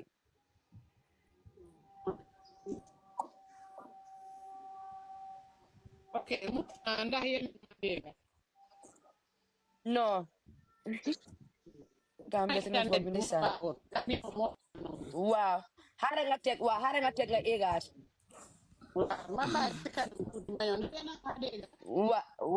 waaw li nga am na solo torop nga égaat please dégg nga. waaw non ba léegi dégguñu la bu baax déedéet. moom network am bi ndeysaan li moo am na solo torop waaye network am bi. ñu mel la Kanta Camara. waaw salaamaaleykum. waaleykum asalaam. maa ngi tudd Kinta Camara. Kinta. waa na nga def. Kinta waaw. waa sista maa ngi kontaan trop sa mbir bi maa ngi kontaan li nga def ni yàlla la yàlla fay. amiin thank you. maa ngi kontaan trop. waa man xam naa góor bi because man Gambia laa nekkoon waa right now maa ngi Portugal. Okay. Mun naa wane sama mbokk la because of balantala man tam balantala. Okay. Xam naa doomam bu baax sax doomam Monica keneen ki boys yi yeneen boys yi fàtte naa seen turi léegi. Xam naa Kaaru bu baax jabaram. Taple screen bi waay. Waa mbir bi musu yeguma ko démba sama doomi cousin moom ma seenoon nataal bi mbir bi moom waxoon ba léegi maa ngi amee bopp bu métti gëmuma ko ba léegi waaye right mu ko gisee live. Dama jaaxal sax ma nan laay def dama call seen pastor xale bi dama ko call right now because moom mi ngi dem jàng si beneen fàtte na xaw ban dëkk la nekk dama ko call right now maa ngi ko laajte mbir mu ne ma waa dëgg la man lu ma am pour wax mooy lii because of góor bi moom si boppam lu mu def kenn warut a nit ku correct sa du def loolu noonu nekkut ne dafa ñàkk a jabar yaa ngi amee sa jabar si biir kër bi to jabar dem indi doomu jàmbur amee dee toog ñu ne jabar def te ba ay 1 year plus dafa dee toog waaye jabar bi suy toogut na mu dem Cees jaaxee si biti man xam naa ne Gambie ñi ngi bari jaaxe yi bari yoo xam ne amuñ jëkkër sama morom ñi ngi bari foofu ñi ngi si mbéere mun na am jigéen bu nekk mun na ko am si biti pour mu tëdd ak moom thank you waaw façon lii ni ma right now ma jigéen jabaram si boppam sa laa fi léegi because of moom xale bi famille doomi famille am nekk doomi famille jëkkër bi déedéet jigéen bi moo dem ba Guinée Bissau jëli xale bi isi ko mu teg fa xale bi mu jël doomi jigéen yi mu génne leen si kër bi mu bàyyi fa xale bi kese ak doomam bu góor ak jëkkëram waaw ñooñu kese la bàyyi si kër bi waaw loolu laa nekk de ma ne xale bi famille jigéen bi la ñoo jur xale bi waaw famille jigéen bi la waaw famille jigéen ñoo jur xale bi te gars fu ñu nekk Guinée Bissau dëkk bu sori la dafa sori bi capital bi trop loolu laa dégg waaw bu right na maa ngi wax ak pasteur bi léegi mi ngi ma wax ne xam ne min gaañ seen waajuri xale yi gis ñu fu ñu suul xale bi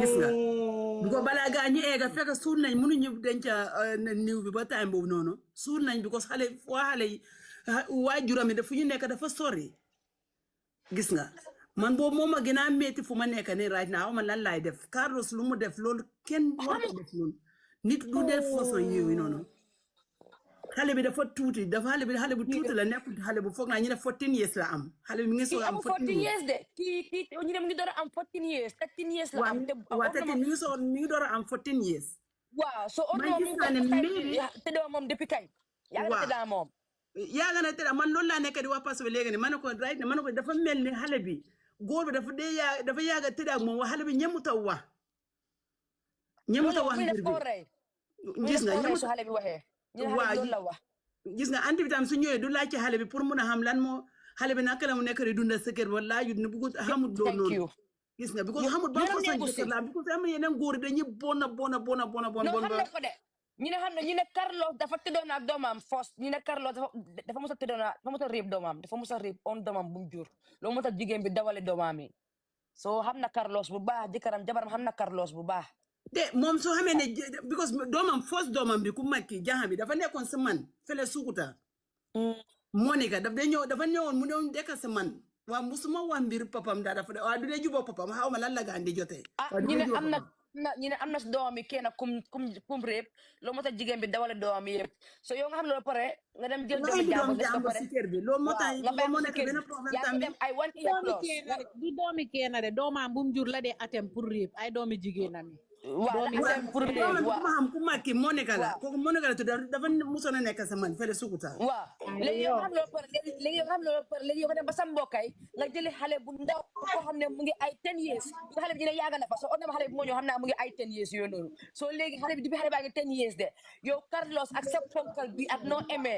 xale bi soo ko tegee sa kaw mu ngi mel ni comme teni biya loo ko yërëm loo xale bi xale bu ndaw bi Carlos ak ni nga am nii nga tëddoo xale bi ba xale bi biir si kii moo soxla Carlos soo ko gisee da ngay ne innocent la waaye góor man xam naa Carlos xam naa ko këram ak doomam yëpp ak ñun dañu am programme cooj yi dañu am programme moom Carlos day dem cooj dégg la waaye doomam dañ day dem cooj gis na doomam dañ day dem cooj man xam naa Carlos ak jabaram yëpp jabaram daf dem xale sista gis nga Carlos mi xam naa ko bu baax a ba parce que man tamit suma yaay balanta la sama maam moo tax ñoom Carlos ñoo toog biir piiram non Carlos moom mun na daw nit dina daw nit waaye yàlla du ko mun a daw because lu mu munta def si àdduna bi yàlla moom nekku di moom jabar bi moo ko nekk di nuba saaba si boppam moo nekk di nuba Carlos parce que dafa dem report ba pare mu kool kooku noonu ñoom ngan sumaana dem ñu report moom si boppam moo nekk di kool Carlos di naan ko police ñu ngi lay uti 4 o'clock la Carlos jógee Pirang mu dugg moto jigéen bi moo plan lii jigéen bi moo plan lii waa sis weeduma loolu noonu waa man gomuma daal jigéen bi moom dina def loolu noonu gomuma ko tamit moo ko def nga ñeme def loolu noonu gaay kër bi léegi nii gaay kër bi laa jógee waxal léegi nii jigéen bi di ñeme def loolu noonu du def loolu jigéen bi moo ko gomuma loolu noonu daal jigéen bi dina def loolu noonu pour mu koolu Carlos pour mu mun a génn si dëkk bi billahi wallahi léegi nii la du ko def moo ko def sista léegi laa jógee waxa ak titi ne léegi waa uyu leen because man gom naa ko de sista man gom naa ko parce que ku ma ko wax si kër bi la nekk si kër bi léegi laa wax sista jigéen bi saaba si boppam alkaali bi ñëw foofu noonu lu tax muy tëj xale bi si biir ne bi te saaba yëg na loolu noonu ba pare saaba waxu ko moo tax waxu ko jigéen man gom naa ko de sista man naka sa kinta man gom naa loolu dëgg la man gom naa ne jabaram xam na bu baax lu nekk di xew mu noppi na teg man gom naa loolu gom naa ko jigéen mun na moo def loolu dëgg la man gom naa loolu su fekkee loolu du dëgg kii naka la waate sax mata lan moo tax démba ñoom ndingi mata lan moo tax ñoom ndingi jógee démba laatir kunda jaama ñu dem fekk ko foofu saaga moom saaba mun ta wax dara ñu ne ko ne yëg ne yëpp ne noo dee tëjee xale bi si biir néeg bi saaba dafa tëj xale bi si biir néeg bi moom xam na ne doomaam yi boole nañ ko ñaata yoon ne jëkkëram seen papa daf leen dee bëgg a tëddoo benn xale bu góor moo des si kër bi kooku mooy doomaam moo des si kër bi mboolem ñu si nekk yëpp génn nañ si kër bi ne ko ñeneen ñaa ngi manjaay ñeneen ñu ngi woon sukuta ñeneen ñaa ngi laatir ku naa jaamaan kon nag famille bi maa ko xam ba xam si biir gisuma si TikTok bi ku xam famille bi ba raw ma parce que famille boo xamale dañ ñu jege hay saaba si boppam man na xam nga la man bañu ma mun na nekk noonu waa xam nga doomam bu góor bi taxaw mu ne papaam biiralut kooku noonu te doomam bu góor bi mu ngi woon si biir kër bi foofu waaye démba bu fa ndingi demee ba tasaare foofu noonu kenn ñemewu tawa ñoom ñëpp ñu ngi ne tekk right now gaay ñu ngi si meeting bi hay si xam nga la bañu ma mun na nekk noonu waa man tam dafa nekk bi soo ko dégloo sax bi soo ko dégloo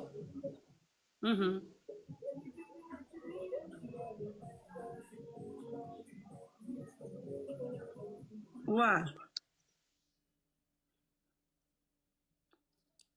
gis nga man bañuma loolu mun naa xappun waa fu ma nekk nii man sama xalaat maa ngi xalaat ne jigéen bi du ñeme def loolu because doom bi seen leen xaat sista jigéen baa ko def parce que nit yi ñoo ko gis nit ñoo dëkk ak moom tamit moo ko def yow naka nga indee doomi jàmbur yow sa doomi ñu boole la ñu nga indee doomi jàmbur sa doomi boole la le suma papa daf ma dee bëgg a réer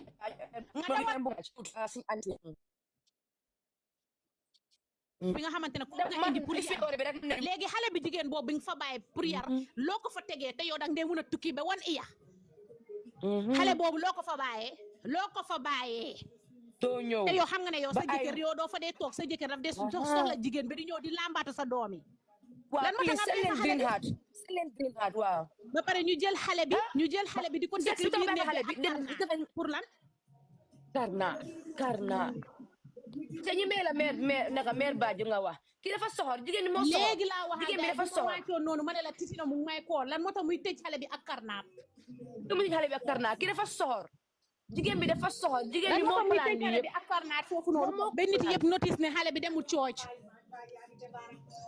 nit yëpp toog ñu ne xale bi du dee dem church ndekete xale bi dafa biir waaw man lu ma jaaxal mooy ni xale bi bu mu biiree man dama am 9 months nit yi xamuñu mbir bi ne moom moo biiral xale bi wala yaa ngi door a ñëw léegi nag xam nga yow nga ne foogloo ne déedéet naka la waati sax mata mais ma leeral ko fii nag xam nga yow da nga foog ne xam nga yow da nga ne comme jigéen bi comme faltiwu léegi kay ma wax la fii nii nag lan moo tax ñuy karnaat xale bi kay ma wax la lu tax ñuy karnaat xale bi dafa biir bu xale bi biiree mu koy tëj doomi góor bi si boppam moo ñëw si anti mu jekkal man su ma wax ñu lay wax duñ mun a déggante te fu mu nekk nii may ma fu mu nekk nii mbir mi dafa yow may ma torop si kenn di wax ma wax kii nii ma wax kinta waaw léegi yow kare bi an kinta bii nii mais ma wax kinta bii nii gis nga xale bi bu mu biiree Aysa bu mu biiree kii Carlos si boppam doomam dafa jógee Manjaay mu ñëw ba si kër bi waaye moom Monica foog naa Monica moo nekk Manjaay mu notice ne xale bi dafa biir bu mu notice ne xale bi dafa biir mu laaj xale bi mu ne ko papi Monica si boppam moo ko biiral papa bi déggaloo no fekk yaaga na di traité xale bi si lañ jël xale bi di ko tëj duñ ko yóbbu fenn jigéen bi bu mu ñëwee xale bi jot naa dem ñaari yoon noos xam nga bëgguma wax kees bi fii nii because kees bi dafa lifin xale bi jot naa dem noos ñaari yoon jigéen bi si boppam moom ku indi xale bi jëkkëri jabari Carlos moom saaba si boppam moo jël xale bi yóbbu ko noos xale bi dem na noos ñaari yoon waaye dañ ko dee karnaat si kanami saaba mu fa last minute la saaba bu mu xamee ne ngan sumaana dem na boole ji si la ñëw nag mu jël moom tamit mu daw mu dem boole parce que xam na ne su ngan sumaana boolee noonu dañoo wax ne ana doomaam yi jigéen ñi benn nekku fa te xale yi musoon nañoo dem boole ba si maam ñu ne maam ne seen papa daf leen dee bëgg a teddoo because yaay bi du dee toog ki feebar la am li nekkul jaama li feebar la saaba du jigéen bu nit war a farle fii nii man bugguma woon a toj kaas bi bugguma wax dara parce que yëfi famille la moo tax bugguma wax dara waaye comme noo eegee nga ne saaba waruñ koo téye saaba même ak ñetti alkaali dëkk ñoo ñëw dajee biiran ñu wone ne saaba dañ ko war a téye parce que saaba dañ ko war a tëj déedéet siis déggal ma man waxuma ne saaba waruñ ko téye de dégg nga yow bu ma nekk di waxuma loolu de man dama wax ne man goma ndaa saaba dina def loolu laa wax waxuma ne waruñ ko téye de man waxuma loolu noonu because man bugguma wax bu nga xam ne bugguma farle nit ku nga xam ne xaw ma lu nekk waaw man lu ma nekk da wax mooy ne because man foo ma ne saaba xam nga lan la def doomi famille am la lépp famille Kinta may ko nga déglu ko léegi may ko nga déglu ko déglu ma wax la Kinta dafa dem report góor bi ba pare kii dafa dem report Carlos ba pare mu koolaate Carlos mu ne ko ne am na ku war a ñëw xam nga police yaa ngee ñëw saa yu police yi step tànkam yi foofu noonu te buñ ko laajee day wax ne moom xamul fan la jëkkër bi nekk ndekete moom si boppam moo dee kool jëkkër bi di ko wax ne police yi ñëw nañ fi xale bi confirm na loolu noonu xale bi wax na loolu noonu si lopitaan bi xam nga xale bi kan la ko wax xam nga xale bi kan la wax loolu noonu suma baajeen la xale bi wax loolu noonu ba suma baajeen dafa mer suma baajeen demut lifin demut déj bi sax suma baajeen demut déj bi xam nga suma baajeen naka la tudda Saaba Sañang la tudda Latrikunda la dëkk su fekkee yow xam nga Latrikunda man xam naa Saaba Sañang Saaba Sañang mooy suma ku nekk ak xale bi right now ku nekk ak doomu xale bi sama baajeen la moo nekk su lopitaan moo jur pasto bi ku ma nekk di wax seen pasto waaye yaay ko moo nekk ak xale bi ak ne xale bi ndaw bu ñu jur léegi nii right now moo nekk ak moom si lopitaan bi right now lii la sama baajeen la xale bi dafa góor xam naa Saaba Sañang xam naa ko ba Saaba Sañang xale bi mag bu jigéen la Saaba Sañang asuma baay ñoo bokk ndey ak baay sama papa moo nekk magi Saaba Sañang ku nekk Latrikunda mu ngi jënd dafa ndaw de mam naa Saaba Sañang dafa àndoon ak sama mag bu jigéen ku tudda Muskuta dafa gaañu yaa ngi correct am naa Muskuta yaayu ñoom kii dafa ndaw yaayu ñoom kii yaayu ñoom xale jaaxa bii ni fàtte naa turam sa Muskuta xam naa Muskuta yaa ñoom kii naka la tura Fidèle correct yaa ñoom Fidèle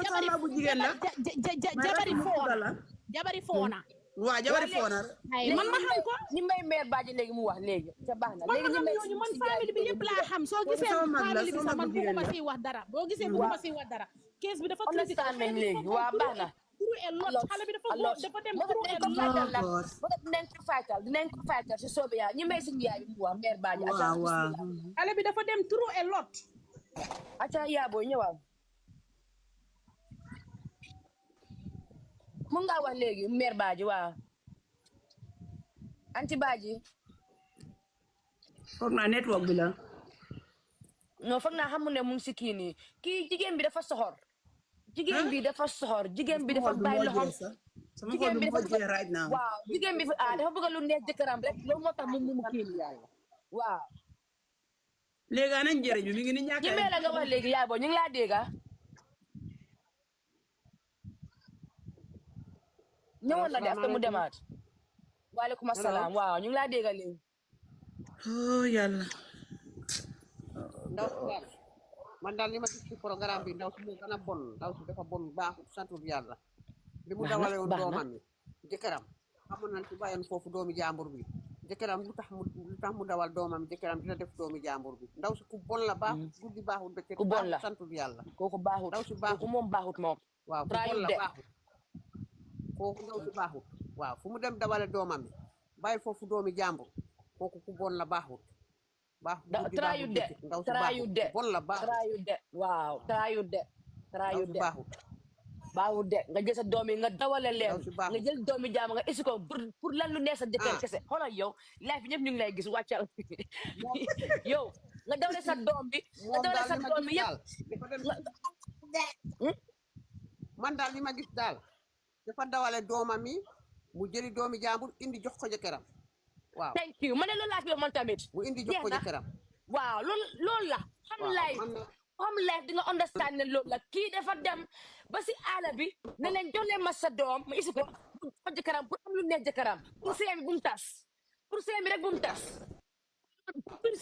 tas loolu rek moo tax mu toog xam na ne jëkkëram mu téye boppam waaw xam na jëkkëram mu téye xam na ne si demee ki dafa isi ay jigéen si kër bi léegi bugul gàcce boobu nag mu jël doomi jàmbur bi mu yus ko yow di nga dem kaso de yow di nga dem kaso anti xam nga yaa ngi maa dégg si live bi de waaye yow di nga dem kaso yow waaw yow sa jëkkër réseau bi daal baaxul Gambia fi réseau bi dafay am problème léeg-léeg waaw réseau bi am problème yow how to call it yow sa jëkkër suñ koy arrest dañ laa arrest waale yow da ngaa dem police yow foog ñu tëj la yow anti bu soxor nga yow turi sëy moo tax nga rey doomi jàmbur bëgg lu neex sa jëkkër moo tax nga rey doomi jàmbur yow ku soxor nga yow ku bon nga dafa waroon a daw sax waaw yaramam dafa waroon a daw mu dobee doomam na xam ne kii tam ba pare mu yóbbu xale bi ñaari yoon noos waaw dafa óolu te rek moo tax bi ñaari yoon ba di ko karna wallaay ndeysaan di sax dafa daw di karna xale bi nag di ko karna trop ndeysaan billaay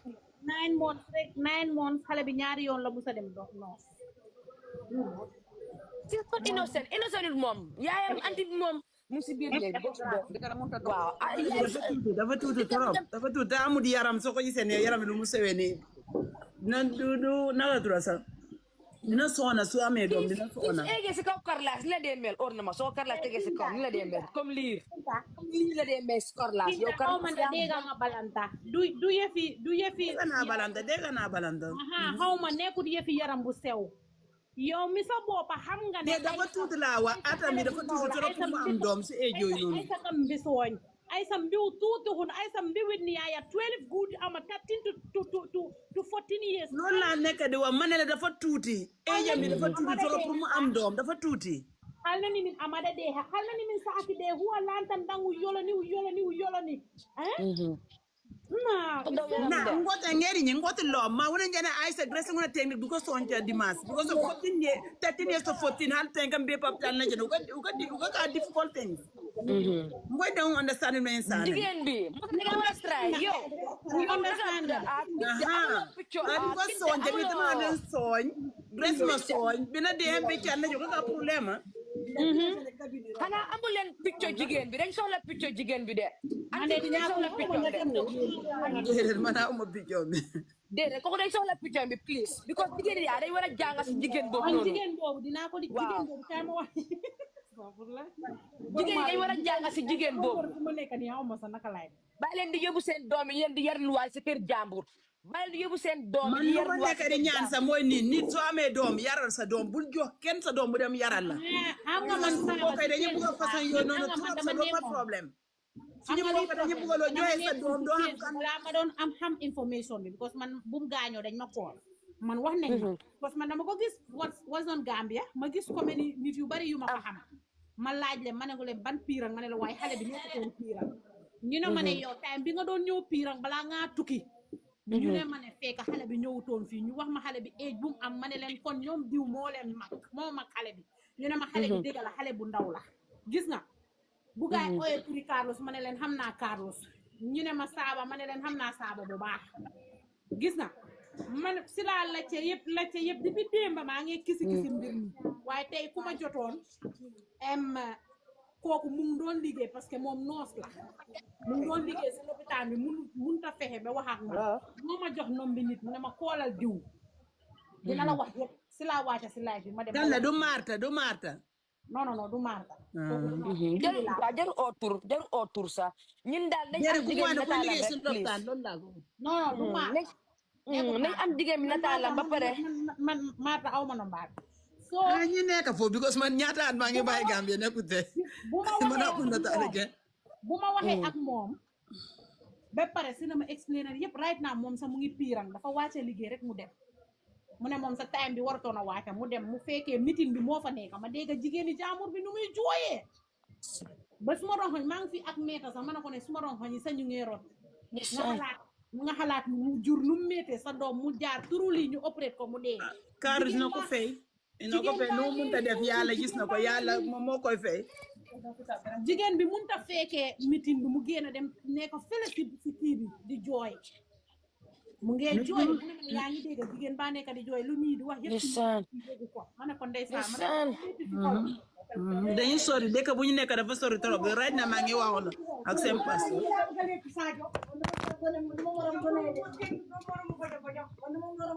xaaral kii mu ñi may mère Badji aca am na la bëggoon a wax oh God lii daal dina jàng ñu bëri ngeen bari yóbbu seen doomi yar lu war fu nekk nii lii bopp bu métti la ma jox depuis démb bu ma yéegee bopp bu métti ñëwaat na waaw ñu ngi laa dégg léegi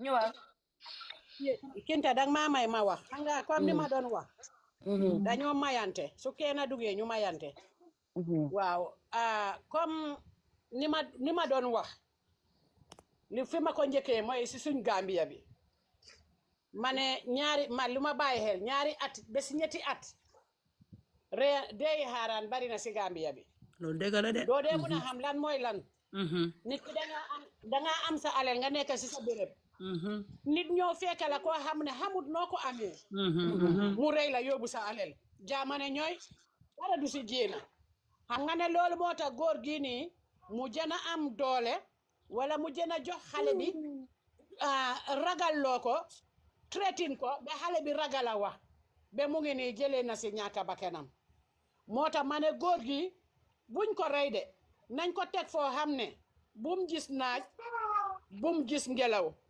nañ ko teg benn béréb mu nekk foofu ba bésam fekka ko fa foofu laa doon njëkkaa waxee parce que lii dafa métti te ba pare jabaram tamit di jigéen ji because maa ngi commencé di understand wax bi tuuti moo tax ma ne nañ dégluwante suñ dégluwante wutu man dinaa tontu te fekk ne duma xam lan mooy wax ji waaye suñu dégluwante kenn wax la moo wax ba daane si la ñoo mën a understandante waaye li ma si jota for ki ombal xale bi jabaram moo indi foofu xale bi ba pare moom dawale na doomam yi ne because of jikko jabaram jikko jëkkëram ok mu dawale doomam yi mu jur ak jëkkëram mu dawale ñooñu bàyyi fa doomi jàmbur bi xam nga moo tax jigéen man jigéen laa waaye moo tax jigéen dama ko deewa jigéen danga war a dee ngir sa doom bi doom ndey benn rek la ndey benn rek la ndey bu la ëmba juróom-ñeneenti weer kenn amut feyam lu la sa ndey munal ku la jurut munalut la ko tey bési tey jii suñu bos la ak suma bos la is quite different moo tax jigéen danga war a dee ngir sa doom sa doom la nu munti mel sa doom la léegi xoolal bu dee kam jox doomam bu dee xaritam la wala rakaam la wala magam la nga ne loolu fu mu nekk ni la fa newoon nekkatu fa parce que mu ngi nii tax na moom mu ñàkk doomam moom mu rawale doomam mu ñàkkaloo ko doomam léegi seet bi mu desee di doomi xale bu jigéen bi ndax kooku dina dunda su dundee xëy na jigéen bi dina gaaw a faate tuuti rek waaye la su faatewu tamit ko su gastoo gis seet bi xel bi dina dem si yaay yi aha sister Gambia bi meer doguma la de xam nga lii man lu ma foog lan moo tax jigéen bi di baag jëkkëram because lii daf dee happen si balantay waaw danga dee mun a dem jëli sa doomi mbokka nga yar ko nga ne danga ko su màggee danga koy jox sa jëkkër yaa ngi maa dégga ba pare yow nga wax loolu si sa kanami jëkkër daf dee am kinta mu ngi nii su fekkee bugga na maa seede si digga daf dee am danga dee yar doom nga ne su màggee danga koy jox sa jëkkër soo su fekkee moom wax na loolu noonu jëkkër bi dégga ko xale bi su commencé doguma la ok doguma la man joolaa la doguma la man joolaa la ñun joolaay dañ ko dee def ñun joolaay su fekkee ne dañ ko dee def bi wax na loolu góor bi dafa waroon a xaar ba xale bi maaga am nga gis sa mbooka waa mais ma nga gis sa mbooka xëy na am na doom wala amul doom nga jël ko seede ko sa doom bi nga ko seedee sa doom bi mu yar ko seede nga ma sa doom yar naa ko mu maaga bi mu maagee su ma ko joxut suma jëkkër dinaa ko jox suma doom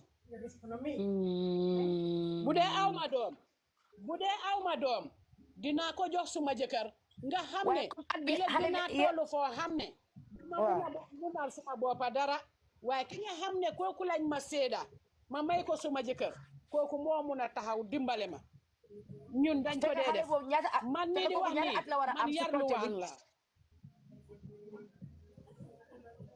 dafa ñun dangaa dem ba wut sëy ñun man mii di wax because of bañ maa maye si suma yarluwaan bi man yarluwaan bu métti laa amoon bañ maa maye maa ngi woon age of 14 years ñu jël ma maye ma fu doy waaru amut lu ma fa dajut ba tey loolu maa ngi si coono boobu noonu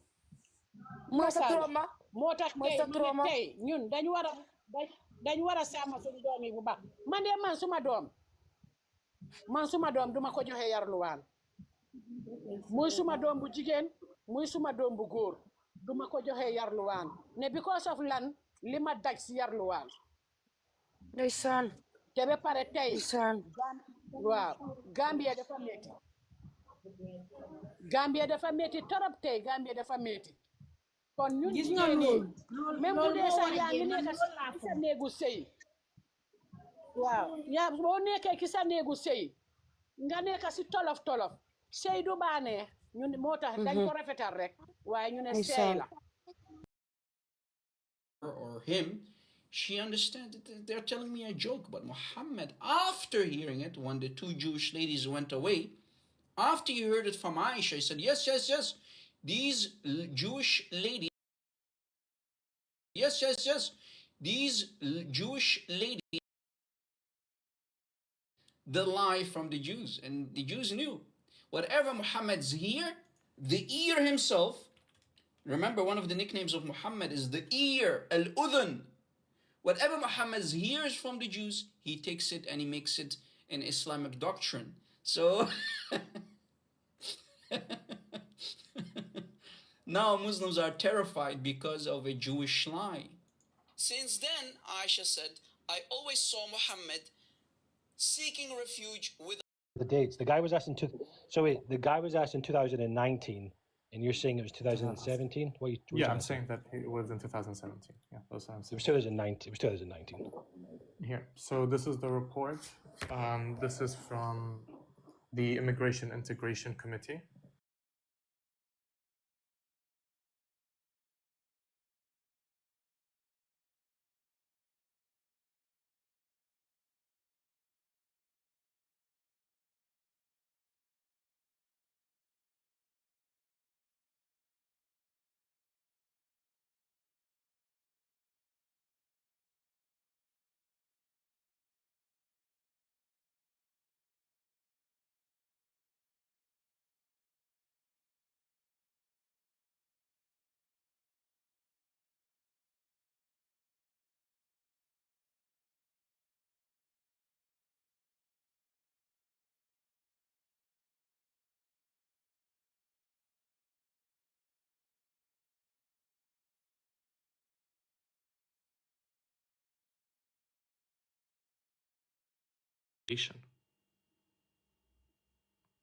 This is the point. And this is from, once again, this is the official... Go back up, sorry. Where does it say it's all about? It wasn't about immigration? No, it was about immigrants, but it doesn't specify which ones. So that's what I'm saying, is about immigration. Yeah, but it doesn't, like, you made it specifically because he lied about the study. 2 seconds. Echo, 2 seconds. I said it was about immigration. What's your point? Because you lied about 2 details, and the minister himself What was the lied 2 about details I lied about? Okay, the ethnicity of said immigrants. Yeah, I can pull that He up. lied about it. I can pull that up, that's fine. You said, here's what happened. You said Pakistani. He said Palestinian. You both lied about it because in the actual statistics that he demonstrated, it wasn't based off ethnicity. Show me your report, then I'll pull up my report. I literally just gave you the report. Just show again. You showed one little page real quickly. Show again. Show again. The entire. Why are you running away? You have this whole time to show me. This is literally like here. It's Just literally 1 page. You're running away. Echo. Just echo. The whole thing is 1 page. Yeah. Just don't go so fast, bro. Just chill, man. Why are you trying to hide? Yeah. Why are you trying to hide? Yes. Just breathe, my friend. Flipping heck. Yeah, I honestly can't see what you're saying. Yeah, I can't see. So this is the question. So by the way, Echo, I'm gonna put you on mute. Highlight where it doesn't say any of what I said. You're just showing crazy little letters. Show it where it says there's no ethnicity involved. Show the wording that says no ethnicity. I can't see it. It's too small, bro. Go close. Literally says Go close to the screen. Go close. Thank you. Go closer. I can't see it. Flipping heck. This is embarrassing. Nobody in chat can see either. Just what to do, put it in the chat and I'll look it up myself on the bigs. This is what you did. This is what you've done, Echo. You've pulled up a random number and just went like this. Yeah, so it didn't say anything. It didn't say anything about ethnicity, and you just lied about 2 things. And this guy's nuts. Wait, sorry, I read it for you though. What was with the Hello Kitty cursor? Can we just focus on that a minute? What was with the Hello Kitty cursor? Oh, what's your obsession with the Hello Kitty cursor? Do you like Hello Kitty? Do I like it? I don't have an issue with Hello it. Kitty? Yeah, I like it. Very cute. Very cute. Yep. Yeah. What's the issue with that? That's the most dodgy thing I've ever seen someone do. Pull up a report no one can read and just say, "Look, I just showed you." It's like me doing this. I zoomed in, dude. I zoomed in for you. Look, just guys, because look. you have really I just bad showed you. eyesight. I just zoomed in on no words you can see, but I'm showing you the report. Just believe me. Just believe me. Just believe me. I gave you the title of the report. You're a liar. What an absolute sneaky guy. I couldn't read a thing. I zoomed into my eyes to try and see it. Look, he's a sneaky fella, isn't he? Any grown-ass man that has a Hello Kitty cursor, I do not trust. Just put it that way. Why do all Muslims do this? They'll show nothing and then they think they cooked. They'll be like, "I just cooked you." It's embarrassing. I looked up, Poland per 100,000, 1.7 is a victim of rape. In Britain per 100,000, 117.7. That's a massive difference. And then I looked up Afghanistan. Reports ain't accurate because of the government system, but over 50% of women in their lifetime are SA'd violently. Yeah, it's crazy. But let's just show a fake report that no one can read online to prove something. Yeah, brilliant, mashallah. Yeah. I know Echo, I was joking. He's an ex-Muslim, but he defends child marriage. You can't say it's bad. Yeah, I've been on a call with him before. He's a simp for Muslims. I think he's pursuing a Muslim. No offense to him. He's probably got a girl in mind who's Muslim, and he has to take a shahada to get her back. So good luck, brother, with your pursuit. I hope it works out, man. Mashallah. This one, only 5% is reported. How would you know that when it's not reported? Because it's called bullshit, brother. It's called bullshit from Echo.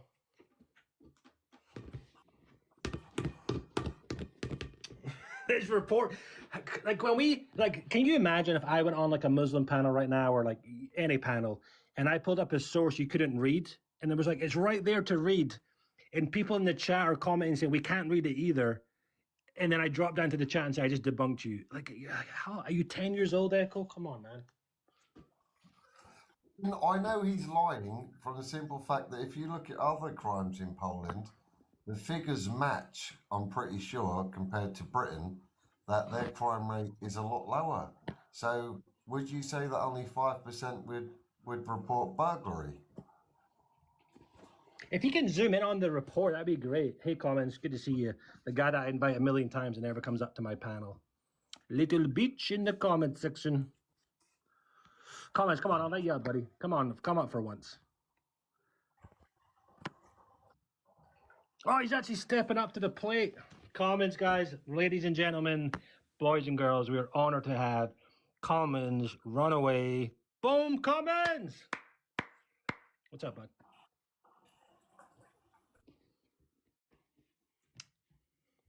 Commons.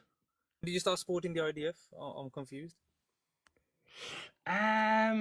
When did you because he was on that guy's live saying, "Oh, well done, Holt, you're doing a great job," blah blah. When he was literally supporting the annihilation of children and babies. I'm confused.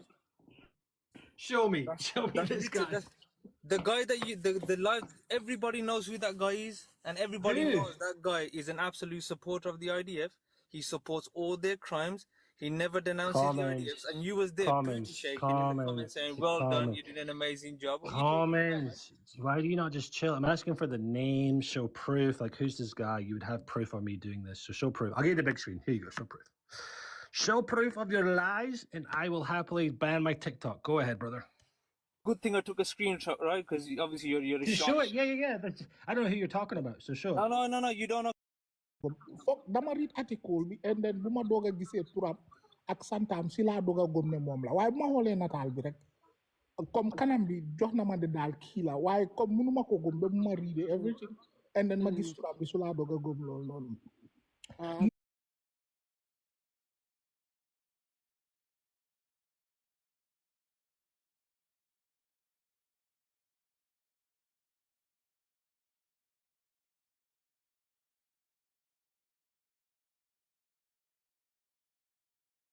Always need to swear, man.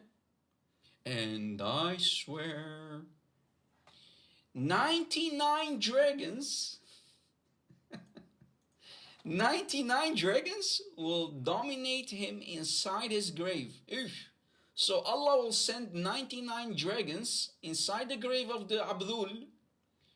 Do you know what a dragon is? No, Ya Rasulullah. Explain, Ya Rasulullah. A dragon is 70 snakes. If.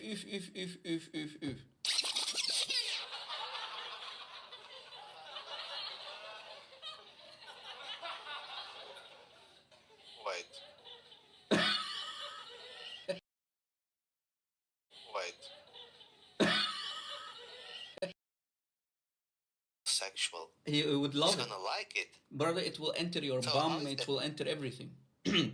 You know, this is sugar-coated. So how? Yeah. So how is that a punishment? If the person is a homosexual, it wouldn't be a punishment, right? Muhammad is enjoying himself now in his grave. You're correct. I'm so confused. This is confusing. Yeah. So, but look, a dragon is 70 snakes. So one dragon. I'm getting muted. Because you just talk crap. Where does it say you're doing a great job fighting in I support IDF? Where does it say that? Wait, looking for the comments. It comes on TikTok just to talk about Israel and talk about. See you later, bud. You're boring me now. You're boring. I was looking for comments that said I support IDF, and I didn't see it, my friend. Yeah, that guy fights Islam. Do me, I do you. That's how the universe work. Protect. Doing you can do la why musu dines mede naka pedophile mu ngi xol xale ndaw bu ko tedda xale ndaw bi ba di bu ko tedda on domam lo mo tax tam yalla tam naka dina yoni goor yam tamit dañu foye doom yi rek. That's how the universe work.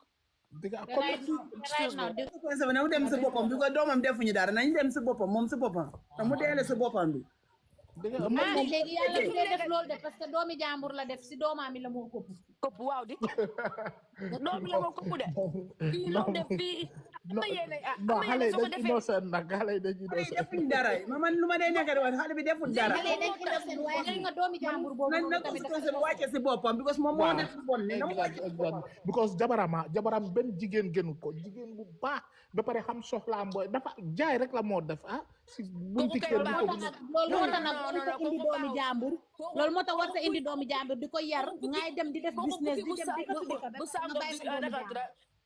kooku bukki bu sango dëri béy la loolu nga bëgg a wax. mbiri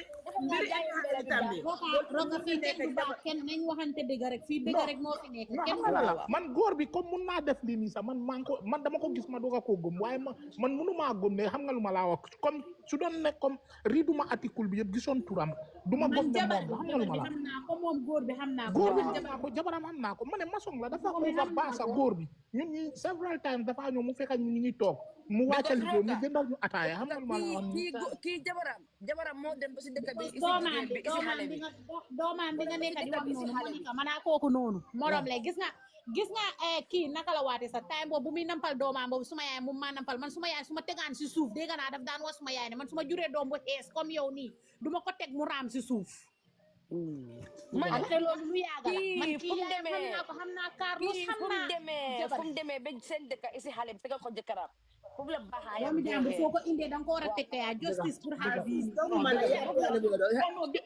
xale bi deserve na justice man tam ngir famille bi nga nekk di wax mun na nekk mu dem Guinée Bissau nga Guinée Bissau tam am na ñu yeneen système nga xam ne nekk dafa demoon Bissau ñu ne dafa demoon Bissau ñi Guinée Bissau ñu bari soo demee foofu da nga gis ko xam ne mun na la dama la jox sama doom nga yóbbu ko because of laale because of school bi Gambia nga Guinée Bissau seen government bi school bi dafa am problème foofu torop ñi xale bari ñu mun a jàng because of government système mu nekk foofu noonu ta nekk ñi nga amee problème foofu noonu loolu moo tax ñu bari dañ da joxe sa doom yi pour ñu mun a leen yóbbu outside of country daa ñu dem jàng nga delloo ko nga téye ko sax mu loo ko téye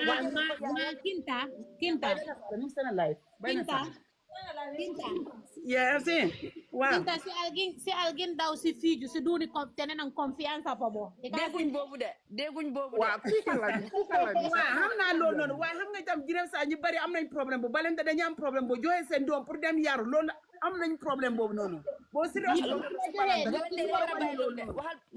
ne doo mun a yar xale ne balanta laa nekk di laaka créole laa nekk di laaka dama ko nekk di wax ne comme par exemple nit su la joxee doomam boromam dafa am confiance si yow kon nag waaw exactly non waaye léegi yaa musuma jot doom ma yar de waaye bis ma ni joxee doom ma yar ko moom dinaa ko téye non waaye léegi sax dañ parte level boobu sa doom doo ko soo xamee ne booy doom mënuloo ko yore nga tëj sa tànk yi bañ a ju xam nga lu ma la waaye di jël sa doom di ko joxe pour ñeneen ñi ko yar mu mooy loolu dafa ñaaw trop ñun Gambien yi luy mooy suñu problème ngeen bàyyi jur bi jur bi ngeen war a bàyyi nit jural ñi nga mun a yar bur juri doom nga xam ne mun loo yar ibi kaadi yàlla sa waana loolu noonu mu ne bul jur doom ñi nga xam ne mun loo leen a yar waaye jural ñi nga mun a yar waa tey ñun du dee seetloo dañ ne wax ne dañuy jur rek because government jur rek ba nekk fees ban dimbale ña am foofu noonu Gambia ban dimbale dimbale am kenn doom doo am ku lay dimbale ak doom ñeneen nekk sàcckat ñeneen nekk bandi ñeneen nekk caaga because of problème bi sax booy man du ma blame góor yi sax yéen jigéen ñi lay blame xam nga su ma blame bi suñu si yéen la moo dem si yow jigéen bi naka ngay see ak góor bi yoo xam nga ne kii munalut la dara saa yu nekk nga nekk di ko jural every at nga jural ko loolu dégg la de loolu ñun jigéen ñi kam dañu am jigéen la de loolu dégg la waaw dama loo use protection de Gambe dañ de jur mel ni ñen di ganaar dañ de nekk di jur rek ñu du ko yow si sa wér gu yaram sax yow jigéen bi si sa wér gu yaram sax doo dee bàyyi xel say wér gu yaram yow da ngaa jur rek góor bi moom faalewul julit nga Roka julit nga yeah man am muslim muslim ok so yow léegi yaa ngi gis ne yow islam mu ngi wane ne góor soo ay jigéen soo wees sa jëkkër ne tey nekkuloo si mudi bëgguloo am sexe sa jëkkër su waxee ne moom he's not agree with that yow malayka ñu ngi la ñaanal ba bor set yow islam amuloo yow islam ase jigéen soo bëggee dem def tey family plan o lii nii naka seen jëkkër ñoo leen ñu génnee ko because by islam yow jigéen amuloo right pour wax ne no I don't want to have a kid pare ma pour am doom léegi so amuloo right boobu noonu après last time maa ngi doon wax fii ne na góor yi tamit jànga how to release outside ndiri moo ne waa pour lan nga am sa jabar ngay release outside yow soo xamee ne yow nga ne yow yaa ngi say si affaire islam waaw kooku jigéen la amul right pour def family plan because dafa war a jur ay doom amul right pour wane ne moom na bugga daf ko neex mu am doom léegi o du ko neex mu am doom léegi yaa ngi gis yow nga ne kooku amul right boobu noonu yëpp so yow góor yi moo xam ne yow léegi yow yaa dee produce because jigéen mënut a biiral jigéen kese mënut a toog rek mu biir góor mooy produce foofu noonu dugal ko fa jigéen bi amee loolu téye ko fa 9 months yaa ngi gis soo léegi why not léegi góor yi léegi ñu jox jigéen ñi gars yi jox ñun suñu right si moo nekk ne ñu xam ne when I say no today when I said I don't want to have sex I don't want to have sex you respect that. And also, why not men now also respect us so much to ask us when to make a baby and when not to make a baby? And why not men respect us so much, even though they enjoy the sex, even though they enjoy the orgasm, why not they just release outside if they don't want to use condom? Because my first time to my life, experience those things. It has to be a man for xam ne nekkul julit góor boo xam ne nekkul julit daf laa laaj kan nga pare pour am doom moom daf laa wane yow sa yaram yaa ko moom góor bu nekkul julit daf laa wane sa yaram bi yow yaa ko moom you own your body I don't own your body so for me to so I know I have like man maa amee loo xam ne moo tax nga am doom bi waaye still man dama laa bàyyi yow ba yow time bi nga pare nga ne ma bëgg naa am doom ma ne la waa ñu am doom secondly góor yi sori na rek moo dee wax jigéen ne like for example na leen ko waxee ni when it comes to foreigner men like really like pour góor mu génne ko like they're not gonna release inside you unless you say it unless yow jigéen yow la neex nga ne ko daanu suma biir bi waaye góor yi foreigner like outsider duñ ko dee mistegee ak lu neex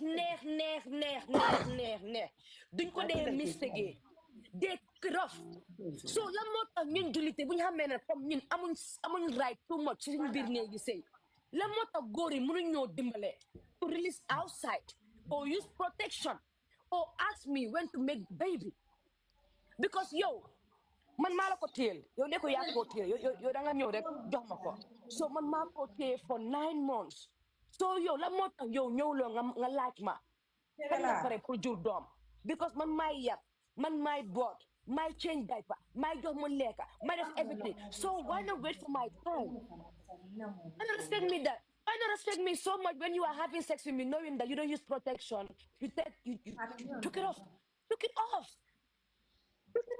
so bu leen demee rek nay blame jigéen yi boy because jigéen yi amuñ right okay fii la ñun western bi fii la jigéen yi am right because fii yow defuloo tey nga tey danga dem nga bidal jigéen te yàgg ma waxtaanu leen ko balaa nga naa am sexe ba balaa ngaa daanu si biréem danga ko njëkk a laaj ndax ma daanu o ma génne ko mu ne la génneel oo daanu so léegi how come ñun jigéeni islam amul right boobu noonu tout much si suñu biir néegi sëy so léegi la moo tax góor tamit nekkoon di préfère seen boppa so bu leen fii noo jigéen because Africa benn jigéen amul right pour dem def family plan sa jëkkër nangu jigéen amul right ne tànkaam nangu jigéen laajtewuñ la kañ nga war am doom o kañ nga war am doom they will just be coming and fucking you until you get pregnant so góor ñoo respect seen boppa take it off non li nga wax yëpp dëgg la understand naa fi nga waxee waaye léegi xam nga modern world buñ nekk nii comme xam nga lan la soo buggee xool islam too much duñ dem xam nga lu ma laa wax nii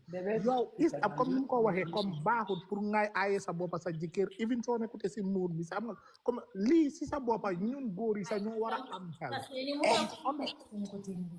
am understanding bi ne xam nga lu ma laa wax nii comme yéenay sa yow soo xamee ne sa doole tolluwut fii nii xam nga lu ma laa wax war ngaa mun a bàyyi nekk di xam nga sa jabar yow si sa boppa sa yaa war a discuss xam nga lu ma laa nekkoon ne nii ak nii comme baa ma la gis nga man dëkk naa jigéen ñi tubaab man jigéen bi dafa dem ba ma miinal after sex dama am pour ne ko thank you dama dem ba ko miin.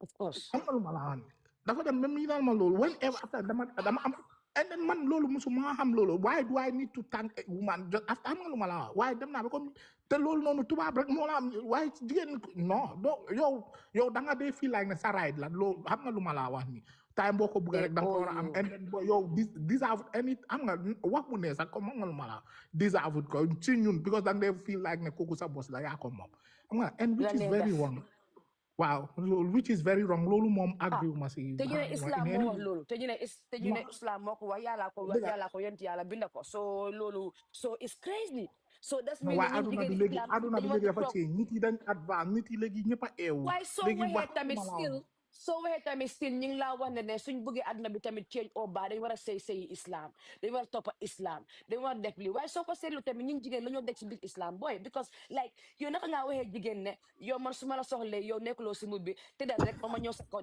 def lu la neex ma jóg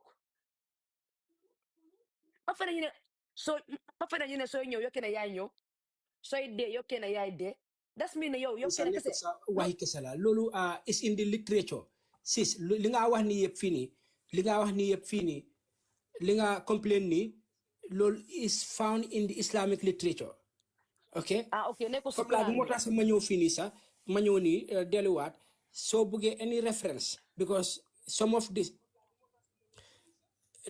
sometimes Gambian yi ak muslim yi jullit yu bëri ñoom dañoo check this literature themselves they rely on their scholars waarekat bi ok wala diw lu mu wax waaye léegi dañ nekk si jamono bi nga xam ne des na 70 something years balaa ñu dugga si 22nd century so yow loo war a def moo nekk ne jël sa mobile dem xool hadis yi nii lan la gaa yi wax ak lan la Quranic aya bi wax su fekkee ne after dangaa dem laajte nga dem laajte waaye you need to check this text yourself so si sam lu ma wax ni comme like man am na ku ma seen sa jëkkër su la soxlee nga bañ yow jigéen bi man am na ku ma seen proof bi am na ku ma seen proof bi am na ku ma seen proof ni loolu dañ ko binda si Quran ne jigéen warloo war say no like you can't say no like who are you that I can say no to but ñu ne warloo wax no because ne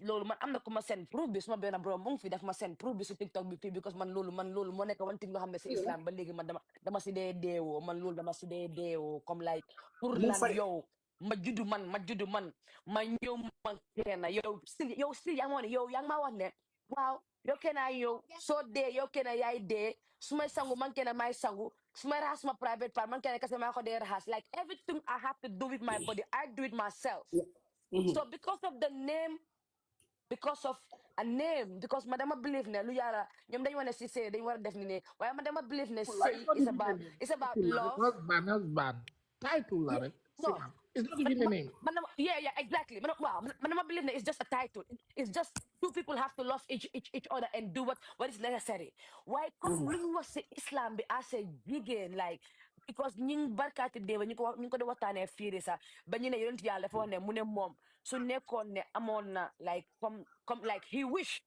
da yonent yàlla mu ne moom comme xam na ne mun ko dogal waaye comme su mënoon a dogal dafa dogal jigéen muy sujjoot jëkkëram so moo tax ma bëgg a xam léegi how much is so important then góor because yéen a ngi wax ne islam jigéen mu ne dañu wax ne jigéen is so important in islam so léegi how important da yonent yàlla mu ne moom su nekkoon dafa am wish bo dafa def wish bo ne pour ñun like what la moo nekk si góor léegi because ok so léegi su nekk yàlla dafa take time mu binda góor mu binda jigéen waaye still góor la njëkk a binda après mu binda jigéen mu génnee si rib si góor yi fii mu binda jigéen ma ne story boobu noonu sax sis waaw story boobu noonu sax bu mu bindee jigéen comme yow ok jigéen su taxawee góor mu taxaw anybody koo xam ne dafa jógee si biti mu ibi bunta bi mu ñëw góor ak jigéen mu taxaw naked and I feel like iri su nekkee góor oo jigéen sax lu moo njëkk a gis mu xool lu rafet dafa ne waaw moo nekk jigéen bi because yàlla jox nañu ween jox ñu si suuf lu bëri jox ñu wang jox ñu lu nekk loo xam ne joxu ko góor even doo góor la njëkk binda de góor la njëkk a defar de waaye lu mu dox jigéen si bagage ak lu bëri ak si biiram ak everything joxu ko góor soo léegi dama bëgg a laajte soo léegi what is so important so much nga xam ne mu ngi si biir góor si biir islam ba ñun suñ arjana si tànki góor la suñ tànki si jëkkër la nekka ñun ba góor dafa important xam ne ba ma ne ko man su ma ko ne non mu ne ma tey malayka ñu léegi góor ban façon important kon si biir islam noonu. Yeah, Lee is a theological question. Before dafa lache theological answer. Okay. Why not yeah, you know, non la fa deme there is a Quranic ayah Or maybe one day I'll have to bring it up here to ask people to give me this answer. Yeah. Really? So why not, you know, yeah, come like so by hell, there is a Quranic ayah bu wax ne, you know, men are the caretakers of women. Okay? Men are the caretakers of women because yalla si boam sa moko dogale nonu. Okay? So yeah, you know, because yalla moko dogale nonu, so we have to go by the rules of Allah. Okay? So so de si hadisi daga gis ne, you know, wax na place yu bari. For example, so demé si Sahih al-Bukhari 304 and I quote, Prophet Muhammad Mune, I have not seen anyone more deficient in intelligence and religion than you women. Okay? So so ñëwé sax ci diina bi sax Prophet Muhammad loolu la wax mu ne moom gisul doomi adama bi nga xam ne dafa deficient in intelligence dafa lack wala dafa intelligence am dafa des okay than the women okay ba pare mu wax the same hadith ne mu continue mu ne it is not the evidence of two women equal to the witness of one man. So yow soo nekkee jigéen sax ñaari jigéen seede yaari witness ñaari jigéen is ñaari jigéen is equals to witness benn góor. Yow in Islam you don't see a jigéen imam, okay, jigéen imam ak yooyu noonu. So jigéen bi yow jigéen bi yow sa façon four of them sa jëkkër mun na koo am. Okay, su fekkee ne am na xaalis bi, you know, mun na koo antal. Yeah, and so the Muslim men are required, or they are asked to marry four women.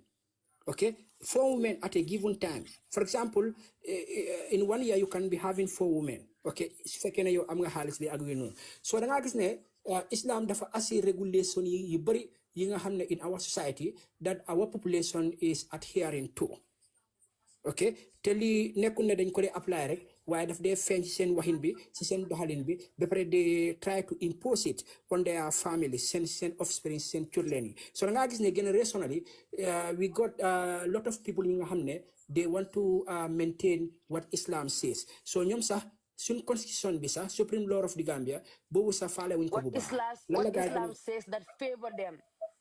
Because su nekkee ñu ngi def what Islam said ñun jigéen ñu bari duñ jooy ñun jigéen ñu bari duñ tora waaye they are doing what Islam said according to their favor because of démba rek barkat démba rek nu ma ko waxee rek ñun waxtaan fii ba egga si affaire loolu ba boy mu ngi maa wane ne mu ne ma soo demee tey si cadre bi fii the one big problem buñ fa am moo nekk ne góor yi dañ de wax ne waaw seen jëkkër yi seen jabar yi dañ leen bañal sex so loolu so yow mean yow sa whole mindset sa whole everything is all about how to just lay that woman how to just lay her every time apart from that you don't care or nothing because there is nothing of her you are fighting, there is nothing of her you are advocating, there's nothing of her you are increasing every day, but you are there the most complaint in the Qadi, in the Islam court, it's about men complaining that their wives have been denying them sex. But if you look at it, like I said, if you look at it, you go down to down to down to down.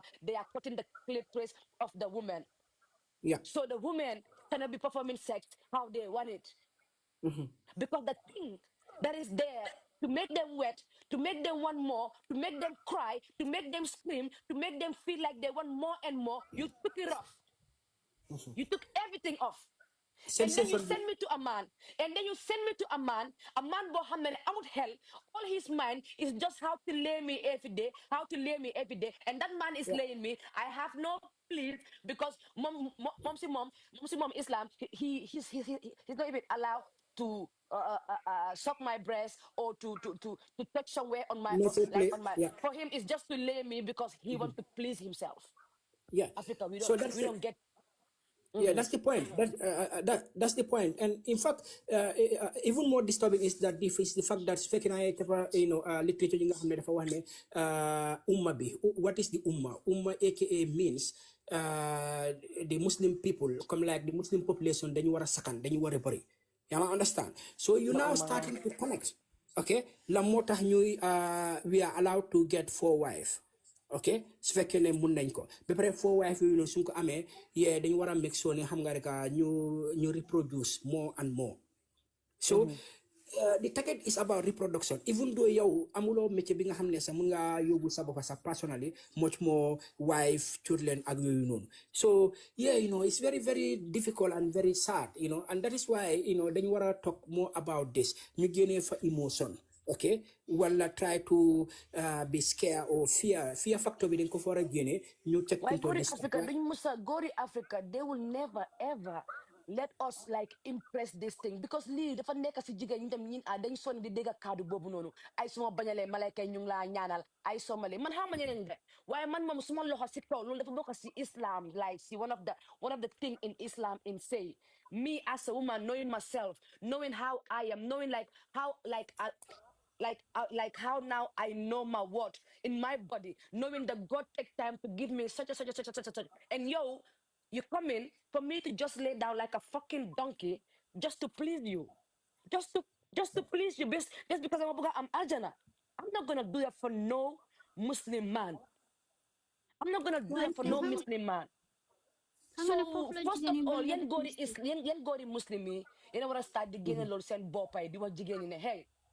Islam said this, but you are my woman because I know they cut your clitoris because 95% of we Gambians, they cut our clitoris. We don't even enjoy it. We don't even know what it look like.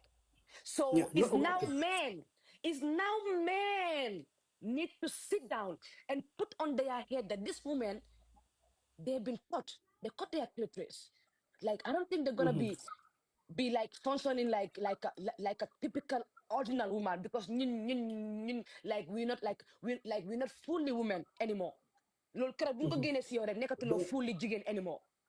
Danga insecure ba kera ngay dé danga insecure how many ñeneen de but man dama ko am trauma like the insecure I can't stop it. So yo legi gori legi suñ dé lu ñu understand lu ñu xam ne jigen yi first of all they have that trauma. So me as a man, what I will do, no my culture fuck this woman up, everything. So what I will do as a man is, suma ñëwé dama ko wane hey, man gomma affaire like even though Islam wax na lolu amna, but yow suma jigéen nga. Please let me know when you want it. I'm your husband. I'm fully to satisfy you anyhow you want it. Secondly, if you're not in the mood, babe, I am not in the mood because you are me, I am you.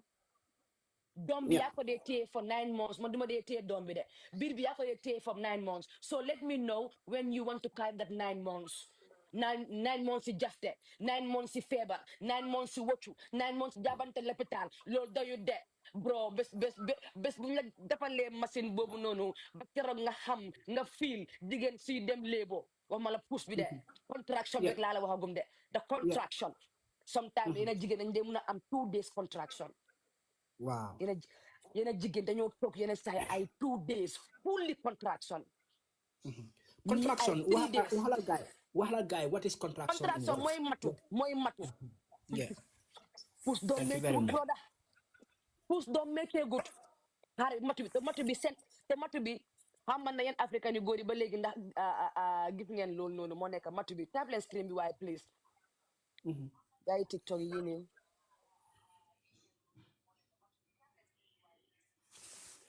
okay baax na yeah tap and share tap leen please waaw soo léegi mooy matu bés buñ la tegalee machine matu sa biir bi fii ba nga keroog nga xam matu nu mel keroog danga sa jabar danga koo boot di ko sanga di ko raamal di ko raayal in fact yow yaa koo laaj kañ nga bugg a sexe yaa koo laaj kañ la bugg a doom bés boobu bés buñ la tegalee matu léegi na nga koy matu di ko matu bee ñu ne léegi foog naa is 10 to 12 centimeters ñu ne léegi centimètre gis nga sooy am si doom pax bi ñu ne dee commencé pax bi te pax bu nekk suy def nii rek doom bi bopp baa ngee toon soo léegi benn bu mel nii rek dafa mel ni comme sooy gis période ñu boole ko 100 times boobu stop benn 5 minutes nga noppal nga nokkiwaat mu ñëwati nii nga nokkiwaat mu ñëwati nii xoolal dafa dem xoolal ba ni la dee em waaw ubbeeku bi so ubbeeku bi si emee nii from nii la dee commencé de moo tax nga dee gis ñeneen ñi am ay 2 days matu ñeneen ñi 3 days matu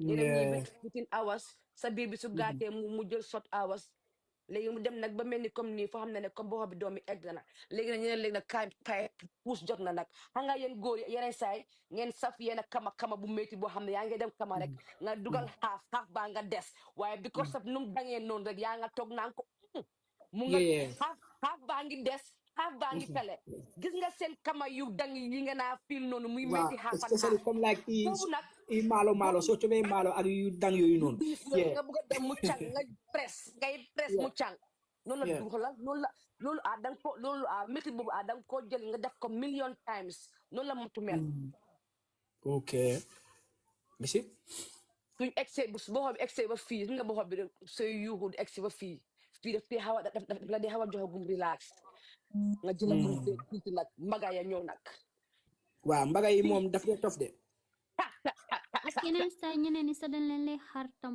si suuf foofu noonu pour mu yomb waaw te xar bi mostly nag moo nekk ñun dee xaraf ñun jigéen ñi xaraf yi dañ dee because dañu dee yokk all the time because one day cut the clitoris dem gaañee sa nerf si moo dee delluwaat moo dee waral jigéen bu dugalel mu dee xat nga xat bi ngeen si bëggoon moo tax ngeen bëggoon ñu dee xaraf xat bi rek ngeen si bëggoon muy time bu nekk loolu am na ku nekk di wax ne it's like nekk loolu rek de gaa su mënu tellal tamit soo jigéen bi moom du xam dara constatation boobu nag moo nekk nga xoolal moo nekk kama bu dang kama bu dang mooy constatation la wa kama bu dang nga bëgg a def kama sa biir bu dang nga koy puus muy xaaf nga sometimes nga xaaf bi day bi egg a xaaf sax beneen xaaf baa ngi si biir nga bëgg koo puus mu des noonu la mel gis nga biir su eggee ba fii dang dee res fii bu des a gum nag so sometimes nag am na xam ne dañ ko dee xaw a move mu xawee ñëwee ni ñu la ko moveal muy dellu pour ñu ngi ut place pour bugg a delloo xale ba pour jox la space nag di ko move ay suñ génnoon ba doom bi tegu ba ñu la ko teg ak sakke ba teg la ko fii daf tee mel ni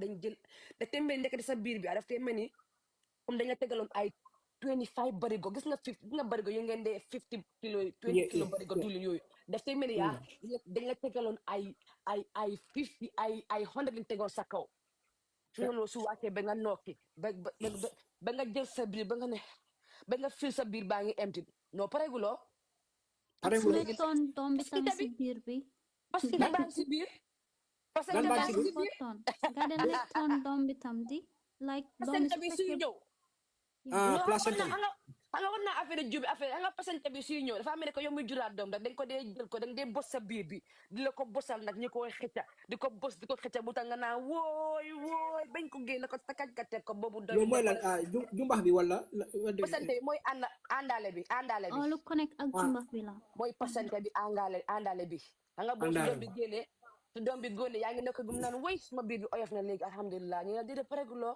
am na bu des si biir placenta bi ak deret bu bon bi te loolu fas nga nangu ñu génnee la ko soo sa biir bi lañ dee presse nag di la ko presse ñu koy génnee ngay yuuxu ñu koy génnee pareguloo boobu doy na boobu déedéet yooyu yëpp nekkagul métti ñun am na ñoo xam ne xam na yeneen de waaye ñi am na ma soo maati dama dee am after bad pain moo nekk soo amee doom ba pare soo ko tegee sa biir bi nga koy téye bëgg koo téye ni sa biir mel ni luñ jël ay paaka di la ko jamal wala nga bëgg a nampal nii ñu mel ni comme dañ jël ay paaka di jam sa biir boobu leen dee wax after pain bad am na xam ne suñu amee dama pare loolu daf leen di dal soo sometimes dañ defe comme si lopitaan bi la comme dañ ko dee wante si lopitaan bi dañ defe ne comme feebar la nii sometimes dañ ko dee wante si lopitaan ñun jigéen ñi i booda boobu su la dalee dang dee wax ne déedéet doom bi méttiwutoon matu bi méttiwutoon the cramps oh my god sister cramba man loolu daf ma dee dal ay 1 week la ma dee dal soo meewi gis nga meewi nag dax bi comme meew bi si kaw tim bi si kaw dax bi loolu la dee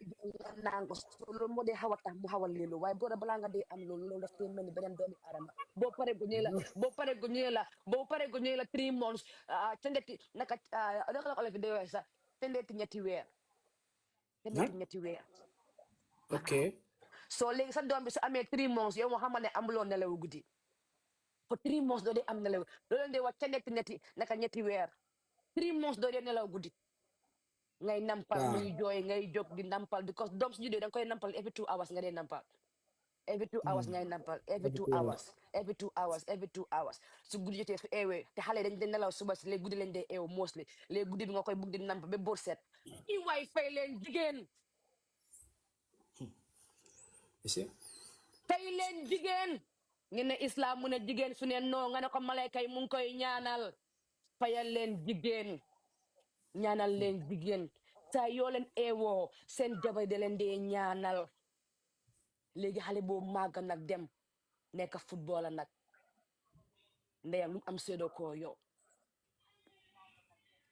luñ jox ndeyam mu séddoo koo yow yéen góori Afrique da ngeen yéen ay king ngeen yéen góori Afrique ay king ngeen king.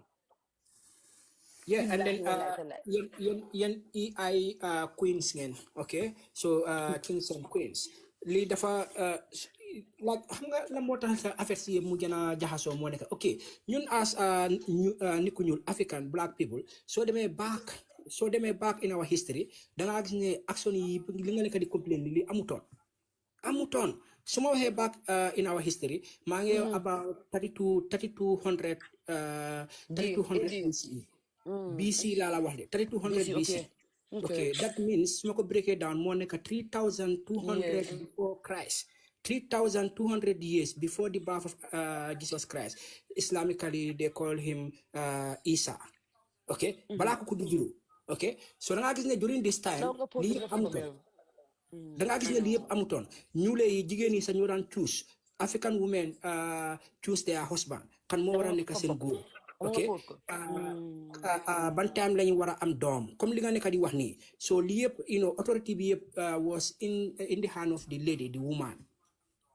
Okay, waaye nag bu système bi ñëwee système bu ñu ooyee patriarchal système meaning góor yi ñoo jiite society bi wala jamono bi ñoo dee defar rules yi ak régulation yi so that particular waaw si la affaire si yëpp yaaxu nag si la àdduna bi tas la déedéet si la àdduna bi tas buñ jiitalee góor bi tas dégg naa xam nga soo demee i Guinée Bissau seen island yi Bijago Islands ba léegi xam nga am na small community yi nga xam ne ñu ngi fa native community they still have that tradition waaye tradition boobu noonu diina yi dañ koo daxane that is paganism wala is ungodly on Islamic unreligious so da nga gis ne suñ culture yi ak suñ aada yi bëri yi nga xam ne they were very positive loolu yëpp mu ngee dem xoolal léegi sis sa tur bi sax dañ ko change from an African name to an Islamic name ok naka nga war a solo yow jigéen bi da nga war a ibaadu man bu ma demee town bu yaawut bi sama capal suma sista yi booy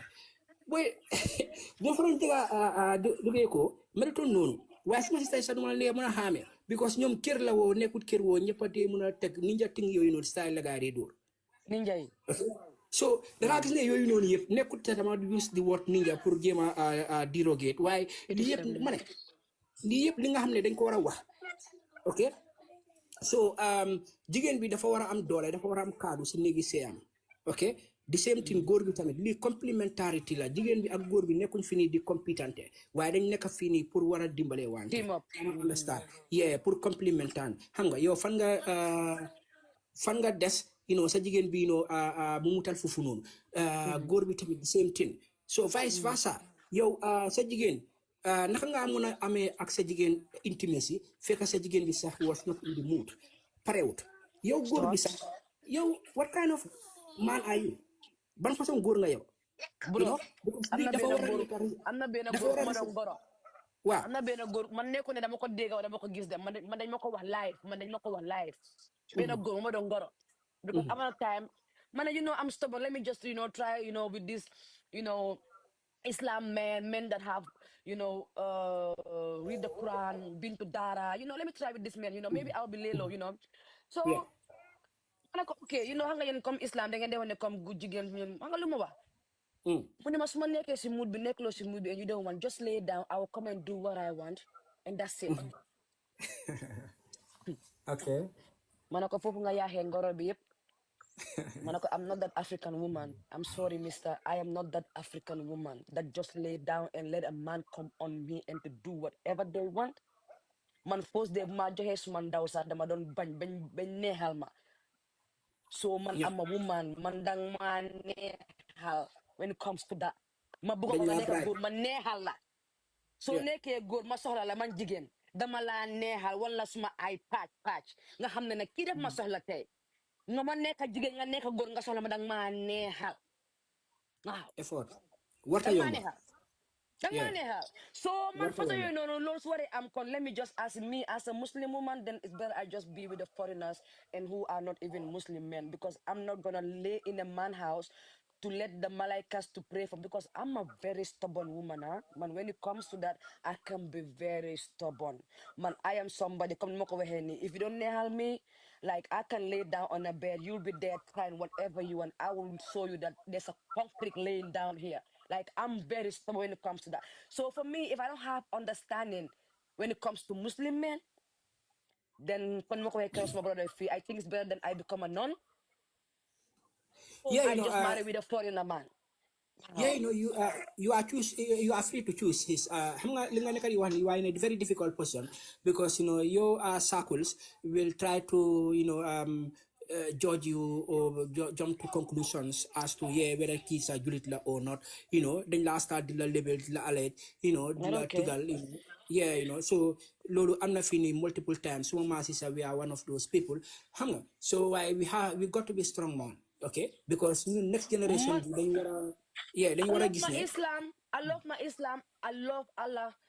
I pray to Allah. I pray to the Prophet K. I love Allah. I'll make sure I do what I have to do as a Muslim. Even though I don't do 100%, I make sure I do as much as 80% in my life as a Muslim. Why there? Man, when it comes to Islam, when it comes to si Islam, I'm not to be honest, dama ko debate back of my day. Dama ko debate because mas ma domi sa bes mala may jëkër Africa ma may la black man nga nit su ñene ka fu nala ay nga muñ ba dé man dama la ne hey bu fa muñ ba dé sa jëkër yaa ngi toog may la nga sama doom may na nga ne ma may la bes boo ko ne soo tëddee nga bañ malaka ñaanal la bes boobu noonu pagal mo ko isin mo because man I'm not those African mothers who will have babies and then depend on them, let them go and get married and bring for me money or build my house. No, man, I'm gonna build house for my daughters. So in the future, so you are feel free because I'll make sure she will have everything. Ya Allah, Ya Rabbi. This is my prayer before I die. I'll make sure I put palace for my daughters. So any man that is coming, you wanna join them to your palace, you join them. I'm not gonna let no African man that my daughter is given to you because of no. My daughter is given to you because of love. Même dom say ba dede. Dama la ko men ngi def la buga, ngin bugé let la. Ñako fi dara. Wow. Bes bu bëggee sex na nga ne ko non may la ay maleka nag may la pagal man ndayam isil ma ko fii ma tee ko suma boppa man kenn duma am benn ay doom mu la am tired I don't want to have sex today nga naan ko then I'm angry the malaikas are praying for you even though I go and cheat right now with another woman the sin is coming to you. So me saying no, you even can go and have sex with another woman and the sin is on me as a Muslim woman. Yeah, technically, yes. Technically, no fa demé. No, so man you dama ko debate for life.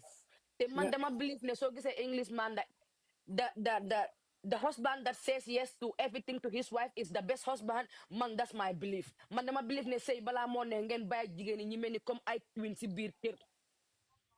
Jigéen dafa wara nekk queen ci biir këram. Té këram. Diko toppatoo num ko neexee. No la jigéen wara mel. Waaye jigéen da nga nekk sa biir kër yow sooy tooga sa yaa ngi xalaat tooga bii ndax neen na pour suma jëkkër ndax naxal na pour suma jëkkër yaa ngi dem marché yaa ngi xalaat xama dina yàpp bi pour suma jëkkër xama dina jën bu rëy pour suma jëkkër xama bale ne yow anything you do in your house is just to please your husband. Who is your husband? Who is he? It's just a human being like you. The difference is that you are a woman and he's a man and then you love each other and came together. So I'm not gonna wake up and think about the food that you will eat has to be my best husband favorite food or whatsoever. It has to be teamwork. Teamwork dal. Blame for neka direct send bop. Yena ngay gis sister bu dem day si negam bi 3 days mu ngey say because of say rek mu day si negam bi 3 days. Goram sa yeguñ ko. Goram sa yeguñ ne dafa day si biir negam bi 3 days. Mala yow jigéen bi sooy dangalante noonu sa sooy caaxaan sa dañ la pack around mu dem utal la beneen jigéen bi nga xam ne sum la ko utal sax maybe xëj na sax du la ko wax ba pare islamically su la ko waxut sax amut fa benn lifin baakaar mun na laa tegal beneen jigéen ok fekk waxut la ko yow balaa nga ko xam fekk already everything is done ok te du am benn place bi foo ko war a complain fu mu nekk daal jigéen ñoo war a eew de àdduna bi fu mu nekk nii yëpp is on the table fu mu nekk nii ti eew nañ eew boo xam ne booy am na yeneen soo nangoo ñu teg la ko dañ la koo teg te ñun jigéen ñi Gambie dañoo xeex fu mu nekk ñu am fi benn number téléphone boo xam ne anybody that is going through anything you have to call the number ñu ñëw ñu protect la so bu leen fi nekk naan ay sëy ba dee foofu nga dee fa so what comme lu brother bi wax fii nii rek moo nekk ñun duñ dee ñun suñ life is not even priority ñun duñ dee jël suñ life daf ko even comme yàlla may nañu bakkan ñu ngi dunda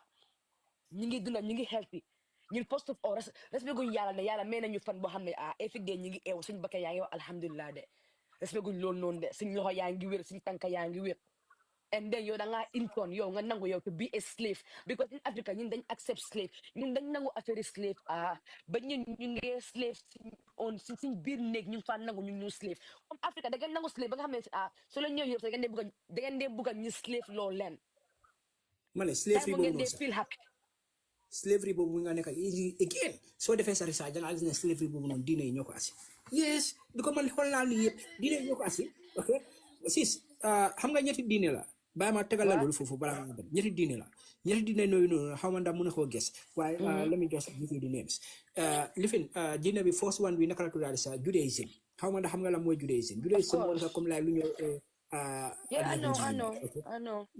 know first bi mooy Judaism second bi so nga gis ne ñetti diine yi ni bu gaay doon ñëw in Africa okay time boobu noonu especially starting with Judaism which is 2000 BC, okay, 2000 years before Jesus Christ, and this timeline is exactly the timeline of Abraham. Well, Islam kunde or Ibrahim.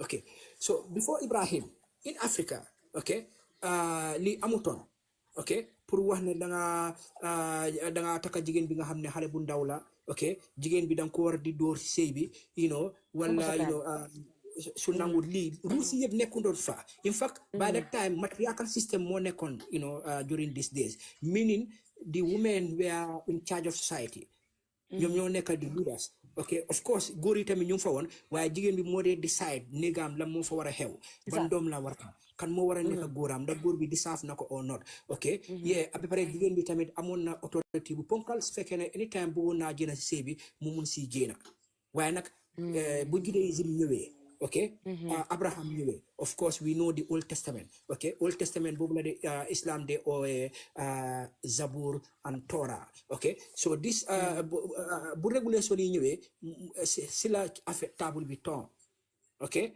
from women being leaders and partners to women being backbenchers and subordinates. Yeah, I understand. Of course, members in they are in these religious groups, they will defend their position. No, bro, understand law, well, sister, understand law. Ni, I'm putting you try to reinterpret it for you. Well, at the end of the day, it's clear. Lee is indoctrination. So this has nothing to do with African people as our culture. Because new African people, when we talk about our culture, we have to start it from when these foreigners were not yet in our midst. And if I say these foreigners, why go to Islam no more defay jigen best be everywhere no lañ mel man musona nek ci ben social house fini it was whereby like come women kon jigen you them violence or like you are homeless you don't have an apartment yet they give you like a place to stay for a few time and then you find an apartment for yourself na ben jigen bu fa nekkon like boy fi nari sa boy nari fi suñ la waxe sa sen goor ñu leen def boy di nga xamne boy Islam boy comme góor ñu ko dee doxalee is very wrong billahi du africain bi kese moo dee joy góor Islam ñu dee def jigéen de xanaa fan yi nekk luñu di gis benn vidéo comme like Afghanistan ay xale yu dee biir because ñu ngi ay 16 ay 6 years lañ leen dee may o ay 7 or 9 years lañ leen dee may ay taay yu màgget ba ñu am 12 years fekk ñu ngi biir yaa ngi gis Afghanistan foofu noonu bu Islam bi duggee foofu noonu gars ñu ne waaw jigéen amatu fa right booy Afghanistan léegi lu fa nekk léegi góor yi léegi góor yi ñoo fa nekk right so léegi they use the men to even góor la gars yi use pour góor di feccal góor moo dee feccal góor biir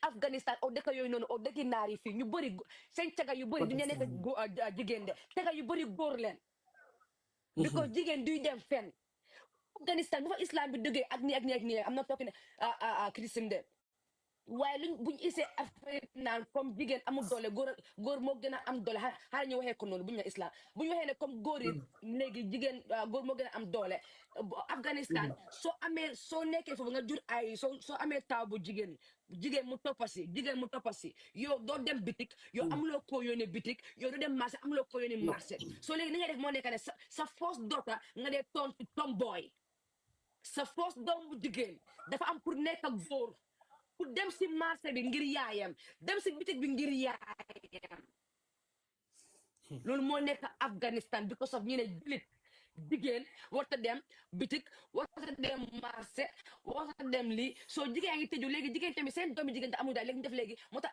Afghanistan ñu am fa dancing boys góor yaa dee feccal góor yi tega yu góor leen te soo ko seetloo lu bëri si dëkk islam yi soo seeti waxuma la comme li nga naa gis flashlight bi nii de moo tax history da leen de déglu history nga naa stand history di stand gis nga documentary moo la dee wax eggs because they have documentary everything man I watch a lot of documentary dëkk jullit yi yu bëri góor yi yaa fa dee nekk góor jigéen wala seen jigéen yi denca seen private part yu nekk si kanam gars yi joxe yu nekk si gannaaw because dañ bëgg a téye seen virginity because soo nekkutee virgin doo am jëkkër léegi li nga def moo nekk ne soo xamee ne yow léegi comme ni ma ko waxoon fii kon ni ma ko waxoon fii jigéen bu nekk rek am na yeneen jigéen yoo xam ne we are different some jigéen sa hormones yi nga am loolu moo tax nga dee teel a am sexe am na yeneen hormones yi nga am sa life foog nga teel a am sexe as a jigéen soo yow léegi soo bëggee am sexe as a jigéen ni nga def moo nekk you have to give the other side soo juliti fii soo fii ñun Moroccan yi fii bañ ne ko sax ñu ba ko dee wax fii Moroccan si ak fii naar yi bëri fii ni balaa ñu dee sëyi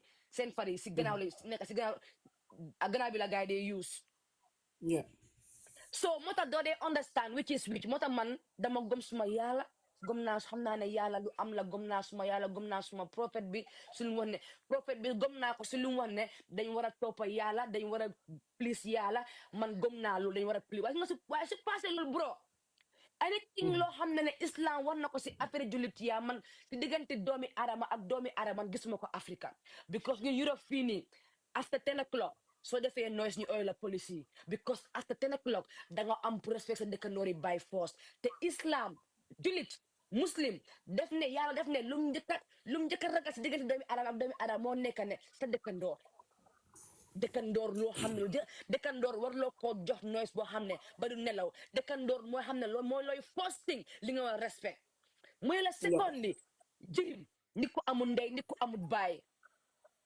ñetteel bi mu ne ngeen dimbale vidéo si ñeenteel léegi yonenti yàlla moom dafa ñëw yonenti yàlla first jabaram was 45 yonenti yàlla 25 la even though ñu ne nit yi ñu ne nekkul dëgg waaye nit yi lu ñu wax waaye si lu ñu xam moo nekk ne yonenti yàlla xale la woon suñ yaay Khadija moo ko mag ñëpp loolu lañ xam tëdu waaye tey Afrique tey soo nekkee xale tey nga bëgg a takka mag ñi la yaa ngi takka mère even doom bulut nga Sénégal am na fa Sénégal xaw ma ndax capam action boobu bu nekkoon di trending boobu noonu waaw soo bëggee takka mag ñi la kii màgget la loo ko takkee waaw mel ni léegi màgget ñoom disaabuñ góor te yonenti yàlla kon na fi kii ni yonenti yàlla joxe beneen exemple takka na jigéen boo xam ne vidéo la takka na jigéen boo xam ne dafa amee woon ay yonenti yàlla takka na step mother yonenti yàlla takka na jigéen bu am ay doom yonenti yàlla takka na vidéo so léegi how come ñun suñ society yéen ngeen foog ne comme the only woman is the only best woman moo nekk xale bu ndaw virgin laay takka virgin ni musta xam góor waaw ma jabar ba xam ne musta xam benn góor amul body count waaye nga ne jigéen bi amul body count waaye yow islam yéen africain yéen góor yéen a wax ne yéen islam yéen a wax ne ñu ne jigéen comme man tey sa liggéey bu ma yàlla bindee woon ñu ne yàlla mu ne ñaata góor ñoo bëgg a sali soo dégg naa su ñaar ekkatee ñaar jëkkër nga dee am soo amee foo jëkkër nga dee am su ek fay comme on a sàng te loolu la islam wax te do te loolu la gars yi wax ñu ne comme jigéen suñu nga dee binda dañ dee wane dégguma la foofu noonu comme dañ dee wane ne xaw ma góor ñu ko bëgg a dañ dee wane comme si islam comme jigéen su ko yàlla bindee su laajtee ne xam ne nit ñoo ko bëgg xam ne góor ñoo ko bëgg a takka ñu ba dañ dee ekkati seen loxo te do comme benn góor su ekkati seen loxo yow benn góor ngay am su ñaar ekkatee ñaar ngay am te loolu la gars yi wax ci islam xaw ma wow, yeah, I'm not very sure about that. Why, yeah, because dégg naa ñu ne jigéen waaw dégg naa si jigéen dégg naa comme ñu ne comme jigéen su la yàlla dee defar su yàlla excès sa love life su waxee xam ne góor ñoo ko bugga am na ñu dee aj seen loxo yi comme su nekk ne yow sa life tey jigéen nga yaa ngi ñëw fi tey pour war a am benn góor dégg naa ñu ne yàlla daf ko dee wax si yàlla daf ko dee wax si àllaaxira balaa nga ñëw comme daf koy ne sa liggéey mu ngi nii defar naa ko pare ñaata góor ñoo bugg a sali comme tey ñu ne su nekkee ne léegi 5 góor ñoo ekkati woon seen loxo man suma biir àdduna fii nii 5 góor laay am 5 jëkkër laay am su nekkee ne benn góor ma ekkati loxoom ñu ne léegi yow nga xam ne yow nga am belief boobu noonu si islam léegi man yàlla may ma jëkkër mu tas yàlla may ma jëkkër mu tas bi nga ne man léegi jigéen bon laa because maa ngi sëy maa ngi tas waaye yow kenn kese yaa ne ma tamit yow kese de yaa ne ma yàlla mu ne bu mu sampee jigéen bu mu ko laajtee love life am góor yi bëri di ak seen loxo or how many people ak seen loxo that's how many men you gonna get married with. waaw loolu fundamentally xam nga islam dafa am si two concept bu ñu ooyee free will number one ak lu ñu ooyee predestination mooy lan ok predestination mooy lan man daal foofu bu ñu may góor yi foofu lañ war a jël wàññi ko man lu islam waxut foo lii booba waaye luñ jël jigéen ñi wàccee leen man lu laa bëgg a fële waaw dama la bëgg a jox hadis bi ni from Sahih Buhari and Sahih Muslim déglul hadis bi lu mu wax I start with Buhari and bii nii Buhari 3896 lu mu fa wax moo nekk ne narrated Hisam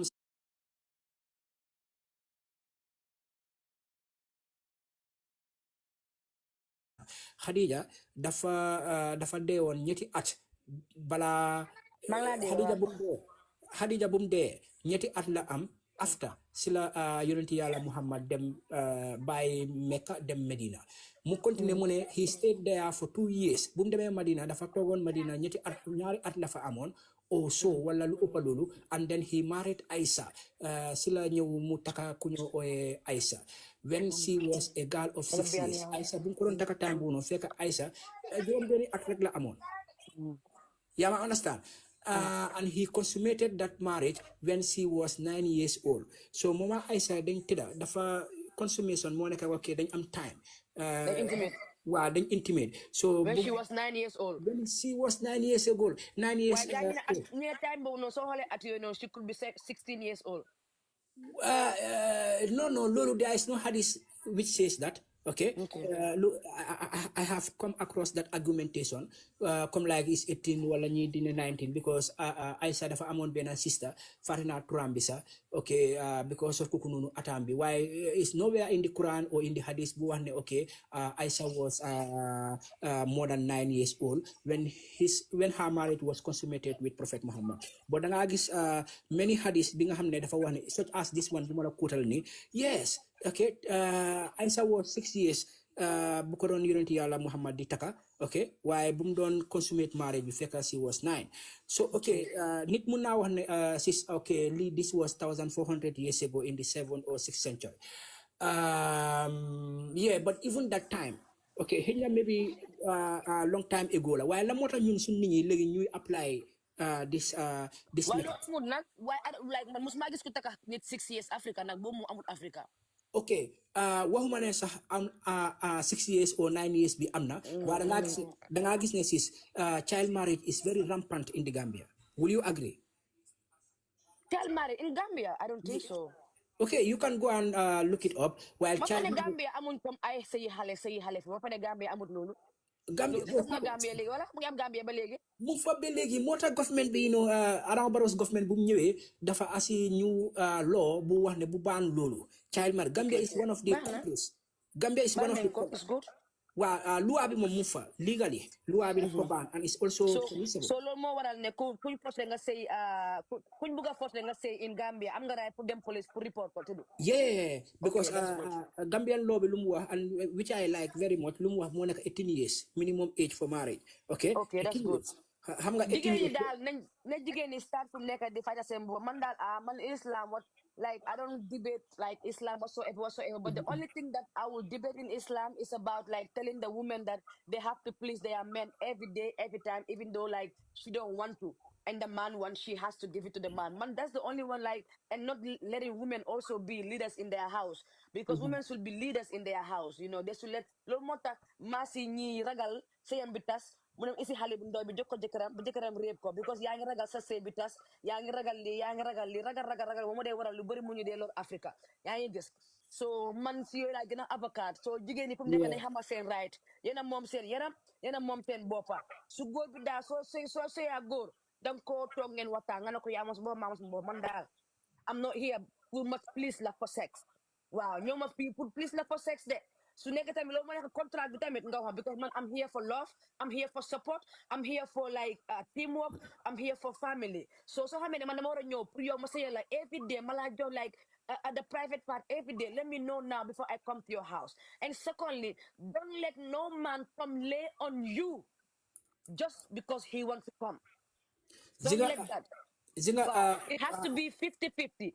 Your body is your body. Upon leen fi be sona yen xale jigéen yi bu leen dee nangu seen fari di sotti seen nonsense yooyu noonu seen biir yi.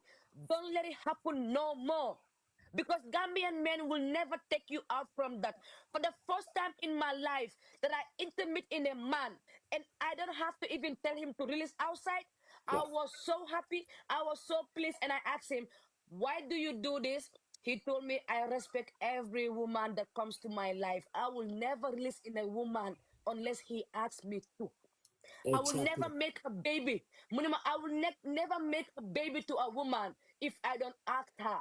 Her body is her body. She own her body. Dipoma lolu. Bro, Mahamene boy, in society bunjoge God will never ever. Boy, I was so pleased, man. I was so happy. I was so pleased. So again, man might pass this message to you guys.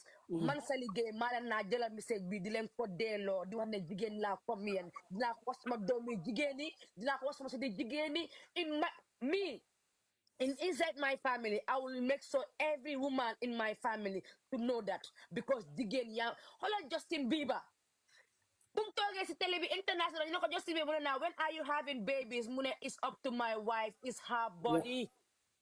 It's her body. When she's ready, I make the baby. If she's not ready, I don't make the baby. It's her body. Because then go to amen dobi. You know they take them for 9 months. Jigeni respect len seri yara mi.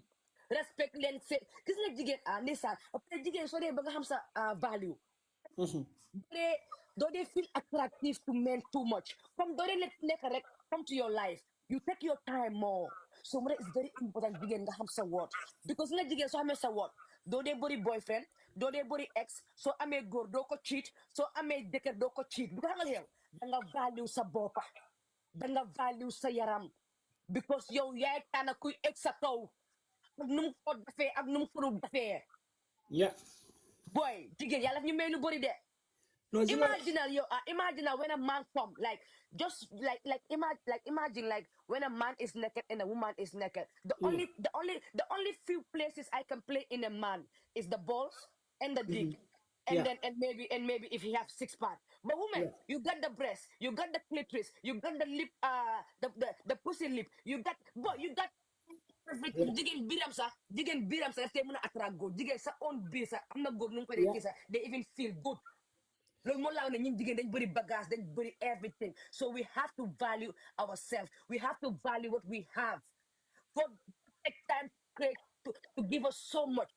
Long hair, beautiful breasts, beautiful nyash, beautiful shape private part. The private part inside have so many values. The private part inside that can make a man cry like a baby.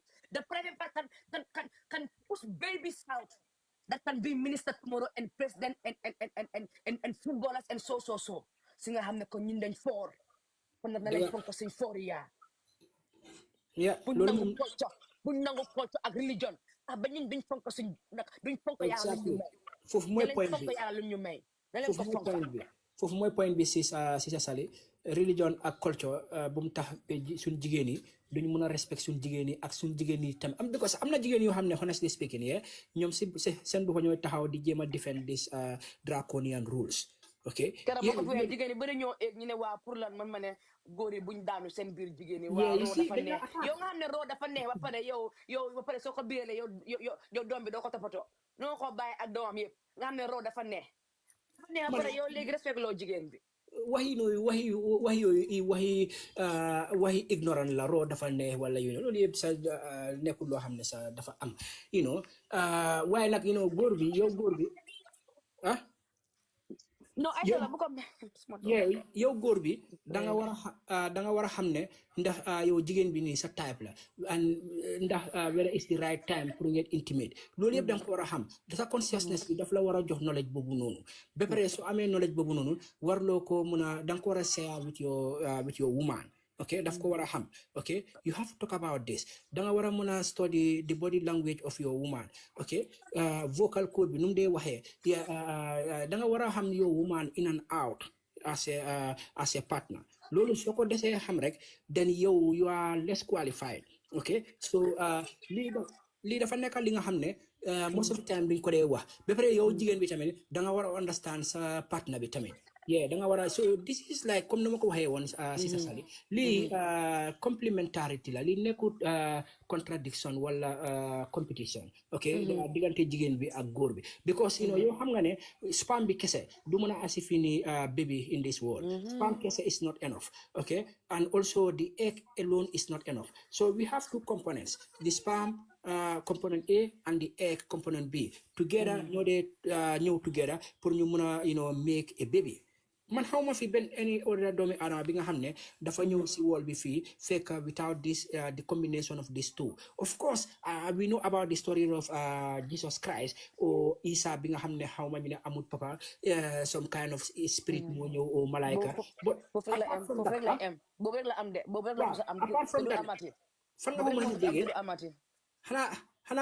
xanaa secondaire ñu ne xaw ma Adama bi nga xam ne di first man kooku amul ndey kooku amul ndey ak baay waay Isha moom dafa amutoon papa rek so léegi boobu benn la te du musa amati si àdduna.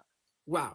Okay, so as long as that is the case la moo tax yow jigéen bi ñu ko def as a backbencher lii dañ ko war a stop even though religion bi wax na fii nii dafa contract religion bi waaye xam nga rek man si suma opinion religion yi dañ war a di evolve dañ war a di adapt dañ war a di change based on circumstances jamono bi nu mu nekk di demee so you cannot have one law for 1000 plus years ago nga ne loi boobu noonu du mun a change loolu la war a mel forever. Lolo is something that is not very good. So demee even Babylon wala Europe man suma maasi maa ngi Central Europe Germany da nga gis ne even this country before the 1900s wala before 1910 xanaa xamuloo dégg naa comme Europe ak Afrique dafa mel ni it was the opposite dégg naa time boobu comme ñun jigéen yaa lu nekk daj Afrique loolu tubaab doon daj fii time boobu dégg naa fii time boobu jigéen valé wuñ dara jigéen ak doom dégg naa ñun Afrique dégg naa ñun ñoo nekkoon ñu civilisé yi.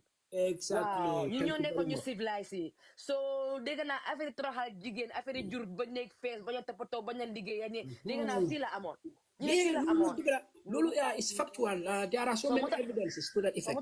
So luwa dafa di change. Luwa dafa di change. Thank you very much. So ñëwee nag si most of this because amoon na ku ñu ooyee Martin Luther waa fii la moo ñëw di start di challenge diine yi nii and ban diine moo fi nekkoon moo nekk Christianity lu ñoo ooyee diine nasaraan moo fi nekkoon wala moo fi amoon doole so jigéen ñi duñ daan liggéey sax jigéen ñi duñ daan bàyyi si kër duñ daan pour ñu génn si kër bi sax affaire la yaa ngi gis so jigéen bi amul yoon kaddu sax jigéen bi dañ leen treat anyhow as property comme like sa bagage bi nga jëndoon okay so yeah it was very tough the very condition bi nii dafa yaagoon jël na sa almost 300 years situation bi mu ngay daw so jamono dafa dox ba ñëw am ñoom Martin Luther King ñëw diga nekk Martin Luther King nekk Martin Luther laa wax jaamaan bi ñëw fii nii xam nga rek start di challenge system bi si loolu moo taxoon ba nga am different denomination comme for example Protestantism wala Unitarianism so many people started buying because he was talking sense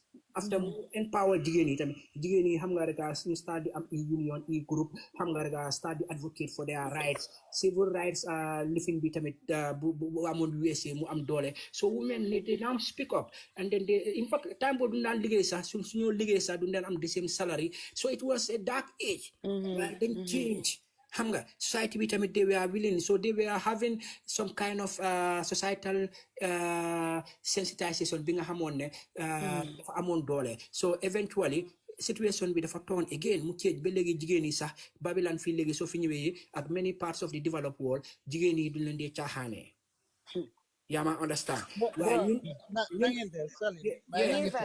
Ibrahima ñu ngi fi yeah Bro, dama la bëgg a laaj da nga mention ne léegi ni nga ne religion bi am na 140 1446 47 years ago. So loolu dafa war a change. Waa léegi man su ma la laajoon tey exemple yow soo takkoon tey jabar mu nekk jaaman let's say jaaman because foofu nga dëkka sa jabar mu ne la ne nk2ray yow yaa ma war a jëndal jaaru mooy luñ dee def ci noppa bi yow yaa ma war a jëndal hair yow yaa ma war a jëndal spray yow yaa war a fay bill si yow yaa war a do everything est-ce que loolu di nga ko nangu si jaamani fii nii waa si jaamani laa wax waa si jaamani waaw man fii nii ku ma wax loolu duma ko nangu man am naa fi jaawaan waa lu tax xaaral lu tax doo ko nangu yeah lu tax dama ko nangu because it's very one sided no loolu du one sided man maa war a jënd lii yëpp loolu is very one sided here yaa si loolu one sided la waa si man yeah waa léegi nag islam dafa advice góor bi pour mu defal loolu jigéen bi léegi moo Europe fii nii ban góor mooy joy right jigéen bi mu romba loolu noonu jigéen bi lu mu bugg a rek góor bi moo ko war a def everything just everything not everything no dama def fini dama def fini suma also fight for you it's not waaw buguma def fini sa suma man suma ci be bu ma fi njëkk a am virgin la okay virgin la yeah it's not everything it's not everything no didn't allow me to everything there ñun Belgium fii ñun Belgium fii fi so fekk da nga am doom ak jigéen ngeen taagoo sax government bi sax xamee ne xale baa ngi dem si góor bi nga dem si jigéen bi duñ dee fay jigéen bi kese de dañ dee fay góor bi fay jigéen bi dañ dee xaaj everything so ñun Belgium fii mais jigéen right too much comme li everything jigéen de naa ma am na yoo xam ne soo ñëwee comme la ko asi kii dañ dee faytal de Sali maa leen di déglu wante broda bi lu mu wax mooy def lu ma understand mooy dafa mel ni yaa ngi wax ne Afrique luñ nu mu fa dee demee islam joxu jigéen doole wante soo seetee wala la borom xam-xam yi wax right bu jigéen am ci islam kenn amu ko because before islam soo readee history wala Ibrahima ana right bi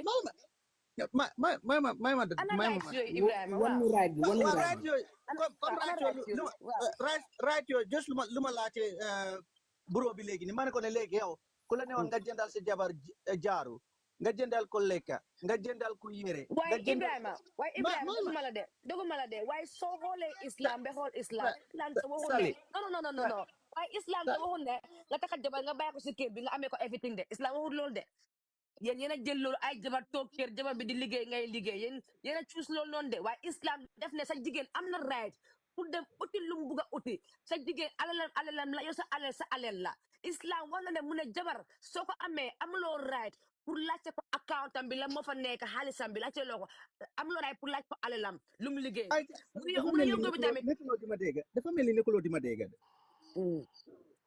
lu ma la wax mooy lu ma laajte bureau bi léegi nii xam nga west ci European country yi dañ dee wax ne jigéen dafa am right loolu lañ dee wax right léegi nag yow soo da nga am right when it comes to abuse da nga am right when it comes to come like nekkul ne sa jigéen la rek a am right sax nekkul ne sa jigéen rek a am right xaaral bro ma mee ko fi tuure comme nekkul right de comme man dama believe ne Europe dafa jox jigéen extra crédit comme tey soo amee doom nga nekk waaw comme tey soo amee doom sa papi doom yi bañ a fay xale bi am na right pour fay xale bi by force te loolu lu war la so man dama believe ne Europe dafa jox jigéen extra because jigéen moo mun a def extra moo amee extra loolu moo tax gars yi jox jigéen extra comme tey man fii single mother bu suma xale bu ñu nekkoon fii single mother dañ ma dee fay and then ñu fay ma njëgi single mother 75 euro each no 79 euro each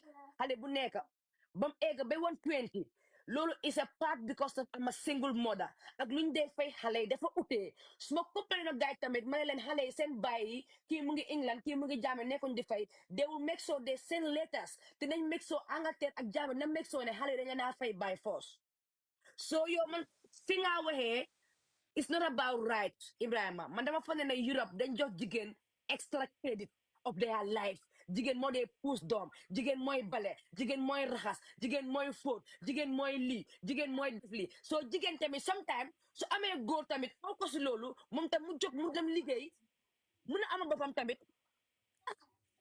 I believe it's a teamwork. Yeah, Europe bi fii nii it does not matter soo nekkee si union bi EU bi EU countries yi soo paree mee ko mu continuer tamit waaw yeah equal rights lañ jox both jigéen ak góor extra dañ leen jox equal rights pare jox leen après ñu jox jigéen yi extra something little bit extra to show them they are women. It's true. Yeah, In this exactly. world, as long as women are happy, as long as women are told that you guys are safe, you guys are being free to do whatever you want, I believe the society will go as much as good as much as because again, so I may fit them mom from them it's safe. Kenn du ko fital, kenn du ko saaga, kenn du ko dóor, kenn du ko xas. Kon kooku su jógee lu baax la moo def. waaye in Afrique lu nekk da ngaa nëbbu lu nekk yaa ngee daw moo tax jigéen di njaalo jigéen di cheat jigéen di am ay doom yoo xam ne seen jëkkër yi jurut leen because they are in a marriage whereby they don't even love the man but they have to stay in the house in the marriage because of the name of the marriage. So what they do is they go and make babies with the boyfriends outside. They come home, they look at the babies. Sally, hanga yayange wa different stories because so jele Islam nga wara ko compare ci ada ak culture loolu du mun a wax yaa understand léegi nag ñun dugaluñ islam de ñun dugaluñ ci waxi islam de because man loolu laa di wax brother ma ne ko buñ fi debate affaire islam ok man kuma laajte as far as my live ci Europe man kuma laajte man Ibrahima dama wax ne Europe dañ ci jigéen yi ñu jokko góor yi man kuma laajte man because man kuma laajte su doon 50-50 la dañ jël 25 yu jigéen yi moom ñu add ko ci 50 yu góor bi moom mu nekk 75 am jaama moo tax ñu am jaama de loolu moo tax gaay am jaama de ok bro like comme si Sali nu mu ko waxee Ibrahima ñu ture man kuma laajte man dama wax ne Europe bi fii nii dañ jóg góor bi 75% ñu jóg jigéen bi 25%. léegi man laaj la xanaa yow right boobu neexut la man right boobu nee na ma wante su ma ko xalaatee damaa seet ne is cheat on the women comme cheat la ci jigéen yi wante ñu bari doo ko dee mën a understand because lu xew dañ ko décrète cheat boobu noonu. waaye tubaab bi moo xam Ibrahima la moo tax mu créé fi loolu Ibrahima góor tubaab dégg naa say lañu woon de. jigéen bi 25% right la am in Europe. waa léegi lu tax ma wax la loolu la exemple léegi soo amee fiat. Friends please get me some sources.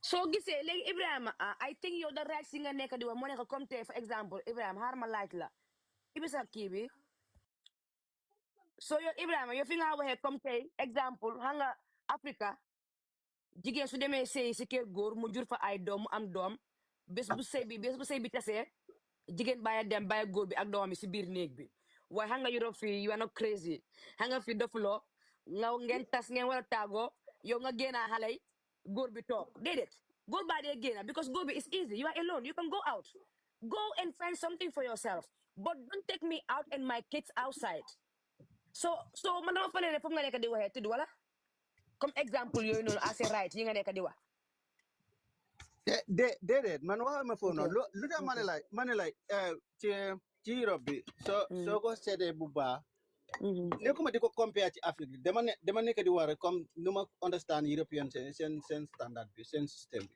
it's good like su góor bi war na liggéey 50 hours par exemple mu fay yëpp jigéen bi lu mu war a def mooy nampal xale bi yóbbu ko school take care ko dañ ne non góor bi dafa liggéey 32 hours par exemple or 24 hours jigéen bi tamit dem liggéey 24 hours or 34 hours. Ibrahima du mos de. may ma rek. Ibrahima du mos de yu la fii jigéen soo bëggee liggéey yow la neex de du mos de su la neexee mun ngaa toog kër nekk house waaye xanaa am loolu. du dëkkaay yëpp de am na yeneen dëkk comme nekkut lu wax de. nekkut lu wax de ok dëkk bi nekk lu wax ok. lu mu nekk di wax nii sax man bàyyi ma wàññi sax because man one thing I cannot stand moo nekk misinformation or misrepresentation of the situation. Okay. because fii naa jigéen soo bëggee liggéey waaw yow neex nga liggéey de you can be housewife also. ma ne si sa Sali baa nga bàyyi la sa programme bi am na solo trop. Bana jërëjëf waaw. yeah you know keep it up stay strong yeah. Bana thank you so much Bana ñu endoo jaama Ibrahima Ibrahima fii jigéen soo bëggee liggéey yow la neex nga liggéey de wala am na dëkk yoo xam ne comme foog nga liggéey by force because ñun fii nii soo bëggee liggéey yow la neex de as a housewife you can be a housewife mun ngaa toog sa jëkkër dem liggéey fay everything yow nga toog nga toppatoo kër bi nga toppatoo everything you can be a housewife here America tamit fii America góor yu bëri seen jabari housewife leen góor yi America tubaab yi ñu bëri ñoom dañ bàyyi seen jabari toog si kër bi ñoom ñoo leen liggéey def everything so loolu nekkul luwaa de loolu nekkul luwaa de comme loolu waxuma la ne loi la de wante soo ko xelaate be xelaat because dañ ko def in a way that because dañ ne 50-50 all the women have to be independent they have to be have an equal right they have to have this they have to have that right léegi ni yow tey soo siw nak sa jëkkër moom muy dem liggéey ñëw fay bill si fay everything jëndal la jox la credit card bi everything still yow su dee ci western living bi nga live da nga feel like ne okay man seems like it's a useless. I have to work. I have to be independent. I have to do things myself. Till after so liggéeyee moom dafa apply ne da nga war a fay da ngeen war a séedoo fay bi waxuma la ne comme séedoo fay bi ok wut wante loolu yëpp soo ko jëlee soo ko apply ci islam da nga gis ne ba tey islam right bu mu jigéen jox jigéen ñi ci àdduna bi fii kenn joxu right boobu jigéen ñi waxuma la nag waaye ana right yooyu ndax am nañ ko ndax gis nañ ko xam nga problème bi mooy right bi su fa nekkee joxuñ la ko loolu miinu ne right bi nekku fa waaye gisuñ ko amuñ ko islam loolu la wax waaye gisuñ ko amuñ ko Afrique ana right boobu noonu foofu ana right bu islam wax si jigéen yëpp ana right boobu noonu ci kaw jullit yi ana where is that right because muslim yi seen bopp noo nekk problème nekkul islam soo ko gisee tey góor yi noo nekk di manipulate jigéen yi pour su ko defee jigéen yi nu am less naka lañ ko lay value comme dañ jël jigéen standard bu ko wàccee foo xam ne du fa musa mun a éega parce que yàlla wàccee wut na noonu and so dangay gis ne tey nu ngi create more naka lañ ko lay waxee excuse ak scénario di dem si hadis yi ak si Quran mi di isi living wax yoo xam ne sax ne by right nit ku janga dégg ak am xel dina xam ne nekkut loolu la yàlla si boppam di wax sax parce que tey nu ngi living si benn saar foofu noonu comme ne góor bi dafay dóor jabaram su fekkee defut ni ak ni te fekka Quran bi nekkut loolu la mean exactly lu mean si dóor boobu noonu moo nekk discipline and in which way moo nekk ne comme ne su fekkee ne jigéen bi mu ngi def dara loo xam ne it is against Islam comme ne mu laa disobey ak yooyu noonu nga discipline ko in a certain way wante sa loxo bu mu sa tegu si kooku loxo xawma kooku noonu yaramam wante ñoom dañ jël loolu jaarale ko si dóor jigéen moo tax nga lay gis muslim yu bari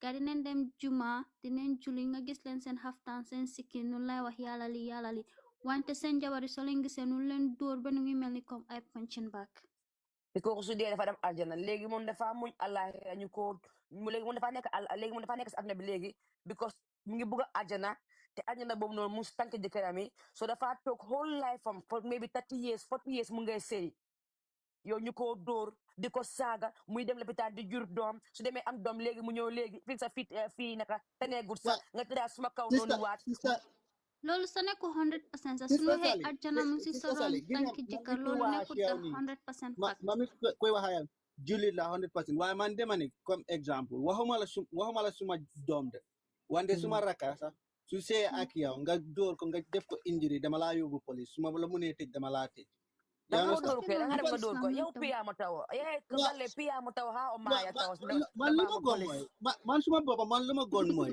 ok sëy nañ suñ gisee munuñ dem dama la wax ne ok dëgg-dëgg bugante ñin waaye maajuñu yaa understand léegi mun naa am ñu taagoo yaa nga ut koo xamante ne di nga mun a dem ak moom man ma ut keneen ku ma mun a dem ak moom yaa yow léegi Ibrahima yow léegi julit nga yow léegi you are a Muslim man let me ask you this comme léegi tey yow tey soo bëggee am doom dang da jël permission sa jabar wala you just go ahead and do it one second luñ dee wax ne julit jabaram su ko tey dama sona even moom su nekk ne sonu like even moom mu ngi buggat like jabaram mu ne ko no I don't want malayka yi ñu ngi koy ñaanal yow luy sa gom sa xalaat si loolu yow as a julit as a jëkkëri julit you know like hanga nit yep emuñ. You understand? Wante man tay suma bëggon na am ak suma jabar tay ma gis ne mom mu ngi sona wala mu ngi sick wala feel like man duma fight ak mom duma ko méré duma ko defal def dara. You understand? Because dama xamne it's a happiness neku ne lo xamantene comme ndox la dang ko wara nar rek no matter what or whatever man lol suma idea bop la. You understand? Yeah. Why not? Yeah. Because am na lo Why Ibrahim xamantene yang si Europe yang halat non why Gambia 95% women Dede, ñu epidemic na Sally, dal boy. Sally, Hanga not lu all tagga again. lu lay Man, wax man loolu nekk noonu ne te Europe loolu ba sa change suma nekkutul mind. déggu Dede, tamit. man si bu ma nekkoon Gambie, man dama nekk koo xamante ne man dama day yërëm jigéen lu tax dama day gis treatment yu jigéen yi di am. Most of the time duma ko day laaj. You understand? Man nekkoon naa koo xamante ne dama day yërëm jigéen yi man dama lay xool jigéen yi léegoo dama day xool jigéen yi muy doom ma yërëm ko because dama day gis ne bo kay nuñ treatment luñ ci am nekku ne sometimes du dee fair. You understand? So Góor sa yëpp call bi after nga manipulate ñëw. jigéen Sa la. call bi. Parce que Man tey dama feel like dañu manipuler rek. suñu waxee cause Dañu suñu waxee manipuler ne rek. suñu waxee ne soo joxut test sa jëkkër sa boppa loolu noonu dafa am on separate way am gaa luñ mean si loolu noonu for instance jigéen boo xam ne comme ne yow su fekkee ne tey yaa ngi si métit yaa ngi sona yoo xam nga ne lii tey soo ko defee doo ko enjoy am nga the all of the right pour nga wax sa jëkkër ne yow bëgguloo tëddoo moom parce que tey fiilu loo wel yaa ngi sona ak waaye man lu ma dégga ñu ne da nga war a joxe reason te sa reason bi it has to be reasonable man fii dama dee mer no man nekk si métti reasonable man bala ma de waaye man kàddu dama si dee mer laay suma own yaram te ma am pour wax nit ne suma own yaram de ma am pour dugal nit ki ne man lii moo tax may la man non man boobu dama ko dee debate for life boobu dama ko dee debate for life boobu naa ko debate for life góor yi xamul ne yàlla mu leen ne test ñoom tamit soo ñoom gaa loolu leen fàtte dem foog ne nag lu mu bind na yëpp about jigéen la wante yeneen yi about ñoom la yàlla mu ngeen seet seen xol bi ndax yërmande mu fa ndax ñoom gaa den nekk ay nit góori africain bi nag dafa amul yërmande bi nag góori africain bi dafa amul yërmande bi tam nag gaa dem koo wéetooy parce que dama xam ne ñeneen paa bu em ni comme kii dama xam ne paa bu em ni comme kii te daa xale bi 12 years 13 years te bëri na Afrique te Afrique paa yi ñu ne ñoom xale rek lañ dee bugga seen bët yu xale rek leen ko teg Afrique xale yi ndaw paa yi poto yi xale yi rek lañ dee bugga xat bu xat rek wax mu ne ko jigéen ñi noo war a eew dëgga parce que tey fii nga toog nga gis jigéen mu ngay justify góor lu bon lu mu nekk di def nii naa ne waaw because of nii ak nii ak nii jëfi foo wife bi sax danga gis jigéen yu bari nu ko justify te nu xam ne góor boobu noonu lu mu nekk di def dafa wrong parce que tey yow asi góor yàlla daf la santaane sooy takka benn ñaar ba ñetta ba ñeneen fekk nga mun ko wante nuy naan excuse bi ne waaw xanaa léegi yow sa jëkkër mu dem si biti njaalo moo la gënal da mu takka ñaareel en loolu soo gisee nu ko use gaa nga def reverse psychology pour jigéen bi mu wax ne déedéet bëgguma loolu wante ñoom ñu fàtte ne nekku jigéen bi responsibility moo tax nag say neexut Africa nag because bàyyi leen jigéen yi wax yes bàyyi leen jigéen yi taxawal seen boppa bàyyi leen jigéen yi yéen daal everything rek yow sa yaay su dee sa ñu ne la sooy dem sa da nga tàggu sa jëkkër su ne la non bul dem comme that's how much jigéen am nga moo tax may la man damaa nekk noon man damaa nekk si noon man lu ñu wax islam too much comme jigéen loolu la war dem turu si biir sëyam rek man xaaral ma nekk noon waaw because man yooyu duma ko def man su ma yaay du dee pare ma xool la nga naa ma toog ak xaaral si kër ba ma ñëw ñu door dem non in fact damaa dem ba foofu noonu pare ma door laa ko ne su ma yaay fu mu nekk ni ñu ne lii la waaye I'm not gonna sit at home and then call my husband kooku mu ne loolu islam wax comme ne yow jigéen sa góor dafa am si right so much ba nga xam ne sa yaay sa pasu dee sa ñu ne la nga ko sa jëkkër nga ne ko kañ dem mu ne la non bul dem yow amuloo right pour dem loolu yëpp waxin la parce que tey ñu ne yow sa jigéen sa su fekkee ne yow sa yaay dafa feebar ok te yow kenn yaa am ku koy mun a tekki yaa amuloo benn family member amuloo kenn ku ko dimbale en sa jëkkër mu ne la déedéet yow am nga lu right bi nga tas sa sëy boobu noonu nga dem ak sa jàppale sa yaay because of ne sa yaay mooy sa responsibility. ba jógaat naa sa man boo ne dama jógaat sa toogaat di xaar nga ne gars yi ñu ne waruloo dem sa yaay toppatoo ko non boobu nag moom dina mere waarekat yi moo tax lu important pour jigéen si boppam mu jàng Quran bi comme bu mu toog di xaar góor jàngal ko parce que tey yow dégg as a naa jigéen ñi ne jigéen soo xamee sa ray sa islam dégg naa ñi ne doo raxas bool sax dégg naa ñi ne doo dan la tooga sax góor yi sax ngay dégg ñu ne la yow doo am jëkkër yow danga fuy xam nga sa bopp of course raxas bool tooga fóot loolu noonu yëpp nekkul right jigéen bi pour mu def ko loolu jigéen bi neex-neexam la mooy nekka mu defal ko jëkkëram tey su ñëwee raxas mu ñëw tooga mu ñëw fóot loolu góor bi ak jigéen bi yëpp a ko war a def yàlla dafa joxe góor ak jigéen yëpp di same right boobu noonu wante mu jël góor teg ko extra responsibility moo nekk providing side bi wante still jox na jigéen pour mu liggéey wante loolu own choice am na góor bi amul jigéen bi right nekk mu housewife forcé te housewife boo xam ne moom du happy moo tax man daal like I love my God I love my religion because man suma nekkutoon jullit sax ma nekk beneen religion sax dama tuub ma nekk jullit because dama love Islam so Islam góor is yi so noo nekk di peaceful mettil yëpp yaa ngi gis soo ko bàyyi waaw man dama believe ne man fu ma jógee ñoom ñoo amee seen own Islamic book man loolu laa believe man dama believe man society bu ma jógee ñoom lu yàlla wax ak ñoom lu ñu wax is different so balaa loolu nag moom that's why man I don't want to go apart I don't want to go to the I don't want to talk about Islam I don't want to talk about it waaye lu ma waree moo nekk ne man lu ma mën a avocat moo nekk ma waxaa jigéen ñi moo nekk ne ngeen xam seen value seen yaram yéen a ko moom soo leen duggee si sëy yéen a choose ke ngeen a make the baby when to carry the baby and when not to carry the baby because sis téye doom 9 months téye sa biir 9 months doo lekka bu baax ni tegal la si saaga xuloo xas fi dee dóor su yaaga sa ñu dóor la si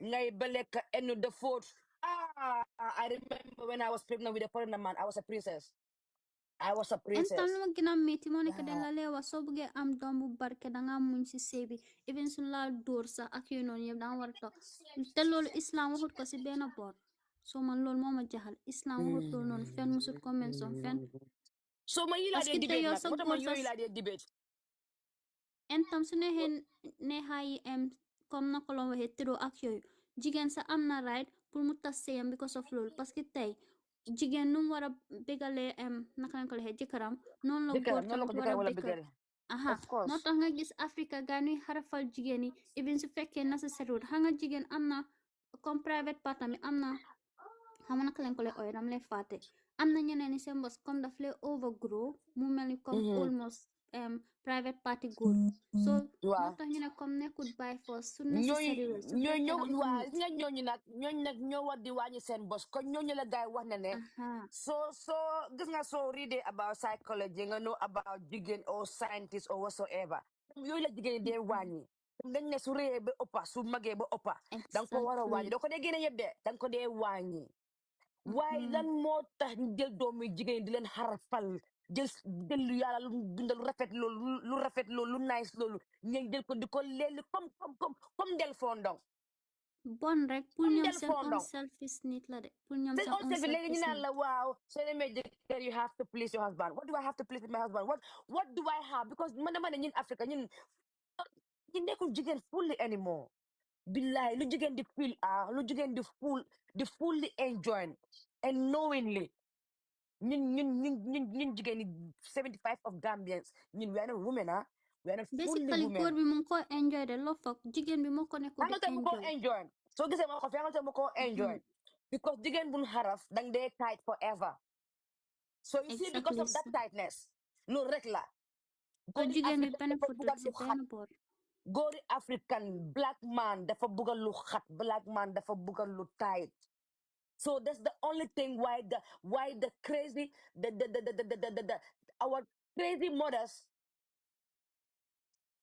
still they want to please this man and they went across all the thing just to please that man just to please them because that I should not follow men that I should stay to one man ak bu gënoon bon mu nekk sax ku lay tëj imagine nu tëj la and then yow nu war laa tëddoo direct ak sa jëkkër like métti boobu yëpp ah ñu ne islam nekkul mos pour nga takka loolu baatin nekkul ñu part of nekkul mos Islam boobu nekkul di tëj jigéen boobu nekkul part of Islam loolu part ba of pare dégg culture naa sax si ancestral islam nekkul mos pour takka vagin waaye ñun suñ time lu ñu daan gëmloo moo nekk góor balaa ngaa takka jabar rek mu nekk vagin dafa war a nekk vagin dafa war a nekk vagin teel ñu vagin bii rek teel ñu vagin bii rek islam bi nag astafurlah dégg nga mën a islam sax africain bi teel ñu affaire yi vagin bii jigéen da nga war a nekk ndaw sooy takka jabar da ngaa takka xale bu ndaw nga mun koo yar nga mun a màgga moom mu xam sa jikko nga xam jikkoom mostly manipulate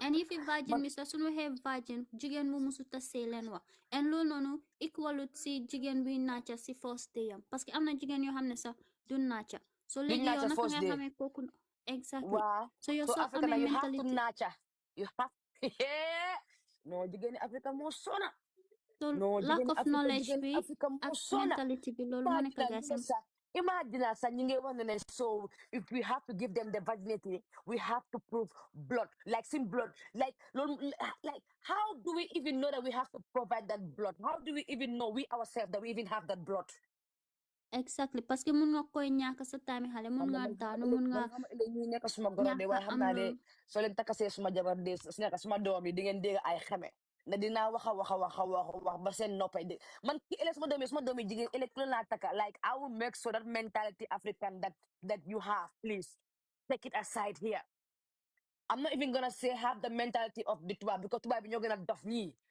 ñoo gën a nekk pédophile tubaab moo gën a bugg a xale tubaab moo gën a pédophile tubaab moo gën a bugg a taati xale soo ñii ñoo gën a dof sax ñii dafa nekk ne ñii dañ leen tegal fii ay loi yi bàyyi force la exactly parce que imaginal nga yar nit ba mag nga koy tëddoo because of ne yow mun loo control sa own desire wala ngay tëddaa sa step daughter koo xam ne kooku noonu man so moo tax man mentality you know dama ko génne sama boppam bi de I don't know who's coming to marry my daughter tomorrow but I will make sure that mentality take care of brother my in-law tomorrow because my daughter is not going to nobody has to be a slave or to go and pray because they want Jannah is nobody is in nobody hand the only person that can control Jannah is Yàlla is Allah yàlla rek mooy wax ku dugg àjjana ku dugg àjjana ñun xamuñ kenn kuy dugg àjjana ku dugg àjjana xamuñ ci dara lañ ci xamut soo balaa loolu nag moom live your life enjoy sa life nga live sa life comme nu la waxee sa jëkkër xama sa àjjana sa ron tànki jëkkër lam nekk di seen wela safara nekk foofu soo lu tax duñ lay wax boobu parce que yow tey asa jigéen parce que yow asa jigéen just xalaatal sa jëkkër mu ne la ne ok dama bugg a tëddoo yow si gannaaw te nga xam ne islam dafa aaye yooyu nga toppa ko di tëddoo moom si gannaaw so yow loo foog ne sa jëkkër fu mu lay yóbbu waaw te dégg naa góori africain léegi dina loolu dee bugg a léegi laajte seen jabar di leen jox gannaaw bi no Afrique lu ñuy wax du jeex direct nu lay naan nga tëddoo ñoom yow ta nga nangu loolu Africa du jeex because boobu tamit I know we're gonna bring it to another day because now yéen jabar yi ngeen xam ne da ngeen am jëkkër yi nga xam ne da ngeen dee forcé to give the back side like how much do you want to please your husband how much do you want to please your husband for you to have the right to give your husband the second door many husband bi moom dina sacrifice to that extent who is your husband for you to please your husband that you have to be giving your husband the second door just because nga da nga bëgg am aljana o nga da nga bëgg am jëkkër rek da nga bëgg da name just am nga jëkkër rek single life dafa nee de waxtut ko dara single life nga nekk fa di dee foofu nga ma maa ngi sometimes ma de mën a ñoon toog life fii ma toog fi life ba ay 24/7 single life dafa nee de soo xamee ne amuloo wërsëgi foo toog kontaan loo fa my sister single life is not bad single life is not bad oh single life you see how free I am I can come live sit down live 24/7 nobody's there to control me man anyways man kenn duma control man kenn duma elif la ilaha illallah me nobody will control me waaw man ku bëgg suma sey dem dang maa ne sali ma ne la waaw nga ne ma loo wax ma ne la waaw loo wax ma ne la yes man suma sey african balaa moo ne dang maa ne from the beginning nga ne ma sali ma ne la yes nga ne ma everything you do is yes everything you say is yes. Then you muna continue say with them. But me, I'm not gonna be slave for no man. Yes, Well, because say mutual agreement ak understanding la. So because basically, suma bëggee aljana mun naa nekk noonu tamit de. I can go and hijab ma def all black ma toog di julli di jàng alquran every day suma life bakka my day. And who said I will not have aljana? I will have aljana. Say Most nekut mo la dugal aljana nekut say rek parce que tey yow nekut yàlla jigéen yëpp lam def ga danoo say. So yow sa focus lu mu war a nekk as a jigéen moo nekk yow sa digganteeg yàlla sa jaamu yàlla yàlla su la isilee jëkkër nga jël su la isilee jëkkër nga continuer si sa jaamu yàlla. Thank you sister, thank you. Wante nga toog di def sa xel bi ne góor and at the end most of the time góor boobu moo laa ñëw sa distract la si loo nekkoon dangay nekk di jaamu yàlla yaa ngi focus yaa ngi am sa yëpp mu ñëw yaxa sa xol bi yëpp nga toog di wonder. Because ñun sisters yu bari, some of us we even go and drink alcohol because of a heartbroken. You even go to another man just to have sex because you wanna happy because of a heartbroken. So come no go ahead, sometimes they even put you whereby you will even go and make a sin. Whereby so yo doko tay sa. Doko tay. So important sa fi xam leen seen value de. Jigéeni Gambia rafet. Jigéeni Gambia rafet. Jigéeni Gambia small li ngeen baal ma small maa ngi so short. Jigéeni Gambia rafet. Jigéeni Gambia am class. Jigéeni Gambia oya ba buga de nga xam ne anywhere you go to this world people are telling you how naive is a Gambian girl is. We are so naive, we are so calm, we can go with every like a Gambian woman is the only woman that can marry with any man in Africa or in Europe and still she's calm. Don't they say no Gambia muna mo siya ñak dafa calm. Siya tubaab bi boy in Europe, it's only Europe I see whereby I'm not talking about all that. I'm not saying, but it's only Europe whereby I see only musuma gis tubaab mu toroxal beneen laaka de waaye the first time ma gis tubaab mu toroxal jigéen Gambian jigéen la comme ñun fii sisters am na yoo xam ne nekku ñëpp de waaye am na yenn sisters xam ne suñ fi ñëwee suñ dee siyaat tubaab tubaab dañ dee ragal like they are so scared dañ dee fan nañu tubaab bi mooy seen yàlla. Monica, lack of self-esteem and confidence. Confidence bi so loolu yëpp ko def sa yow te yaay moo ko fa def. And if you have confidence like us, they say we are the bad ones, that we are the chagas, that we are the ñun bëggu ñoo sëy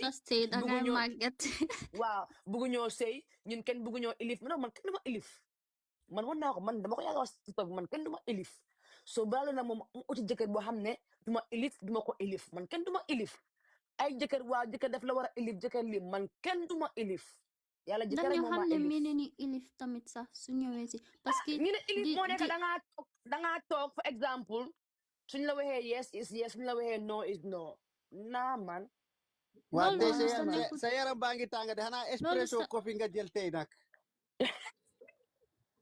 dama sonal si jigéen ñi ngeen dee tooxal wax ma yéen de waaye ñu bon ñu dee tooxal jigéen ñi because soo gisee xale bi ñu réeb ko Ibrahima kii jabaram waay dégg la xaaral man doon gis story boobu noonu wante riituma ko yëpp lan moo ne problème bi sax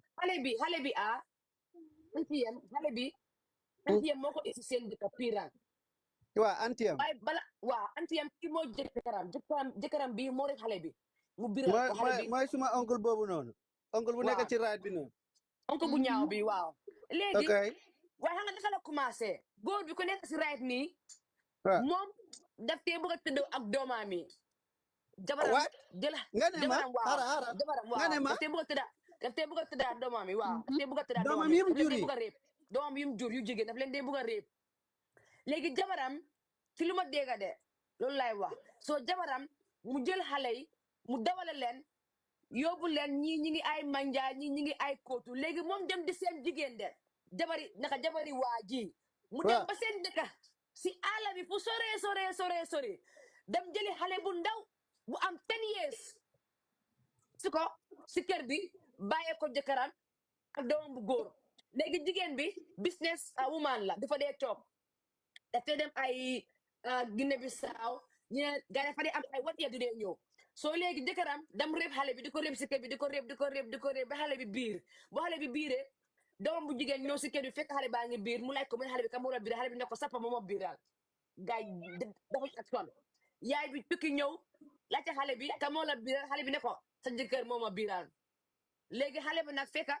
gaa dañ koy tëj bu nga xamee ne paa baa ko biiral gaay bëgg ñoo expose seen ak jëkkëram njël xale bi ko si kër bi tëj ko karna xale bi di génna di dem lopitaan di dem fen ba kër bu mu waree am doom nag gaa yóbbu ko lopitaan mu war a am doom fekk xale la xat na ñu opéré ko mu deesi léegi góor bi dafa daw yali Gambia la happen Gambia piran ana gis loo piran man suma papa baa ngi xeesen sax waaye yow lii dafa garaaw di piran so waaye naa suma oncle nag maa ngi mer góor yi nekk tete waaye naa suma oncle nag lan la ban action la jël fii suma oncle Baro góor bi ak jigéen bi ñoom ne life in jail lañ war a dem de naka la nu fa demee noonu thank you jërëjëf ñoo dem life in jail man noonu la life in jail waaw di boy yow xale bu am 10 years boy bro yow xanaa danga naan kaane xanaa ko ba xale bi am 14 years mu ngi koo réep few years ago ba léegi mu ngi koo réep jigéen bi mu tëram life in jail waaye góor bi mu naa dem life in jail jigéen bi am na caaji sam dafa am caaji sam jigéen bi am na jigéen bi dafa dem life in jail job because jigéen moo dem isi xale bi waa xaaral ma wax la mata dafa am caaji sam moom réeput góor moo réep so góor bi lu mu koo caaj ak moom lu mu koo caaj waaw góor bi lu mu koo caaj ak moom lu mu koo caaj dafa différent waaye bro lan moo war a waaye góor bi su boobu sax waaye góor bi su boobu sax ñu ngi ko ut mënuñu koo gis right now ñu ngi ko ut mënuñu koo gis lii problème gars yi ñu ne jabaram xam na fan la nekka man de fan ku ma nekka job dafa ku ma nekka di xaar suma père dégg nga mu ngi ñëw inshallah so yow kii loolu moo xew nii de moo tax maa ngi mer depuis suba de moo tax maa ngi mere góor yi fu mu nekk depuis suba billahi wallahi taala because lii góor ak jigéen yëpp sax laa gën a mere sax because lii yaay yi tamit careless tamit ak anti careless yii nii booy jikko soxor yii nii it's crazy waaye lii boy story bi moom lii dafa garaaw di waaye lii nekkul du first time Gambia lii mu ngi no action la di amul benn action ngay jël lii du first time am Gambia di wante boy ngi am Gambia wante naka la mooy ceeñe su fekkee ne jigéen ñi nu ngi try pour protect góor boobu noonu wala wante loolu dafa war a stop di boy man li ko def suma doom boy man jaasi laay jël tey boy yéen yëpp laay góor na xam na to luwaa bi du musa ceeñ balaa police yi ñëw boy xale bu Christian fii nii boy kii war a dem school boy defar fi am xaaral ma wax la live xam nga wax la one thing nga xam mu ngi ko understand Gambia su nga Gambia benn solution rek moo fa nekk ñu dégg ma mu neex ñu dégg ma mu naxari benn solution képp mooy Gambien si nen jóg ñu génne Adama Barrow dëkk bi mun a am sécurité bu correct ECOWAS mu ta sukki ci Gambia lii bara bu mu toogee ba léegi lii lu gën a nasti mu ngi am Gambia moo doon gën a garaaw li mu ngi am Gambia no action Gambia nothing else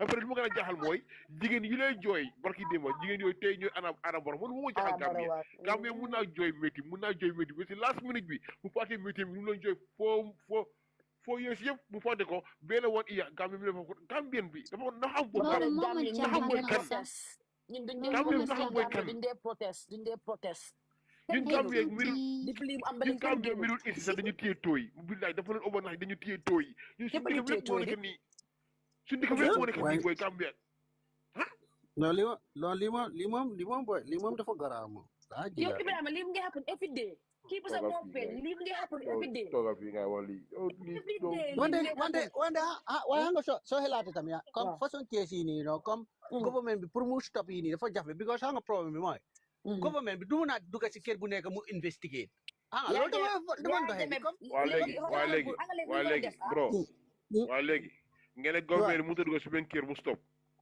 non waaw ok xaaral ma rek waaw maa ngi ñëw rek xam nga government bi du mun a war léegi yëpp nekk bu nekk nga mu def investigate ko dama foog ne comme like bu benn case happen dañu war a set exemple foofu noonu ñu teg kooku noonu lu métti waaw ok happen last time dañu xale bu am 15 years ñu rey ko ok yow lu nga wax yow lu nga wax Europe ak Afrique ok léegi moo laajal leena ok eti xale yi dee yooyu noonu est-ce que government jëleen step tëj neen ministre bi man loolu moo jaaxal di kii dëgg la kii moom kenn la ñu ñaanal ko yàlla kii moom loolu si ko téye war nañ ko téye laa fi jël waaye et puis xale yi dee yooyu et puis xale moo dee la war a wax laaj leen da Gambie am na emergency non bi nga xool pour borom ñëw seet la léegi rek waxal boobu rek nañ commencé foofu sa rek na Gambie am na non bi nga ko par exemple yow nga ne xanaa yow government bi nga ne mënut a change lii yëpp waaye xam nga America ak anywhere in the world ak Europe tey soo amee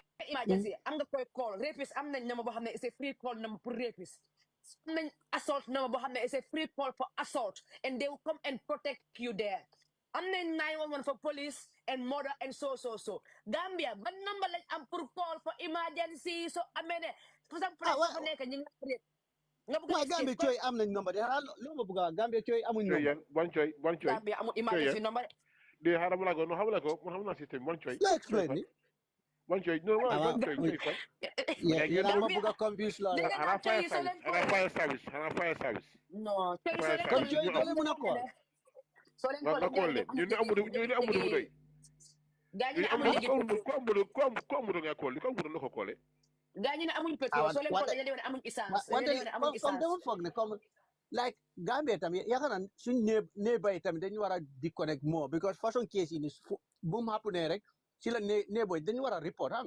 est-ce que loolu tamit du gën a yombal affaire yi because Europe fii nii soo bëggee fii nii def naga su noonu négocier buñ la suspecté wala ñu misaala bi rek dañ laa report bro yow yaa ngi wax Europe yow Europe nga wax ak Gambia it's not the same Europe dañ organise Gambia organise suit Europe am ñu toogee sax ñu ngi daji sax ñu lijjante la Gambia ngay toog nga tëju nga dee foofu noonu xedd rey leen last time ok déglu ma melo benn 5 minutes last time bi ma sama benn boy ñu ñoo génnoon demoon boori Sénégambia ñu ñëw boori 5 yaa ngi understand gaa si mbir kër naa la wax nii de gaa si mbir kër dañ jaare yooni gannaaw bi xam ñoom ne am bundi kër bi am bundi gannaaw dañ jaare si bundi gannaaw bi rek xet dóoruñu xet mu ne booy Assane mu ne woon naa mu ne ko non taxawal something's wrong xet bii nii non xet bi bàyyi ko fi mu ne woon non mën na am mbalit ji mu ne ko Assane billaay lii di mbalit ñu jaaree si gannaaw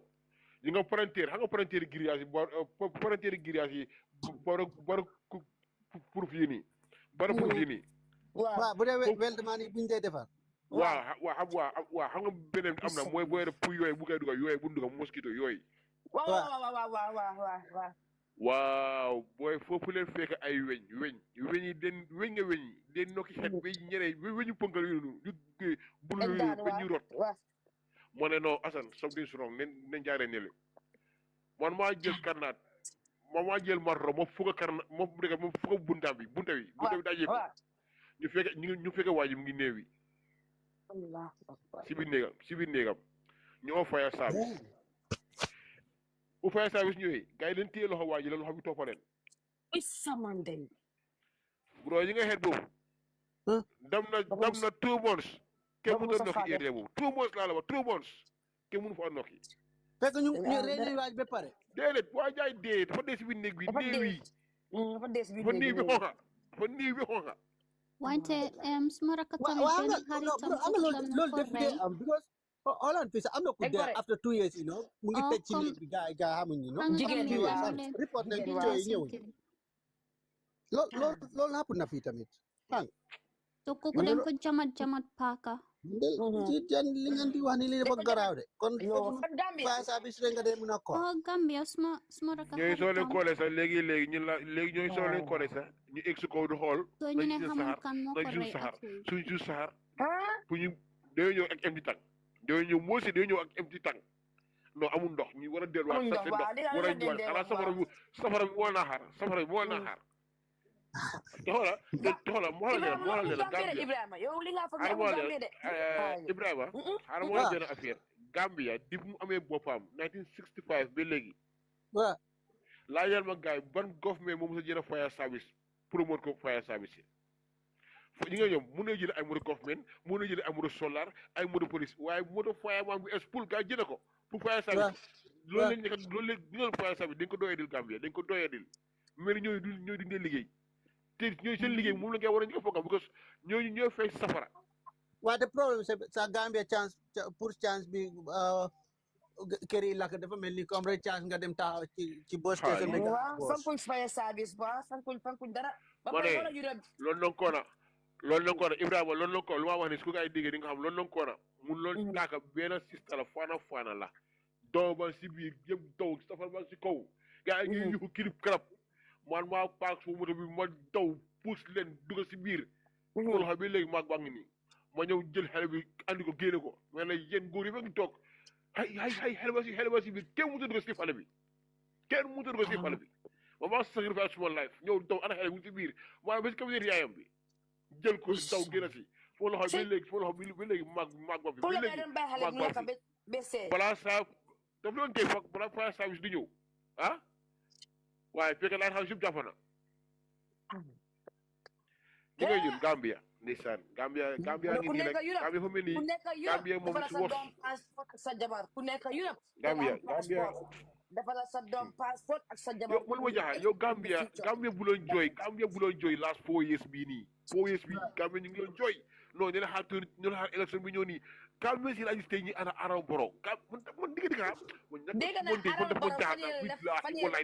man daf ma jaaxal waa bro suñu génnee Barrow kañ la ñu teg nga foog hey lan Halifa Sallah lan la ok wala Halifa Sallah lan la waxoon tamit yaay jëm Halifa Sallah te suma oncle la lan la waxoon dafa wax ne jàmme dem na jàmme génn rek su xaj toogee sa baax na gis nga daan walee na Ibrahima gis nga soo ñaan yàlla soo koy ñaan da ngaa ñaan yàlla moo laa ñaan nga may ñu ku gër si ñun waaye yàlla ko ñu may rek baax na ko am mooy waral lii man naa gis Halifa Sallah dis Adama Barrow may jël Adama Barrow xanaa man sama dof waaw loolu si Gambia because Halifa Sallah dafa yàgg a campagne ñaa nga dafa dem ba retired man dama foog ne sometimes tamit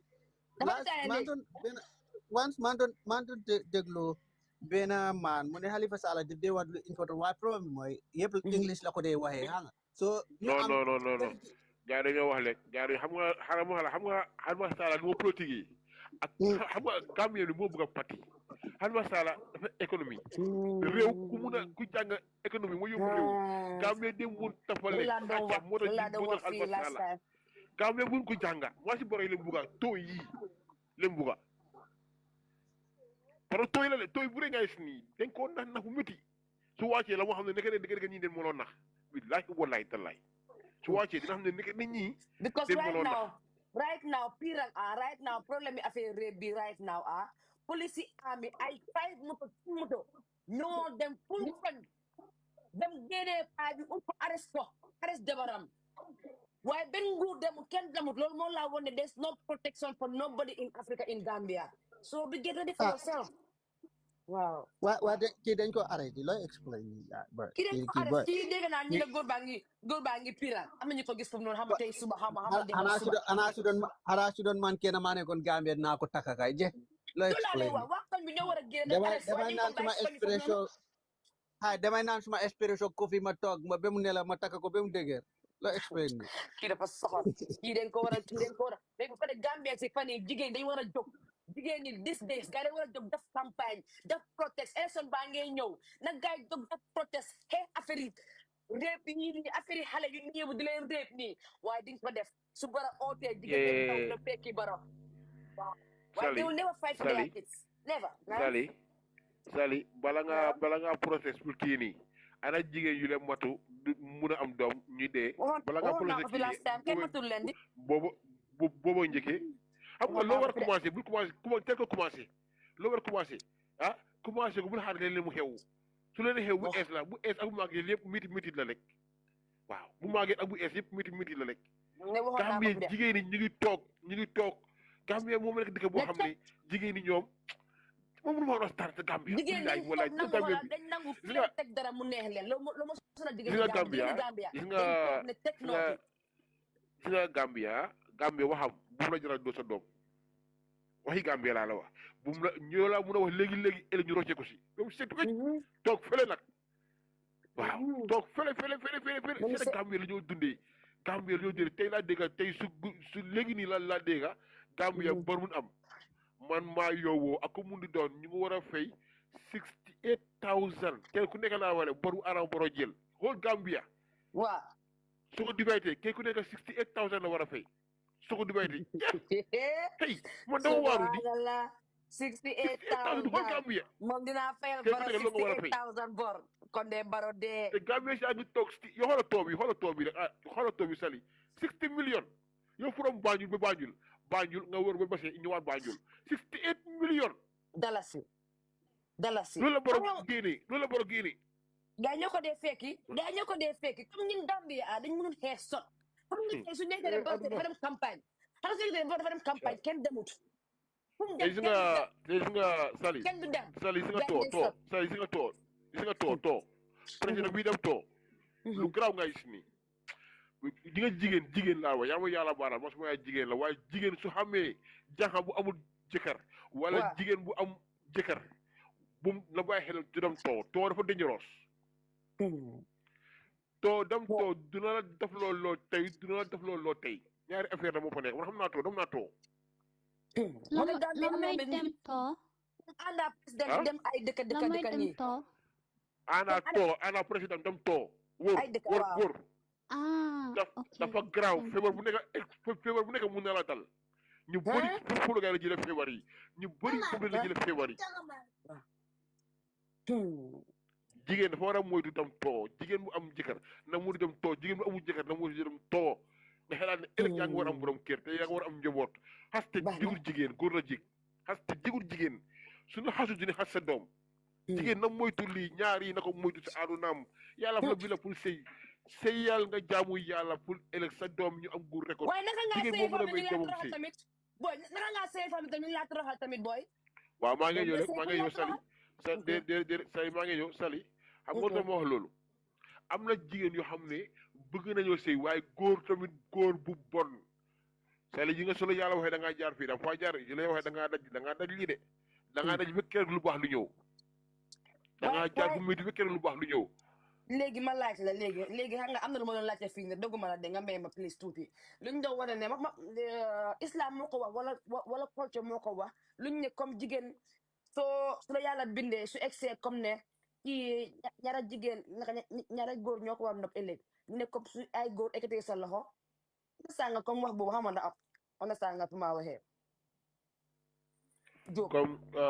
comme nga ne comme jigéen ñaata góor a ko bugga waaw ñu ne xaw ma dégg naa su ñaari góor ekkatee loxom ñaari góor la moo seyal su ñetti góor ekkatee loxom ñetti góor la moo seyal moom si adunaan dégguloo loolu si kii nii si kan si affaire yi luwaa laa ko dégg xaw ma la waaw man tam bi man ko sa first time man luwaa kooku moom part of Islam la dama dégg comme xam nañ ne comme doomi arab bu nekk su la yàlla bindee balaa nga day ñëw si aduna yàlla dafa dee binda sa 3 months yi naka sa biir yaay ki la dee binda sa wërsëg li nga war a am loo warta am koo war a seel koo warta seel léegi dañ ne jigéen ñu ne jigéen suñ ko bindee dañ dee laajte ñaata nit ñoo ko bugga ñaari góor ñoo ko bugga su ñaari góor ekkatee loo xam ñaari góor la moo seel si life am su benn góor ekkatee loo xam benn góor la moo seel si life am yéen mus leen koo dégg façon wax boobu mus leen koo dégg waaw Sali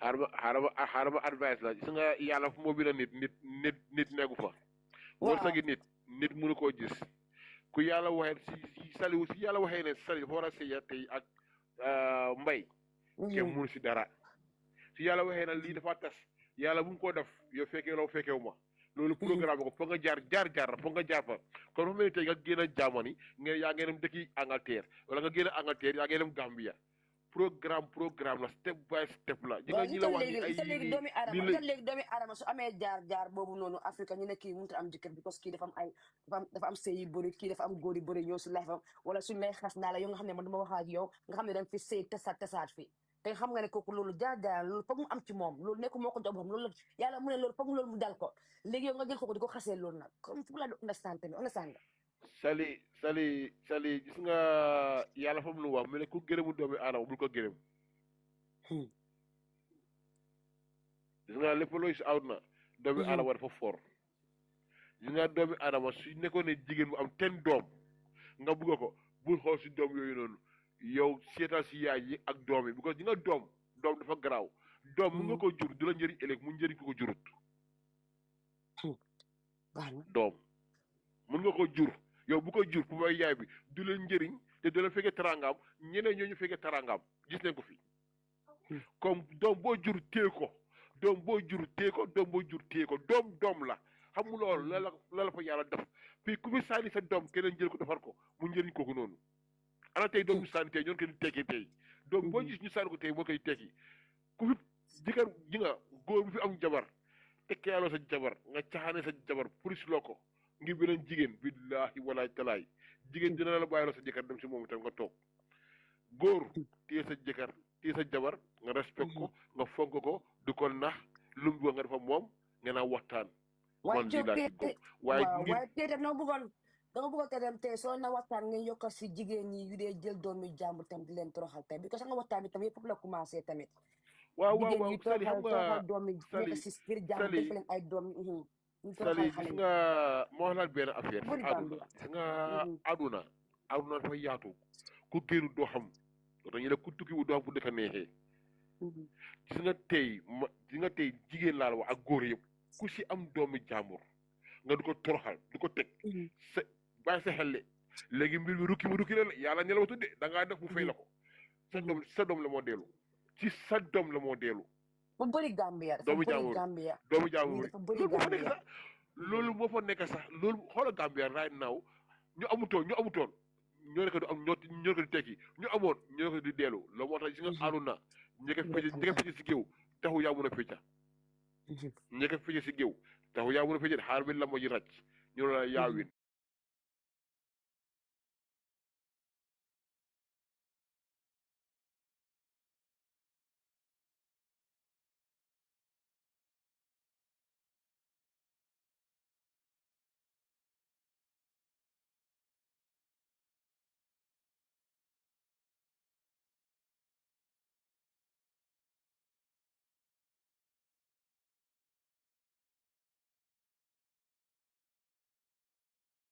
ak màgget yi xale yaa ngi bëri waaye léegi soo jëlee exemple nga gis suñ koto yi Gambia wala suñ morom yi di dem ak mairie tubaab ñu am 60 70 80 ñu ne gaari la tubaaboo lañ ne gaari hebi tubaab ko diw am na tubaab diw tubaabam bi so loolu da ngaa seet ne loolu nekkul ne comme nekkul ne leneen la wala ñu laa xaas because of waa dafa nekku ci seen aada bi déedéet muy ci suñ aada bi comme loolu ñu yaa ko jëlee rek bu boo ko ay man tey su ma waajan fi ak jigéen bu am 90 years sa muy ci rolato bi ma koy puus wala gaa di wax dañoo tàccu su nekkee tubaab waaye su nekkee black ji xas la de su nekkee black ila ke tubaab wala bu waa tubaab black sa su dee du européen sa de su dee ku toog Gambia foofu na dañuy wax ne ok mu fa waaye su dee ku jógee Europe la bon ila ke ani fenkole naata ani tubaab wala naata boy Lamin loolu xaalis la rek xaalis la rek loolu xaalis la ak kayit waaye loolu waaye xaalis la waaye Job tey waaw soo toogoon Gambia tey nga gis tey jéeg tey boo xam ne tey moo la mag nga bëgg koo takka tey ñu bëri ñoo lay xas Job wax dëgg rek ñu bëri ñoo lay xas xanaa fekk bëgguloo ko waaye comme société bi moo lay xas société baa lay xas société ñoo lay wax waaw xale bu ndaw ngay sëya mère looy déggee mère Sali yow way société bi ngay toppa way société bi ngay déglu way société bi moom ngay déglu kon yow doo dem kon da ngaa dee naxar Afrique loolu moo fa nekk moo fa nekk Afrique loolu moo fa nekk loolu moo tax loolu moo fa nekk gis nga ma leeral gis nga Afrique soo fa nekkee sa ñaari noppa yi génne ko ne man nekk ma si réew mi maa ngi si beneen réew nga mun a am jàmm li nga doomi anama di bu nga juróo gars yi ngay wax fekkee bu nga dellu sa gars yi dañoo wax man su ma amee ko am ne am na foo doom sax ma bëgg ko na gars yi wax sax laay gën a mun a toppatoo kooku noonu te kooku si la moo gën a sëy xanaa xam ne ko am jigéen ni ko am doom nii mu tas wala ko am doom ni amul jëkkër su sëy mooy gën a sëy ko xam ne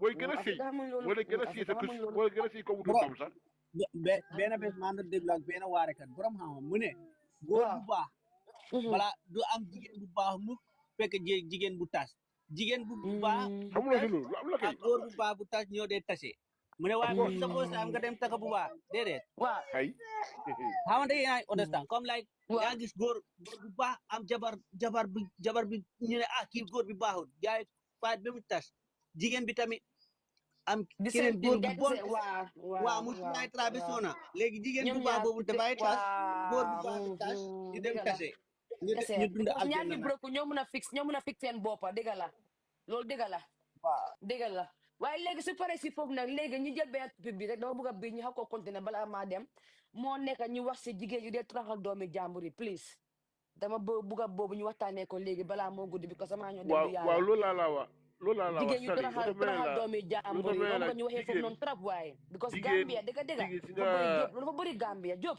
loolu dafa aram bëri wax la Gambia billahi Sali si nga àdduna ebol si loo jur nga yaaxa si loo jur loo jurut bul ko yaaxa doomi da nga jur da nga dem léebo sa morom dem léebo nga onka mu onka nga yëg métit mu yëg métit yow yaa sii bi sa doom demut kële sii bi doomam dem bàyyil kële doomam dem yow nga am sa doom bu tax bi demuloo si yow la gis nga sëy yëpp ñu ko su néeg la sëy yëpp su néeg la sëy yëpp su néeg la billahi du doom yi ñu ngi rawante si biir néeg bàyyi leen ñu bàyyi doomi jaambur am si seen doomi jaambur la bokku leen deret koñ ngeen bokka wala ay frère ngeen emal sa doom nga bàyyi doomi jaambur loolu nag gis nga lu nga wax nii dëgg la de dafa bëri Gambia de dafa bëri Gambia Jóob man suma step moom daf ma ko defoon man suma step moom daf ma ko defoon suma doom bi step moom def ko soo Gambia sappo dafa sëy ak nit sax mu gis ne yow ak yaayam da ngeen tàggoo waaye sappo mu ngi sëy ak beneen jigéen nga dem fa comme ay holiday ay lii jigéen bi daf laa wane sax fii nekku sa kër baay yow da nga nekk sa kër baay mel ni sax yow nekkuloo sa kër baay jigéen bi di la toroxal loolu foofu ñu wax si jigéen ñi ba pare yéen góor yi nga xam ne soo leen tàggoo ak jigéen ngeen am fa ay xale ñëw seet si leen da ngeen naa try xale yooyu noonu ngeen jox leen more time because xale yooyu noonu ñoo dëkkut ak yéen waaye Gambia ñun Gambien bi dangaa sëy ak nit ngeen tàggoo nga am ay doom xale bi ñëw seet si la fekk fa beneen jigéen ak yeneen doom yoo xam ne everyday nga gis leen everyday nga teg leen bët ñëw na ak xale bi kay doo try nga jox xale boobu noonu fan yi time xale boobu noonu dëkkaloo ak moom da dee spend time every day try nga jox xale bi full time te yow yaay bu si iñaan waaye yaay yi booy ñun Gambe ñun yaay day soor de yaay lu ñu def yaay doomi jàmbur yi is too much because góor soo ko nebee da nga war a bugg a doomam tamit su ñëwee holiday nga gis sa doom yi nga teg leen fële nga enu xale ba xale boobu dem because holiday yaagut nga téye ko emale ko sa doom yi di ko sanga di ko bo ak sa doom yi waaye man suma doom yi ma ne mu demoon holiday si step momam mu ne ma moom kii su ndaka soppa su génnee rek anti si dee start daf te xaar ba góor bi génn de si dee commencé nag di saaga xale bi di ma saaga naan ko sa yaay lii sa yaay laa sa yaay di ma saaga rek su góor bi ñëwee nag muy pretend xale bi naa dama bëgg xale bi di porté xale bi lekka di lii xale bi waaye su fa góor bi nekkutee jigéen bi dafa nekk di saaga xale bi di ma saaga rek di saaga xale bi di ma saaga rek soo góor tamit is high time tamit seen demee seen doom yi nga naa bàyyi xel seen doom yi xale suñu demee holidays xale suñu ñëwee holidays yéen nga laajte leen naka leen ak seen anti foofu everything is okay mbaa kopp ngeen bu baax because jigéen dañ soxor jigéen yi seen doom yi kese lañ dee taw seen doom yi kese lañ dee bugga aduna warut a mel da nga bugga sa xale yëpp imane xale yëpp baax na ma mel leen ngeen waxtaan Sali gis nga xaral yi nga yow sa wax bi nga may yow ba leen laal loo bu leen bëgg a wax yeneen waxi loo moo tax gis nga sa wax bi dafa amoon benn story nii xëy na gars yi di leen déggal lu ma wax ni is it real because paa bi dafa amoon doom waaw mu tàggoo yaayu booy waaw foo doom la waaye doom yu góor la understand nga mu dem taka beneen jabar séet understand nga am naa séet bi ñetti doom am na pana benn góor ñaari jigéen understand nga waaye foo doom yi waaye aw baa ko jur waaw foo doom yi aw baa ko jur waaye yeneen beneen waaye dafa tàggoo awo bi ba pare di door a taka ñaareel waaye ñaare bi bugut foos awo bi doomam yi déglu story bi de bugut doomi awo yi bugg leen a gis sa kër yi understand nga paa bi tamit ñëw ànd si kaw loolu understand nga ok léegi paa bi doon xam ne Amérique dem di ñëw xam nga ne paa yi am xaalis yi di leen Amérique di ñëw dem Amérique di ñëw understand léegi seet bi nag mu lijjante pour paa bi jëkkëram yóbbu ñetti doomam yi understand nga xam nga Amérique soo dee dem daal di dem DHL test na yaa jur ñi waaw paa bi nag ñetti doom yooyu noonu juru si kenn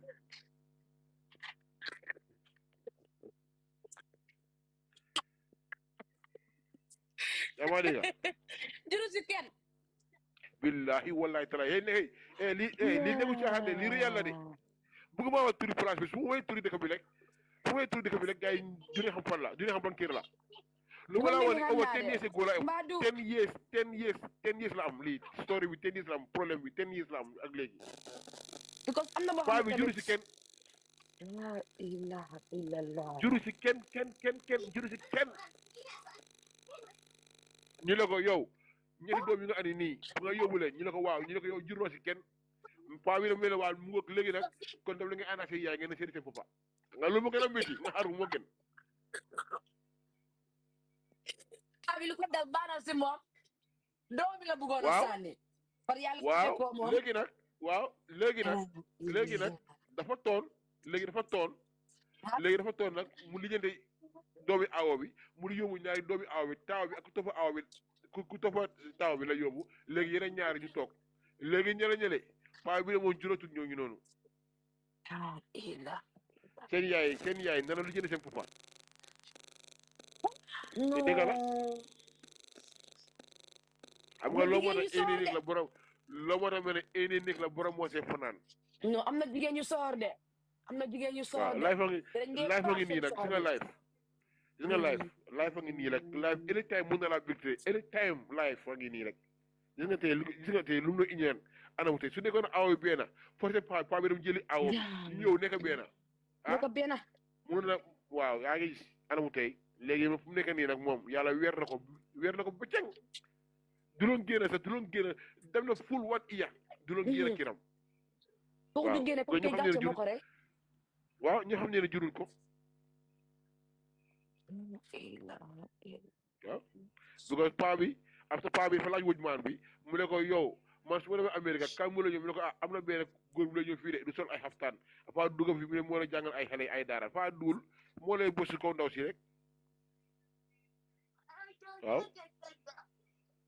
mu ne soxor baaxut de sali àdduna na kenn ku nekk moytu àdduna na kenn ku nekk moytu àdduna def lu baax wax lu baax jël doomi jàmm di ko toroxal nga nii rek ay sali loolu am na fi di loolu am na Gambia yi loolu li nga loolu Gambia continué ak continué moo fi continué moo nekk Gambia continué moo nekk Gambia si loolu noonu loolu su ko wax tey du dina ay 5 years wax mu di jeex lii mu ngi am Gambia ak leneen mu ngi am Gambia well am na jigéen boo xam ne tam dafa ci jëkkëram comme ne jëkkëram su tukkiwee ñu ket ne daf lay isi boyfriend am bi si kër bi comme nga dika foofu mu jental bi góor boobu si boppam moo ko rey moom comme nekk di ciital jëkkëram boobu asal bi la Nigeria xama gaan déedéet yow bu nga wax ni Talining la yow bu nga wax bi ni yàggut Nigeria la xama gaana moom dafa foog am na bu nga wax boobu Talining la sëriñ bi reyoon ndaw soosi dogal ko da dugal si taxi mu ne mu ngi ko dem sànni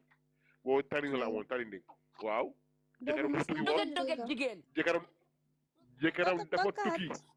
jëkkëram dafa tukki mu ne kooku sëriñ la mu nekkaat sëriñ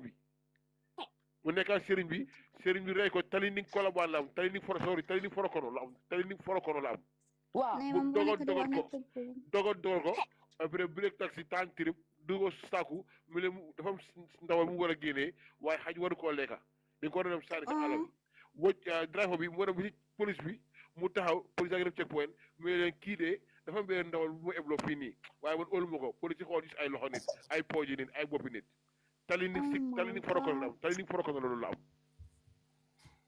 Talining Forokono loo war a koto bi moo wax nii man ma noppi ci mbiri xale bi bu gën a garaaw woo di yaa ngay dëgg bi yi gën a garaaw yooyu ñu Talining yu gën a garaaw yooyu ñu si dëkk Gambia yu gën a garaaw yooyu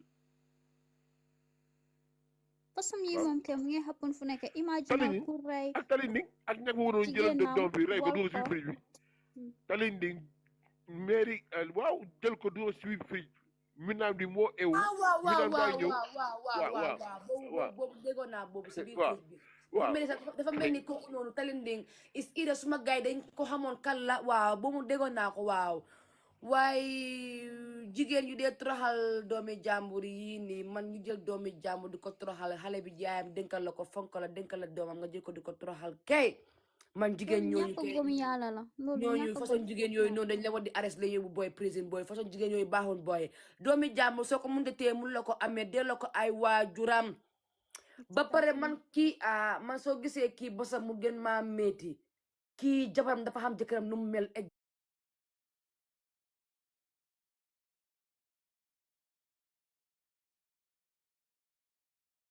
made a diplomatic means between him and the government of the Gambia.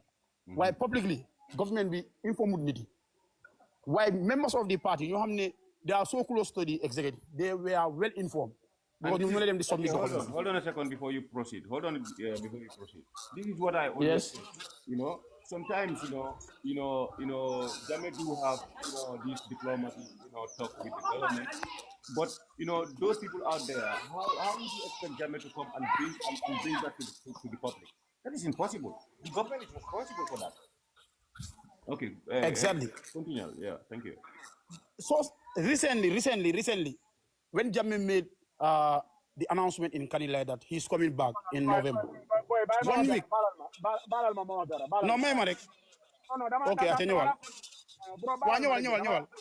li nga wax am na solo trop waaye gis nga government bi yow am na ku fi wax ne government di Gambia dañu waroon inform nit ñi loolu is right waaye da nga inform loo xam ne ñor na ba pare su fekkee ne something is under discussion a diplomatic naka lañ ko ooyee there's a diplomatic issue under discussion government bi duñ ko mën a disclose ba su fekkee decision has been made loolu laa leen bëggoon a leeral rek kan mooy wax ni Tawhid la. Yes, Tawhid, yeah. Wow, okay, Tawhid, man tamit comme man dama la jox tuuti respond rek man si suma personality individually man am naa gom-gom bii ne Jammeh du jóg jël téléphone oo ñoñam mu ne leen ne weer nangam maa ngi ñëw fekk waxtaan ko ak government bi. Thank you. Yow mu nga proceed APRC. Waaye non Gripa xam nga lan nga fail to realize li nga dégg la de nangu naa yéen ñëpp ak APRC sax lu ma wax is very very am na solo lool mu ngi wax from a very very positive insight. Why? Man dama la explain diplomatically fuck a final decision them through. Jammeh mun na ko wax gaaya ni. There's nothing wrong with that. But that doesn't necessarily mean the issue is resolved. Ararek first Adama Barrow a government and be ñu concord meaning sign document bi ne okay we've decided ne we're going to go ahead with this. Finally President Yaya Jammeh will be allowed passage back into the Gambia.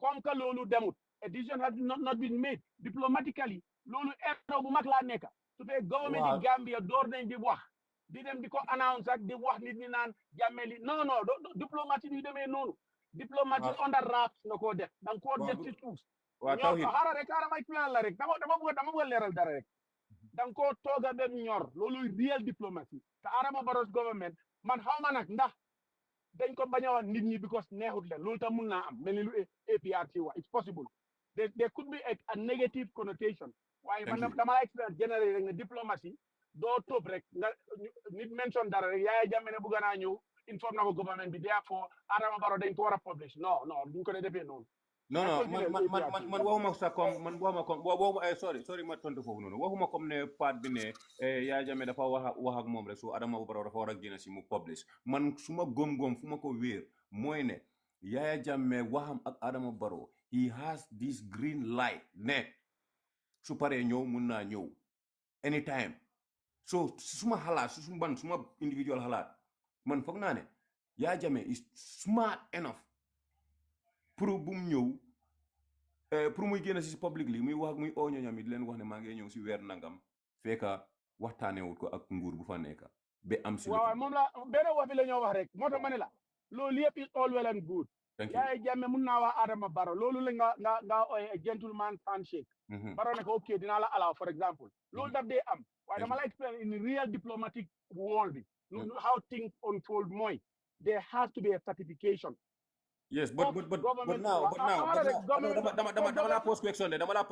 What if announcing what Barrow and Jammeh communicated on the Buden will have a harm on his political? Okay, let me tell you.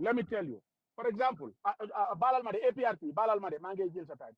For example, su fekkee Yaya Jammeh wax na ne okay moom involved na government Equatorial Guinea wax naa Baro jox na ko di green light Yaya Jammeh moom loolu Baro's word la maa ngi la explain loo xam ne su fekkee ne Adama Barrow later on deep into the discussion mu am ko advice ne look do not allow this to happen for example la wax dafa fekk baatam jiitu na ko moom dem na announce to the Gambian people already so doo dee defee diplomatie noonu moom la bëgg explain ne la li nga wax you are right Grippa waaye Adama Barrow xaw ma kan moo ko advice and there could be two reasons either bugut Gambian ci xam ko or they don't follow the proper protocol of diplomacy which is xaaral doo accept nga ne Yaya dina ñëw nangul nga ko laaj na la nga ne ko waaw waaye dafa am diplomatic channels yoo xam ne ak certification of a document signed by the president of the Gambia giving passage to the former president of the Gambia ne ko you are welcome back sir welcome back to the Gambia comme que signature boobu amut ba letter boobu Yaya Jammeh jot ko that certificate things can change loolu laa la bëgg a explain so loolu tax nakal tuda et puis waaw sorry waaw thank you very much Tawhid APRC balaa ngaa ñëw fooguloo nga bàyyi ma bàyyi nakal tuda NK mu daaneel liyam bi because mu ngi taal caméra bi après nga continuer sorry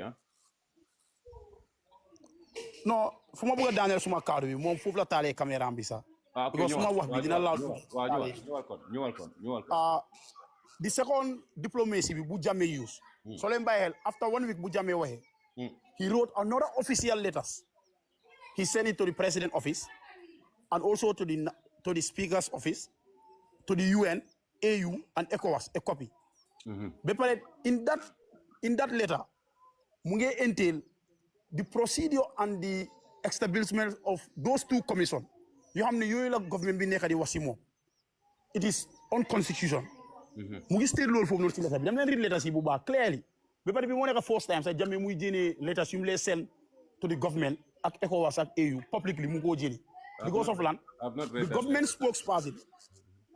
spokesperson bi dafa jéena si mu ne Jammeh su tegee tànkaam Gambia fi ba mu ñëw ba mu setul they will activate the recommendation of the TRRC xaw ma xanaa da ngeen toppal loolu noonu moom su boobaa moo jéenee jéemi naa mu wax loolu so nit yi suñ toogee ñuy wax ne Jammeh nekkul di lifin affaire yi diplomatie xamuñ lu gaay di wax gaa ñu ngay wax seen xalaat rek te we respect that yaa understand waaye ñun nga xam ne ñun ñu ngi fi ñun si biti lañ nekkoon de waaye ñëw nañ recently because ñun xam nañ ne Jammeh mu ngee ñëw loolu moo tax ñun ñu fay suñu ticket ñu ñibbi si Gambia ñun lu fa nekk yëpp xam nañ ko government bi lu gaay di wax ak lu nekk si suuf du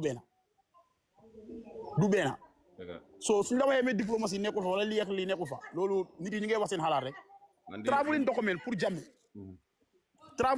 pour Jammeh mu ñëw fi loolu moom pour am ko loolu moo dafa simple moom because nit sooy ñëw sa dëkk yaa ngee ñibbi si abadan waaji waaw su fekkee ne passeport bu expire sax mën ngaa ñëw waaye nakal tudda NK ñëwal ñu ngi laa déglu waaye thank you very much kii nii tamit ku am wisdom la APRC ñu ngi doog a daje so brother si kay moom masha Allah so fii nii of course li white paper bi la ubbi li okay white paper bi dafa overhoot sax because zoom tuuti wala ndax du mën a zoom mun naa ko zoom one even more waaye these pages waaye dama ko quote rek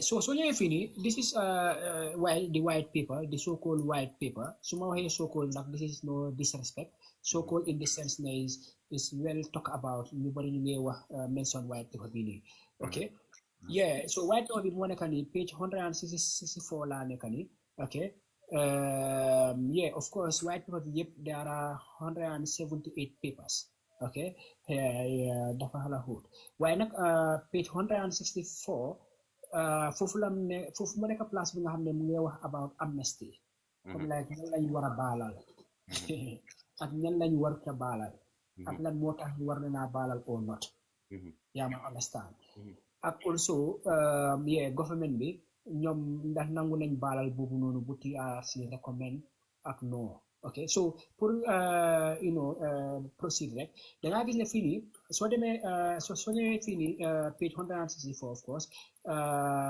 point number 566 okay lu mu wax moo nekk ne yeah how ndax mun naa code foofu noonu su fekkee ne mu ngi follow waaye at the end of the day dafa joxe names 25 people 25 individual ñi nga xam ne dañ la incriminate as far as the TRRC is concerned ndax ñooñu noonu war nañoo baalal gaay or not ak naka la fa demee so point 566 567 and also 568 is very important paragraph yi okay so dama try pour affaire si gaaw okay ma quote this 3 paragraph balaa ñu dem si name of these 25 individuals okay only if you guys are interested yeah okay yeah so 566 lu mu fa wax moo nekk ne the TRRC Act gave the commission the power to recommend the granting of amnesty to persons in appropriate cases upon application for amnesty full stop so lu mu fi wax again I will be struggling to translate it into Wolof waaye TRRC Act bi okay doole bi nga xam ne moo tax ba TRRC am gave the commission dafa jox TRRC si boppam bi nga xam ne commission la daf ko jox doole bi nga xam ne to recommend pour ñu war a mun a joxoon kan lañ war a jox amnesty yeah in appropriate cases upon application for amnesty kan lañ war a jox kan lañ war a baalal ak ku ñu war a baalal sax su fekkee ne moom dafa laajte ne dafa wax ne dañ baalal leen ma su fekkee ne kooku dafa def application ne dafa bëgg pour ñu baalal ko okay so mu continue mu ne an amnesty committee was therefore established so loolu moo tax gaay sampa committee bu ñoo ooyee amnesty committee like amnesty committee literally lu mean moo nekk committee bi nga xam ne moo war a wax kan lañ war a baalal ak loolu naka la war a amee to coordinate the amnesty process and make recommendations to the commission for approval. You understand? So within the TRRC Act bi daf leen jox doole bi nga xam ne daf leen dooleel bi nga xam ne day within the TRRC dañu war a sampa committee bu ñu war a ooyee amnesty committee bi ñoo war a seet ñoo war a seen liggéey dem ak ñëw na moo nekk about amnesty process bi naka la war a amee ak ñooñu noonu and also pour ñu def recommendation to the TRRC itself pour ñu approve ko okay so yeah so demee si next paragraph lu mu fa wax moo nekk ne the commission develop amnesty guidelines which included the procedure for making an application, the eligibility criteria and the evaluation process. The predominant criteria were whether the application complies with section 19(1) of the TRRC Act of 2017. Whether the applicant has made full and truthful disclosure of all relevant facts of his or her involvement in human rights violations and if the applicant has expressed remorse. So, yeah, paragraph B is very important also. Commission we want to develop amnesty guidelines.